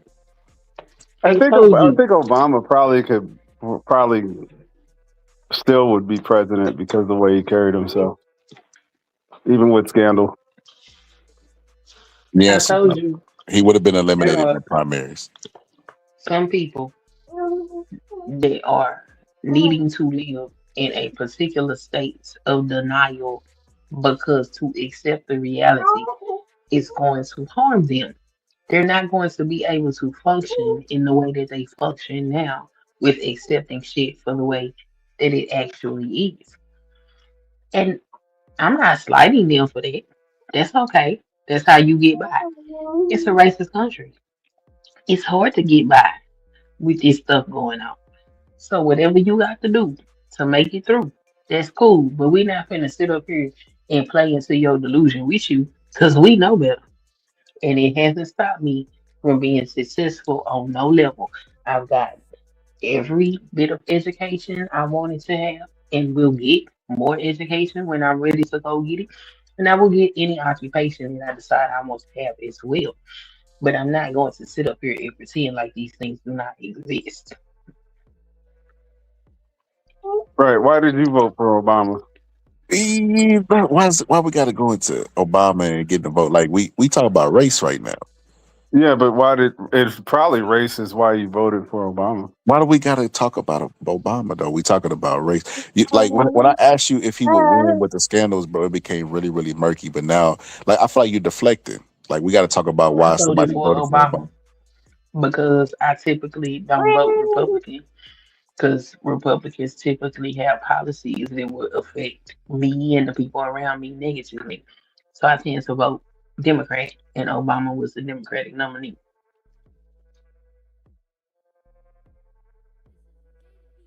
Well, I think that policies would probably, if his policies were good enough, it wouldn't matter what kind of scandal he had. So just going back on that question there, and I know most black people voted for Obama because he was black. He looked like us. That was really the reason. Although nobody's Racist. gonna say it right now. So black people are the real racists.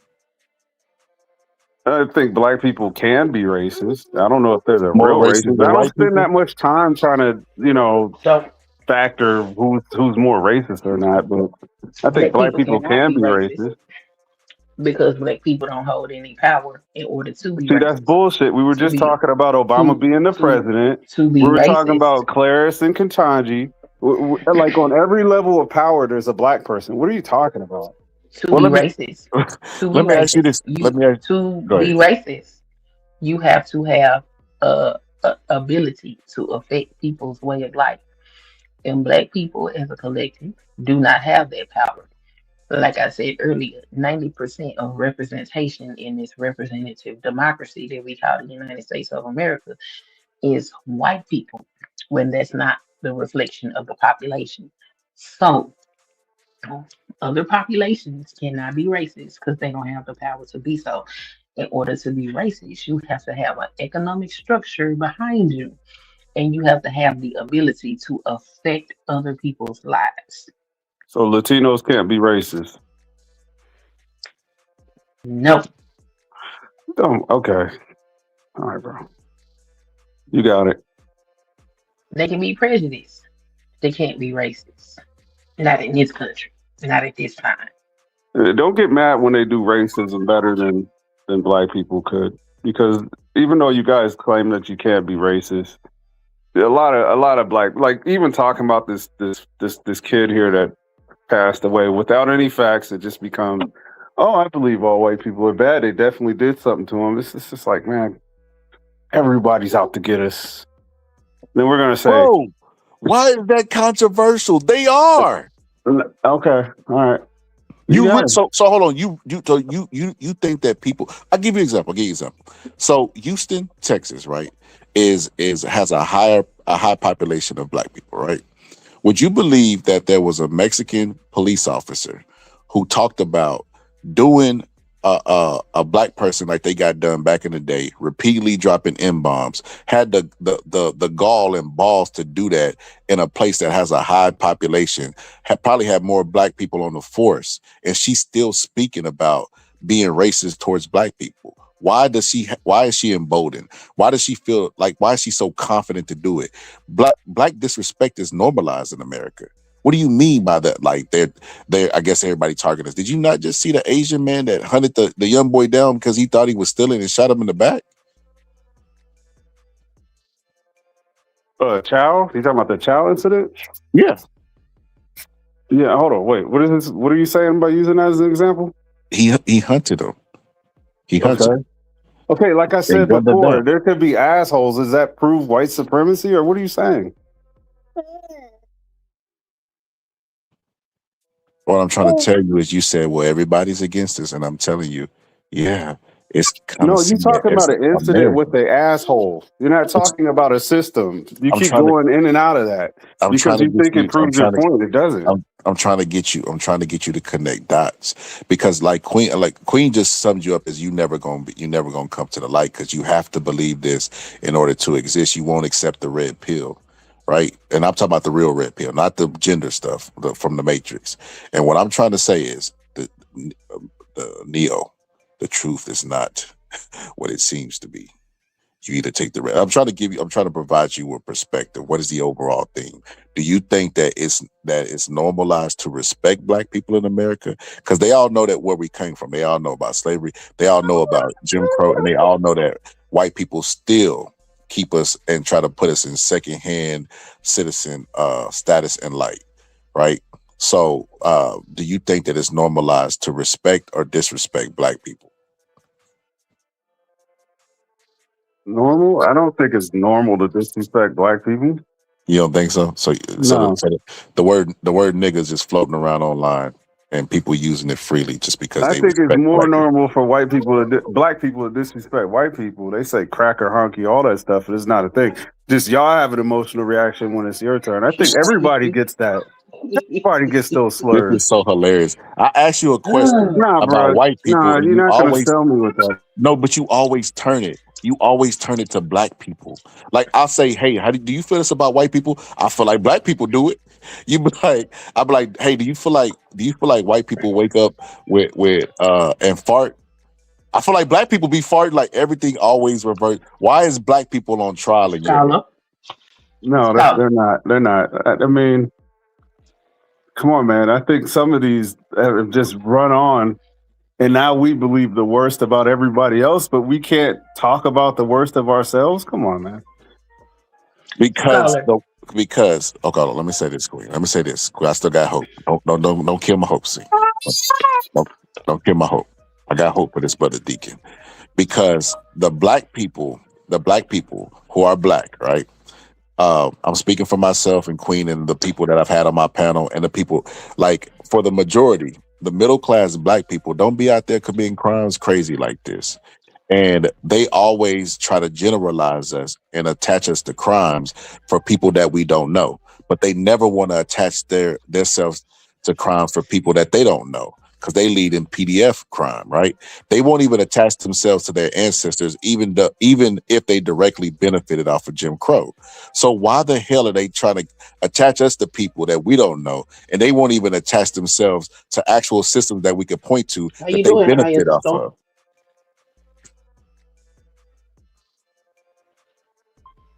I don't know, man. That's like I don't know. So for those reasons, what they always say on Shark Tank, for those reasons, I'm out. For those reasons, bro, I'm not gonna answer for black people that I don't know. I'm not gonna talk about black on black crime. How is that a real thing when white on white crime is not a real thing? Like how is that even a talking point?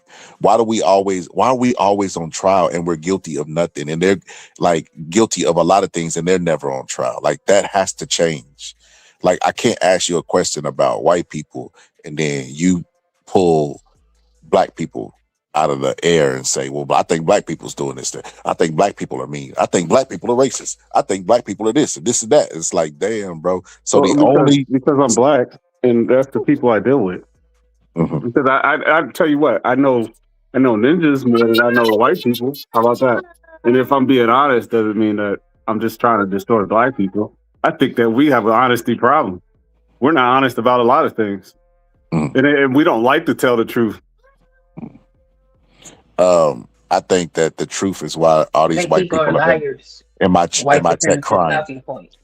I think white people are never accountable for anything. That's why they in my chat crying right now.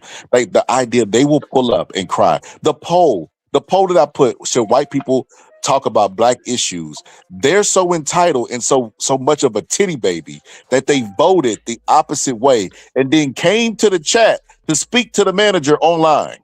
You can't make this up. And those are the same people that cry about freedom of speech, about censorship, and all this other stuff. I guarantee they will want me censored for my viewpoints and not including them. And I guarantee they will want me canceled. All the stuff that they claim that society is getting soft for. I just seen a video the other day, and it was like, it was a young kid, and he was a white kid, and he was like, all those white kids telling me my generation is soft. Y'all generation was crying because black people was drinking at y'all's water fountains, and that was hilarious because it was true.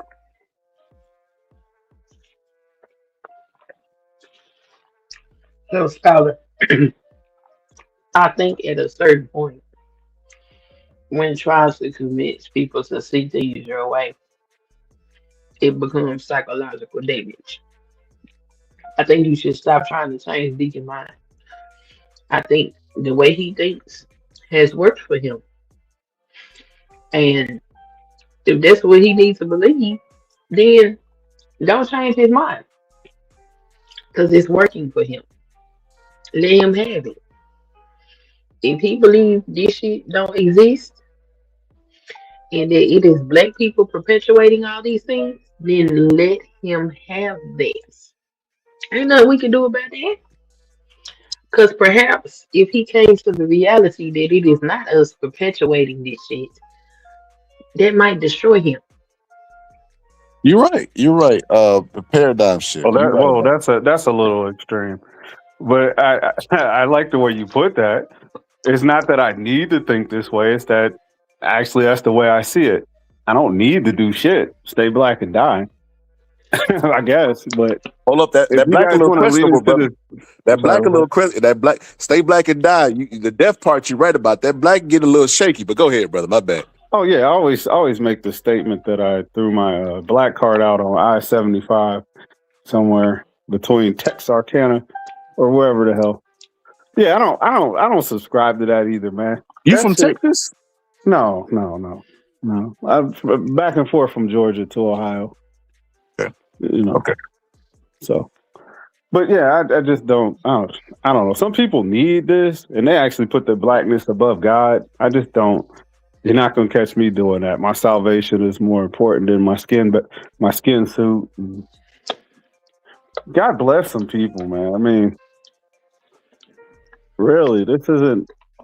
It's only as big as your mind can conceive it. This is really not a thing. Most people just wake up and go to work.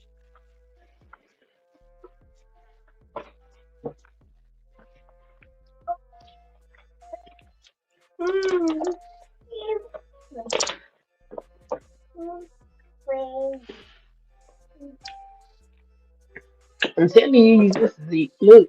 Everybody ain't gonna. They ain't gonna get it. They ain't trying to get it. They don't want to see it, and that's cool. Especially if they look like me. I'm okay as long as they ain't perpetuating no harm to us. If that's what they got to do to survive, let them have it. This what he has to think to survive. I don't have to think. It might be the way I think, but I don't have to do nothing. Yeah, you have Like to. I just said. You have to. Like I just said, it might be That's the what way I you think that chosen to keeps do. me So that's what making you progress and moving forward. have to. Exactly. I'm not sitting up You here have. crying over That's the what you white have to man do. and trying to make somebody I don't know like not guilty of shoving knives in kids at track meets. I'm not trying to do none of that, man. That's what you have to do Y'all to need survive. that, like, And because you put your I'm skin not suit faulting. above like No, reality. no, no. This shit is crazy. No, I'm not faulting you for it because I live in reality, and my skin suit don't have nothing to do with the reality that I did not create. I didn't create this reality. Well, I I was feel born sorry into for you. this I mean, because reality. it And just when have I you was wandering born into around in this a circle reality, and wonder why you don't there have is the a representation. whole It's just bunch crazy. of history that is factual about this reality. And I'm not gonna sit up here and pretend like none of these things exist to survive. I don't need to. I can survive while understanding the actuality of things and still not letting it hold me down to keep me from moving forward. Some people can't do that, and that's okay. However, you need to survive in this country, I understand. This shit is difficult. This shit is hard. This shit oftentimes don't make no sense. I get it. However, you need to survive is how you need to survive.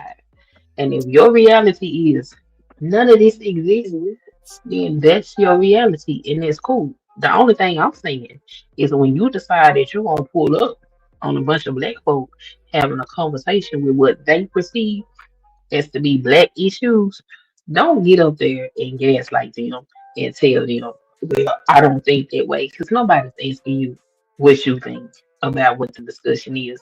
They're asking you to comment on the topic. Like, don't fucking wag your finger at black folks having a discussion about black issues.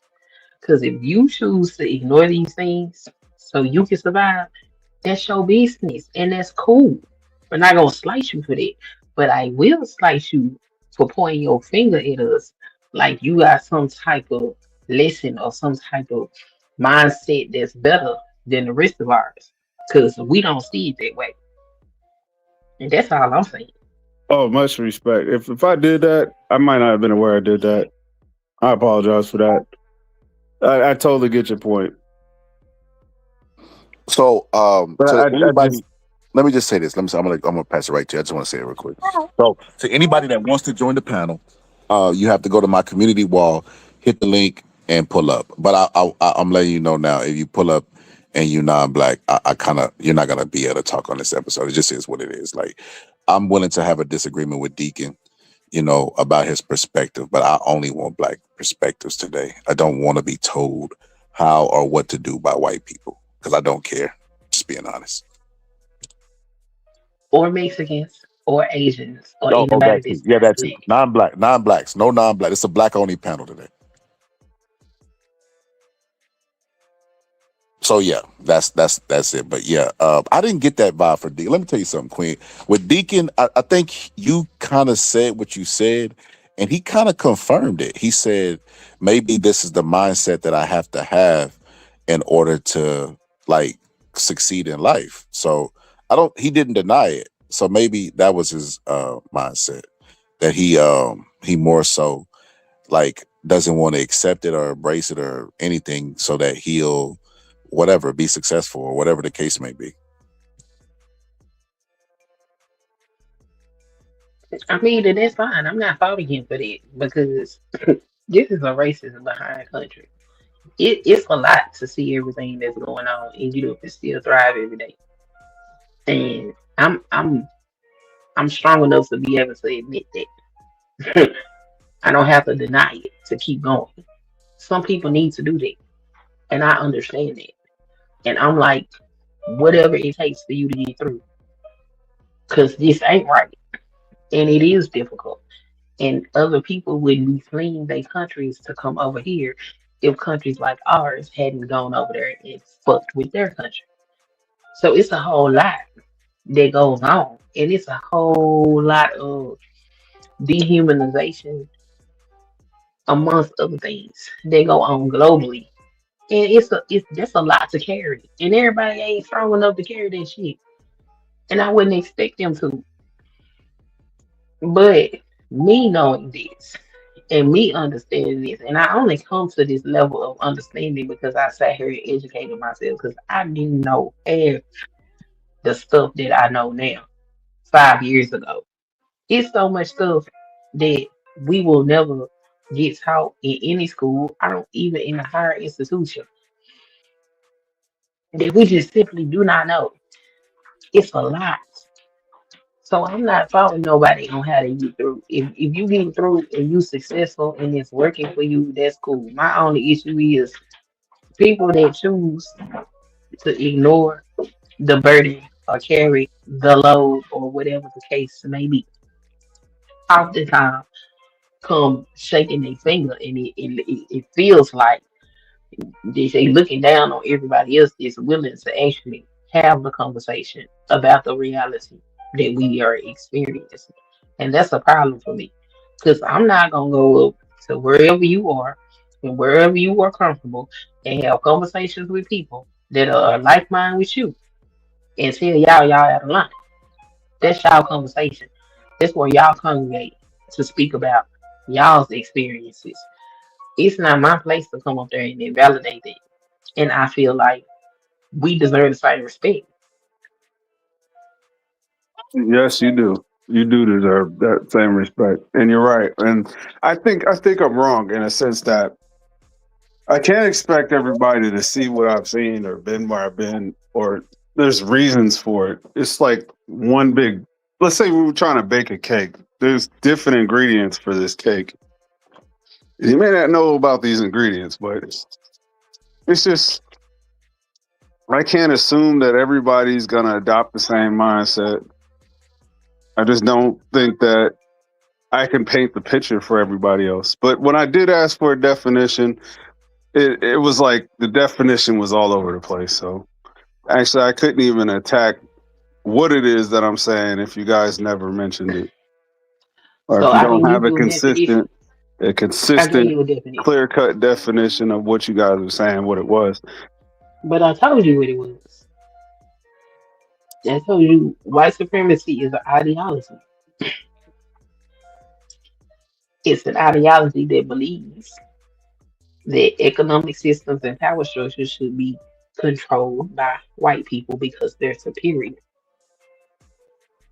I gave you three tenets of the core beliefs of white supremacy.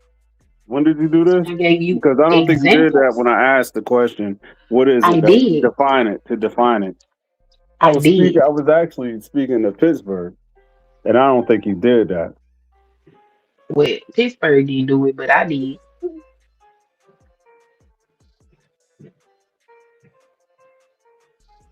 So, couple things. Remember I told you they have a rule book and a playbook of how they gonna talk and speak. The one thing is you don't see other races killing each other. So now other races don't kill each other. Like what are we doing? So black people, and this is what I mean by they don't respect us, bro. They show up to conversations with black people about. Listen, not to mention, shout out to Big J. Big J, Big J got rid of Surf Out player. And listen, Surf Out player is cool as hell, but cool is not gonna trump slight disrespect. And he does it in a very, cunning and slick way. He calls us so-called black people and weird stuff like that. And always speaking on black people. And when Queen charged them up, I let Queen loose. I ain't even I let her go crazy. You know what I mean? Because I'm tired of that disrespect. You know what I mean? But it's like I said, it's normalized. He thinks it's okay. He don't see anything wrong with what he's saying or doing because he feels like disrespect to us is normal and we should just take it. That's the sentiment that's what I mean by American. Look. And they do. He done fell out the bushes. Hold, let me put my bounty up in the background just in case he wants And to they get back. do. They do. They think that we their topic of discussion. They can talk about everything else. They can talk about us for everything. They don't talk about their own demographic of people and what they going through. Because supremacy doesn't just affect us, it affects them as well. But they don't want to talk about the issues happening in their own demographic. They want to talk about us because the spotlight is on us. Yeah, let's Like, talk leave us about alone. let's talk about the age. Let's talk about age. Let's talk about consent. Let's talk about all the stuff surrounding that one crime that they commit more than everybody at an extremely high rate. If we want to talk about some things, if we want to be, All forms of sexual assault, all forms. so if we want to address some things, let's start with that. Let's not address the Let's bodies. let's We let's see what start with in this modern day and age, they still perform the incest like it's a normal thing to do. that's crazy. Yeah, exactly. That's crazy. Like, Listen, as soon as I talk about Sir Foul Player Queen, he fell up out the bushes. He showed him jump up out the bushes, didn't he? That's cause he crazy, probably been boy. sitting there listening the whole time, waiting on his opportunity to get up here and talk about black people. And I be tired of Mhm. that, cause like we can't never have a discussion amongst us without one of them coming up here trying to tell us what we should think and how we should So think. irritating. Baby, And go like I get you said, a panel full of Puerto Ricans or whatever the fuck you is, and y'all discuss y'all, and then let me come up there and tell y'all how y'all fact, fucked up they would be when so y'all. offended, cuss you out in Spanish so fast. But like I said, I put up with Deacon odds. I ain't finna put up with. I'm not finna put up with non-blacks for the rest of the year. Rest of the year, I think that's gonna be a panel rule, And if I do bring them up, we're gonna start dropping that gauntlet on their ass. We're gonna start sniping them. Drop that gauntlet, snipe them, and get them up out of here. That's what we're gonna start doing. That's what we're Yes, gonna. Deacon, exactly. Deacon belongs to us, so I don't know how he feel about it, but Along with what? She I said said you you don't know how you belong feel to about us. belonging to us Negroes. You one of us. I don't know how he feel about that, but yeah, he get a lot more leeway than these people that don't know nothing about us. Oh, that's The- so nice. I feel so privileged. Thank you, guys. I appreciate that. Yeah. When the white man showed up, he showed up like in Django, and he was like, "I'm interested in pursuing that particular black man right there. What's his name? Deacon. Yes, Deacon. Now that's one of the greatest movies ever, but that's neither here nor there. But yeah, no, I like. Look, first of all, Deacon, when I first had a conversation with you, I told you, bro, like I clowned and you took my jokes pretty well. You didn't take an offense to it. You don't take anything personal. And then you was like, yeah, I could kind of see that. So you wasn't coming from a disingenuous viewpoint. It's just your viewpoint. I think it's wrong, but in the same way I think yours is wrong, you think mine is wrong. You know what I mean? So that's how that goes. So yeah, I appreciate the conversation. but I will Oh only yeah, I have don't. it. Thing though, Well, I don't take what none is of it as personal. I mean, most of the time it's supposed to be about a good conversation, a good back and forth. I don't want it to be like we all just agree on one thing and there's no nuance to it. I like to paint the corners of some of these conversations. You know, I mean, I this might is be what's a little crazy. extreme, but you know, This is what's really interesting. Um, Largely speaking, black people are a conservative group of people. Generally speaking, cultural wise, we conservative people. And a lot of people be like, well, why do they vote the way that they do? And if you talk to a lot of black people on a personal level, a lot of Republican ideology black people identify with. Then you be like, well, why the fuck they don't vote that way? Because the motherfuckers is racist. If they would remove the racism from their party, they would have a lot more Republican voters. But they're racist. And if you are going to try to harm me for something I have no control over, I don't have any control over my skin. I had nothing to do with it. I can't sit up here and put you in no positions to do anything for me. You trying to destroy me for something I ain't even got no control over. I got a question. I got a question. I'm Yeah. listening. You don't think that Democrats are racist as well? They literally encourage you to kill your own kids, so that way your numbers are lower. In So I practice, don't, in practice, I don't, in practice. so I don't recall any Democrats encouraging abortion. A woman's right to choose is just it, her right to choose. But yes, there are Democrats that can be racist too because before the 1940s, the Democrats was the party of racism. But during the 1940s, there was an ideological flip between the Mhm. party. That's not And true. The Southern that is strategy. No, that's that's bullshit. very true. The Southern No, strategy, that was a real thing. that is That's very nothing. true. Blacks That's went very true. Democrat. The blacks went Democrat for the butter biscuit in the sky. And No, that's not Yeah. also true. JFK And see, this went to is the go. problem when people don't know the history of black folk in this country. When no Mhm. butter biscuits or none of this weird Mhm. shit y'all talking about. You There don't was know an the history. ideological Sorry, I'm just playing. there Go was ahead. a ideological flip because of things like unions. Unions was a part of it too.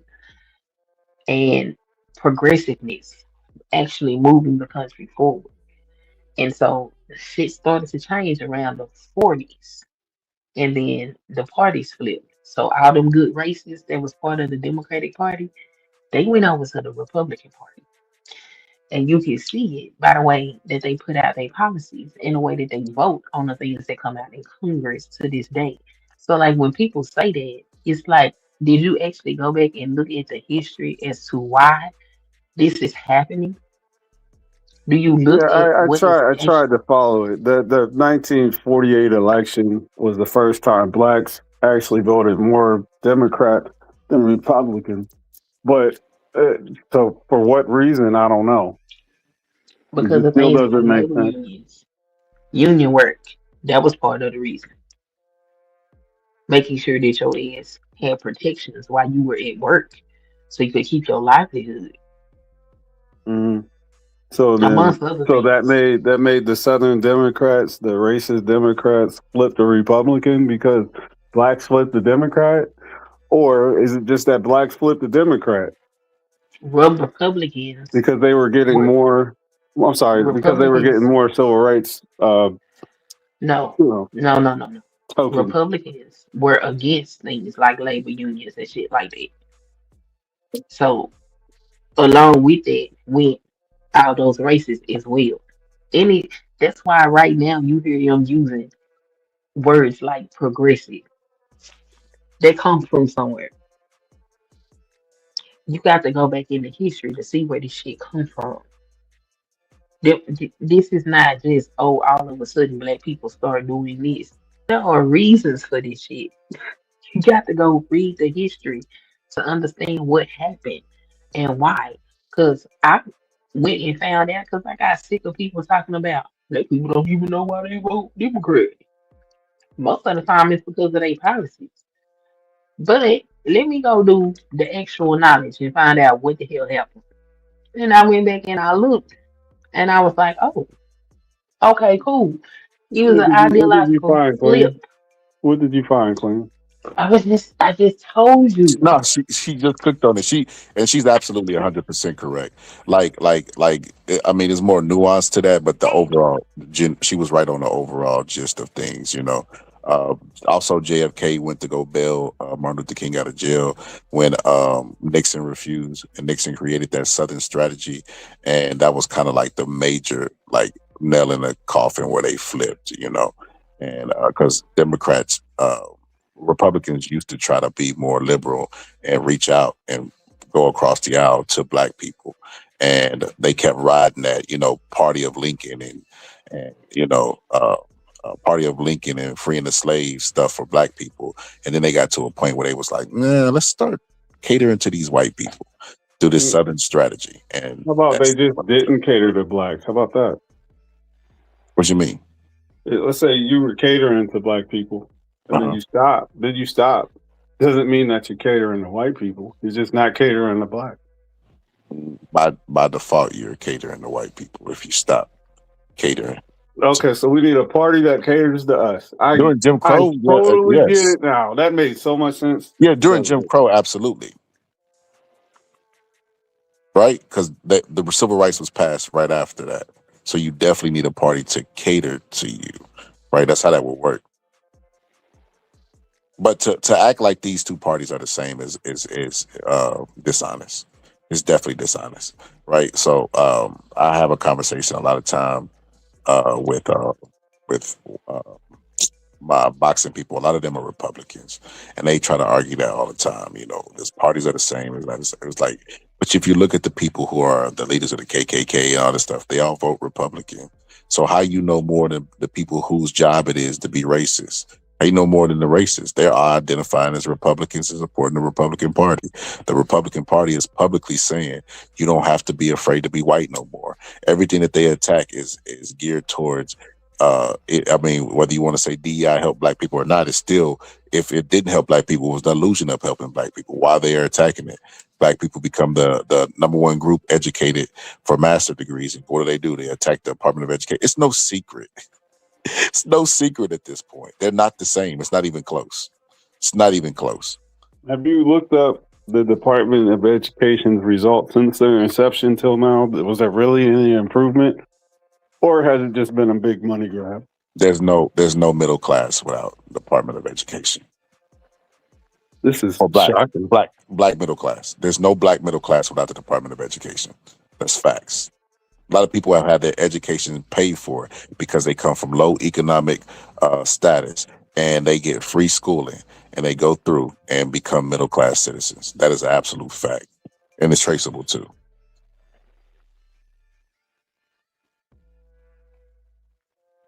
And it shows the effectiveness and efficiency of government when they actually help black people out. So, yeah. So that's why I'm for bigger government, my opinion.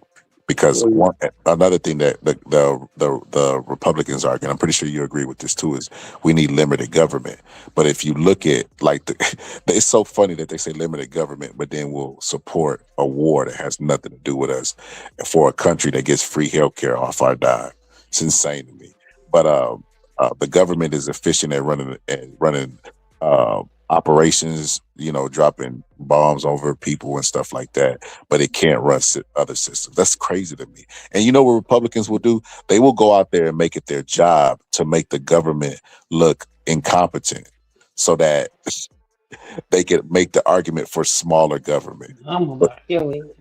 Unless you want to have an abortion, then they want the government to be big to stop you from it. It doesn't make any sense whatsoever. That's why I say Republicans we need a third party, not to vote for, just to run against Democrats and be more logical. Because the Republicans today are absolutely insane. Interesting. Interesting. Well, I'm here to learn. So, you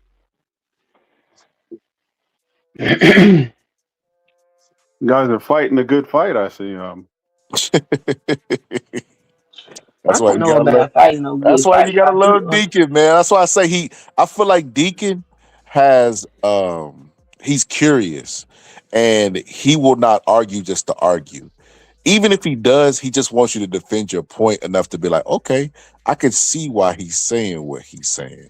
He's not disingenuous. Some people come up here and just argue like a surf out player. So the surf out player is got only 3 things. That's why I'm like, damn, it's surf out player. Like I'm not even being funny. No, I am being funny. Let me stop. I'm being funny and serious at the same time. Are you on the spectrum, bro? Like why every time it's the same, it's vaccines, so-called black people. It's like the same stuff. Like I can literally Because pull he up from got a burner internet account. brain. He I has internet brain. So on the internet, these people that seem to have a problem identifying as a minority, because that's what they call us in this society, even though they the minority across the globe, but whatever. They identify with these talking points, and that's all they can do is spew these talking points. Because sit down and actually read a book about what they talking about, oh hell no, that's not gonna happen. So you got to take the talking points and run with them. Damn the evidence that the talking point is BS. Damn that. Just spew the talking point. That's what's wrong with him. He got internet brain. Queen, I ain't gonna lie, I'd be a little embarrassed too because he from the boxing sector, and I cross to all sectors. So when Surf Foul player pull up and he starts saying so-called black people, I just face palm like, oh man, he don't realize he a representation of us, and it's just like Surf Foul player, you got to do better, man, at articulating yourself You and got to picking stop blaming him conversation. because he not us. He's one of them. I mean, but still, common sense, Queen, is like. You know, like damn, like you can't pull up with 3 topics every time and talk about it. And the 3 topics that you think, listen, if it was my job to throw rocks at a telephone pole, I would get pretty proficient where I could probably hit a fly in his peen from 1,000 yards away. Probably I would get that proficient. When you're talking about 3 topics, and you got 3 topics that you always want to talk about, you would think he would at least have facts. You would think he would at least be like, like at least informed about the stuff. He's so misinformed about it. It's like it's embarrassing. You got to It's read to know embarrassing. that. You got to So you don't read to think? know that. Hold on. You don't think Sir Fab Blake can read? I don't know if he can read or not. I know he's not reading. I know that from the shit that's coming out of his mouth. He's not reading anything. He's spewing talking points.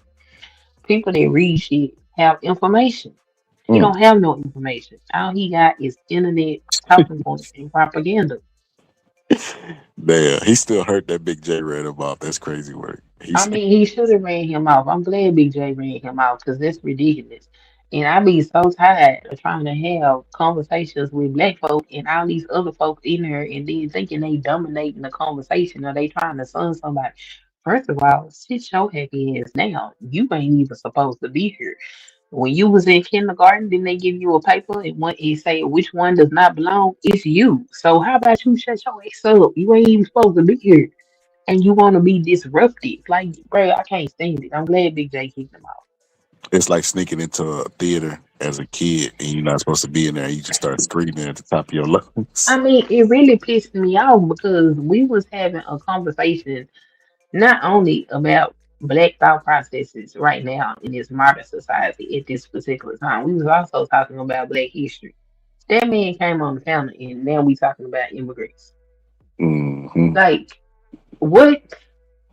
Like, how do one person come up here and take a black conversation and turn it into what was that?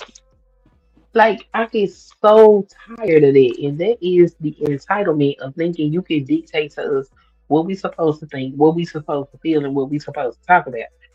Because to have us come together and start actually having thought processes where we can formulate plans to move stuff forward from us, that's a scary thing for these folks. So if they can disrupt it, they're gonna do it every time. And I'm not saying that we should never talk to them. No, but sometimes they need to be excused from the conversation. Yeah, I agree. Certified plan. He loved talking about the one topic he shouldn't talk about. It's like taboo for him.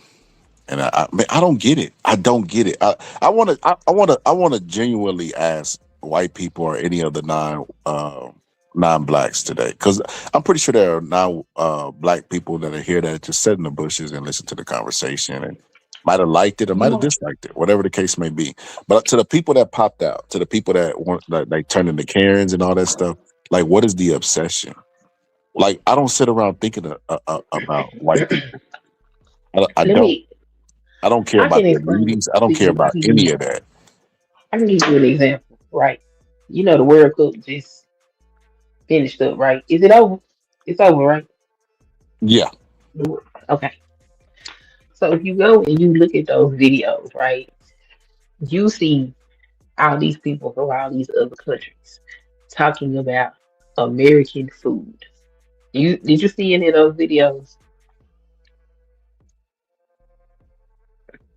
Skylar? You there? Okay. I don't know what you got. I'm here. I didn't see it though. Okay, so I would encourage you to go look up these people talking about American food, right? They infatuated. They are in love. And that's essentially what black people are to these folks.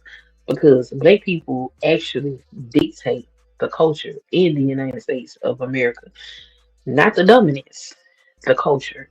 Without us, this country would be very bland, very boring, and it probably would be something pretty close to third world because these folks didn't create much of shit. It was us doing it. So they just can't get enough of us. They study us, they watch us, they try to emulate us. It's like when you have seasoning for the first time. You know what I'm saying? Then you done got this seasoned food, and it's like, what is this? We are the seasoning to the damn food, and they just can't get enough of it. They don't know what to do. They want to know how you do what you do. How do you get it like that? Why are y'all like the way that y'all are? But we despise you because of who you are. It is it's a mind fuck. It's they can't help it. They can't help it. Queen, you did all that explaining, and I still don't get it because I'm never just from my anecdotal experience. I don't want to go places where they don't want me there, and I mean that in every aspect of my life. If I'm from a restaurant and I ain't feeling the vibes, I'm leaving. If I go to a neighborhood and I move into a neighborhood and I feel like they don't like black people, I'm not going to stay in the neighborhood. So I don't understand why somebody would see an all black thumbnail.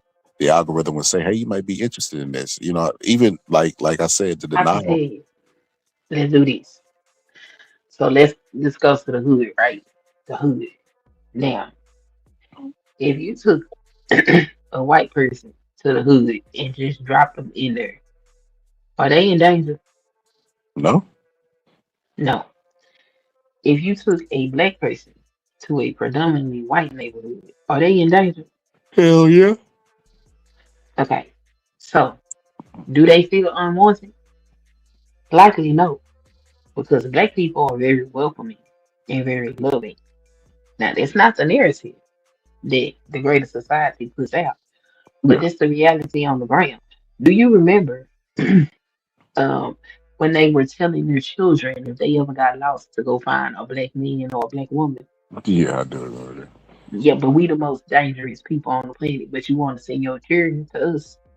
Yeah. How that make sense? And Black look, people are so very Queen, welcoming. so obsessed. I'll give you an anecdotal thing that just happened to me. So for those who don't know, my car got stolen. Oh wow. My car got stolen. I was so upset. I think I did a lot that day, but I was extremely upset. So to the people that I work with, I'm always talking about like my neighborhood and how I feel comfortable around my own. I'm the same way it worked I am online, you know? And they argue me down all the time. Oh no, you need to move, you need to do this, you need to do that, blah blah blah blah blah blah blah blah blah. And I was like, bro, I'm not moving. I feel comfortable around my people. They could not wait, Queen, till my car got stolen. No matter who did it. It could have been white people that stole my car. But they was Did like, you yeah, get it back? you got it. Yeah, I got it back. But they was like, yeah, you need to move to another hood. I mean, you need to move to another place. You need to, they couldn't wait to give you I told you so. And that goes like I'm just thinking from a strictly a humanity point of view, right? So obsessed with being right, so obsessed that I don't buy into white propaganda, that I prefer to live around my own, that they could not wait during a tragedy to pull up and say, I told you so. And all I did was smile. And I'm like, this doesn't change anything.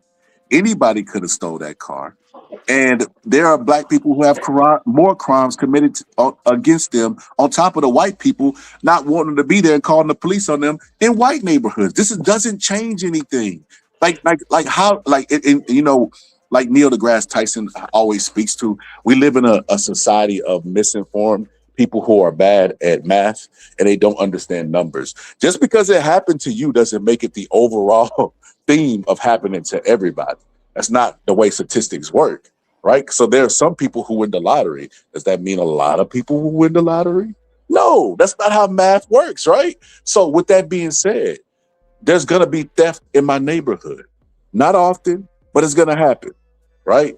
And it just so happened that it happened to me. But that doesn't mean that it's going to happen more than once or continuously. That's not how numbers or statistics work. So with that being said, I don't give a goddamn what they said.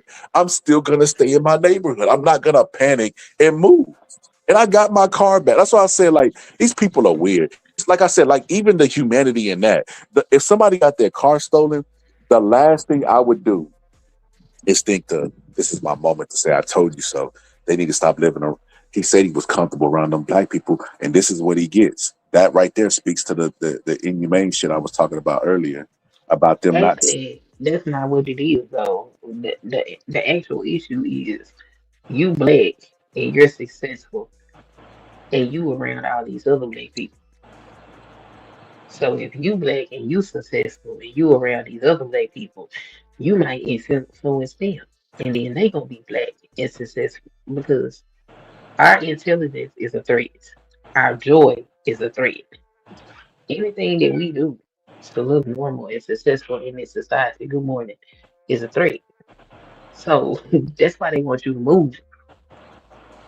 And you ever notice that if we get together in a group, they find it to be problematic? Look, they here. They here. Just the idea. They were in their sleep. They were in their sleep. Like, oh my gosh, black people are having a meeting somewhere. I know it. Like that is Right. hilarious. That yes. There is a threat to them. You got to think about stuff like the Tulsa massacre in Redwood and all these other black towns that was flooded out, put under, people shot up, and all of that. It wasn't because they were some type of menace on society. They were thriving, successful black places. So anytime they see black progress, that's a threat to them. They have to neutralize that threat. You can't be successful in a black neighborhood. If you're successful in a white neighborhood, that's going to dilute their black success, and that's what they're looking for. Hey, you know what, Queen? You touching on something pretty deep right now. Because I made a point the other day about how the system is designed to take our best, right? Because, you know, they'll say, hey, they'll put the narrative out there. Hey, if you're staying in these neighborhoods and you like your property and you work hard for your property, you might not want to be there because guess what? You're going to get robbed. And if you buy into that and you move to their neighborhoods where you're not wanted and where they don't want you and where they'll call the cops on you and where you're more likely to be robbed, you know, you bought into the narrative. But if you stay there and like you said, you're a beacon of success or you're exemplary in success, it kills the narrative. You're absolutely right. Like it brings the property value up. The property value would get brought up without them saying, hey, you know, this land is really valuable, even though we told you it wasn't valuable, just by successful black people staying in the neighborhood and not leaving. That's actually, that's a really good point. It is. All of that is very true.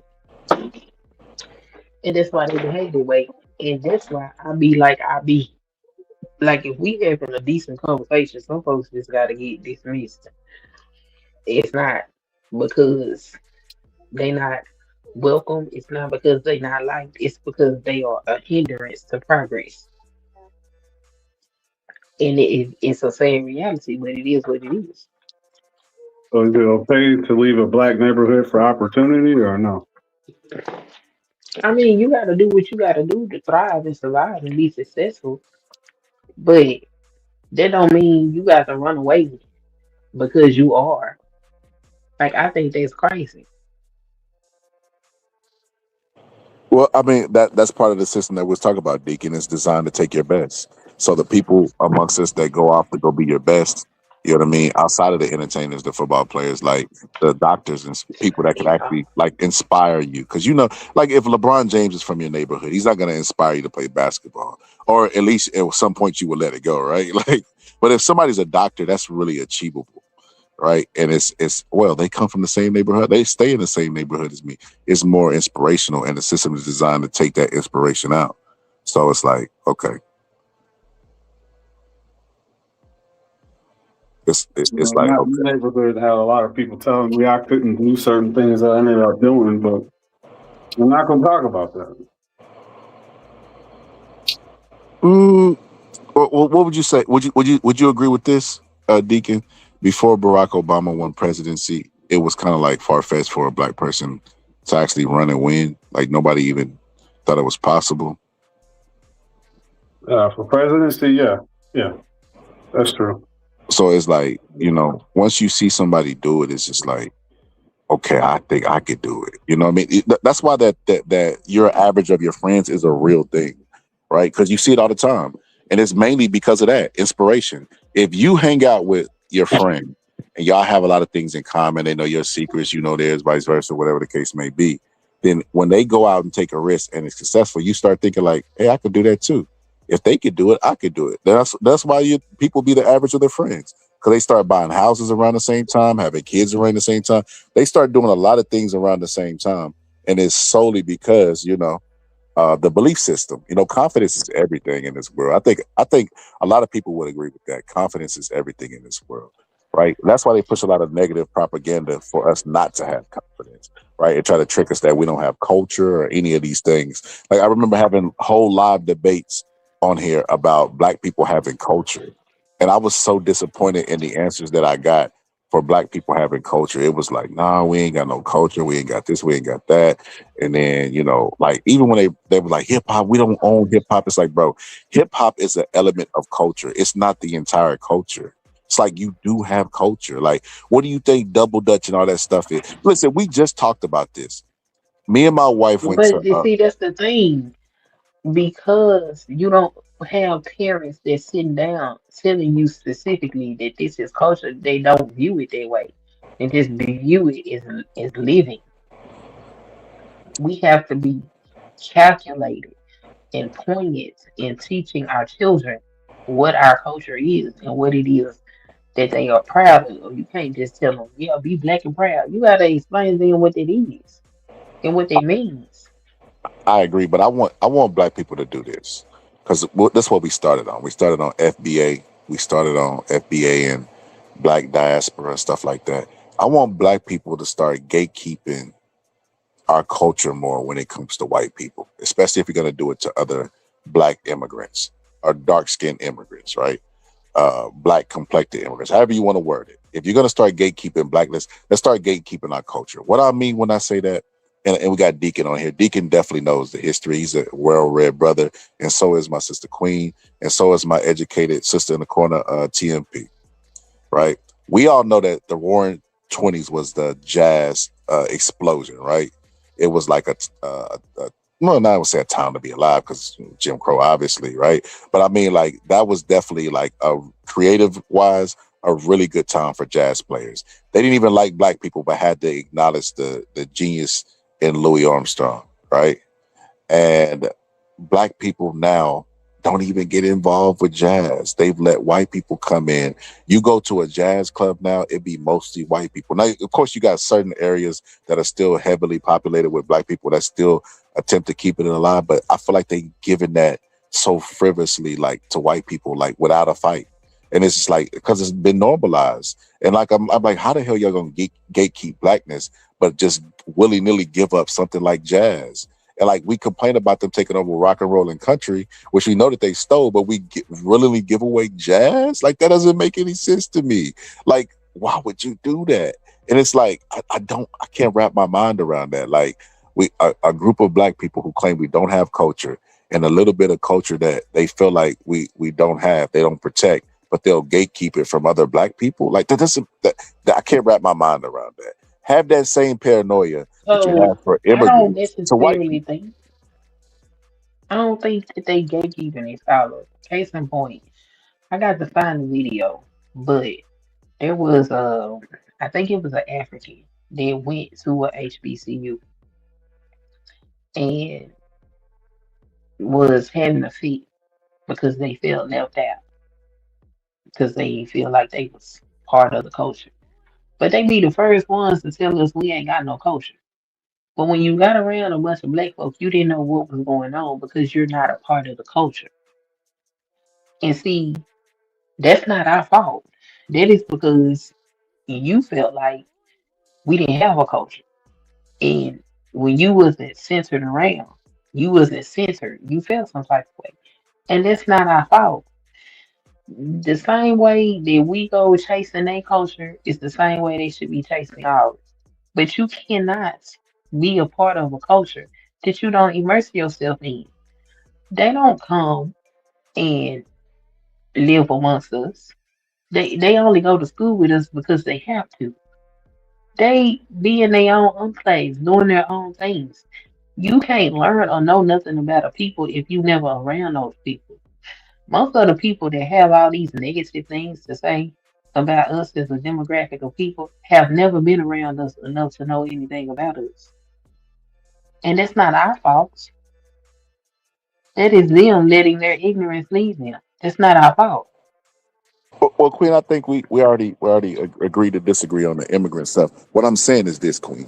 If black people are gonna be, and I'm talking about black people as a whole, not you personally, if they're going to gatekeep blackness, and that's their right to do, even though if I disagree with it, right? Just gatekeep it. Don't just gatekeep it when it comes to do it to white people too.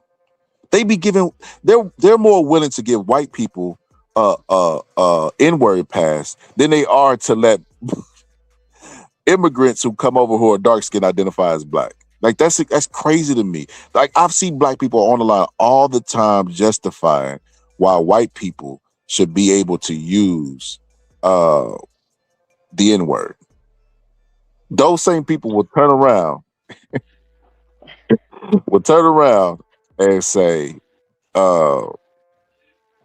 We need these immigrants, man. Let me tell you, man, they just say that. We don't need to talk to them. They stink. Like, they just be saying everything. They crazy, man. But TMP, you still there? Yes, I'm still here. I'm just listening. Okay. I was finna say I seen the back chat pop up a message. I thought that was you. That's Queen back there. Queen, what you done put? See? Queen done put a I had to whole. put something in the back chat. Okay. That's for Deacon Day. And that's for Deacon.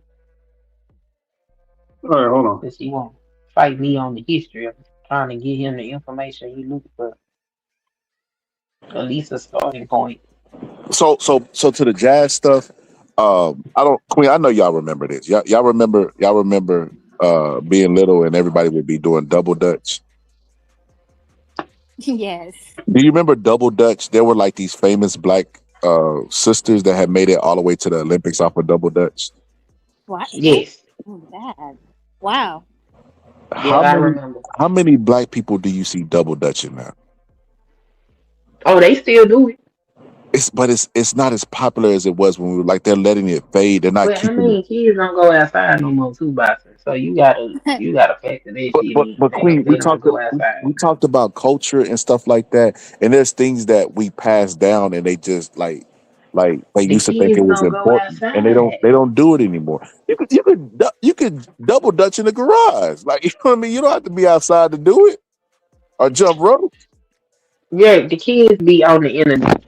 They They don't play outside and do all their physical activity like we used to do. I don't know. I'll be seeing them outside. I agree that they don't do it as much, but I'm like, it's just double dutch. What's the other thing y'all used to do, Queen? We used to put your hands like Miss Mary Mac, Yes, all yeah. dressed in black. Like they don't do none of that stuff. That was all black people. Right. They don't do none of the stuff that was like us, that you knew it was us. And it's just like, it's sad to me. Because like what I see now in the Olympics is white people jump roping, doing the crisscross, doing all that stuff. And they breakdancing. You remember the breakdancing one? Right. Oh, Yeah. you don't see no black people breakdancing. They've taken our entire culture right up under our nose.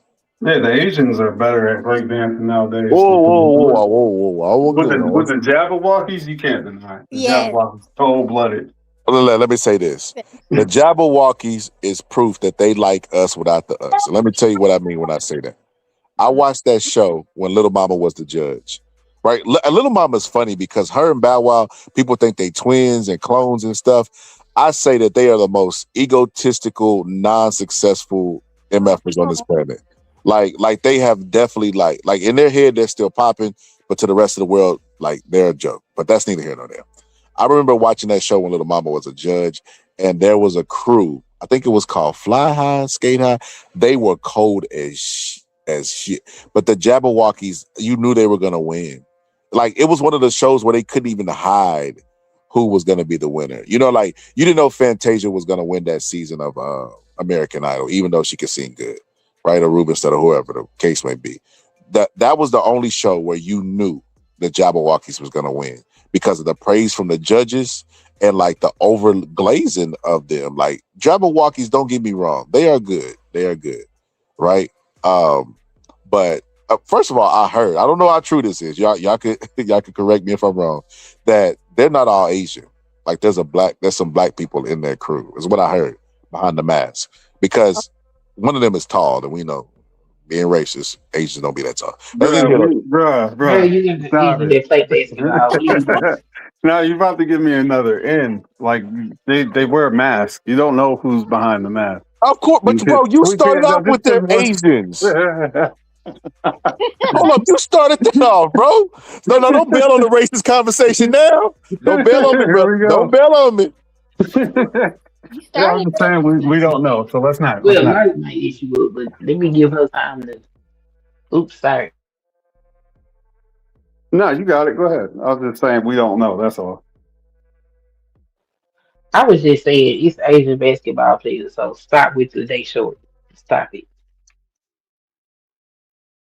That's true. I forget the guy's name. Queen, are we gonna do this right now? Are we gonna do this? Am I gonna have to be the obvious stereotype generalization person on the panel, the evil guy? Listen, we know as a whole, and this is historical fact too. Like the only pygmy people that they found come from Asia, right? We know that they have smaller bones. There have been people that have looked into why this is a thing, right? And they said that it could be because they have high diets that are high in rice, right, and stuff like that. But Asians don't tend to be that big. Like you can cherry pick some of them and be like, oh, this guy's a giant, or Yao Ming, or this and that. But for the most part, Asians are not gonna be that big. It just is what it is.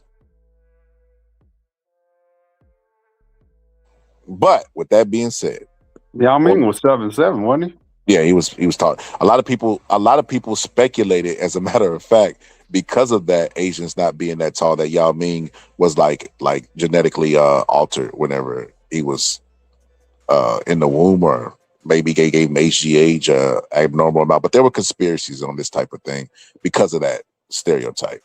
But besides that, that's besides the point, right? That's besides the point. The point is this, right? I don't want to go to another jazz show, look out in the audience and see all white people performing songs, and then they white it up, right? She'll be like, this next songs we're performing is by Hootie and the Blowfish. And then you look and it's some black artist who probably fucking had a horrible life, and you know what I mean? Like, and they're marking them out of history. They're not even like, they're trying to respect the culture, but white it up at the same time, and they're not giving it their just due. And if I had to make a comparison to that, I would say this. I remember one time I went to, first of all, one of my favorite movies First of all, I didn't realize how much I like westerns, right? Because I grew up watching them. My grandma watched them on TV, but they were the corny ones. It was like the John Waynes and the, you know what I mean, like stuff. It was like black and white. It was corny. It was corny. But like when they modernized it, like Django and stuff, I was like, oh, this is tight. You know what I mean? I liked it, right? One of the westerns I like that I feel like is really underrated is The Harder They Fall. I don't know if y'all seen that movie. Have y'all seen that movie? I might have a long time ago. If you haven't, check it out. It's on Netflix. It's based on true characters, but it's not a true story. It's really dope. It's a really dope movie. So whenever they made the movie, they brought a lot of what you call it, realization to real life characters like Nat Love, I think, but based on true people, right? So I remember I went to a expo for extra credit for school, right? And it was a historian. It was a God damn, I'm getting sleepy. Historical expo. God damn, I don't know what I was talking. But they were showing old westerns and people like that and all this stuff, right? And I was asking questions about it because I had just watched the movie, and I was asking about, Nat Turner. It's not Nat Turner. Nat Love and the people that was in the movie, and they was like, oh no, that movie was a lot of fiction. They were like, but I did like that the movie brought light to these people. But there was a black person there that was overqualified and had wrote a book about cowboys and westerns and stuff. And there was another person that was like not as degreed up as the woman, but they were answering questions. And they said that when they were writing about these people, that they would find a lot of misinformation about them, not from the documents, but from the people that was documenting from the documents. And they were saying that because they were not black, they would bring laziness and biasness into the documentation, so it wouldn't get properly documented. So that whenever they did it, they had invested interest in documenting these cowboys and their stories and stuff like that. So they were documented how it was supposed to be documented in history. And like, I take that and be like, stop letting them tell our story. Stop letting them tell our culture. Stop giving it to them. Let's tell our own story. Like I know stuff look grim and defeated at times when you got cases like, Wells and stuff like that, or Trayvon Martin and stuff like that. But we do have culture, double Dutch, all that stuff. That's us. That's all the black excellence and stuff we talk about. That stuff needs to be included. The jazz and all that stuff, like the Louis Armstrong should be talked about. Like all of this stuff. Blues, double Dutch, big ass hoop earrings.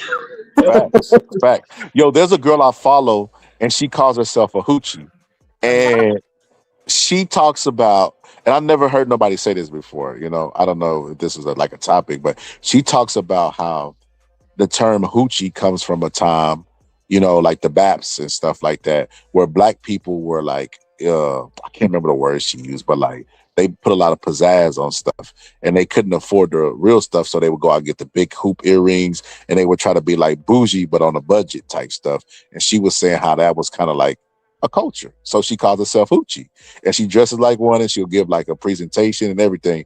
It's really, really clever. And it's a different perspective of a time that I felt like was one of the best times creative, like ever. 90s. That's why everybody's so infatuated with it and trying to get back to it or recreate it. Like even movies ain't the same. Now that when my daughter turned 13, when she got that teen in her age, it was a big deal for me to give her her first pair of hoops. Okay, I was like, all right, now we get to indoctrinate you into the black lady club. Okay, let's get these hoops. It was a whole thing. It was a whole thing. 13. Yeah, because the hoops, the size of the hoops they have to be age appropriate. So Right. she tried to get some. I was like, I think I'm a little too old for you, Blake. Go down a couple of sizes, That's right. But I made it a big deal because it is part of the culture, and that's what you have to do for them to actually understand. This is part of who we are and what I am. You have to make sure it is visible. You're not just, you know what I'm saying, a way of life. I ain't mean to cut you out, Scott. Queen, you see your girl Angie that pulled up talking about Queen. Hold on. Address the host. What Martin say? Address the host. That's crazy, Queen. They What pull up to happened? my channel addressing you first. Hold up now, Angie. I ain't seen Angie in months. That's Hey, Amy, how crazy. you doing? She pull up talking about, hey, Queen. They love me. Okay, you just Sexist. you just Sexist. be up here attacking me all the time. Sexist. I know sexism when I see it. I mean, you should know you spew it over here, Now, hold up. Ain't nothing wrong with a little sexism. I'm going to just be honest with you. and y'all be doing it. So let the girls say hi to me. It ain't gonna kill you. You be alright. No. Hold on. No, sexism that work out in the favor of the man, I'm in favor of. Not when it Look here, happens. let me get my flowers because I ain't gonna get them no other way. No, that's not true, Queen. We always give you. Don't do that. Don't do that. We always give you flowers. I I was be just the giving last you. person on the panel. Y'all be telling me to shut up.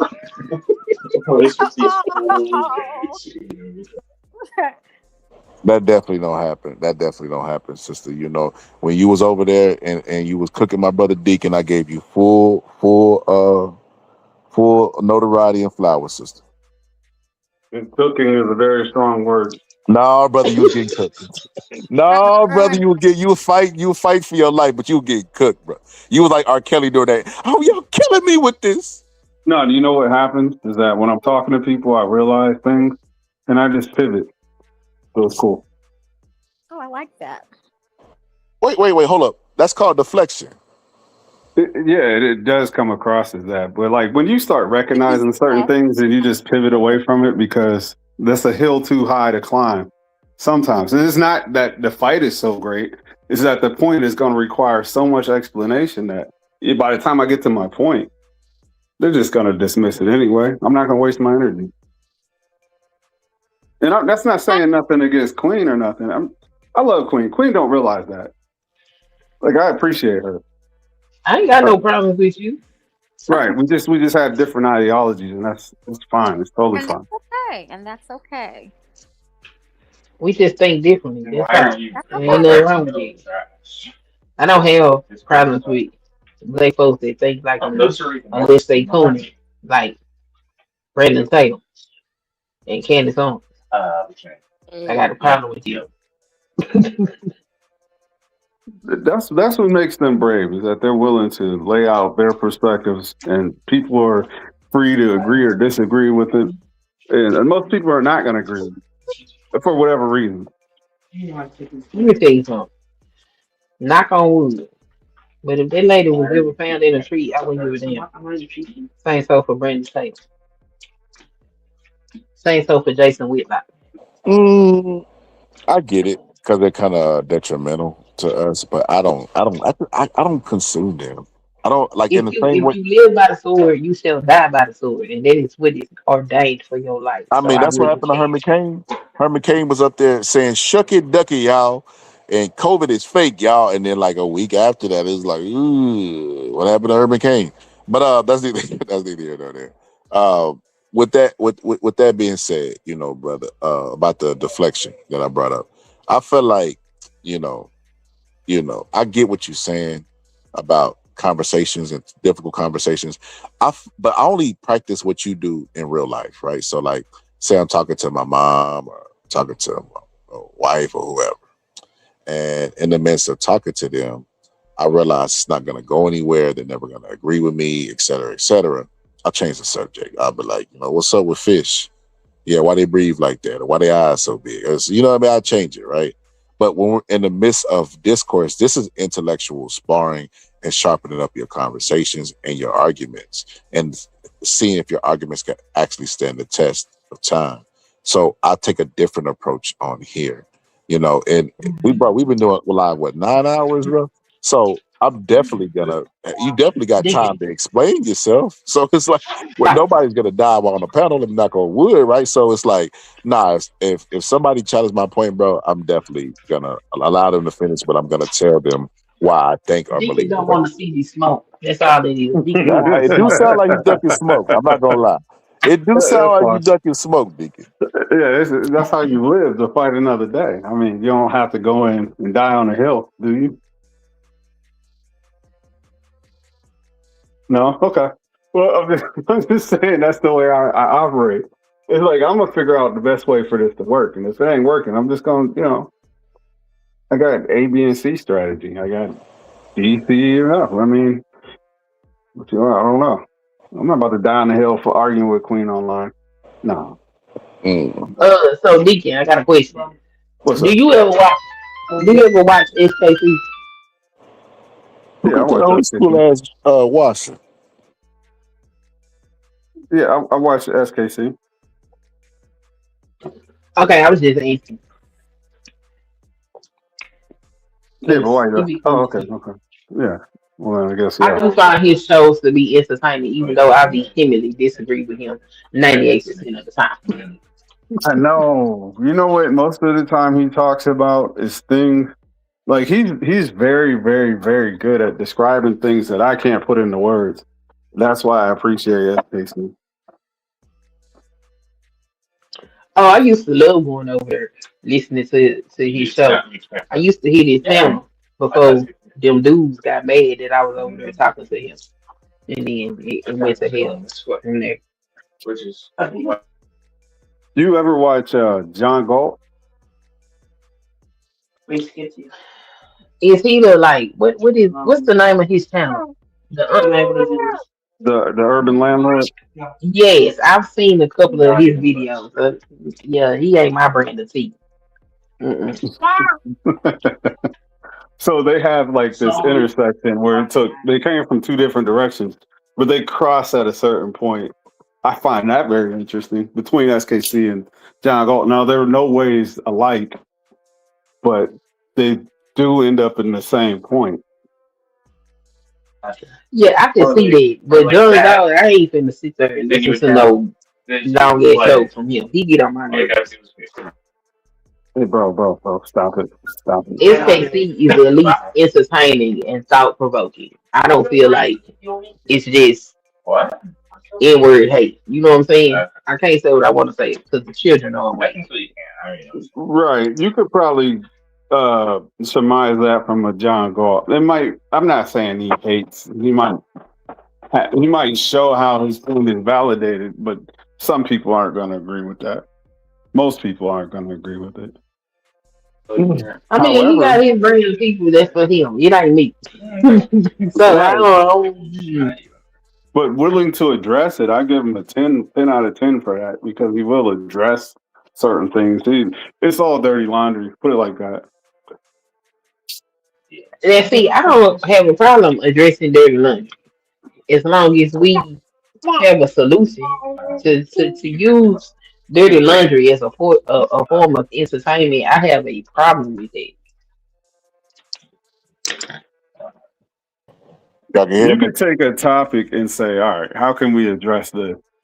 Even like we could talk about it till we're blue in the face of why it's wrong. But then the next step could also be how can we address this or change this certain behavior? Therefore, it could be something to build upon, or you could take that negative and turn it positive if we're willing to go that far. But just ignoring the problem is a problem in my book. It is. Well, wait. So ignoring a problem is a problem, but addressing the problem that is a non-problem is a problem too. And I hope that ain't go over nobody here. Meaning what I said earlier. Black people always being on the defense and being on trial for shit we ain't do. That shit gotta stop. Like black can't be the only offense and equal guilt. And we're always defending some stuff, and especially what other people don't have to. Well, let's say if it's an internal problem and it's all black people discussing it, and we're trying to figure out how to correct that problem. That's different than having a white audience discuss the problem and saying how bad the problem is. Why is the white audience discussing it? That's what I'm trying to say, bro. I will never listen to a white person talk about black on black crime or any of these weird things because they don't address PDF. They don't address none of that. None of the stuff that they lead in. The shootings at you know what, can't say it in sync, right? But they don't address any of those things. But meanwhile, telling everybody else to address. Like, it's just a bunch of hypocrisy out of white people to where I don't care what they have to say or what they think anymore, right? Like that, for instance, the crime and stuff like that. Like the cancel culture. They don't care about cancel culture, and they showed us whenever that dude got unalived on camera, right? They were going around reporting people trying to get on fire from their jobs. They was reporting people's channels. They was doing all of this stuff just so people would not talk and make them feel bad. The same people stormed the Capitol for a fair election in America were crying about the results. Like, they don't care about any of the stuff that they try to tell you to care about. And for the first time ever in life, I don't give a damn either. Say what you want, do what you want. You know, I'm going to keep talking this real stuff and having conversations with black people and having discourse with them. And there's nothing you can do about it. But I want to show this video. I want Deacon's response first, and then we'll go to everybody else's, right? So y'all ready? Let's Here roll. Here we go. Let's do it.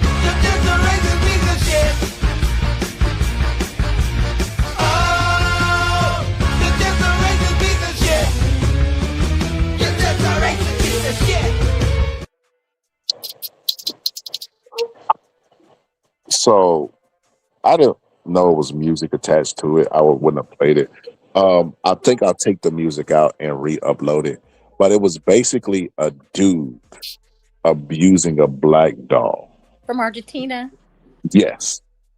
You know the issues we had at the World Cup. Go ahead.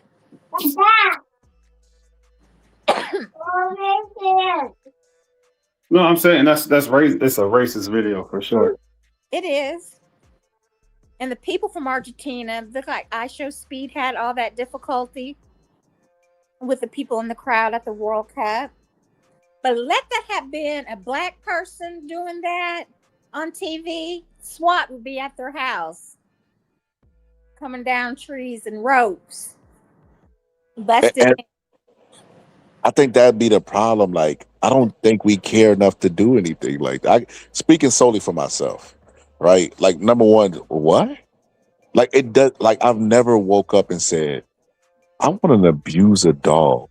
Exactly. And go viral for it. Like I don't understand the logic behind some of the stuff they do. But this goes to the larger point of what I said about disrespect being normalized amongst black people, like to where they think it's okay. Like you know how I know that this is true? If I was in court and I had Exhibit A, Exhibit B, I would point to Russia, Ukraine. You remember during wartime, they still found time to be racist. Like, you can't make this up. During the one time where they're beefing, where it's white on white crime, right?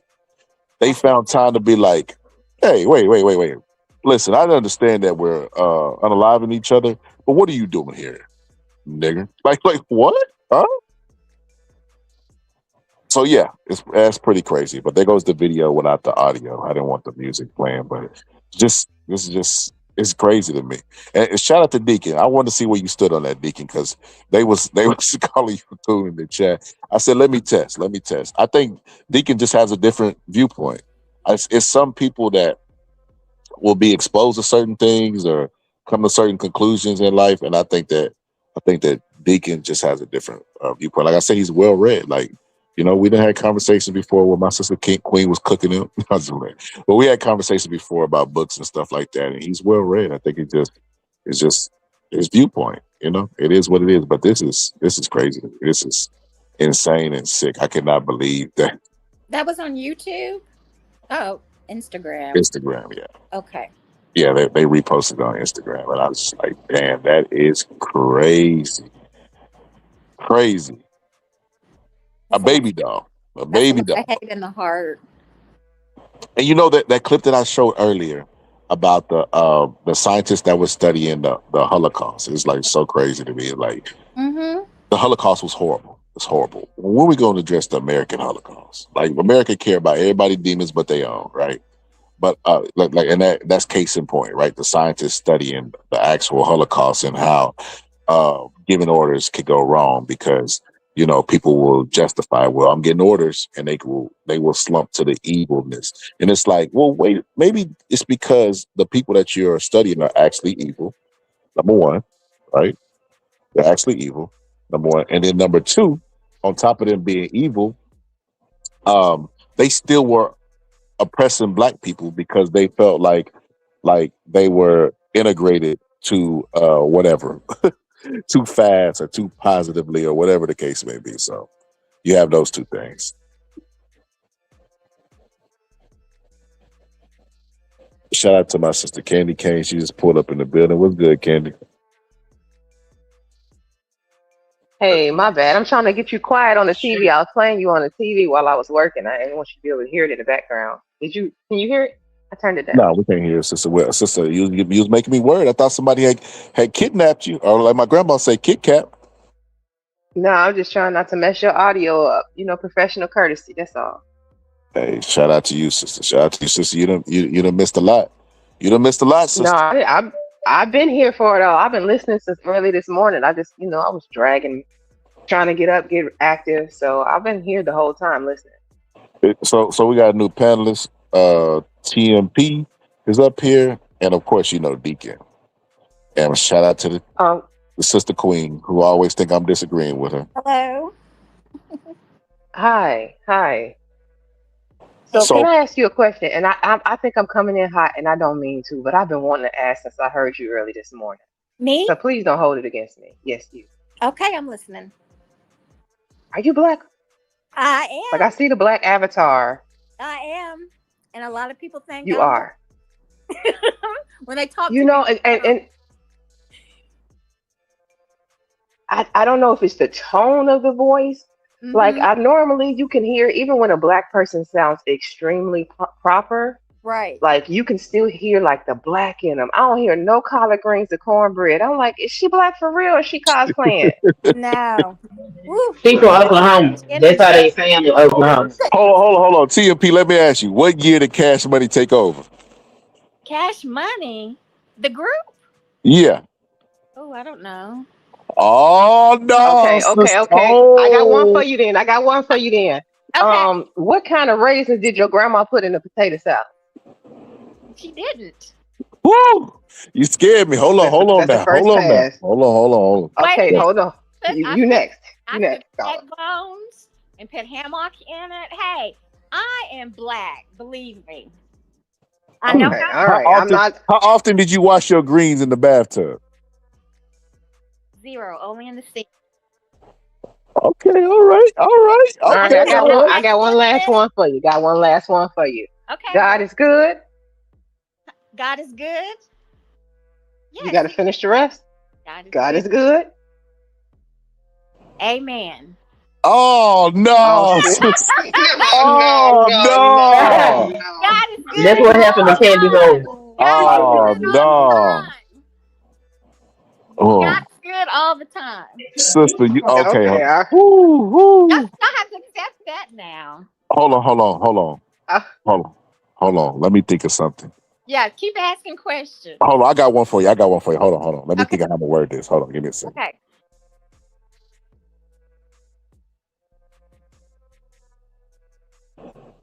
Candy, can you sing? Terribly, but yes, I can. Okay. I'm about to write you something. And you started off with that. Okay. Hold on, let me see what he about. God is good all the time, and all the time, God is good. See, girl, you had me worried for a second. We got to test. Get out was a thing. That's okay. Used to use Jergens lotion, bergamot grease. What else? Chitlins. My dad used to cook. Okay. Okay, you ready? I'm ready. I'm ready. What the hell is going on? I'm gonna see if she gonna sing the next line first, or do you want me to go first? I want her to sing. What the hell is going on? Don't know that. Oh, what? I wouldn't really. Is it like hardcore rap? It's R&B. It's not. It's I an can't R&B sing. song. Hold It's on. an Okay, okay, R&B you What's your sing. song. age You sing range? it, Candy. You sing it, Candy. What's your age range? What the hell is going on between the sheets in my home? Baby, wait, let me explain Oh, before you stop! You gotta start to stop. quit You your gotta let us pain. stop. And let us sing. Well, she You got to What's your know age certain range? parts of that. TV. Brother. Yes, the Isley Brothers. What's your age range? I'm 51. Okay, so yeah, she wouldn't necessarily know the taste. Okay. Y'all gonna have to go back to Motown. Come on, keep Oh, I up. can't. I ain't gonna lie to you. I can't do no Motown. You don't went above my range You now. can't I do gotta no stop singing. Motown. Oh my Queen, god. that's above my age range, sister. I'm a Let's young see, buck. let's see. I got a strong back. Y'all are fun. Hey, I got one for you. Okay. Hold on. Let me think of how this went. Hold on. Give me a second. Let me look it up. Y'all continue. You ain't got no kind of feeling inside. You know her? Come on. You say it again. You. You ain't got no kind of feeling inside. What I got will not your pride of pride. You don't know who that is? I don't know that one. Who is it? Tell me something good. That's Something Shaka good. Tell Who me is it? that Yeah, I that's did. enough. Yeah. Yeah. Let's All see. right. What was that group? That's Shaka Khan. Okay. Yes. Look, I have answered y'all's questions. That should give me some credibility that I am black. I Listen, I'm believe not you, gonna lie. Black, I'm not gonna lie. because you I'm not said gonna lie. I'm not gonna lie. I believe you because you said you come from Oklahoma and I'm from Texas, so I know what Oklahomans sound like. Okay. So you kind of hear that accent a little bit. Listen, I ain't gonna lie, sister. You sound Yeah, I white. hear You you. sound white. But when you laugh, I got black. I don't know how I got black from your laugh Yes. earlier. I got black from your laugh. But you gotta remember, sister, we did have a Rachel Dozer. Was it Rachel Dozer? Rachel Dozer. Rachel Dolezal. Dolezal. Rachel That was Dolezal the was definitely first white person in history who ever wanted to trade places with a black person. Girl, I don't even know how That's the people thought first that one lady that you was knew sexy. about, Scholar. It's notorious for happening online. That's why I had to ask. I wasn't trying to be offensive, but there is a group of white women who go around with like black avatars going into black spaces, cosplaying as black people to get invited to the cookout and be involved in the Yo, conversation. Candy, I'm aware of this. Candy, there was a girl who did that on my homeboy's channel, right? And she got exposed for it. I don't know if she had a camera slip or whatever the case may be, right? But they brought it up to her. You know what she said? The reason she did it? A What? social experiment. And you're just like, what? Uh-huh. What the? A social experiment because black is something you can put on and take off. It's a costume, of course. Of course. Of course. So yeah, I wasn't trying to offend you. I just wanted to just pass the check real quick because I just want to make sure I I was can't like do it. a social experiment. I was like, what was the conclusion? Because when you have social experiments, they normally lead somewhere. So Right. what did you set out to prove, and did you prove it? It's like what? Just listen. That we were I dumb would. enough to let her dabble in the dark. That's what she proved. You know what I would have respected? That answer I would have respected more. But I would have respected that, or just saying like, look, I love you guys. I'm obsessed with y'all's culture. She was a woman. She would have been like, I love the black men, the muscles, the BBC. I would have respected that more than it was a social experiment. It's like, shut up. It wasn't no social experiment.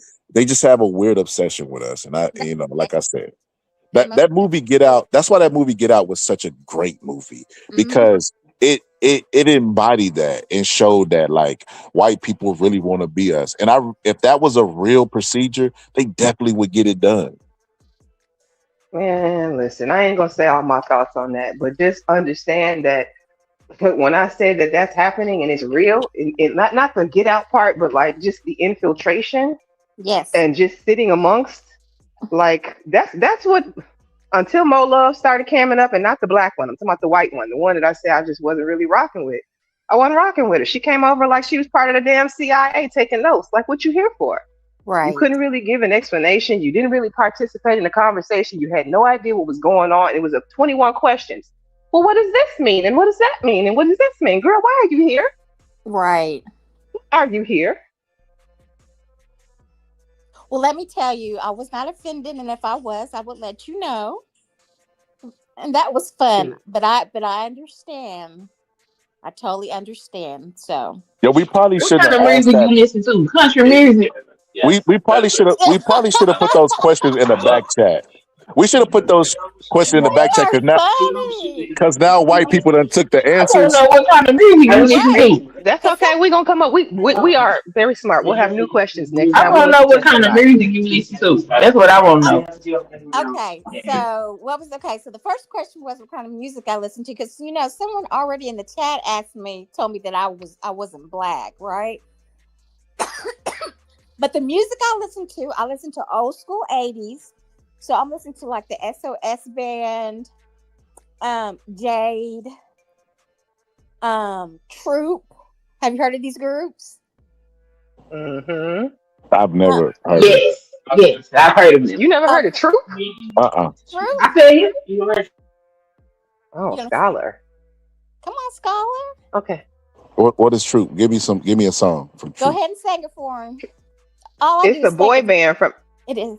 Well, see, I've heard the songs. I don't know them that well. The Troop was more my mom's music. So like, I was about to say, I know who they come are. on now. Y'all know I ain't over It's 40, 80s right? music. You ain't grow up having to clean up on Saturdays to 80s music. You did the 80s music. No, I ain't had to do nothing. I was a boy at the house. I just laid around and watched everybody Oh, else. you know what, nigga? Let me go. You right. Now I'm traumatized. Thanks for bringing that up. But listen, since we talking about old school music, if y'all seen that, I'm your daddy, I'm the nigga in the alley, I definitely would know what y'all talk about. That's that Curtis Mayfield. I'm your pusher man. So hold on. Let me. Oh! I got one for you. Okay, You ready? I got your question, Queen. You're next. TMP. Okay. Way down in the jungle deep. Rudy Ray, the signified monkey. Yeah. A lot of people wouldn't know that. A lot of black people wouldn't know that. I'm not gonna hold you. I didn't know that. I was sitting here. I was drawing a blank. I didn't know that one. My dad had that record. Is that what is that, blues? It's my question. It's my turn. Go ahead. If you ain't baking your cornbread, what's the other way you can cook it? If I'm not making like the cornbread from scratch. Yeah, but if you're not gonna put it in the oven, how else do you cook it? If you don't bake it in the oven, what's another way to make cornbread not in the oven? I don't know. Oh, I know. I think I know this one. What do you know, Scholar? On the stove, hot water cornbread, right? Already. Cornbread. Cornbread. Okay. All the ornaments are green. I've put it in the oven. I haven't cooked it any other way. Otherwise, you ain't never had hot water cornbread, depending on where you from. You ain't never had hot water cornbread? I have. You know what? I don't think I have. I'm gonna edit this part out so we got to get you hot. Okay. Somebody get a hot water cornbread package quick. Okay, so tell me how you make it. You got to make that from scratch.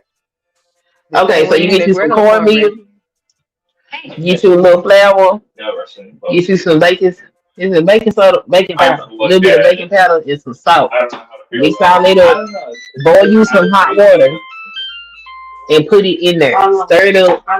Make a little ball with it and put it in some hot grease. Okay. I don't think so. When you were explaining it, I was going back in my memory lane because I grew up. I was born in 1973. So maybe I'm sure my mom might have cooked it. I don't remember that. If you ever had, it's basically fried cornbread. It's pan fried cornbread. Okay. And it's like more like it's a corn. They call them corn cakes in some areas. It's like a corn pancake. The way that it ends up coming out. I But think that's I hot water have been. cornbread. I think I've had that. You said a corn Well, pancake? that sound like a hoe Yeah, cake. So a hoe cake, a you whole do cake. that one on the skillet, and it looked like a pancake. But hot Hold Yeah, water on, that's hold cornbread, on, hold on now. Where we going with this conversation, Queen? Tell me more about these hoe cakes. you don't Do know you what a I hoe just cake ain't is? done. do you need a but hoe to make a hoe I cake? grew up knowing it's hot water So cornbread. What you mean that's a whole cake? originally, uh, cornbread was cooked in the field on the hoe because it was so damn hot. You could fry the bread on it. That's where the name hoe cake come from. But that's cornmeal that you pour it in the pan just like you gonna make a pancake, but it's cornbread.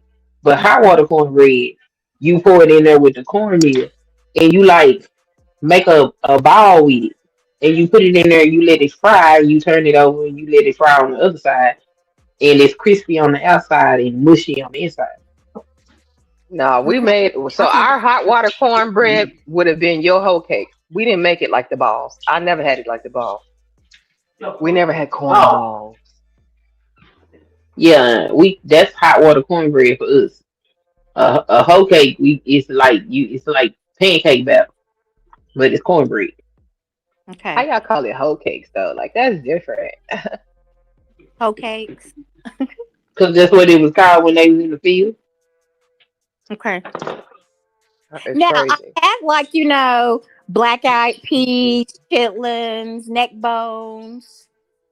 One thing I heard that that put me in a state of anxiety is we're not gonna shame the hoes that make the cakes. That's what we're not gonna do over here. We're Look, not gonna shame you the hoes you that have the better cakes neither.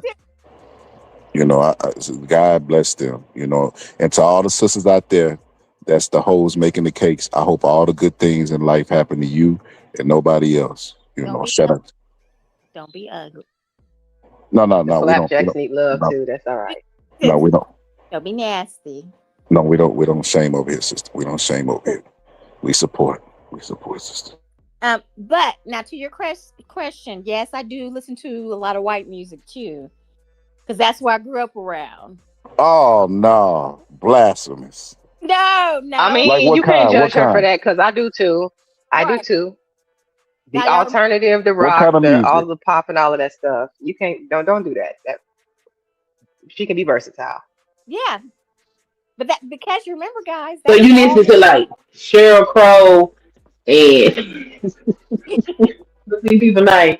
Cheryl Ooh, I gotta Crow, think. Faith Shania Hill, Twain. Shania Twain. Um, What's the other one? let's see, the Dixie Chicks.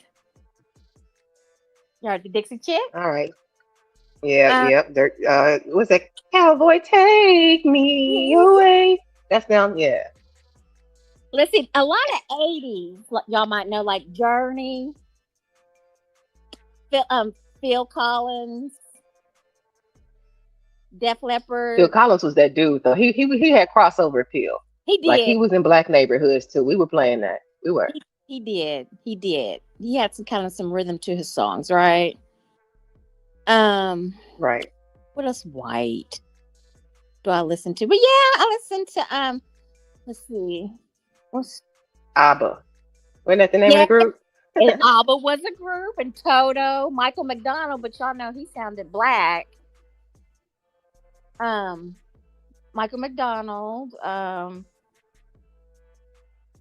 So yeah, I listen. But like you said, I've been diversified. So, being like the only blacks in the neighborhood at that time, that's what my brother and I grew up around.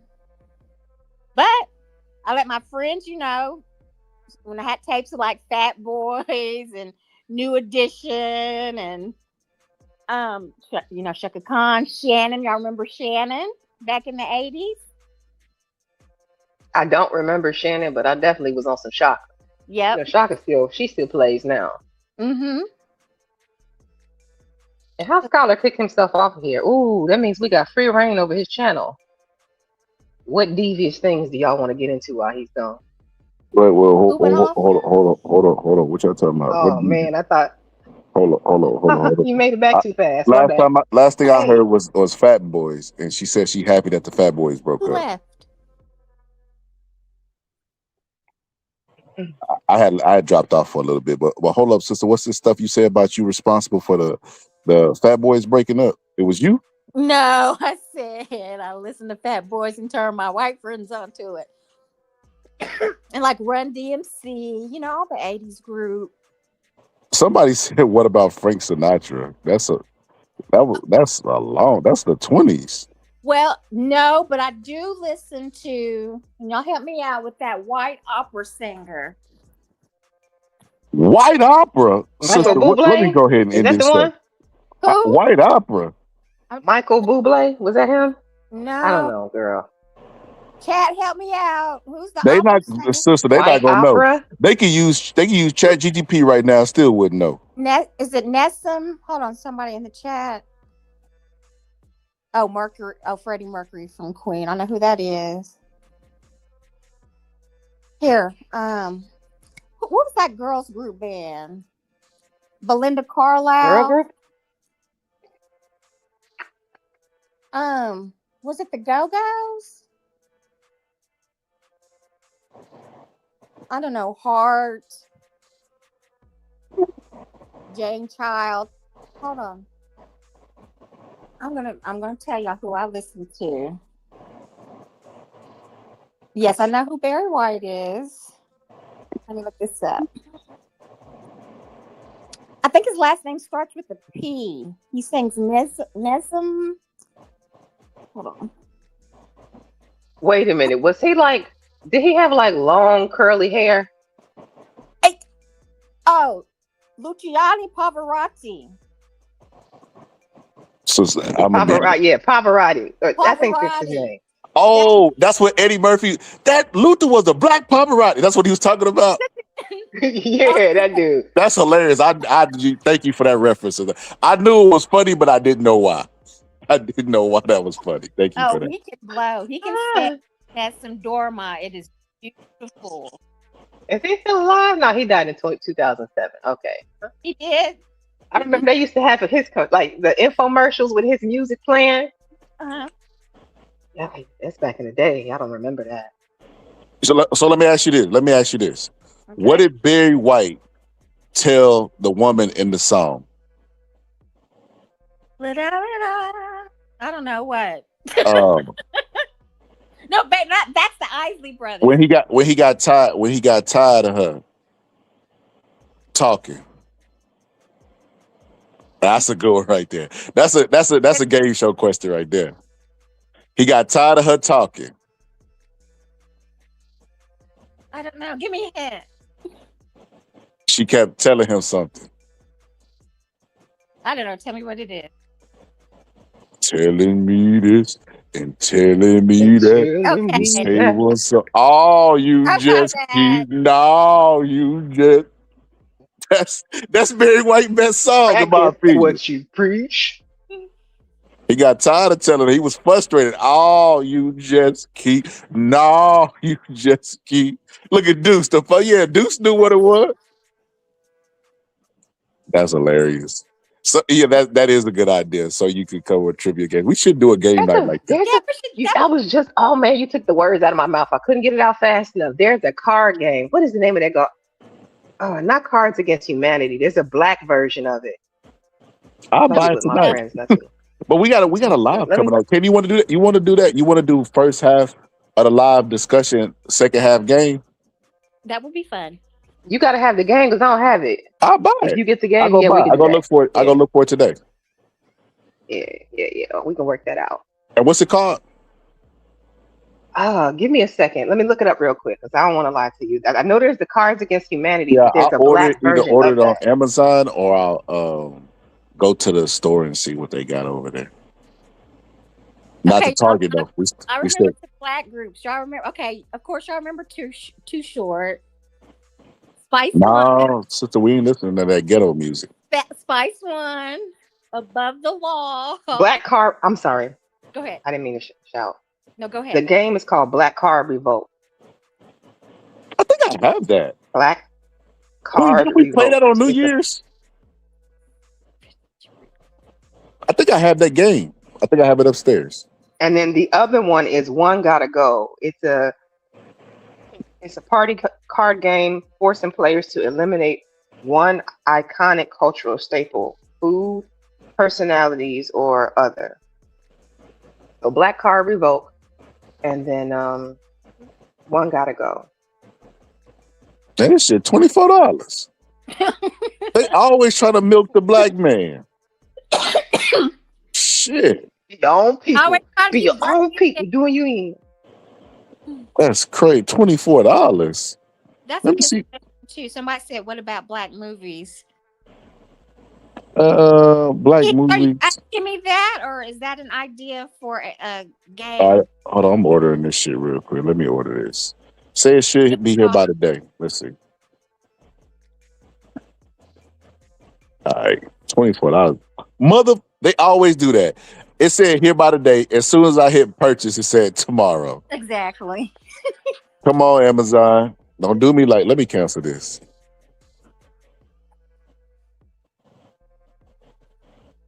That's crazy work. Okay, But- panel and chat. I have a little fun fact for you. So someone earlier in the chat mentioned Black Wall Street. I live by there.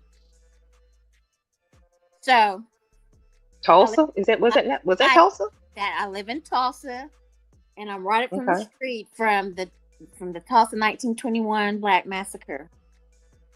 Mm. Yes. Which they have, doing some renovations and stuff, but people, that were still living like over 100 years old, they were fighting the courts for still, the reparations and stuff, and of course, they didn't win that. And they don't know where those graves are. I think they found some of them. But yep, I live close by Black Wall Street. Hold on, sister. Don't dox yourself now. Don't dox yourself. Huh? I said, don't dox yourself. Yeah, okay, you're right. Yeah, it's a lot of weird people out here, sister. You gotta protect yourself. We protect black women over here. That's true. Thank you for the reminder. To the white women, y'all can give out your address if y'all want to. You're so stupid. Veronica knows not haunted. But I'm not going out looking for stuff like that. I am a Christian woman. And Yo, Candy, would y'all be mad at me if I find this game at Target and go shop at it? Or are y'all standing on business? You can buy it. We'll play it tonight. You take it back. That's how you stand on business. Man, why I gotta do all that shit? I agree, Antonio. I'm just playing. You do what you gotta do, but I don't. Why I gotta do all that? I'm I don't like buying it, taking it back, and do all that. It's called Black Card Revoke. Black Card Revoke. Yeah. Stephen A. Smith, he's always running his mouth. Yeah, I think I have this. Why don't you go take a look? Well, you can't really do it right now, but when you go take a look. Yeah, I'm pretty sure I have this. So yeah, Veronica, in the chat, I don't look for stuff like that. That's demonic. So, but I'm sure you probably hear some stories from other people that may say they have experienced some type of encounter. Or what? At the where the graves are, where people were Oh buried. no, that's too ominous for me. Yeah, I don't do stuff like that. That's opening up the door to Satan himself. All doors closed on Satan. Yo, you earlier you were talking about the black boule, and I just want to give you a little perspective, maybe a little pushback. Some would say pushback, right? Okay. I feel like in America, right, like black people have always historically been associated with evilness, right?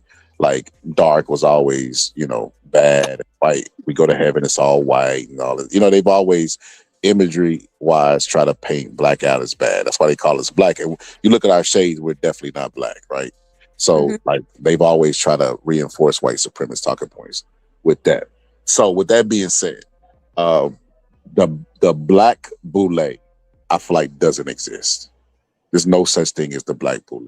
I feel like rich people, white people do not want company, right? and they not every now and then they'll get a Jay-Z or a stool pigeon to like try to like corral the Negroes, but it's unsuccessful because black people don't mess with Jay-Z. Like even though Jay-Z can rap his ass off, no, we don't mess with Jay-Z like that. You know what I mean? Like even buying a t-shirts or anything like that, nobody really cares about Jay. He doesn't have enough influence to leverage black people, in my personal opinion. But I feel like that idealistically, you should raise our kids to want to be the black boule.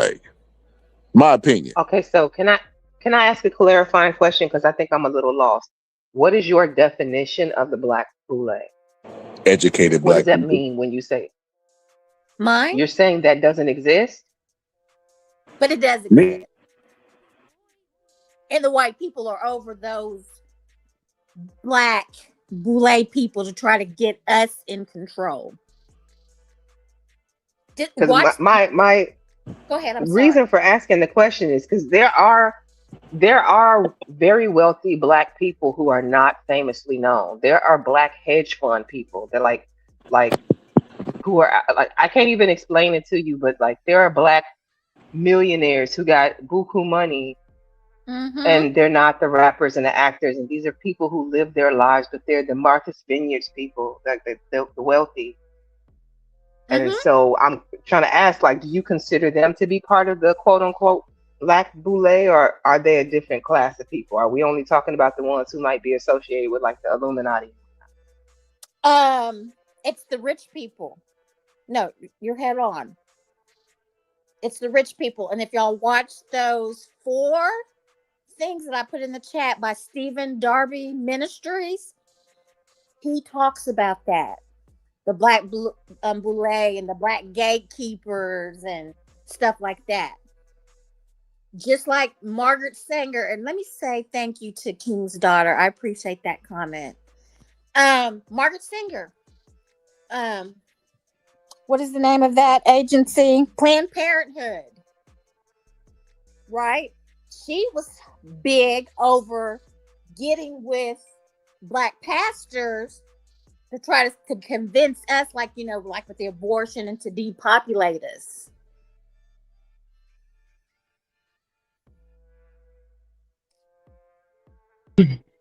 Eugenics. Hey. Eugenics. Yes, eugenics. Where did Deacon go? I need some of his great wisdom.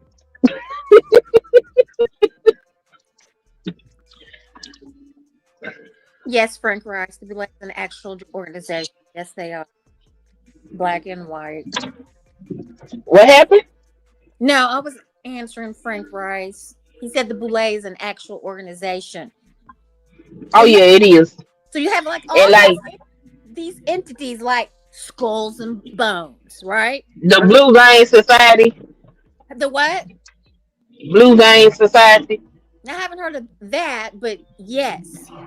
The Blue Vein Society was, you had to be light enough for them to be able to see your blue veins. What is it It called? was like the Blue Vein Society. Okay. It was like varicose veins. That's what What you're is talking about. what It is the was Blue like Vein Society? Y'all see how this sounds made up to me? The Blue Vein Society. no, but it's a real thing. Like, look it up. It's like, you know, the paper bag says they had the Blue Vein Society. Those are black people that was light enough that when you look at their skin, you could see their veins, and the veins appeared Do blue. you know how gross it is to look at somebody's skin and see veins? Like, all jokes aside, gross. I find it to be disgusting. Hold on, I gotta mute. It doesn't bother Okay, me. Deacon, since you here now, What? I need your good. Racism don't exist mine. Okay, All right, let's go. you ready? All right. So this person. So it works. I've been trying to move off of night shifts for about a year at this point.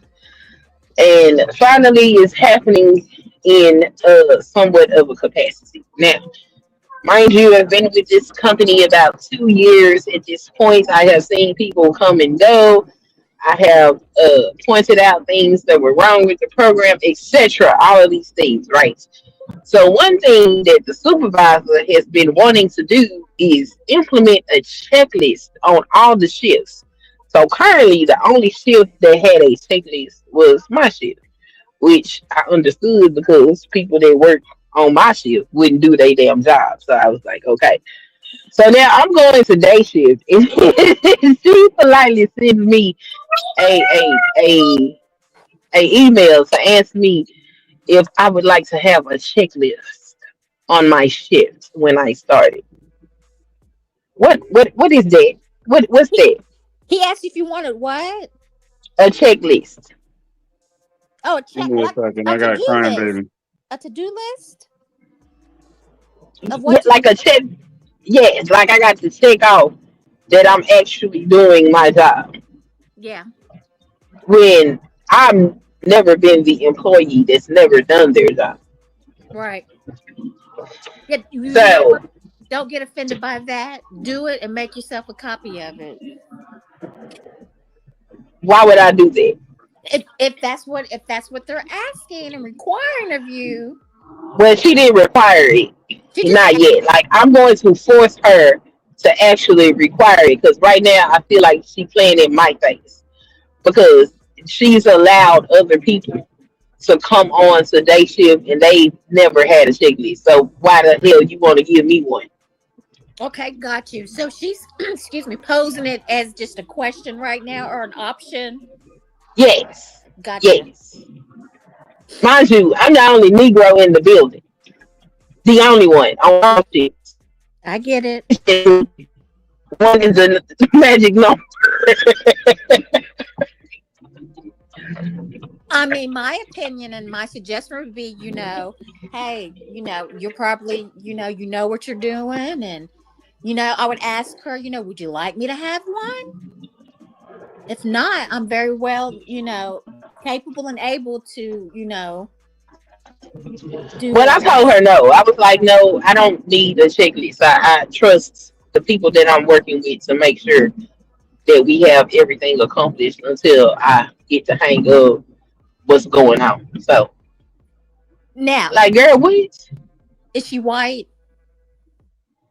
Yes, everybody white. Except for me. Because, She right. She right then. sometimes Everybody white. sometimes our own people, we can turn on ourselves. But let me just kind of put this out there for you, right? Since she's asking you that, and we know, white people can be gamey at times, playing the game. I just wanted to come back on you that something wasn't done because you didn't have Insubordination. this. Oh, well, if it wasn't Insubordination. done, then that just means that I wasn't properly trained. Because this is the other thing. I didn't get the full training when I started that everybody else got. Everybody else got trained on all shifts. I did not. But I am one of the most dependable and non-crazy ass employee that they have in there. Right. But you want to give me a checklist, girl? What kind of game is you playing? Because the answer is no. She's playing the game. It's kind of like a catch-22. I would inquire about let me do the rest of the training. Queen, let you know now Yes. you cruising for a bruise. Why? You better start listening to these white people. Well, I'm not. She asked me if I wanted a checklist, and I said no. I think the smartest thing you did was tell her to get it in writing. But if she asked you to do it and she get it in writing, you should listen. I think that's suspect. I think it's a trap. Me personally, being, how we be in corporate America for a long time, and she's gaming, right? So I would request the rest of the training that you did not receive, so you can, know what you need to do. And then I would ask her, would you like me to have a checklist? Y'all need to put that in writing.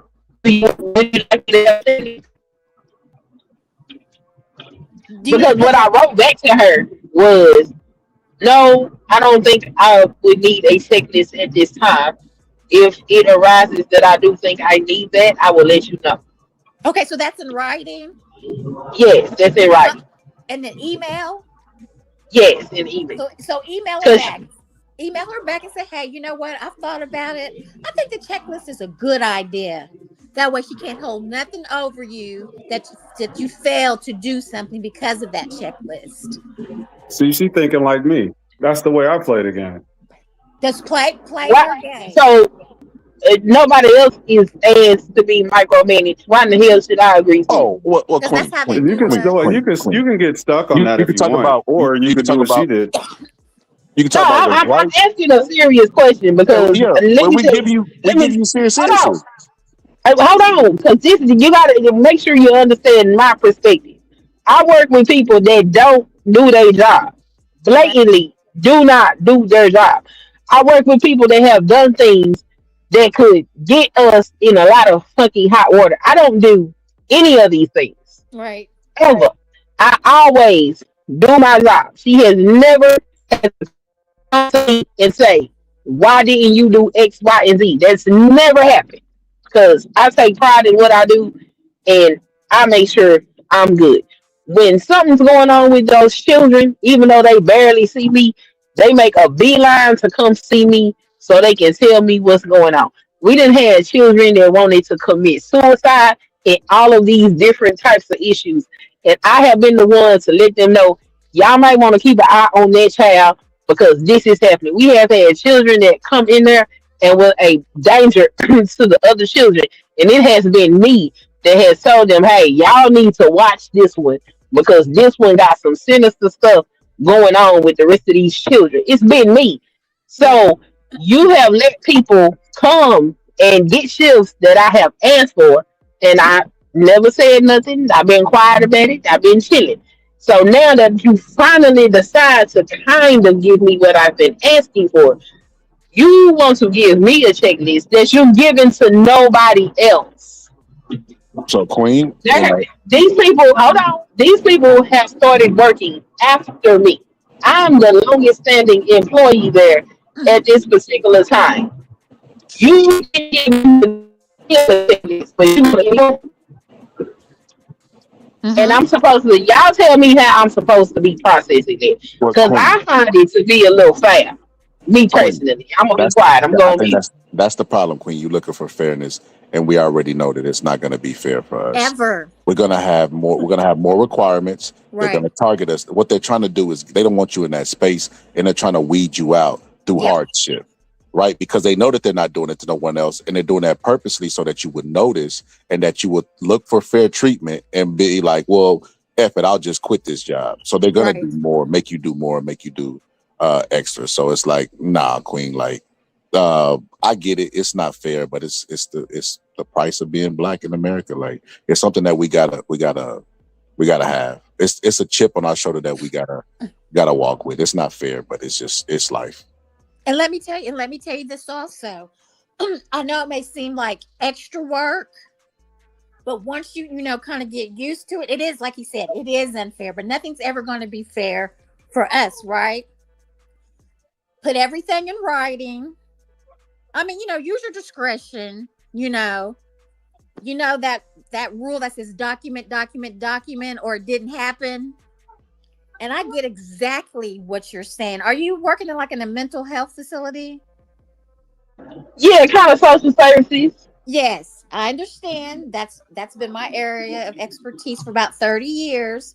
So document, document, document. Email her back. You said, I thought about it. And I think that's a good idea that I receive the checklist to make sure that I stay up on what I'm supposed to do. Thank you. Respectfully, thank you. Right? And that's in writing. I know you're supposed to document on the kids, like, when they have suicidal ideations and want to, self-harm and things Can of we that say nature. unalive? Unalive for the purposes of the live. Can we say unalive? Yeah. Oh, I'm sorry. Thank you. Thank you for reminding me. Oops. Unalive themselves or self-harm, right? Mm-hmm. You document on that. Just do the checklist. And then I know this seems extra, and I will make me a copy of that checklist every time you turn it in. Save the emails, everything. Because this economy is hard right now, right? It is, because I'd have been and found me another job because these folks done got on my damn nerves, and I could take my expertise somewhere where it can be appreciated. But the thing is, honey, that's what they want you to do, because anywhere you go next, it's going to always be something. Always. My dad used to tell me that there's always going to be something on any job or career that we get into. It just is. So stay where you love and just document. I mean, yeah, you can. See, y'all get me in these situations where I'm gonna have to say something crazy. I'm not trying to be controversial. Say whatever you want to say. No, say what you need to say, because I specifically asked for you to come up here so you can give me your honest opinion. Because whatever that is you got, I could use some of that right now. Because these people that got on my last damn nerves. Because I feel like you playing in my damn face. Because baby, you can't depend. You can't depend on none of these people the way you can depend on me, and you want to micromanage me, but you don't want to micromanage these motherfuckers that's actually doing shit to harm me. What are you talking about? But that's just how they are. That's how they operate. There's no doubt that I feel that you're an excellent worker. But at the end of the day, when the rubber meets the road, they don't care. I read a book a long time ago. It's called School Pose, and it was just about how you show yourself in the face of adversity, because you can be judged on that. Mm-hmm. If you show resistance to something that you may have taken personal, they can play on that, and you get trolled for that. If you always have like the mindset to look at why me. If you go to that point, yeah, it's kind of a hard pill to swallow. But if you just think about it, though, that's how you cover your own tail.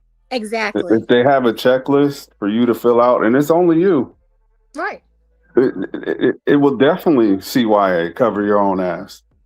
Now, and I'm not saying this part to like say that I'm better or anything, but from for me, always trying to find the best way to navigate through these situations.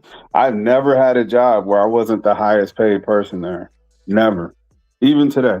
Like my job, I've been there for 15 years. The highest paid person in the building. I mean, I think I'm the highest paid person right now, but that still don't account for the fact that you want to micromanage me, the person that does their job, and not these motherfuckers. On top of that, I have a leadership position, but it's not enforced for them to do what I tell them to do. And now you want to micromanage me. Like, what the fuck? what exactly is going on? I ain't understanding, because none of this is adding up from my point of view. Right. Like, you got somebody that's been working here less than 2 months, and they were working there in a intern capacity. You didn't, when you decided to hire them on as a permanent employee, you didn't give that motherfucker checklist. What you giving me one for? Right. Queen, I get you. I totally get you, especially being the female in the work sector. I get you, because those types of things have happened to me before. But you learn to start utilizing wisdom, navigating through these work sectors, right? And you're absolutely right what you're saying. It is unfair. But don't give them anything I was gonna say Doc Deke said, don't have no chip on your shoulder, because that can come up in your performance review. Oh, they know how to do that. So you just come correct. Forget them folks.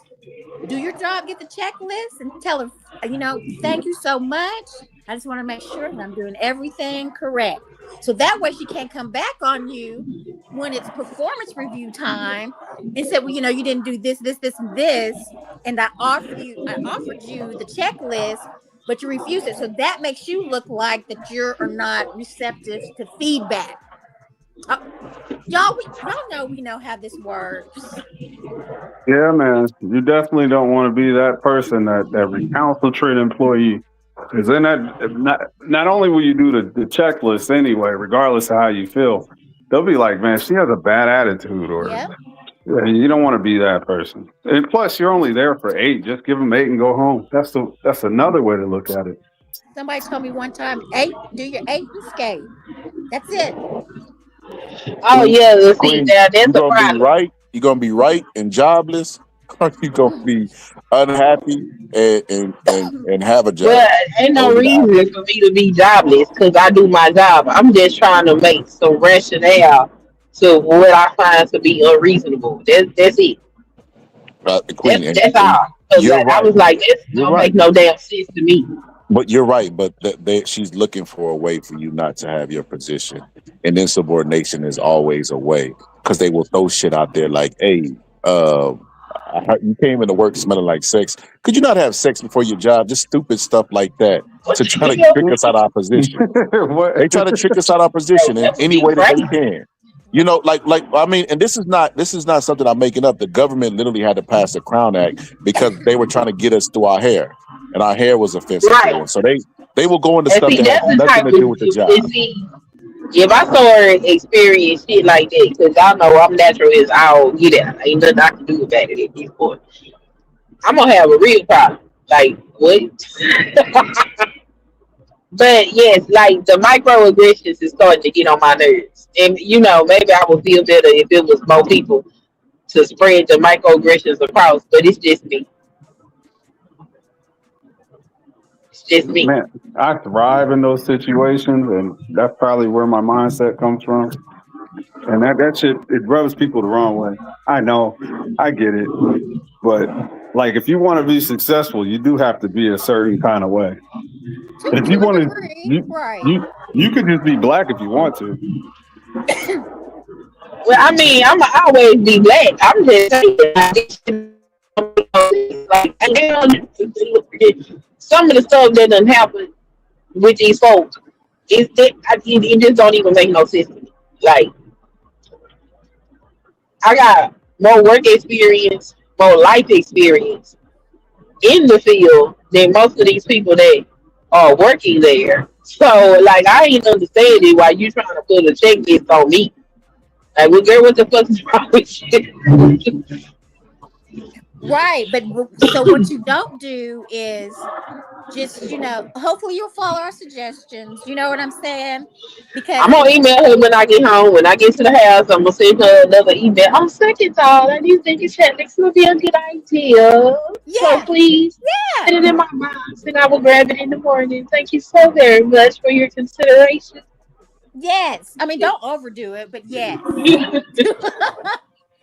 Right, because at the end of the day, they don't care. And I understand. See, I was the type of supervisor that I would see that type of worker and honor it and acknowledge it and then get on the people that were slacking. But everybody's not me. Everybody doesn't have that mindset, right? Oh, you know, I would go to bat for you. Yes. You know, but everybody's not like that. So we just make adjustments, get your 8 and skate, and be done with it. And if so now I'm gonna have to give you a new notebook. Huh? I said now I'm gonna have to give you a new notebook. I knew what? Oh, notebook. Oh, notebook. Now I have to start documenting because now they playing with me. So now I'm gonna have to write them down and keep my records. We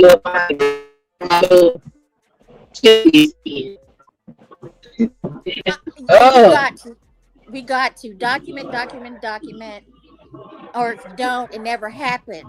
And then another thing you don't want to do, I don't know, are you going to be working with somebody else? Yes, I'm going to be working with possibly 1 or 2 other people on my shift, but I'm the head honcho on the shift, so that's it. Okay, so just remember, and I think you already know this, right now in the moment, you're just frustrated and angry, and I get it. You know what I'm saying? Because I've been there too. I'm just irritated. Right. As hell. Why? And I get it. So we just kind of have to compartmentalize that in our brain and in our emotions. Look, I'm going to set that over there because at the end of the day, I need my check. Continue to do the good work that you are doing with those children because that's very important work. You know what I'm saying? And do not have conversations with your coworkers about how you feel. Facts. Oh yeah, no, I don't do that. Because they will go tell it. Yeah, keep a lot of that stuff. Yeah, that's how they do. Man. How they do. We run their mouth. That's all they do. Like the work environment is so toxic. Like it's bad. But I'm not there for none of the grown folks. I'm there for those children. So that's right. That's all I really care about. It's just like I ain't understanding why you playing with me. Leave me alone. But she'll be pleasantly surprised when you send her that email. I can't wait till you send it. And I want you to tell me what her response was. So yeah, she probably gonna be happy because right now she probably trying to figure out how she gonna get this checklist on me. That's probably what she been trying to figure out, trying to spin her wheels to do. TMP, I don't know if you're part of the late night crew, but we normally go live late night, early morning, and we're gonna do one later on today. And we would love to have you there. The topic is gonna be me and Candy simulcast, and we doing actors who take the roles. What's the topic gonna be? Well, let me put it in the back check because people be actors watching. that take the roles that make black people look bad. I said let me put it in the back check. Oh, okay. People be listening. They might try to roll out. She got enemies. Hold on.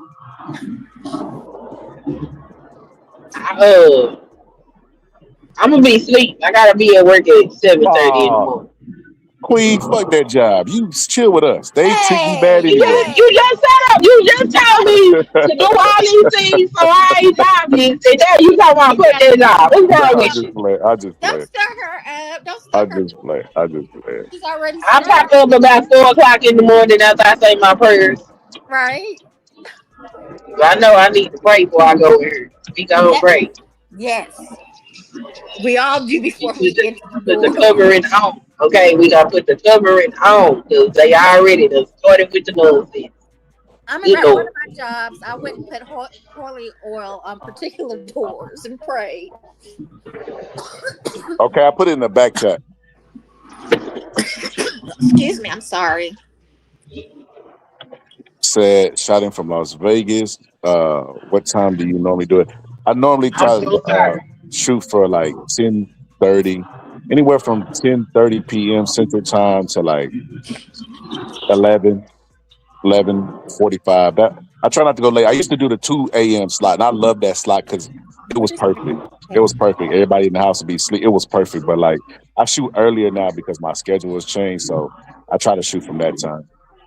Love the channel. I just don't like the vertical. But that's me. I keep it to myself. My bad. This is old school radio, bro. What's wrong with vertical? They here for the conversation. I feel like my conversations are so dope that they're the only thing I might have a problem with the vertical is it doesn't let you put your screen so you close your screen and put it in your pocket. You know what I mean? Like shut your screen off. But once they fix that, YouTube fix that, it'll be perfect. Like verticals are the future, bro. TikTok shows that. You do get more interaction from the vertical. Oh, your phone cutting out, Queen. Hi, Kimber Leving. Glad to have you. I'm cutting out. Yeah, I got a phone call. Nah. Y'all can hear me now? Yeah, we can hear you now. I'm going to sign off. I said stop being. Oh, have a good day. Okay. All right. We enjoyed you. We enjoyed you. All the people in the chat, have a great day. We enjoyed you, sister. You passed the black test. Okay. Thank God. We got another black person on our team. Yes. All right, sister. Have a good one. Later. All right. So yeah, final thoughts. We're gonna close this out. Shout out to my boy Deacon who disagree, but it was one of the rare people online that will disagree just out of curiosity. or just out of he respectfully disagrees, and I like that. I don't feel like he argued just to argue, and I like that about him. That's one of the first things I noticed about him. He's always good to have conversations with. And shout out to my sister Queen. She always come through. You know what I mean? She be feeling like I be picking on her when I don't. I do the same thing with Pittsburgh tea. I ain't gonna lie. I'm actually more. And I have to catch myself doing this, Queen. I be cutting Pittsburgh tea off. I have to check myself. Like, man, why you keep doing that shit? You know what I mean? Like, You cut him off, he cut me off, I cut him off, I cut you off, we all cut each other off. We just mean each other. I'm just letting you know. It's a common thing that's done over here. So I don't know why you feel like I'm doing it to you. I definitely don't do that. What? Or if I do, y'all it's not malicious. Shut up all the time. I mean, y'all it's don't not say malicious. shut up, Like, I would never be like, Queen, you effing wrong. You don't know shit. Like, I think that's what you be hearing when I be talking, but I don't be saying that. I just be like, no, I disagree. Oh, okay, now I disagree. That ain't what you be saying. Just it's documented. Yeah, and that ain't what you said. We already went through that. We don't need to go through it again. The You're right. evidence was strong. You're right. You're right. Anywho, what? I forgot what I was gonna say. I forgot. Look at God. Look at God. Y'all said y'all could hear me, and then I lost my train of thought because this car was trying to. It was gonna run into me. It's gonna have a head-on collision. I had to pull over and slow down, and then there was a car behind me. It was scary. It was scary. Sound like you drive pretty bad, sister. It wasn't So I live in the boonies, and it's just a 2-lane highway, and somebody wanted to pass the lane in the non-pass area, and I was coming down, and the speed limit is 50 miles per hour, and this sucker is in on my side of the road. That's why you always be breaking up. You live out there where Jeepers Creepers movie was shot. Yeah, something like that. I live in the sticks. I live in the woods. Damn. Like, people got farms behind their house. That's where I live in. So before we get up out of here and get final thoughts, I just want to say the people that are here, that are in the chat, that are just new or whatever, make sure you subscribe to the channel. It's called The Boxing Scholar, but we don't talk about boxing. I got tired of arguing boxing with novices. Oh, what happened with old dude? He got retired. Yes. What happened? He got beat bad. He looked awful. How many rounds they go? He went 12. He went the distance, but he retired after. Oh, they went to full 12. Yeah, he looked awful. So he got beat up by that white man. Bad. Disrespecting the coach. Yeah, it was somebody should whoop his ass again. Yeah. We. So what you think Clarissa gonna do with this old white lady? Ain't nobody beat Clarissa. She finna beat. She worked too hard. She too skilled and she worked too. Ain't nobody beating Clarissa. I'll be That's a man, bro. That's a man. You see that workout she been doing over there on IG? Ooh, man. How girl was on that beach in the sand. I said, baby, hell no, I'd have passed out. Baby, I'm done. Man, I don't know, man. That Spence fight was embarrassing. He needed to cut that turd out the back of his head. Turd? Yeah, you got a turd hanging off the back of his head. Leave that man alone. Why he can't have his tail? You talking about L. Spence? Yeah. That. He tried to go old school. You remember we used to have them pigtails, but it was like a dread. Like, so he was trying to do because remember we used to have a little braid. We would leave a little braid. I had one with my son. I took him to go get a haircut, and the damn barber cut that shit off, and I could have whooped that barber's ass. Remember Eddie Murphy had one in Coming to America. Make me look nice. Remember he just cut off his tail. He was like, that'll be, what do you say? That'll be $40. That'd be $8. No, it was $8. $8. So, but yeah, he tried to be different and do a dread back there. But I was gonna say this. So because somebody said, thank God you told me it's not only about sports. I'm gonna be honest with you. I ain't been talking sports lately because it's been so much stuff happening. Like who the hell want to talk about boxing when the match coming up might not be that interesting, and it's some stuff like going on like Nolan Wells and all that. I'm gonna pick the more interesting topic and the topic that I can have more discourse with than just boxing. Like Joe Rogan has a show that he rarely talks about MMA, and people don't be pulling up dance monkey dance, like they don't be on none of that type of time with Joe Rogan. He get to show his wrinkles and his different interests, and I'm gonna do the same on my show. You know, no matter how much people pull up and cry and moan and stuff like that. So yeah, make sure y'all subscribe. I put the actual name where you can find me if y'all watching on X, the Boxing Scholar. Go ahead, make sure you subscribe and pull up on one of these. We have open panels. Anybody's welcome, except for today. Today was black only. When we talk about black issues, we're gonna start doing black only panels. Or if we invite somebody, we're gonna start doing a gauntlet. You know, like they did with Sir Foul Player. Sir Foul Player can pull up but he gonna have to pay for his obsession. You know, if somebody snipe him, they snipe him. If they don't, then hey, he can pull up here and tell us about us being so-called black people. So that's what we're gonna do. You so-called Negroes. These so-called black people, right? Y'all telling us that we're so-called, but then generalizing us is so disrespectful in the same sentence.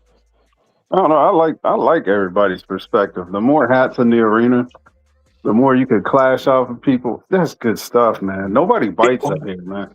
Well, sometimes we don't need everybody in our meeting. It's like inviting an outsider to your family meeting. Yeah, you're black, Deacon, and you're real red. So I would at least hear your opinion out because it's based off literature. You get what I'm saying? It's just different perspective. When he pulls up, it's the same 3 topics, bro.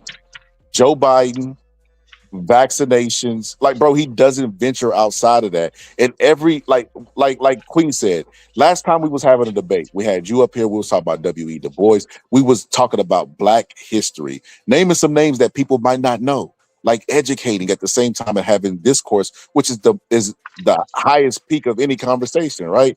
He pull up and all of a sudden we talk about vaccines. You get what I'm trying to say? Like, so if he pull up again, he's gonna have to pay for his obsession. Like somebody gonna either snipe him. I'm putting the bounty as soon as he hit the panel. I will open the link and drop it for him. But as soon as he pull up, I'm dropping that bounty. Somebody snipe his ass immediately. Yeah, man. You get a nice little crowd here though, for sure. I don't mean little, but you get a nice crowd here.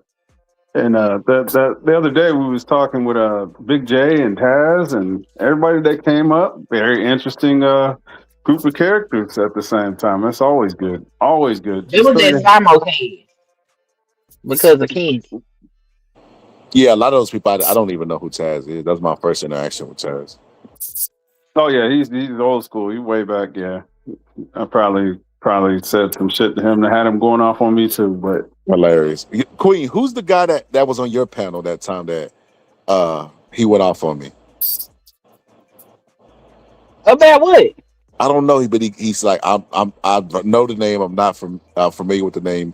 He started calling me a B. You don't remember that, Queen? Oh Lord, I'm trying to remember. You told me to. It was around the time Jasmine Crockett was running, and we were doing like I was. That was Stanley. Yeah, I don't Stanley. That's it.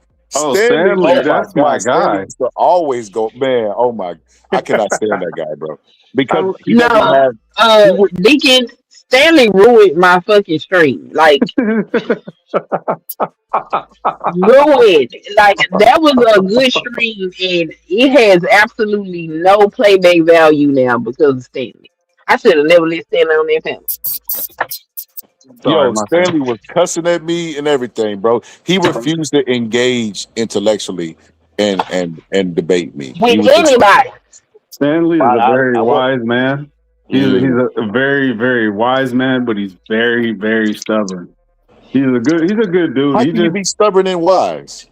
Bro, look, I had people that I didn't even know that got on my panel that was trying to have a discussion, and he was calling them young YNs and bitches and everything for no reason. Yeah, he was cussing them like, damn, bro, why you cussing them? You like, I ain't even said nothing too crazy to you. And I'm like, and then you're talking to me like, bro, you know we wouldn't be.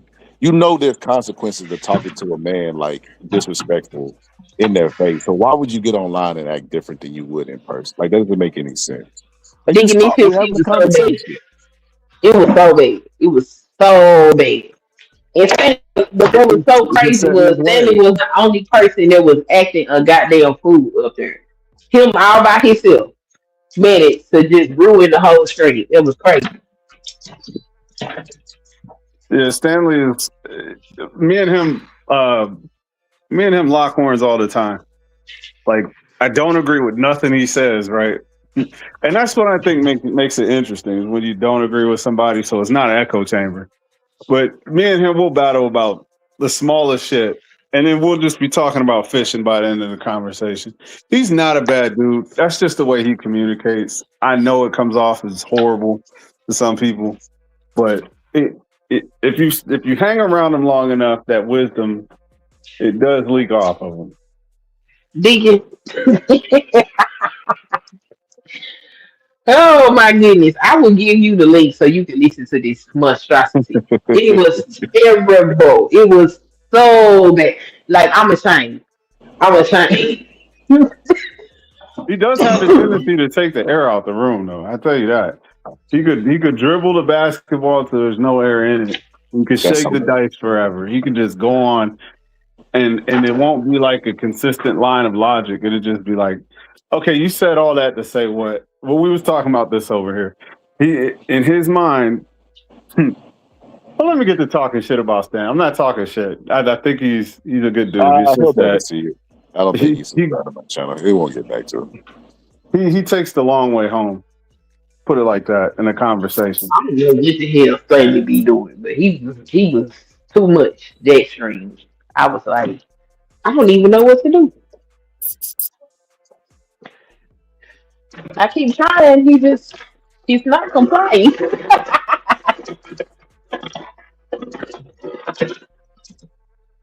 I could have Stanley pull up and we'll see what he says because he probably agrees with you more often. Hell no. No. Stanley, he too reckless. Like, he'll pull up and get like my live, like Queen's live, like whereas can't get monetized, I might get struck for it. Hell no. Stanley's he's the old YN. You know, he ain't got nothing to lose. Like, he just be out there just reckless. Now that's the damn truth. That is the truth. OYN is true. He don't care what he say to nobody. He's just like you know who Stanley kind of reminds me of? Dick Gregory.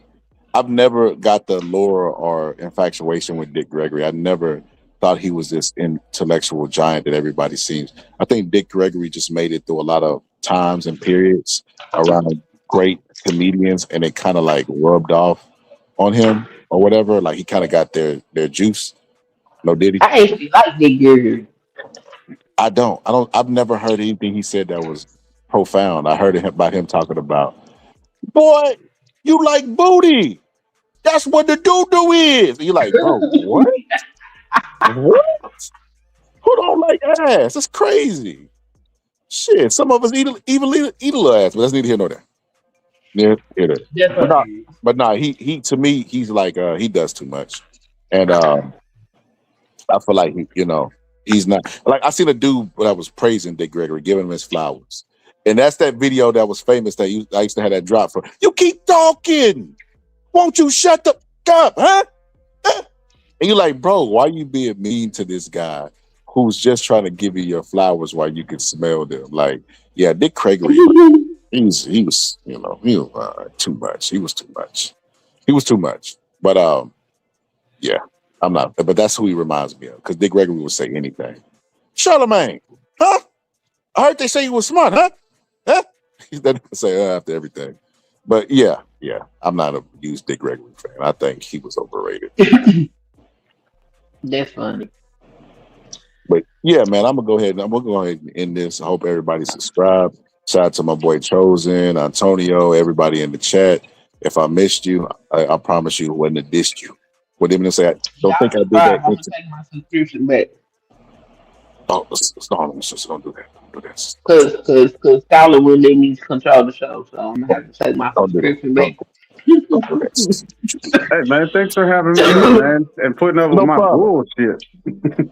Nah, no problem, bro. I'll tell you, I think you're an honest debater, and I could always appreciate that. An honest debater, a person that doesn't intellectually debate just to prove a point, or won't hammer it even if they're wrong. Like, I like that. I really enjoy having conversations like that.